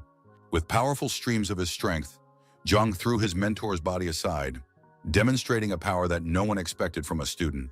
A whirlpool of energy formed in Sun's body, gradually damaging him from within and depriving him of the ability to control his breathing. Waking up from the battle, he saw steam coming out of his chest where the whirlwind had been and realized that he had suffered severe burns during the attack. Seeing how skillfully he had defeated his teacher, the warrior could not contain his joy, laughing loudly and smiling broadly, enjoying the moment. Feeling exhausted, he collapsed to the ground, completely surrendering to the feeling of long-awaited victory and incredible euphoria.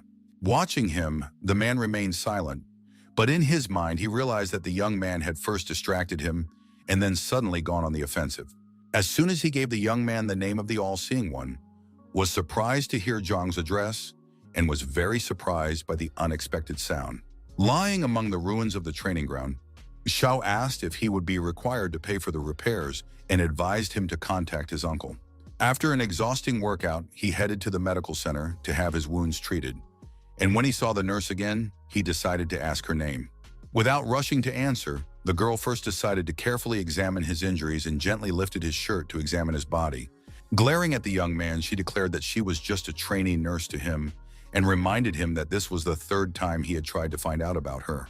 Looking at her, the hero was discouraged not only by her sharpness, but also by her attractive figure, which was impossible to ignore. Suddenly, he decided to check his phone contacts and unexpectedly realized that they were indeed acquainted from before. It turned out to be Yang Shi, and the young man couldn't believe his eyes, wondering if it was really her standing in front of him. Turning away abruptly, the girl told him to rest and quickly left. He wanted to stop her, but at that moment the instructor entered the ward. It was Sun, and he immediately asked how the young man was feeling, although Zhang did not expect to see him here.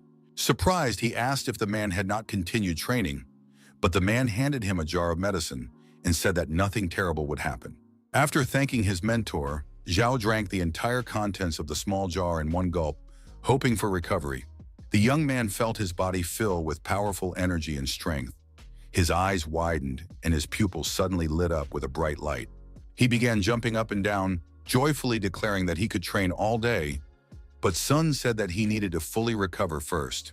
At that moment, the hero realized that his condition was unstable, and the instructor admitted that he had noticed this and would make changes to future training sessions. Outside the window, the sun was shining brightly and the trees were green, and the man said that the young man would go on an internship with the second-year students. As he left, he said that he had sent Zhang's skills information to his email, but asked him not to tell anyone about it yet. Picking up his phone, the hero noticed an unread message and immediately realized that it was from his mentor, so he decided to open it. Suddenly, a hologram appeared right in front of him, showing an unfamiliar person materializing in the air.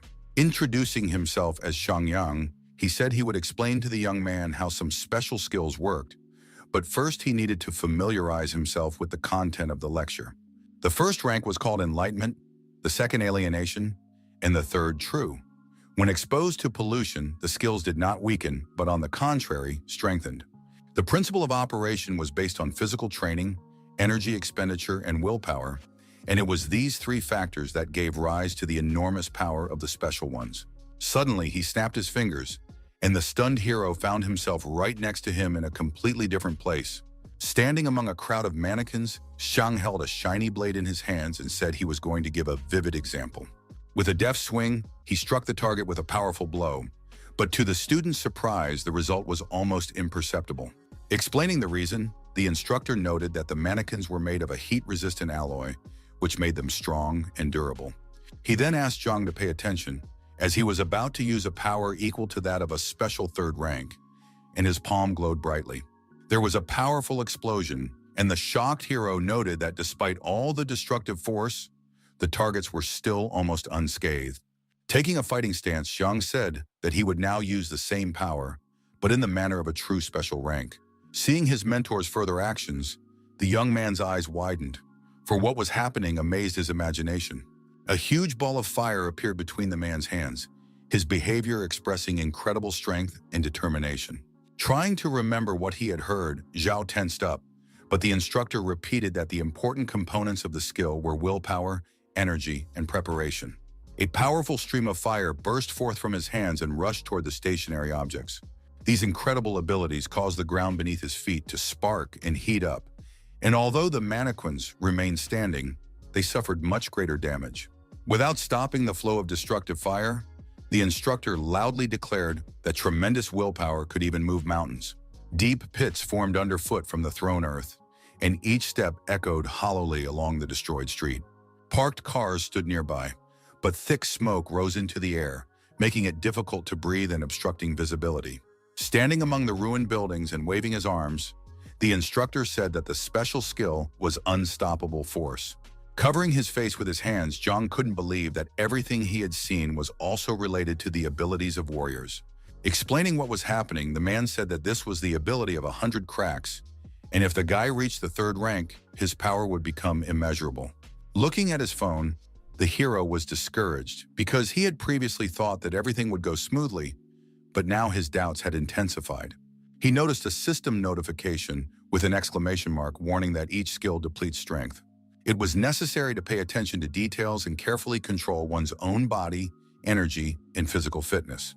It was necessary to mobilize muscles to go beyond endurance, because willpower allowed one to escape even from shackles. It was very important to remain calm. The mind must be like water, and thoughts like waves, sometimes rising, sometimes subsiding. All this concerned not only the quantity of skills, but also their quality. So rushing forward immediately was pointless and dangerous. Studying the characteristics, Zhang found it strange that someone his age possessed such abilities and wanted to receive an award so as not to raise unnecessary questions. The next day, walking through the park with Sun, he asked if he could help, and the instructor said that the boy could run with the second-year students. Once near the Jiaolong Stadium, the young man was instructed to run until his body reached the desired level.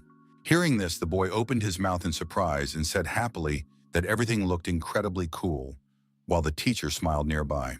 Suddenly, the man looked him straight in the eye and asked if Xiao would dare to undergo such a difficult and dangerous training. Remembering his uncle and Lu's father, the boy felt as if he were standing on their shoulders and drawing inner strength from them. Smiling broadly, he said that his guardian was a retired general and his father-in-law served in the night watch, so he would not back down. Upon entering, the instructor said that if something bad happened, the young man would have a long recovery, but he would help him get special medicine. Walking into a special training room, the hero snorted and said that he wouldn't need any medicine at all. Looking inside, Zhang was surprised because the room resembled a gloomy prison and immediately gave him a feeling of unease. He asked with interest what kind of place it was, because earlier the instructor had promised to show him an electronics factory, but instead Sun said that they had come to a stadium. Sighing heavily, the young man said that in that case he needed to think carefully and backed away with a forced smile. Tripping him up and knocking him to the ground, the teacher pushed the young man toward the training room, giving him no chance to escape. Slamming the door shut and leaving the boy inside, the man watched the tablet as the hero screamed and called for help in vain. After dialing the right number, he reported to Commander Li that he had locked up his nephew, and after receiving new instructions, he felt fear for his life. Terrified, Xiao screamed behind the door when he saw the other approaching, while the instructor calmly reported the noise over the phone. Putting his ear to the door, he heard Zhang's desperate cries about poor leadership and that the monster was about to bite him. Pressing his hand to his head again, the instructor reported to the commander that he considered the young man hopeless and saw no future for him. Sitting down and clutching his head, Zhang cried bitterly, feeling as if others were closing in on him from all sides without mercy. After a while, the heavy doors slowly opened with a loud creak, letting in a cold draft. Noticing this and feeling a strange frog on his head, the hero was puzzled and did not understand what was happening around him. Not knowing what danger lay ahead, he decided it was better to check for himself than to remain in that stuffy and dreadful room. As he rushed forward, he was surprised to see the frogs suddenly rush after him, keeping pace with him. In an instant, they blocked his path, and Zhang wondered if the creatures really wanted to keep him here. Reaching out his hand, he concentrated and tried to use his abilities to clear the way and free himself. After taking the leap, he suddenly found himself in a gloomy and dark world, where an oppressive atmosphere and uneasy silence reigned. Looking around, he felt a growing tension, as if invisible eyes were watching his every move. Seeing emptiness ahead and green slime covering the entire space, he decided that the danger was behind him. He heard the desperate cries of a guy being chased by other creatures and felt a strong sense of confusion. As he ran away, the stranger shouted at Xiao to stop standing there and told him to run away, and the young man immediately rushed after him. Frightened, the stranger asked which group Zhang belonged to, and the hero calmly replied that he belonged to the first group of the camp. Hearing this, the stranger shouted in anger how a freshman could be here, and the character replied that he was too good. The senior student thought that the freshman might be using his connections with the instructor's daughter. Continuing to run quickly, Zhao asked what was going on, and his partner explained that he needed to constantly use his willpower. Stopping, the hero looked into the distance and shouted to the fleeing man that he wished him luck, even though he himself had decided to stop. Once again next to the stranger, Zhang persistently asked how to find a way out of this terrible place. Surprised, the young man said that the way out appears on its own and at different times for everyone, so the main thing is to just keep running. Suddenly, they noticed other students running ahead, desperately fleeing from the furious attackers. At that moment, the hero felt the toad reaching out to him, trying to touch him and clearly influence his consciousness. Deciding to act without delay, he grabbed it first to prevent it from touching him and disrupting the monster's plan. Throwing it aside with all his might, he shouted that it had no right to touch him and should stay away. Zhang asked in bewilderment if it was possible to kill them, but the guy explained that destroying them would only deprive them of energy, which was not necessary. The crowd of students continued to rush after them, but suddenly the floor beneath their feet began to collapse and crumble into pieces. Heavy bricks rained down on their heads. The girl cried in fear, and chaos reigned all around, but they still had to run. Suddenly, he smelled a terrible odor and turned around to see huge piles of foul-smelling shit behind him. A huge bottomless pit formed nearby, and everyone jumped over it except for the girl who was running along the very edge. Feeling a strange pressure and an unfamiliar force upon her, she stopped, frozen in horror and despair. Stumbling and losing her balance, the stranger screamed and fell with horror into the deep, dark abyss. Suddenly, someone grabbed the girl's hand at the very last moment, preventing her from falling into the abyss. It turned out to be Zhang, and with one swift movement, he pulled the lady out of the pit and placed her right next to him on the edge. Looking at the young man, she asked in surprise why he had helped her, and he replied that he could not have done otherwise in this situation. Embarrassed, the young lady said that since he had saved her, she owed him something in return, and Xiao was surprised by these strange rules. Suddenly, strange, sharp bones flew toward him from behind, creating a dangerous feeling of mortal danger. Dodging at the last moment, Zhang realized that intuition was particularly valuable here, and the bones pierced the wall. Turning back, he saw huge bone creatures moving straight toward him, as if they had emerged from the void.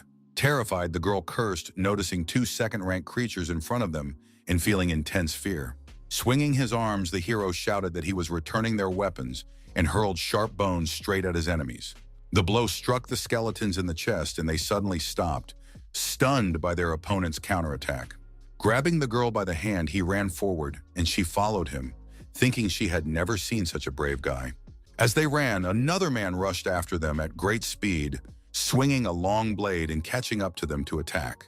Pushing the stranger forward, Zhang ordered her to go first, but she turned around in confusion and looked at him. The young man himself rushed into the attack using his shadow abilities, and a fierce battle began between him and the monster. Swinging his leg, the hero aimed directly at the back of his opponent's head to deliver a decisive, crushing blow. With one deft move, he dealt a fatal blow to the skeleton and stopped its further attacks, thwarting its plan. Deep down, he was glad that his intuition had helped him again, and suddenly he felt a strange energy behind him, so he immediately turned around.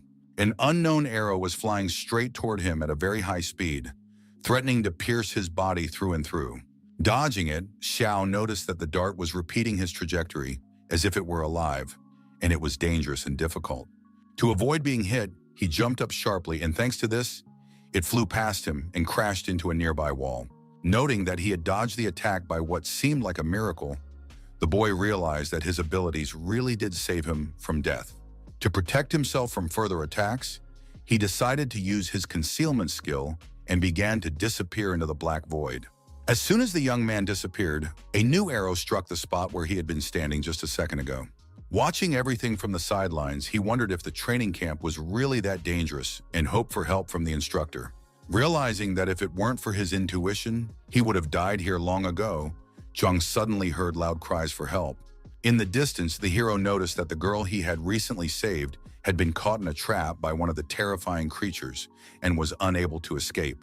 The monster threw the stranger against the wall with all its might, and after that, with a loud thud, she collapsed to the ground, completely exhausted. Having suffered numerous dangerous injuries, her body was in excruciating pain, and she no longer made a sound.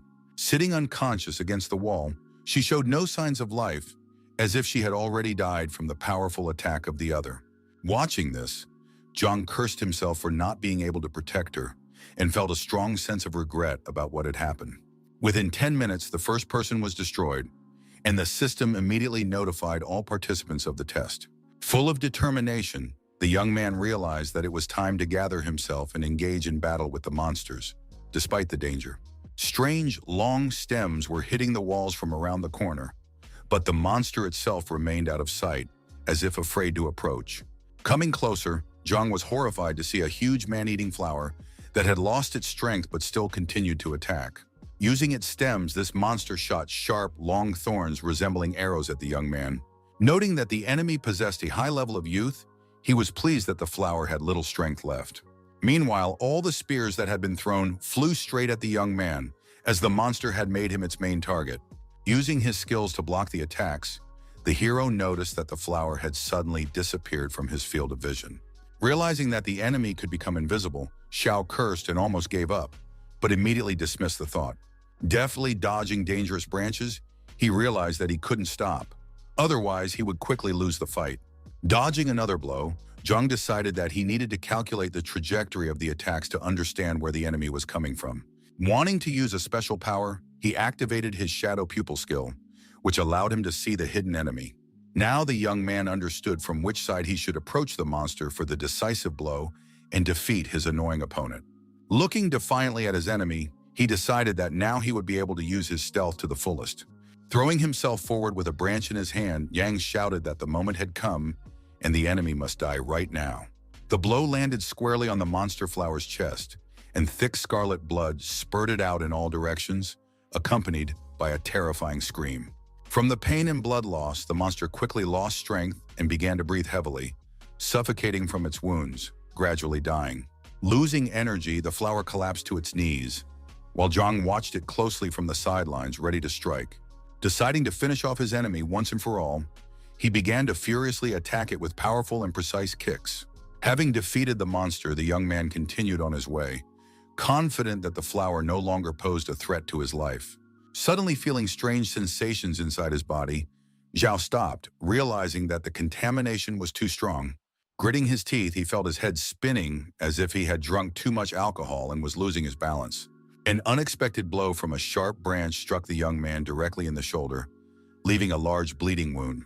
Holding the injured area with his hand, he continued to stand on his feet and did not allow the pain to knock him off his intended path. Looking ahead, he felt a sharp pain in his body, but did not understand who had dealt him this treacherous blow and tried to see his opponent. Peering into the darkness, the boy could only make out a strange red energy that was slowly filling everything around him. Suddenly, a bone monster appeared right in front of him, holding a fiery sphere in its hand and with a burning pupil in its chest. Huge claws were visible on its feet, sharp and long like real blades, and it walked quite noisily. A moment later, Zhang was horrified to see that this creature had brought with it a pack of monsters that obediently followed it. Holding his wound, the young man noted ironically that the training camp had sent too strong an enemy against him. Suddenly, his attention was drawn to a strange door in the distance that glowed with an unusual light. As the pack of monsters closed in on him, he could see doors in the distance emitting an incomprehensible energy. Noting that, unlike the others, this one was located on the left rather than the right, Xiao thought that perhaps this was the exit. With a wave of its hand, the monster hurled sharp bones and heavy stones directly at the young man, while the other monsters watched silently. Jin rushed forward, determined to engage in combat and attempt to break through closer to the mysterious doors in order to leave this place as quickly as possible. As he shifted his weight against the wall, all the stones and twigs flew straight at him, leaving him no room to maneuver. Crossing his arms in a defensive stance, the young man realized that he had to give it his all, otherwise he would have no chance of survival. Throwing himself forward, Xiao quickly approached one of the monsters that clearly stood out from the rest. The thought flashed through his mind that this creature could open the mysterious door ahead. Meanwhile, the monster, holding a flaming ball in its palm, swung its arm, preparing to deliver the decisive blow. When it hurled the red-hot projectile, there was an incredibly powerful explosion that shook the walls. Blown back by the shockwave against the stone wall, Zhang suffered new injuries and struggled to breathe and move. He realized with horror that the enemy's power was fully commensurate with his rank, and if this continued, he would not be able to withstand it. Jumping out of the hole that had formed, he crouched down and decided that his only chance of survival was to accelerate. While the young man was planning his next move, The enemy was quietly approaching from behind with a fireball. As soon as the monster tried to grab him with its hand, Zhang spun around sharply and decided to seize the initiative. With both hands, he grabbed the enemy with a firm grip, not allowing it to make a single counterattack. Throwing the monster sharply to the side, the hero firmly decided that he would no longer allow sudden attacks against him. After the powerful blow, the monster lost a lot of strength, but still got to its feet and continued to stand confidently. Meanwhile, the other creatures also moved forward and almost simultaneously rushed to attack the young man. The system prompted the young man that the main blows were coming mainly from the right and advised him to dodge the impending attack. Noticing the prompts, Xiao felt relieved, his eyes glowing with the power of darkness, and he now knew how to proceed. Holding a sharp blade in his hands, he felt an extraordinary lightness and activated the multiple image skill. Having deceived the monsters, the hero mercilessly cut their bodies with quick and precise movements of his blade, feeling like a master of his craft. After fighting them off a little, he rushed toward the dark abyss, thinking it was the only way out, with the monsters chasing him without stopping. Right in front of Zhang, a bone and flower monster appeared. The young man was shocked because he had destroyed both enemies with his own hands earlier. Other creatures slowly appeared from all sides, gradually closing in on the frightened young man. Deftly dodging the blows, Xiao thought that the training camp had finally gone mad by proposing such dangerous trials. Deciding to use his hidden shadow ability, he attempted to hide deeper in the dark abyss, fleeing from his opponents. Thanks to his skills and quick reactions, the hero found himself near the portal in an instant and felt a surge of joy and hope. Suddenly stumbling, he almost fell, but still managed to slow down, although his heart was beating faster than before. One of the monsters blocked his path, and the others surrounded him. The young man realized that he did not have enough strength to fight. With a determined look, he continued to move forward, not thinking about defeat, and was ready to fight to the end no matter what. Suddenly, the system suggested that the bone would pierce the lower abdomen, but the blow could be intercepted at the cost of injuring the palm. Behind Yang, a grapevine was rapidly approaching, and the system indicated how to dodge so that the blow would hit another creature. Covering his eyes, the hero decided that caution was important, but still doubted the correctness of his decision. Listening to the system's prompts, the young man deftly moved aside, and the vine struck the enemy's body, inflicting damage. The thick stem pierced the other's chest, and he let out a terrible scream of pain that echoed throughout the space. The flower monster was stunned by what it saw and couldn't do anything, remaining confused.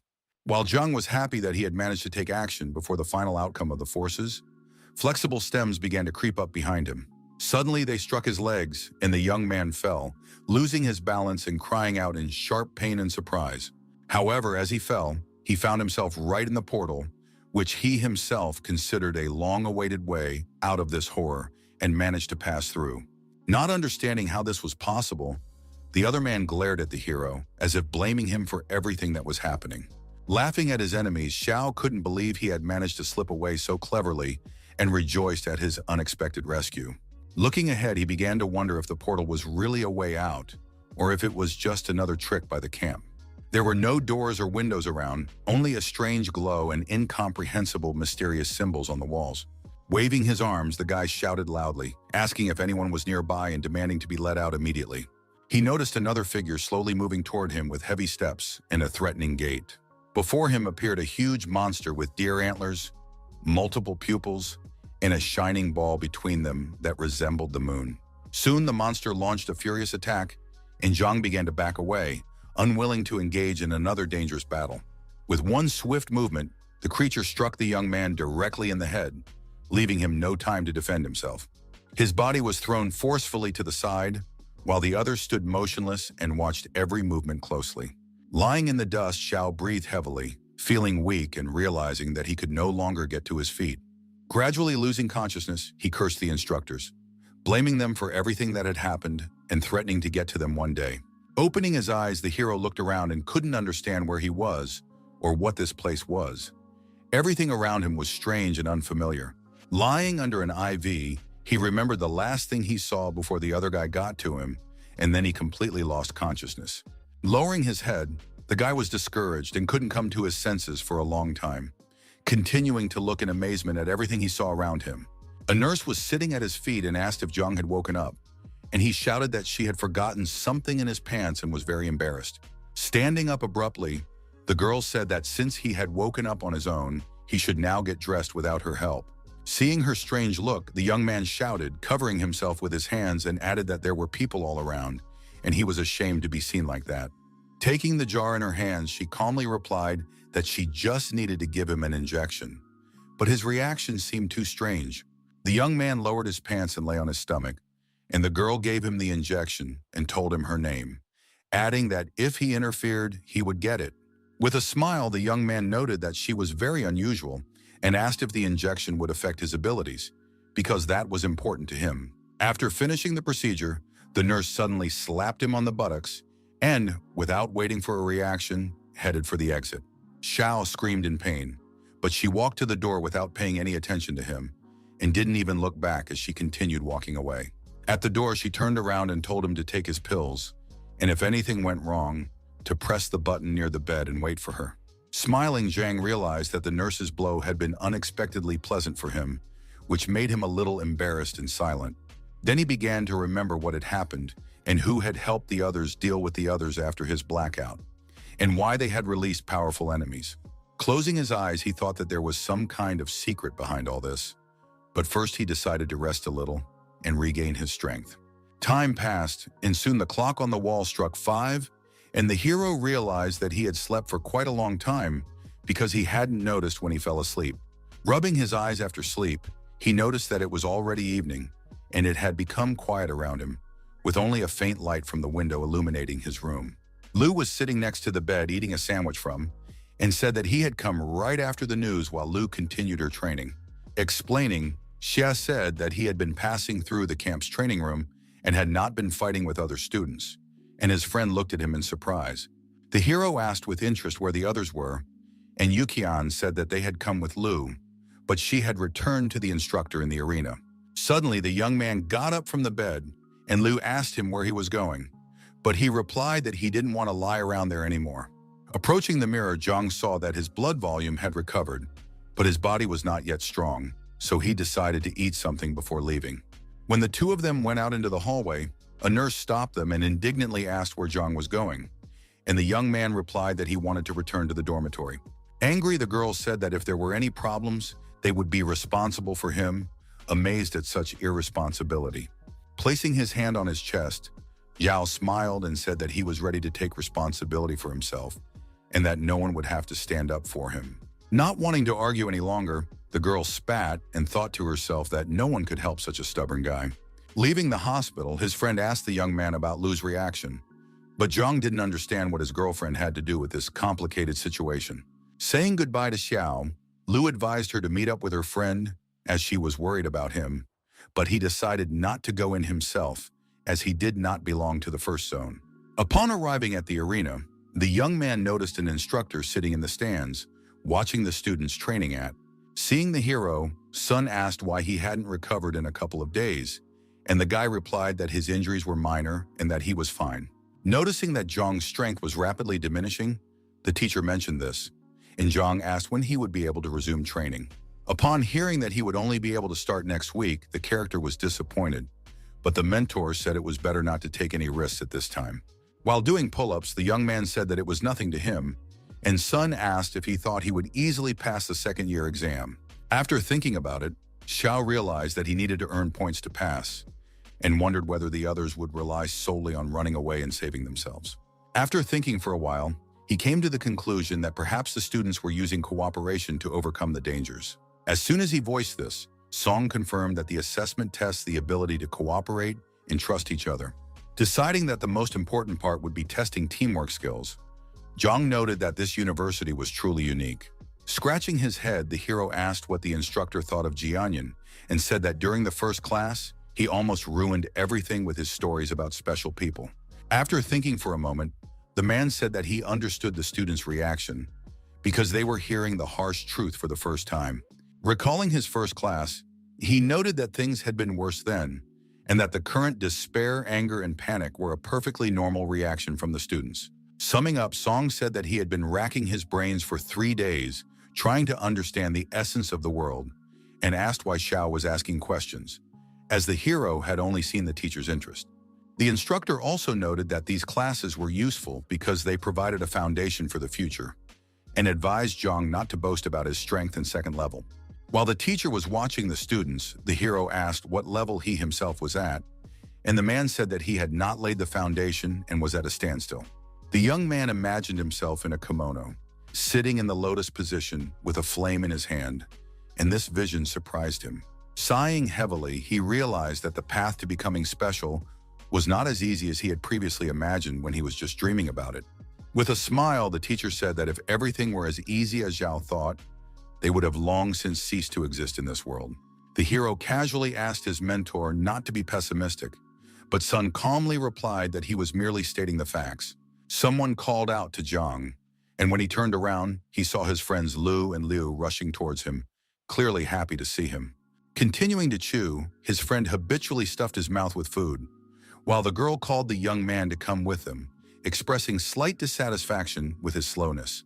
Irritated by the tone, the hero demanded that they wait for him and said he was already on his way, trying to hide his embarrassment and anger. A red flag with white stars and a yellow lightning bolt in the center fluttered in the sky, its bright colors catching the character's eye.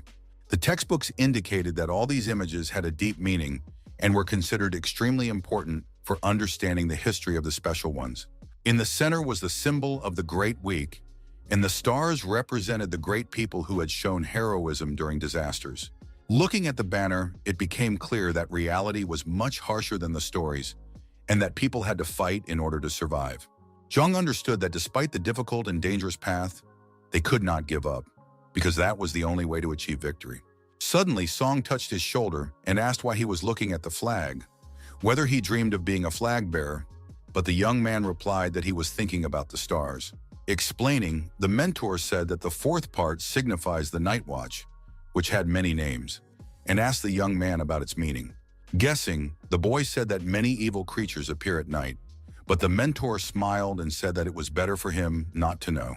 Saying that the teacher was silent so that Xiao would not become a demon, the character angered the mentor, said goodbye to him, and immediately ran away. Running up to Lu, he asked where Yuqian was, and the girl calmly replied that he had gone to reserve seats in the dining room. Suddenly, she began to tug at his jacket, and Zhang smiled, asking his friend if she was tired of living, since she was behaving this way. Despite his words, she continued, and the boy in tears couldn't take it anymore, and asked what was wrong and why she was treating him this way. The girl said resentfully that she was frightened when she saw him being carried in on a stretcher, and the anger in her voice gave way to weakness and fear. Feeling pain, Lu turned away and cried, and the guy realized that he had been rude to his girlfriend and now felt very awkward.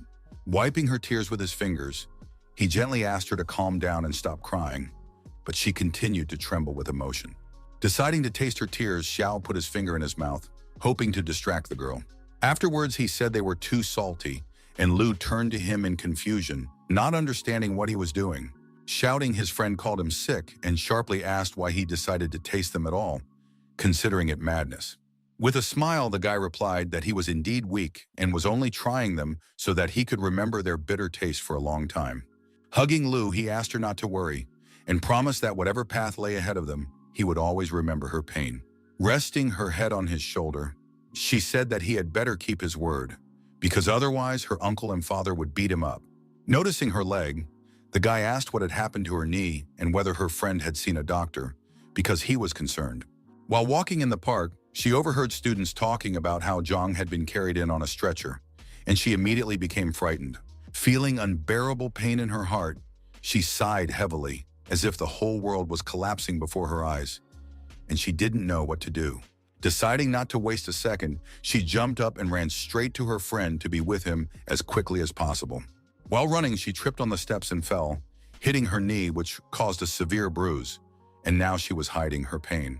Pushing the guy forward, Lu lied that she had injured herself during training and suggested that they not dwell on her problems, but go to lunch instead. Worried, the young man wanted her to see a doctor, but the girl, pulling him by the hand, told him to stop acting like a mother. Under the bright sun, the Yunhai training camp building rose up, resembling a mountain with a sharp spire pointing skyward. Continuing to pull him along, she told him how she dreamed of delicious chicken and added that she would treat him today, and Zhang agreed. Half a month later, the young man was training on the field with monsters, honing his skills and striving to reach a new level in combat. Trying to escape, the other rushed about in search of salvation, but Zhang smiled, thinking that the monster was mistaken in believing in the success of his primitive plan. Activating his shadow mark, he noticed that his opponent's weak point was his shoulder and immediately decided to use this information to his advantage. Jumping high into the air, he aimed at the enemy, hoping to deliver a precise and deadly blow while the other had his back turned. As Xiao approached, the enemy was unaware of the danger and continued to advance toward his goals. In the control room, the Night Watch staff watched the fight closely through the cameras, recording every move of the young fighter. In horror, Song shouted that something was wrong, noticing the hero's desire to kill the other, and demanded that the training be stopped. His colleagues supported him. After the lesson, upon entering the young man's room, the mentor noted that Zhang was showing significant progress and was capable of fighting at the second rank. Doubting the power of the shadow, he said that he only saw his fighting instincts, but the young man smiled and replied that anything could happen. Folding his arms across his chest, the instructor said that it was not worth getting too carried away and asked how the character felt about missions. Realizing that he couldn't reveal his full potential yet, the young man lied, saying that he didn't want to waste time and wasn't going anywhere. Suddenly, Sun said that he had forgotten to mention that successful completion would result in a certificate and the right to leave the camp, which shocked the hero. So as not to drop his water bottle, he decisively placed it on a nearby table to focus on the teacher's words. After saluting and smiling, he declared that he agreed to go on the mission, showing confidence in his own abilities. Later, they boarded an electric train and set off on their assignment, immersing themselves in new challenges that could change their future. Upon entering, Zhang noticed a group of students and asked his mentor what was going on, to which Song replied that he would be working with them. Suddenly, in the crowd, he saw a red-haired girl in a cap who looked familiar to him, but she diligently avoided his gaze and tried to hide. Taking off her cap, she introduced herself as Yang Qi and reminded him that this was the 5th time he had asked her name, even though she had told him more than once. Laughing, the hero said that he didn't recognize her without her nurse's uniform and noted that she looked beautiful. But Sun interrupted them, telling them to talk about the mission. Sitting solemnly among the students, the curator said that a bloody site had been found in the shadow layer of Yunhai, and that their task was to clear the area of others. Half an hour later, the train continued on its way, and the tension in the air grew as everyone waited for the dangerous mission to begin. Asleep on Yang Qi's shoulder, only Xiao slept peacefully and drooled, while the girl watched in bewilderment, wondering where he had managed to get so tired. It seemed that he had been sleeping soundly because his saliva was dripping down her clothes, causing slight irritation and disgust. Suddenly, they were informed of their arrival at the destination, and everyone had to get ready. Zhang jumped up abruptly, awakening from his sleep. Turning to Yang, he did not immediately understand why her clothes were covered in drool, and only then did he notice the traces left behind after sleep. Apologizing, the young man said that he had not yet recovered, which was why he had slept so soundly, and began to wipe her stained dress with a napkin. The girl was pleased by his attention and care, but she didn't want to behave openly and decided to take a completely different approach. Shouting that she would tell Lu everything, she began to dial her number and abruptly pushed the young man away, leaving him completely bewildered. With his eyes wide open, Zhang couldn't believe that his colleague was threatening him with his girlfriend, because she had seemed completely different before. Holding out a napkin, he lowered his head and said he just wanted to wipe away the drool, but Lu screamed, and Sun demanded that they get off the train. Once outside, the instructor announced that the radar indicated the presence of others nearby, so the students were forbidden to stray far. Turning around with a sly smile, Yang said she needed to check Zhang's data and asked him not to stay away.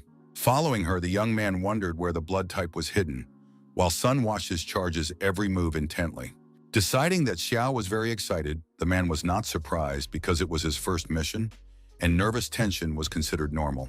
Realizing that it usually takes 6 months to reach the second rank, the instructor began to suspect that the boy had already been in the shadow layer. It was quite rare to meet a 17-year-old teenager with such a high rank, but it was theoretically possible. Watching him leave, the mentor wondered whether the hero would be able to succeed in his endeavors and whether he would have enough strength to endure all the trials. Moving slightly away from the others, Xiao suddenly came face to face with the first other, sensing tension. Seeing that the young man had spotted the first-rank enemy and was preparing to attack, the instructor realized that the other monsters were also somewhere nearby. Jumping high, the character tried to attack the monster from behind, hoping to catch it off guard and deliver a precise blow. Suddenly, he noticed that another creature had appeared behind him, ready to attack and threatening to kill him.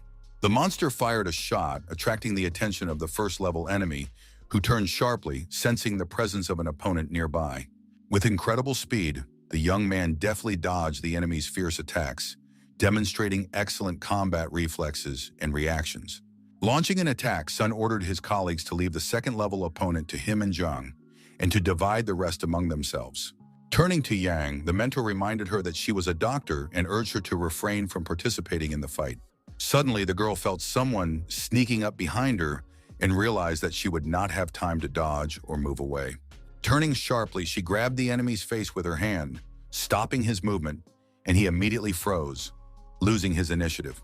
Unexpectedly, a huge monster emerged from her palm and began to devour the enemy, completely paralyzing his resistance. A moment later, the monster found itself inside the mouth of another creature, which gradually sucked out its strength. Slightly confused, the girl looked at her hand, but was glad that she had managed to survive such a dangerous situation and resist. Releasing the enemy, who fell dead to the ground, Yang continued to watch it, feeling a mixture of fear and surprise. Her palm regained its human form, but red slime dripped from it, which the girl carefully collected in a small jar. Seeing all this, Zhang was puzzled and did not understand where the sweet nurse he knew so well had disappeared to. Feeling the young man's gaze, Yang asked what was wrong, and he inquired if she had really devoured someone else. The young man asked with interest what kind of power she possessed, and transforming her hand again, she replied that her ability was to devour. Admiringly, he asked if her monster could extend its tentacles in any direction, but the girl was simply puzzled by his reaction. Reaching out his hand, he asked if he could touch her transformed limb, because it all seemed extremely interesting. Folding her arms and hiding the monster, Yang said no, and if he kept pestering her, she would immediately report him for harassment. Trying to find arguments, Zhang attempted to object, but she, knowing everything, asked with a smile how he could possibly pressure her. Rubbing his head, the young man said he was just joking, but he wondered how she knew all this and why she spoke with such confidence. Suddenly, her hand turned completely red, and the hero watched the changes, mesmerized, not believing his own eyes. Once again, transforming her limb into a monster, Yang told the boy to forget about this conversation and asked him to remember her real name. Waving her tentacles, she asked if it was time for them to start the real battle, because enemies could appear at any moment. Looking at her hand, Xiao noted that her monster looked not only terrifying, but even cute, and in a way, sweet. Shocked, Yang couldn't believe that the hero was the first person to call her ability cute, because usually everyone was terribly afraid of her. With a smile, he stretched out his fingers and said that he was very attracted to her tentacles and would very much like to examine them more closely. Dodging away, she screamed for him not to come near her, but the young man only thought to himself how beautiful and good she was. Indignant, Yang folded her arms, and the character hastily assured her that he was not talking about her at all, but only about her ability. He suddenly had a wild desire to completely enter the shadow form, and Zhao wondered if there were contradictions between certain species. Looking at the girl's feet, he realized that in the abyss, all species were connected, and now he would have a very difficult time. Meanwhile, holding his shoulder and arms differently, Sun ordered Xiao Yang to deal with the rest and take care of everything. Noticing that Zhang was holding something different, the instructor asked why the young man had not yet finished off the enemy, and he explained his decision. Clutching his head, the man asked if the hero had played too many games as a child and where he got the idea that the enemy's strength was equal to 4%. Looking at the monster's corpses, the teacher noted that such species never usually meet nearby, which means that something strange is going on here. Leaving with the team, he decided that the skeleton was clearly not well among the bloody species because they were enemies. Suddenly, the young man noticed a dark silhouette standing on the roof of one of the nearby buildings, staring intently at them. Walking among the skyscrapers, he wondered if someone was watching them and tried to figure out who was hiding nearby. Continuing on his way, Sun explained that not everyone likes special people. Some envy their strength, while others try to harm them and then disappear without a trace. Meanwhile, another monster approached the corpse of the slain bone creature. sensing something was wrong and trying to save his comrade. It was a female other, and as she sat next to the corpse of her beloved, she suddenly let out a piercing sound, full of pain and despair. Reaching out, she dripped a few drops of blood into his mouth, hoping to revive and bring back at least a small part of his life. A moment later, the skeleton made a dull sound, and she watched him intently, afraid that her attempt would be in vain. Suddenly, someone grabbed her arm with all their strength, and she cried out in surprise, turning around to see who had attacked her. With a broad smile, Zhang shouted that he had caught the monster, and now he had managed to prevent the attack of a new other. Growling, she tried furiously to break free from the hero's grip, but the young man held her hand tightly, not intending to let her go. With a vicious grin, she swung for a blow, but Xiao noticed that she had given half of her blood to her companion and realized that the two were spouses. Seeing that the monster was trying to attack again, the young man sighed heavily, realizing that she would not succeed anyway. Looking at the barely breathing monster, he knew that regardless of who they were in life, he could not let them live. With his legs spread wide apart, the character finally decided to use his shadow abilities to end the battle and finish off his enemies. With all his might, he delivered a direct blow to the female monster's face, putting all his accumulated tension and determination into the attack. She collapsed from the blow, and seeing that the other had only 10% of his blood left, Zhang realized that the next blow would be the last. After breaking through the wall of the building, the monster lay inside while the guy cautiously peered outside, checking to see if the enemy could get up. Wishing it a safe journey, he swung his arm and prepared to deliver the decisive blow that would end this difficult battle. Suddenly, she made strange sounds in her language, as if begging him not to kill her, appealing to him with a plea. Puzzled, Xiao stopped. Previously, he had never doubted his actions, but now when the monster reached out its hand, he was overcome with tremors. With his eyes wide open, he convinced himself that he was killing the other, not the former human who had committed the offense. Looking at his hands, the young man was tormented by doubts and could not decide what to do in such a difficult situation. Sun approached him and said that it was already a monster, that the process was irreversible, and then Xiao agreed with him, understanding the whole truth. Using his abilities in defeating the enemy, the teacher said that pity for others is dangerous. Otherwise, everything will end badly for Zhang himself. Thinking deeply, the young man wondered what would happen if one day his uncle or Lu became different, and his heart ached with pain. Looking at the monster's corpse, he couldn't believe that he would ever have to raise his hand against his loved ones and kill people who were dear to him. Joining the night watch, Sun said that the hero needed to obtain a license, and when asked about his uncle, he explained that Li had given the order. Smiling, the young man couldn't believe that his guardian had given him a chance, and at the same time was happy that would now be able to train even more.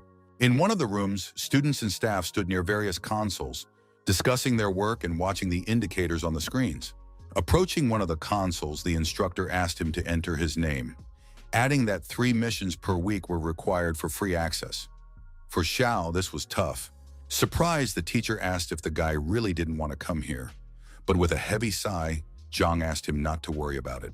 As he left, Sun said that now the hero needed to learn and complete missions, and if he encountered someone not on the list, he could kill them and the mission would be complete.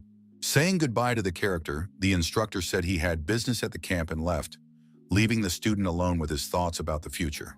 Left alone, the hero wondered why a license was necessary and did not believe that Uncle Li had taken credit for the first mission. He saw a stranger nearby shouting into his phone, clearly asking about someone's well-being and sounding very upset. After saying that he had traded his glasses for medicine, the young man promised to come soon, and Zhang recognized Dong Ke, but did not understand what had happened. Judging by his tone, the hero decided that his acquaintance was in trouble and decided to follow him discreetly. Following the man, Xiao soon approached the hospital building, where silence and anxiety reigned. As if the walls held someone suffering, the ventilator was running continuously, indicators flashed on the screen, and bottles containing various elixirs were connected to his body. On the couch, wearing a mask and connected to numerous tubes, lay a small, exhausted girl, motionless, like a doll without strength or movement. Entering the ward, Donkey took the medicine out of his suitcase, standing next to the doctor, his gaze full of hope and fear at the same time. Inside was a red capsule in a transparent vial, and this medicine looked incredibly powerful and valuable. The doctor was amazed and asked where the young man had gotten such a rare drug, since such drugs were strictly controlled. Denke resolutely asked the doctor to check the elixir, not hiding his hope that it would save his only daughter. Explaining, the doctor said that the formula was based on blood cells, but hinted to the young man about an important conversation and suggested they go out into the corridor. Once outside the door, he said that the disease had worsened due to contamination and that if the medicine had been given earlier, the effect would have been immediate. Feeling the bitterness of the inevitable, Denke asked how long his daughter could hold on in such a serious condition. Lowering his head, the doctor replied quietly, with annoyance in his voice, that the girl would last about a month if there were no complications. Breathing a sigh of relief and placing his hand on his chest, Denke said that there was still time and asked to prepare the baby for the upcoming operation. Watching from the shadows, Jung couldn't understand how a 5-year-old child had fallen victim to the pollution that was destroying her small body. After reading the diagnosis, he realized that the girl had a blood disease and tried to guess what rare medicine was being referred to. He racked his brains but couldn't quite grasp the nature of the disease, yet he sincerely wanted to help find a solution. To find out more, the young man took out his phone and decided to turn to the internet in the hope of finding an explanation. From the internet, he learned that it was a dangerous disease and that if treatment was not started in time, the toxins would gradually begin to eat away at the skin.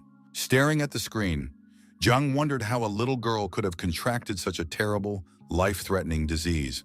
Going out into the hospital garden, Denke called someone, his face tense and his voice trembling with anxiety. When he got through, he asked how much of the medicine was left and heard that it cost about $1 million per dose and that they suggested changing the formula. In a rage, he shouted, demanding a clear answer, but the voice on the other end threatened that if he didn't calm down, he would have to find the medicine himself. Hanging up the phone, he leafed through the phone book and mentally promised his daughter that he would save her, even if it meant sacrificing everything. Filled with determination and rage, Denke clearly understood that saving the little girl was his only goal, which he had to achieve. Consumed by anger, he did not notice that Jung was watching him intently from behind a tree, trying to understand his intentions. Hearing that the young man was desperately searching for medicine, Xiao had an uneasy feeling that something bad was waiting ahead. Taking out his phone and dialing his guardian's number, the hero decided to ask for help, hoping that Li would be able to suggest a solution. He explained the situation to his uncle over the phone and asked if the disease could be cured, but his uncle responded evasively, asking about the patient's age. In a calm tone, the hero said that the little girl was only 5 years old, and the man noted that children's immunity was weak and recovery was unlikely, but possible. When the uncle, hearing his silence, continued to shout into the phone, Jung suddenly noticed that Fen was watching him intently. Holding glasses of drinks, the girl smiled, saying that they hadn't seen each other in a long time, and asked why her friend wasn't at camp. Taking the glass, the young man replied decisively that he had been released for good behavior and asked how she had been doing lately. With concern, she said that she had recently been attacked by someone, but a guard had saved her, sustaining serious injuries, and she had come to visit him. With a smile, Fen said that they had parted only a month ago, but she did not recognize her friend, as if there was a different person standing in front of her. Laughing, the young man noted that his friend had also changed and become more attractive, and asked what she had been doing in recent weeks. With sadness, the girl admitted that everything was still the same, and added that she really wanted to be special, not ordinary. Explaining, she said that being an ordinary person is not bad at all. You can live peacefully, while being special always involves struggles and risks. Recalling the recent attack by the other, Fen said that he did not understand how vulnerable people were, and if it weren't for the guard, she would have been eaten. He gently patted his friend on the shoulder as they walked side by side, trying to distract her from the frightening memories. Suddenly, someone shouted, asking where the alien creatures had come from, and the kids turned around in fear at the cry. Behind them, a pack of others attacked people, tearing them to pieces and delivering fatal blows, and cries for help did not save them. Noticing the kids, one of the monsters rushed straight at Zhang and Fen, rapidly closing the distance, like a predator on the hunt. Covering his friend with his body, the hero told her not to move away from him, because the slightest mistake could cost them their lives. As it drew closer, the monster let out a terrifying roar, but a moment later, blood gushed from its mouth, flooding everything around it with a scarlet stream. With one precise blow, the young man pierced the enemy's neck, and the monster hung limply, dead, right on his bloodied hand. Zhang declared decisively that no one should even think of opposing him, loudly calling the monster a weakling and despising its strength.